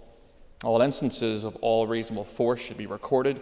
Parents' carers should be informed and follow-up support provided to the pupil and staff involved, and there should be a departmental commitment to data gathering and monitoring, to review the special and wider school estate, to address, as the member opposite mentioned, the environmental factors which exacerbate distressed behaviours by pupils, and to commission an update to the ETI report on persistent and challenging behaviours in special schools. That was our amendment, which we felt covered the necessary areas in the committee without repealing 41C. Clearly, as referenced, the other parties had a different view on our amendment. There are a range of stakeholders who also have concern about the impact if 41C was removed and the impact that it could have on teaching staff. For example, the NITC wrote to the Education Committee and stated that the removal of this article would create a climate of fear around restraint where teachers will be hesitant to intervene even when it is essential. NASUWT recently gave evidence and said we will always need to use the lowest level possible when it comes to restrictive practices. I do not think any of our members, whether they are teachers or support staff, want to use restrictive practices at all, nor do they want to use reasonable force. And I would agree with both of those bodies. may be interesting to note that DFE England recently consulted on the use of reasonable force, which is the equivalent of our Article 4.1c, and the Equality and Human Rights Commission, in responding to the consultation, did not highlight a need for the repeal of the existing legislation in England. Teaching is both a challenging and rewarding profession, and this party will continue to support. You want to intervene? Yeah? Go ahead. Look, I appreciate we had discussions in committee around Article 4.1c and views diverged. Would the member accept that we have, as I outlined in my speech, youth settings which have no such provisions around reasonable force, but they are able to provide an excellent quality provision for young people, and that perhaps there would be lessons we could learn there that could be transferred to the education system? Member has an extra minute. Thank you very much, and thank you, the Chair of the Education Committee, for that intervention. I take his point, and I certainly fully accept that there could be lessons learned from the youth settings. I have no issue with that whatsoever. So I do want to pay tribute to our teachers for the amazing job that they do educating our children in Northern Ireland. However, they should never be placed into the situation of fearing to intervene in a classroom situation, because in doing so they might face legal or criminal action. One simple example of this would be where a teacher blocks a pupil's path if they were trying to leave the school premises without permission, and where safeguarding protocols would apply. What we do need is guidance on the use of restraint and seclusion, which is rights-based, which safeguards both children and parents, and which is workable within a school environment. And I am certainly hoping that the Minister will reflect in his speech this evening where we are in the accompanying guidance which the Chair of the Education Committee actually referenced. Madam Principal Deputy Speaker, I do not believe that immediate repeal is the path that we should pursue at this time for the reasons that I have highlighted this evening. And instead, we should work to improve training and support, and particularly guidance in this area. Thank you very much, Madam Principal Deputy Speaker. Thank you, Peter. I call Robbie Butler. Thank you, Madam Principal Deputy Speaker. It's 4 years and 2 months since I spoke on a debate on the same issue. And I think the Department at that stage did undertake to issue some interim guidance at that stage, but it's regrettable that we have not fixed the problem, and I'm not going to point the finger at anyone, neither the Minister or the Department, other than to say I looked at the motion and I thought it was helpful because I didn't think it was an inflammatory in any way in terms of its language. I thought the tone captured the essence of the difficulties faced by parents and by some educators and some schools. But I think we should work towards removing Article 4.1c. But unlike what has been pitched here so far, it's not removing it in the absence of something better. It's about developing something better with the ambition to remove it, because what's there evidently isn't fit for purpose. I do agree with the Chair of the Committee that if it isn't in place for youth settings, why would we deem it appropriate to have for younger children? And the Ulster Unionist Party do support the motion because it goes to the very heart of what it means to deliver an education system that upholds the rights and dignity of every child, particularly those with the most complex needs. And we must be honest about what has brought us here, because parents for too long have been raising the issue about the use of restraint and seclusion in our schools. These are not abstract concerns. These are their children. These children often are frightened, misunderstood, and in some cases have been harmed. As has been mentioned, Deirdre Shakespeare's testimony about her son Harry, who was restrained in ways she wasn't even told about, has been a rallying cry for change. And as she put it, no parent should ever have to learn what has happened to their child many weeks and months after the fact. Her campaign for Harry's Law to make reporting of such incidents mandatory is based on one simple idea, and that is that sunlight is the best disinfectant. The Children's Commissioner has described the use of seclusion as draconian. The Ombudsman has highlighted that since 2017, at least 20 cases involved children being placed in isolation without parents' knowledge. And the Royal College of Nursing felt compelled to walk away from the Department's working group on restrictive practice due to the lack of clear safeguards and ambition to truly eliminate harm. But this mustn't be, and I have to be clear about this mustn't be about blaming teachers or classroom staff. Far from it. Professionals are being asked to respond to increasingly complex needs, sometimes without training, resource or space to do so safely or ethically. And we must listen to those leading in special schools who say we need clear guidance, yes, but we also need more staff, more space, more time. The NIHT, which represents school leaders here, has said plainly that without statutory guidance and training, schools are left to navigate a legal and ethical minefield on their own. That is not safe for staff, nor is it safe for pupils. But we have to be clear. And as the member, where are you from, East Belfast, Peter? No, you're North Down. North Down. It's pretty close, pretty close. No teacher wants to be in the situation where restraint feels like the only option. I think you painted that picture really well. Our teachers are working in increasingly complex situations, but right now too many are working in those spaces because the alternatives are either unavailable or underdeveloped, and that's a failure of the system design, not the individual intent. What we need now is compassionate reform. That means repealing Article 4.1c of the Education Order 1998, which allows for reasonable force in a way that is too vague, too open to misuse, and means commissioning an update also to the 2013 ETI report to reflect today's realities in special schools. It means investing in the environmental and relational factors that reduce stress before it escalates. I want to make this point. What we have today was based on stuff that we didn't know at the time. In 1998, we were not talking about adverse childhood experiences, or ACEs. We didn't understand that behaviour is also a form of communication, particularly for non-verbal children, and that the department has actually developed really good policies like they're towards nurture-based, emotionally supportive and trauma-informed practice. Those of themselves would kick against what we have in 4.1c. Principal Deputy Speaker, this is not a call for perfection overnight. It's a call for progress rooted in the rights of the child, supported by the professionalism of our staff and shaped by the lived experience of families who have waited far too long to be heard. The use of restrictive practice must be an absolute last resort, not a fallback born of insufficient alternatives. And we can't patch this up anymore with policy promises or sticking plasters. It is time for structural, statutory and child-centred change. Thank you. Thank you, Robbie. I call Cara Hunter. Principal Deputy Speaker. Children strapped to chairs, children secluded from their peers in closed rooms, children left alone in windowless so-called dark rooms, children held face down to the ground by multiple adults, children injured, distressed, voiceless, children traumatised. As one parent remarked to me, Article 4.1c is just corporal punishment by the back door.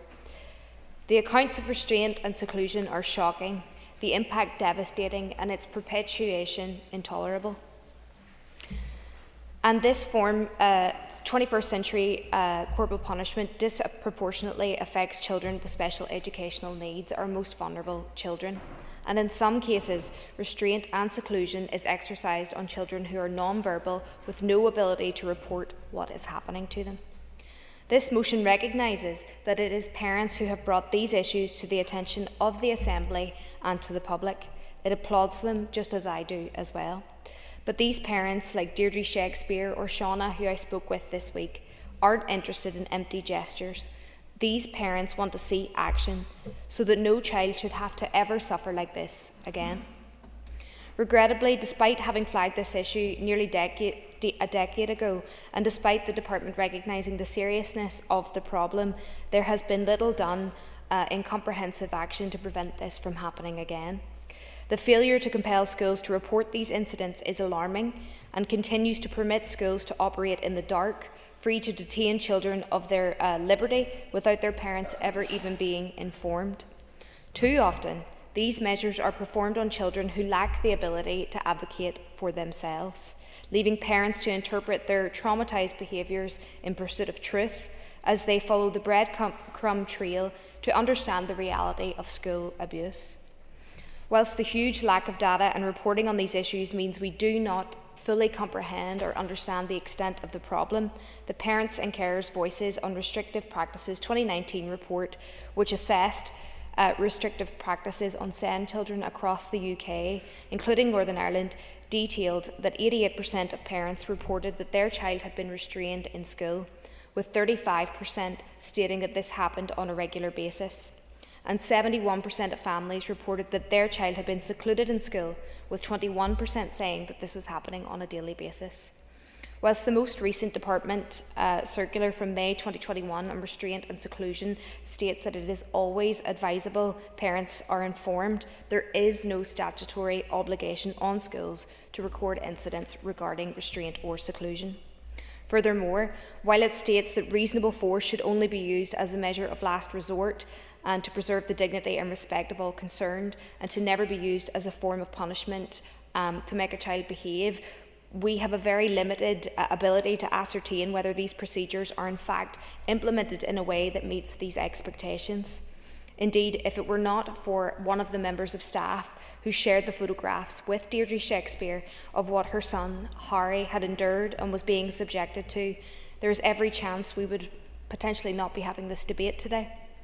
It does not take a medical professional to understand that strapping a child to a chair, deliberately weighing children down with heavy bags, belting children tightly to mechanical devices, locking children in small rooms with no stimulus or, in some instances, without even a window, or multiple adults forcefully holding children's limbs down, telling them they cannot move, and if they do, they will be held down for longer. It does not take a medical professional to understand that what they are being subjected to is unethical and would be traumatic for any child. And yet, as of today, we have a very limited set of guidance or oversight to understand and ensure that this does never happen again. The parents whose children experience these practices talk movingly about the lasting impact that restraint and seclusion has had on them as a family and not only their child.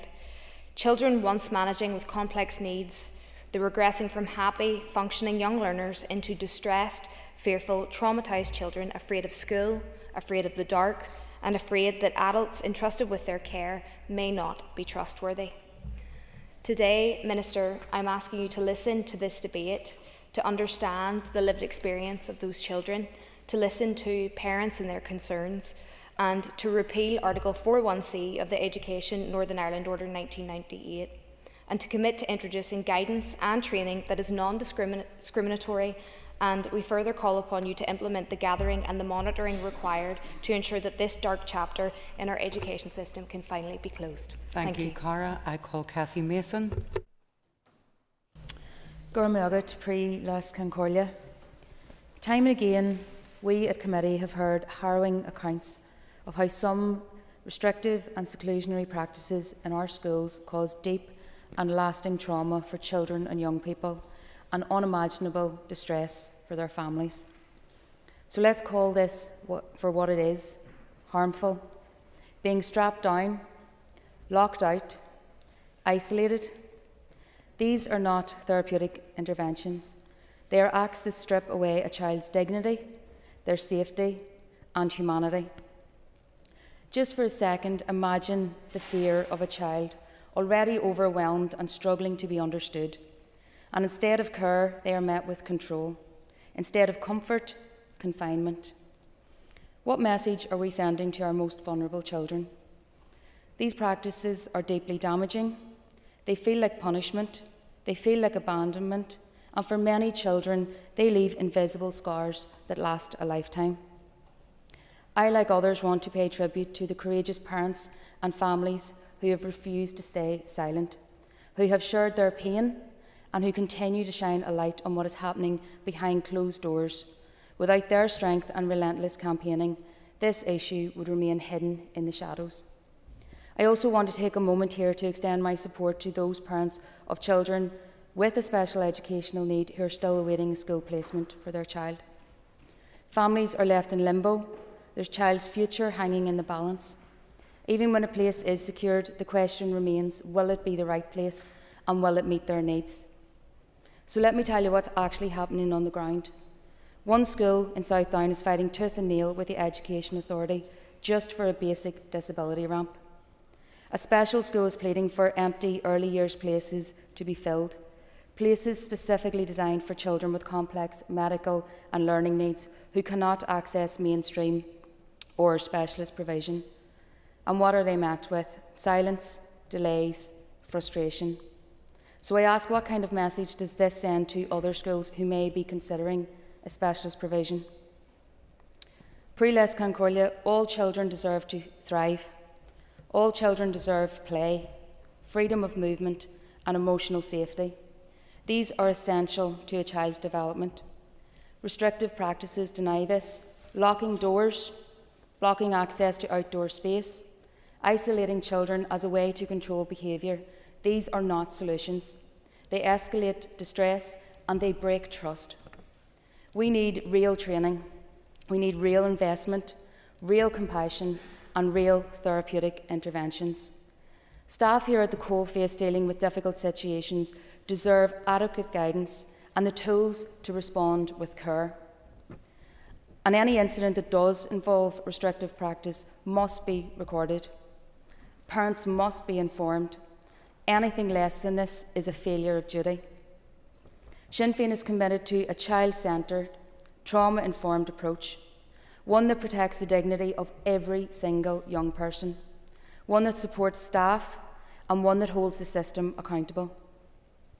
Concordia, schools should be places of safety, support and trust. Never ever fear. And we must never accept anything less. Thank you, Cathy. I call David Brooks.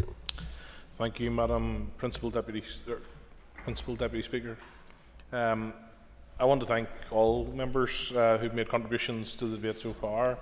And I think while we've taken a slightly more, slightly different, more nuanced position on this, I think there's much that has been said right across the chamber that will be shared by many of us.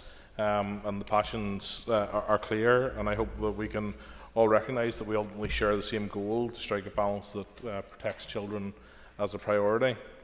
None of us can have failed to have been moved from what we've heard from the Shakespeare family and others, some of those that Ms Hunter had mentioned, who've experienced undeniably horrendous and utterly unacceptable treatment within the system. But I believe we also shared a desire to ensure that in striking that balance, we do not place educational professionals, particularly those working in the most challenging environments in the Northern Ireland education system, under undue risk or even the perception of increased legal jeopardy. All of us know that our special schools already face significant recruitment struggles, even when staff are secured. Schools regularly contend with issues such as illness and injury sustained in the line of their work. This is a sensitive and exceptionally complex issue. The pain that families have shared is very real. They are motivated by, no doubt, unimaginable trauma of seeing a vulnerable loved one detained inappropriately, and years thereafter have struggled to make their voice heard. Their continued campaign for Harry's Law is both strong and admirable, and I want to say clearly it's courageous and it has deserved to be heard. I am utterly convinced that what happened to Harry in particular was wrong. The actions taken against him, particularly given the sustained nature of them, were unacceptable and they should absolutely be subject to sanction and correction. That said, my position today, and that of my party as outlined by my colleague, is not one of opposition but of caution. I hold sufficient concern about the unintended consequences that may flow from the repeal of Article 4.1c to believe it requires more thorough investigation and wider engagement than we've yet seen. We know similar legislation exists in England and Wales, and yet, as my colleague says, there has not been the same appetite or urgency there for repeal, even after consultations, and this contrast leads me to pause and reflect.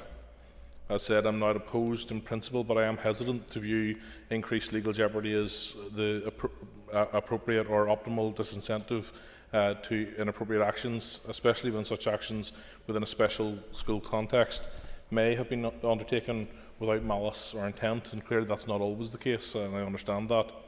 It may be that repeal is where we ultimately land, and I remain open to that, but today I personally am not yet convinced that this is the only or optimal approach available. And I wish to look beyond the ambition, which is a noble one, to bolster children's rights and also consider broader implications. I want to see guidance, updated guidance first. I look forward to hearing from the Minister on what steps he intends to take. It's not an easy stance to adopt, but I believe we do a disservice to our responsibilities if we remain silent on valid concerns, even on the most sensitive of issues. I still have those unallayed fears that repeal could unintentionally disincentivise the very professionals we rely on most, our special educational teachers and support staff. We've heard these concerns echoed too by teaching unions. In my view, guidance must come first, and once this is in place, we can then make a more informed judgment about the future of 4.1c. I know the Minister is actively engaged with this issue, and as I said, look forward to hearing his plans. Let's be absolutely clear also that Article 4.1c does not make it lawful to use physical force as a form of corporal punishment. That is already outlawed. No one in our educational settings is permitted to use physical contact to cause pain, injury or humiliation. Abuse of that kind is rightly prohibited, and when it occurs, it must face appropriate consequences. That being said, I think that we also have to engage with what the perception of repeal will mean for those who are otherwise looking to enter our educational system, and the risk it poses in deterring new entrants who might otherwise consider that career. I want to commend all those campaigning on this issue, particularly those who speak from their own lived experience of harm. But if at the end of this process we do proceed to repeal, it must be done sensitively and with all safeguards in place. Otherwise, we simply replace one kind of risk, the use of force, with another that is just as harmful. Staff leaving the profession, confusion in practice, and educators feeling maligned or ignored. We must build a legal framework that boosts trust and not confusion. Thank you. Thank you. Thank you very much, David. I call Michelle Guy. Thank you, Madam Principal Deputy Speaker. As the committee, the issue of restrictive practices in educational settings is one that we all agree needs to be resolved. Our motion acknowledges the campaigning of parents and the efforts of officials from the Departments of Education and Health to deliver. But we are concerned that progress and momentum made in the last mandate has stalled in this one. Progress and momentum driven by the campaign for Harry's Law, which I and my party endorse. I have spoken to Deirdre Shakespeare about the suffering of her son Harry as a result of deeply damaging restrictive practices. Harry's case and the experience of other children like him must be at the front of our minds in this debate. Our responsibility today as a committee is to be their voice. A key reason for bringing this motion forward today is to hear directly from the Education Minister. We need urgent clarity from the Minister that he will repeal Article 4.1c at the earliest opportunity, which, in the words of the Independent Autism Reviewer, is not only overdue, it is essential. We need assurance that the new education framework will be compatible with the 3 Steps to Positive Practice framework adopted already by health professionals who frequently work in our schools dealing with the same children. The Minister needs to restore confidence in this process, with one key stakeholder, namely the RCN, opting to leave the Task and Finish group rather than be associated with the emerging guidance. They paint a picture, corroborated by others, of tension between health and education officials, with attitudes focused on not wanting to be told what to do by health, actively impeding progress. The fact is, we have a comprehensive and persuasive body of evidence from trusted sources, including the Office of the Northern Ireland Children and Young People's Commissioner, the Northern Ireland Public Service Ombudsman, the Children's Law Centre, special school leaders, as well as powerful testimony from parents, all pointing in the same direction. So, Minister, why are you not being decisive on this issue?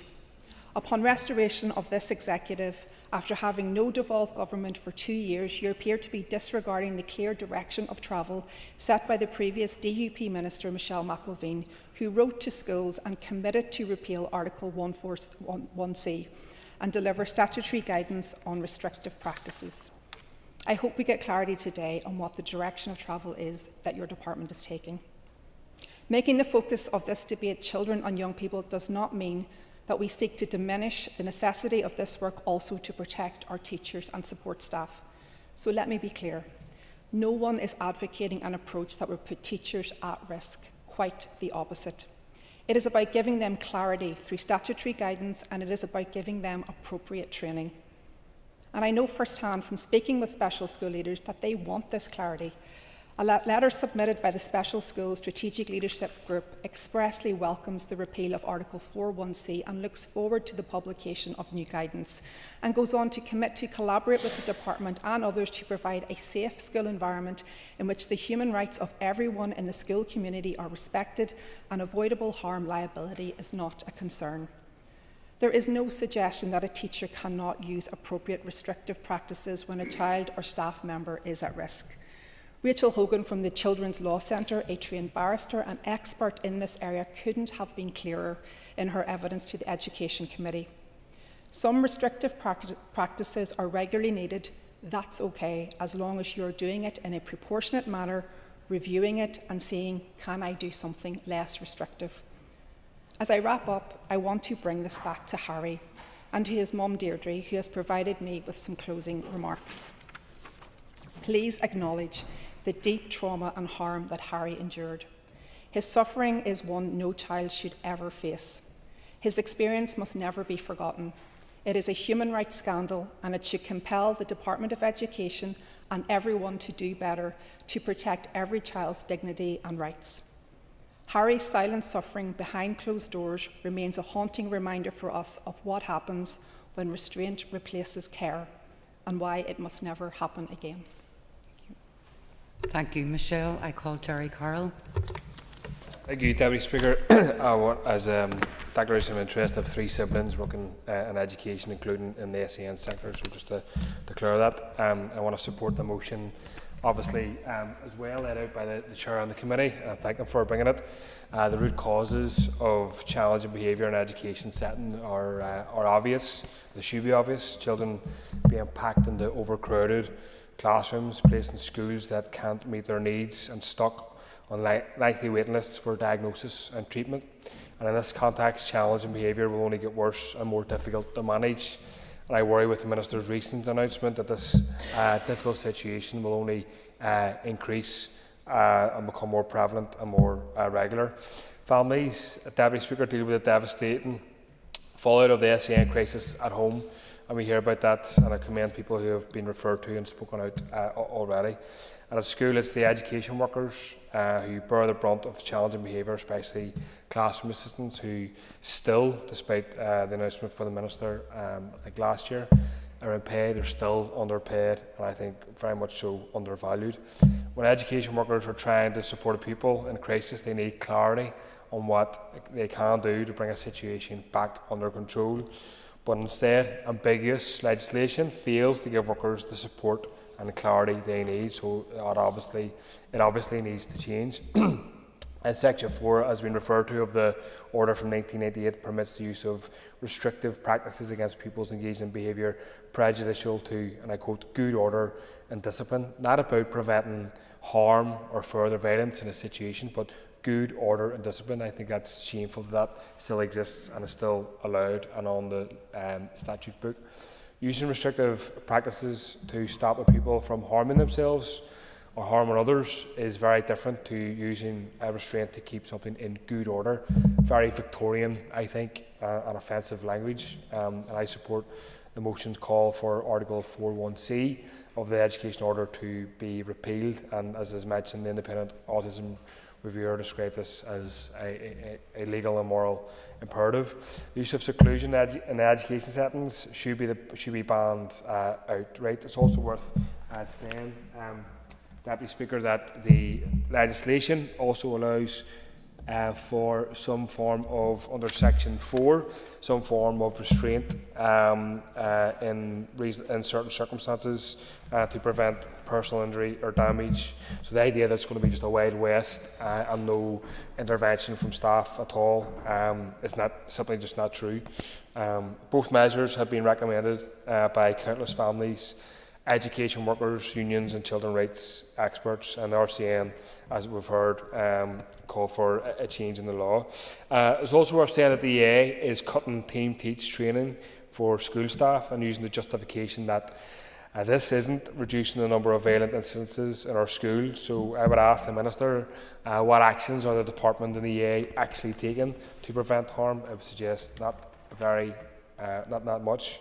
The Department must immediately invest in mandatory training for all education workers, Deputy Speaker, on the safe and appropriate use of restrictive practices to protect children, young people, but also workers in education settings as well. And training on restrictive practices should be developed by education workers included, the people with the practical day-to-day experience rather than people disconnected or never been on the shop floor. This training should be given to teachers, classroom assistants and non-teaching staff. It should also be offered to permanent and temporary workers. The use of restrictive practices in school is a symptom of a much larger crisis with special education needs. The under-resourcing, Deputy Speaker, of SEN has led to a desperate yearly scramble for SEN places. We're into that cycle again. Endless waits for statements and a shortage of therapeutic services, as has been touched upon by others. This is a nightmare scenario for families and schools who are forced to fight so hard for adequate resourcing and access. Reimagine an inclusive, progressive and rights-based education system gets often and annually put on the back burner. The solution to this crisis is not to force schools to accept SEN pupils when they don't have the resources or the facilities. The solution is not for the Education Minister or the CEO of the Education Authority to try and shift the blame disgracefully for this crisis on the underfunded and overstretched schools. The solutions are serious investment in early intervention and prevention, as well as child and adolescent mental health services. The solution lies in recognising the work, dedication and value of all education workers and paying them what they're worth. The wealth and resources exist in society for doing all this. This executive refused to invest in such an education system. So support the motion. Thanks. Thank you. Okay, our next speaker is the Minister for Education to respond to the debate. A ministry of 15 minutes. Thank you. Thank you, Madam Principal Deputy Speaker. First, can I say that I welcome the opportunity to respond to this motion, which rightly brings the issue of the use of restrictive practices in educational settings into sharp focus. The motion asks us to address what is a deeply sensitive but also a complex matter, one which touches on the rights, dignity and welfare of our children and young people, while also acknowledging the challenging environments in which our dedicated educators operate, often going above and beyond in the face of these challenges to support our children and young people to thrive, learn and succeed.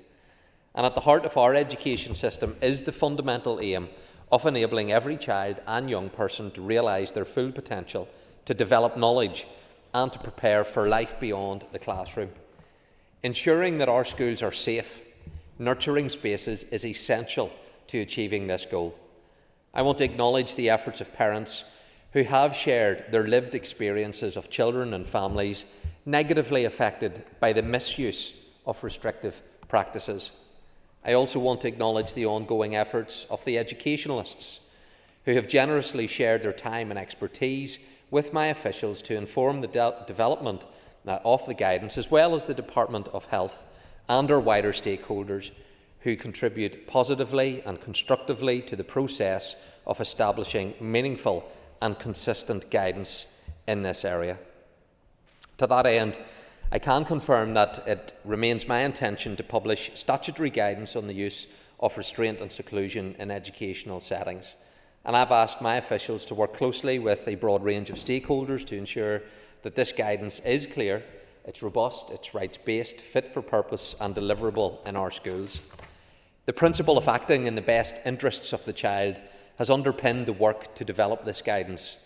The guidance will support staff in keeping children safe while enabling them to access the curriculum and benefit fully from their educational experience. It is intended that it will outline when restrictive practices may and may not be used, what must be recorded and what should be reported to parents and carers. Above all, the guidance will be grounded in the principles of safety, dignity and respect for the rights of all those within our education settings. I recognise the long-standing calls for clear, consistent guidance in this area. The guidance that we're developing is intended to address the current gap and to provide clarity and assurance to all involved. I also recognise the emotional and psychological impact that restrictive practice can have, both on the child and on the staff involved. These are not neutral interventions. They can leave lasting trauma and must never be used thoughtlessly or carelessly or as routine behaviour management. Instead, our approach must be trauma-informed, person-centred and rooted in compassion and understanding. Physical interventions should be the least restrictive intervention necessary. Staff must be empowered to use their professional skills and expertise to recognise distress and de-escalate situations before they reach the point where physical intervention becomes necessary. and I'm acutely aware of the calls to repeal Article 4.1c of the Education Northern Ireland Order of 1998, which provides that a member of staff may use such force as is reasonable in the circumstances to maintain good order and discipline. I do want to be clear, though, this provision does not permit corporal punishment. Corporal punishment is illegal, abolished in 1987 and fully extended to all schools in 2003, and that will not change. Ms Hunter referred to this provision as being corporal punishment by the back door. Wrong. Absolutely wrong, and happy to give way. Minister, to be clear, those are the words directly from the parent of a child who has endured trauma in these settings where restraint and seclusion have been what they feel is unfairly used towards their child. I think in the setting and the discussion that we're having today, I think it's a fair point to make is to echo the words from those parents, no?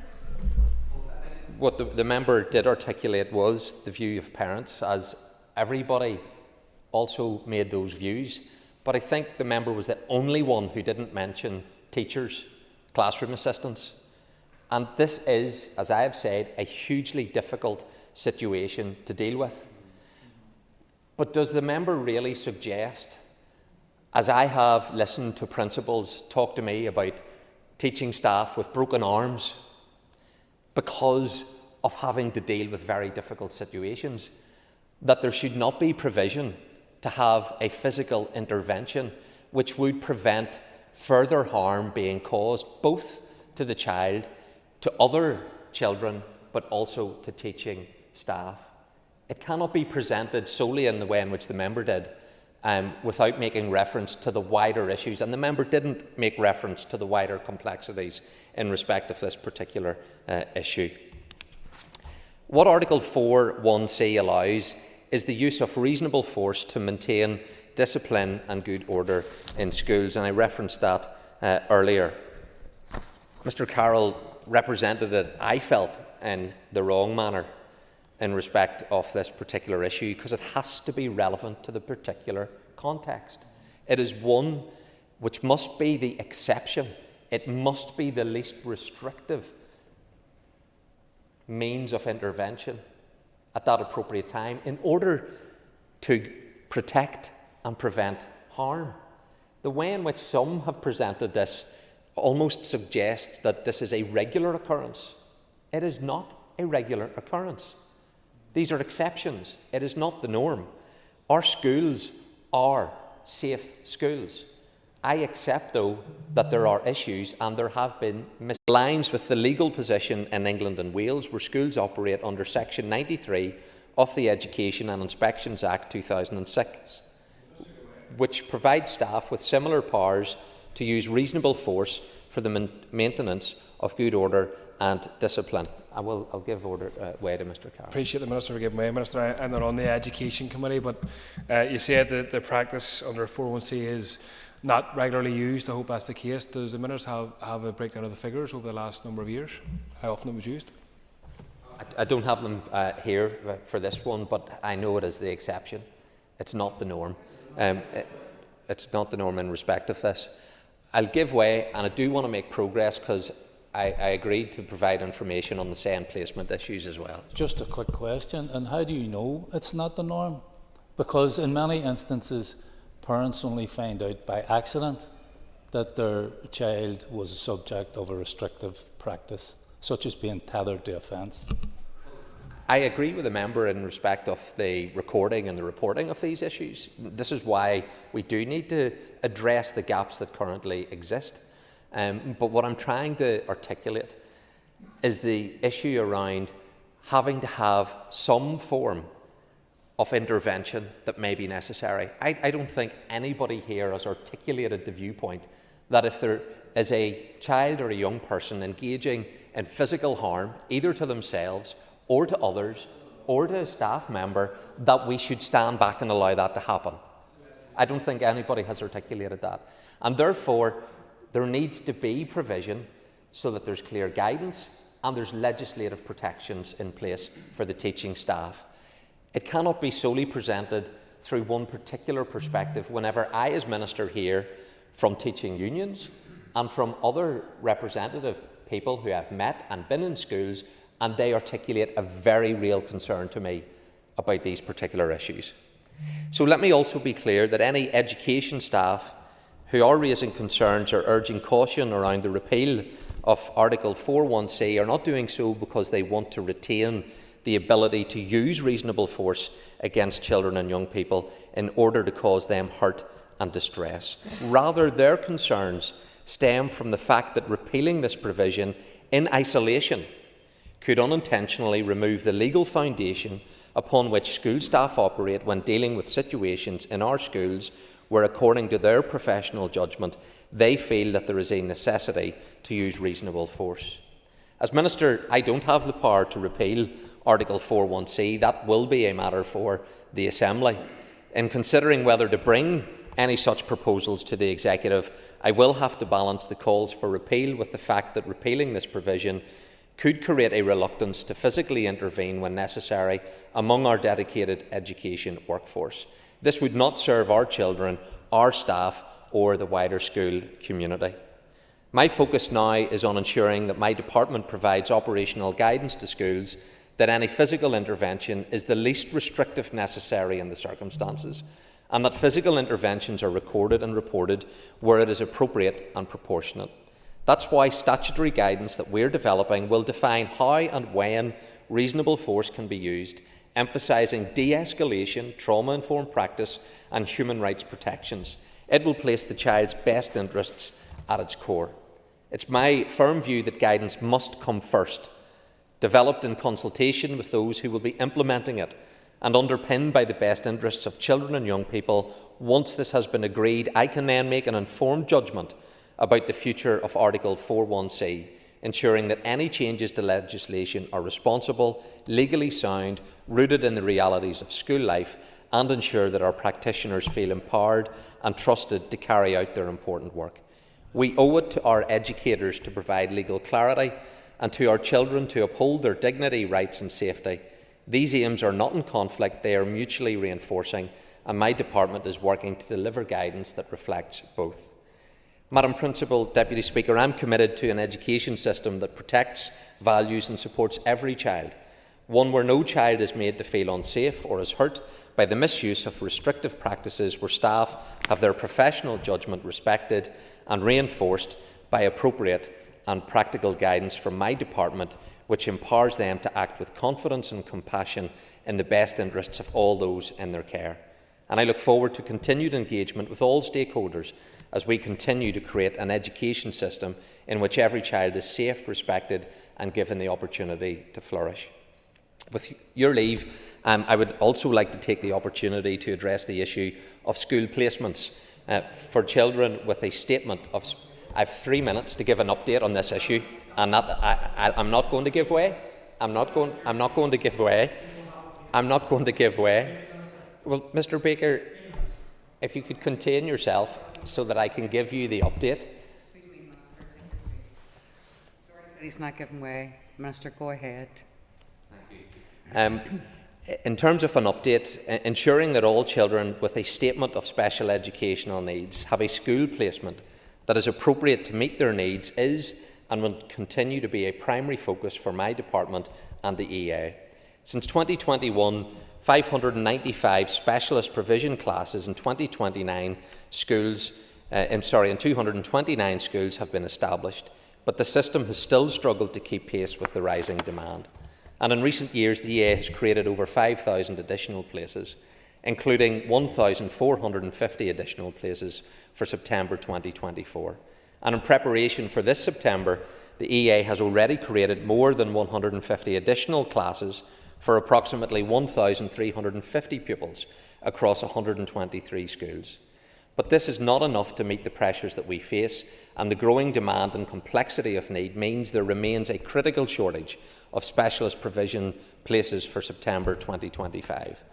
Earlier this month, I took the unprecedented step of personally writing to 58 schools in high-pressure areas, asking for their support in securing the right support in the right place for children with statements of SEN who still do not have a place for September 25. Last week, the EA further wrote to 34 of these schools, again requesting that they consider offering specialist provision. And I know the challenges, but I would personally ask each of these schools to engage with EA to look at the practicality of supporting our children who need a placement for September. I can tell the House that the latest information I have is that there is now a pressure of 103 places for September. That's down from 164 just a week ago. And I want to thank the EA and those school principals who have stepped forward and established specialist provision in their schools. The Education Authority is continuing to engage with schools and are fully and systematically exploring all viable options for providing placements. And my department will continue to work closely with EA and provide support in managing the situation, and I've asked to be kept updated, and I'll continue to update the House. And I would also appeal to members, help me to encourage schools. Some schools are not even returning a call. This isn't a case of a reluctant principal who doesn't want necessarily to have a child because there's lack of support. In some, there just isn't even a response. So in your constituencies, on your boards of governors, encourage the school to engage so that we can give them the support that they need. This has to be a system-wide level approach, and we need our schools, the Education Authority, the Department and the political representatives across this chamber to play a part in helping address these issues. Thank you, Madam Principal Deputy Speaker. Point of order. Thank you, Madam Deputy Speaker. Could I ask you to clarify that the allocation of time within this House to deal with any given issue is a matter for the Business Committee and in some cases at the discretion of the Speaker, and therefore it is with good grace that the Minister has come today to give us an update not only on the matter that's in front of us but also on other matters of some urgency, but that time is allocated not by the Minister or the Minister's choosing but of the Business Committee and of the Speaker. Thank you. So first of all, David, it was a committee motion. The committee could have asked for longer. I'm not sure, I don't know if it did, so we'll check that out. But an hour and 30 minutes were allocated by the Business Committee. And it's up to any speaker. I mean, usually you need to stay within the scope of the motion. The Minister indicated that he was going outside the scope of the motion, but certainly addressing a point that had been raised. I'm not sure what your issue is, if you felt that more time is needed. However, we'll take your remarks back and clarify. Yeah. I just wanted to make it clear, I think the member for West Belfast was making the accusation that the Minister had not given appropriate time to the issue that he was about to cover. What I was saying was that the Minister had, with good grace, agreed on top of the issue that he is actually here to deal with, to give an update on issues relating to placements at special schools. So it's an unfair accusation that's been levelled at him by the member for West Belfast, and I think that should be put on the record. Well, you've got it on the record, David. Danny asked for an intervention. The Minister didn't give it. Danny was speaking from a Saturday position. I chastised him, asked the Minister, not chastised him. I pointed out he's not allowed to do it. I asked the Minister to take a seat. We can follow Hansard. So I think everybody's made their points. That wasn't a point of order, but you've got it in the record. I hope this is a point of order, Pat. I just wanted you to clarify, Cion Corley, that it would have been in the Minister's gift to come into this chamber today and make a statement about the issue of placement for children with SEN, but he decided just to tag on 3 minutes to the end of his contribution here tonight. And I think that's the point that was being made. You know, it was sort of an afterthought about our children who can't get places in schools to get the education they're entitled to. So, Pat, that's not a point of order, but you've got your point on the record. Okay, so, and there's still a day left of the session if anybody wants to bring any matters forward, including the Minister and Special Educational Needs. So, without further ado, I'm going to call the Deputy Chair of the Education Committee, Mr. Pat Sheehan, to conclude and wind up on the debate. And Pat, you have 10 minutes. Thank you, Speaker. I would like to thank everyone who took part in the debate today. I would like to speak strongly in favour of the motion, as it is driven by a deep concern for the rights, safety and dignity of children across our education system. Our party has long held the view that every child must be treated with compassion and with care, and above all with respect for their inherent rights. What we have heard, therefore, in the Education Committee throughout our investigations into the restraint and seclusion of children is nothing short of alarming. Let us be very clear. When we hear evidence of a child being strapped to a chair using their own school bag, or that another child was tethered to a fence, we must ask ourselves, what kind of system allows such things to happen? What message are we sending to the most vulnerable in our care? And many have talked tonight about the restrictive practices, but apart from Cara, not many went into the detail of what we're talking about. So people listening in may not be acutely aware of what happens sometimes in our schools. There's one example of a young autistic boy who was stimming in the class. And stimming is what autistic children do sometimes when they're feeling under stress or anxious. And it's rapid movements of the hands or rocking in their chair or stuff like that. This child had his hands tied to the chair with his own school bag, the straps of his own school bag, on the basis that it was for the good order and discipline of the rest of the class. We learned of another case in the Education Committee. A young boy tethered to a fence. This boy's parents knew nothing about this, nothing at all, until the school sent the yearbook home. And lo and behold, there was a photo in the yearbook of the young child tethered to a fence. And we know the story about Harry Shakespeare because we've heard his mother tell it many, many times of how he was strapped into a chair. And they weren't aware of that at the start. And this is why I asked the Minister earlier, how does he know it's not the norm? Because in most cases, the parents don't know about it either. And I was heavily involved in the scandal in Muckamore, where restrictive practices, and I'm not talking about the physical abuse, but the use of seclusion was being used on a regular basis, even though it was only supposed to be used as a last resort. On some occasions, and we're talking about some of the most vulnerable people in society with some of the most severe learning disabilities, who were placed in seclusion 70, 80, 90 times a month. This wasn't done in secret.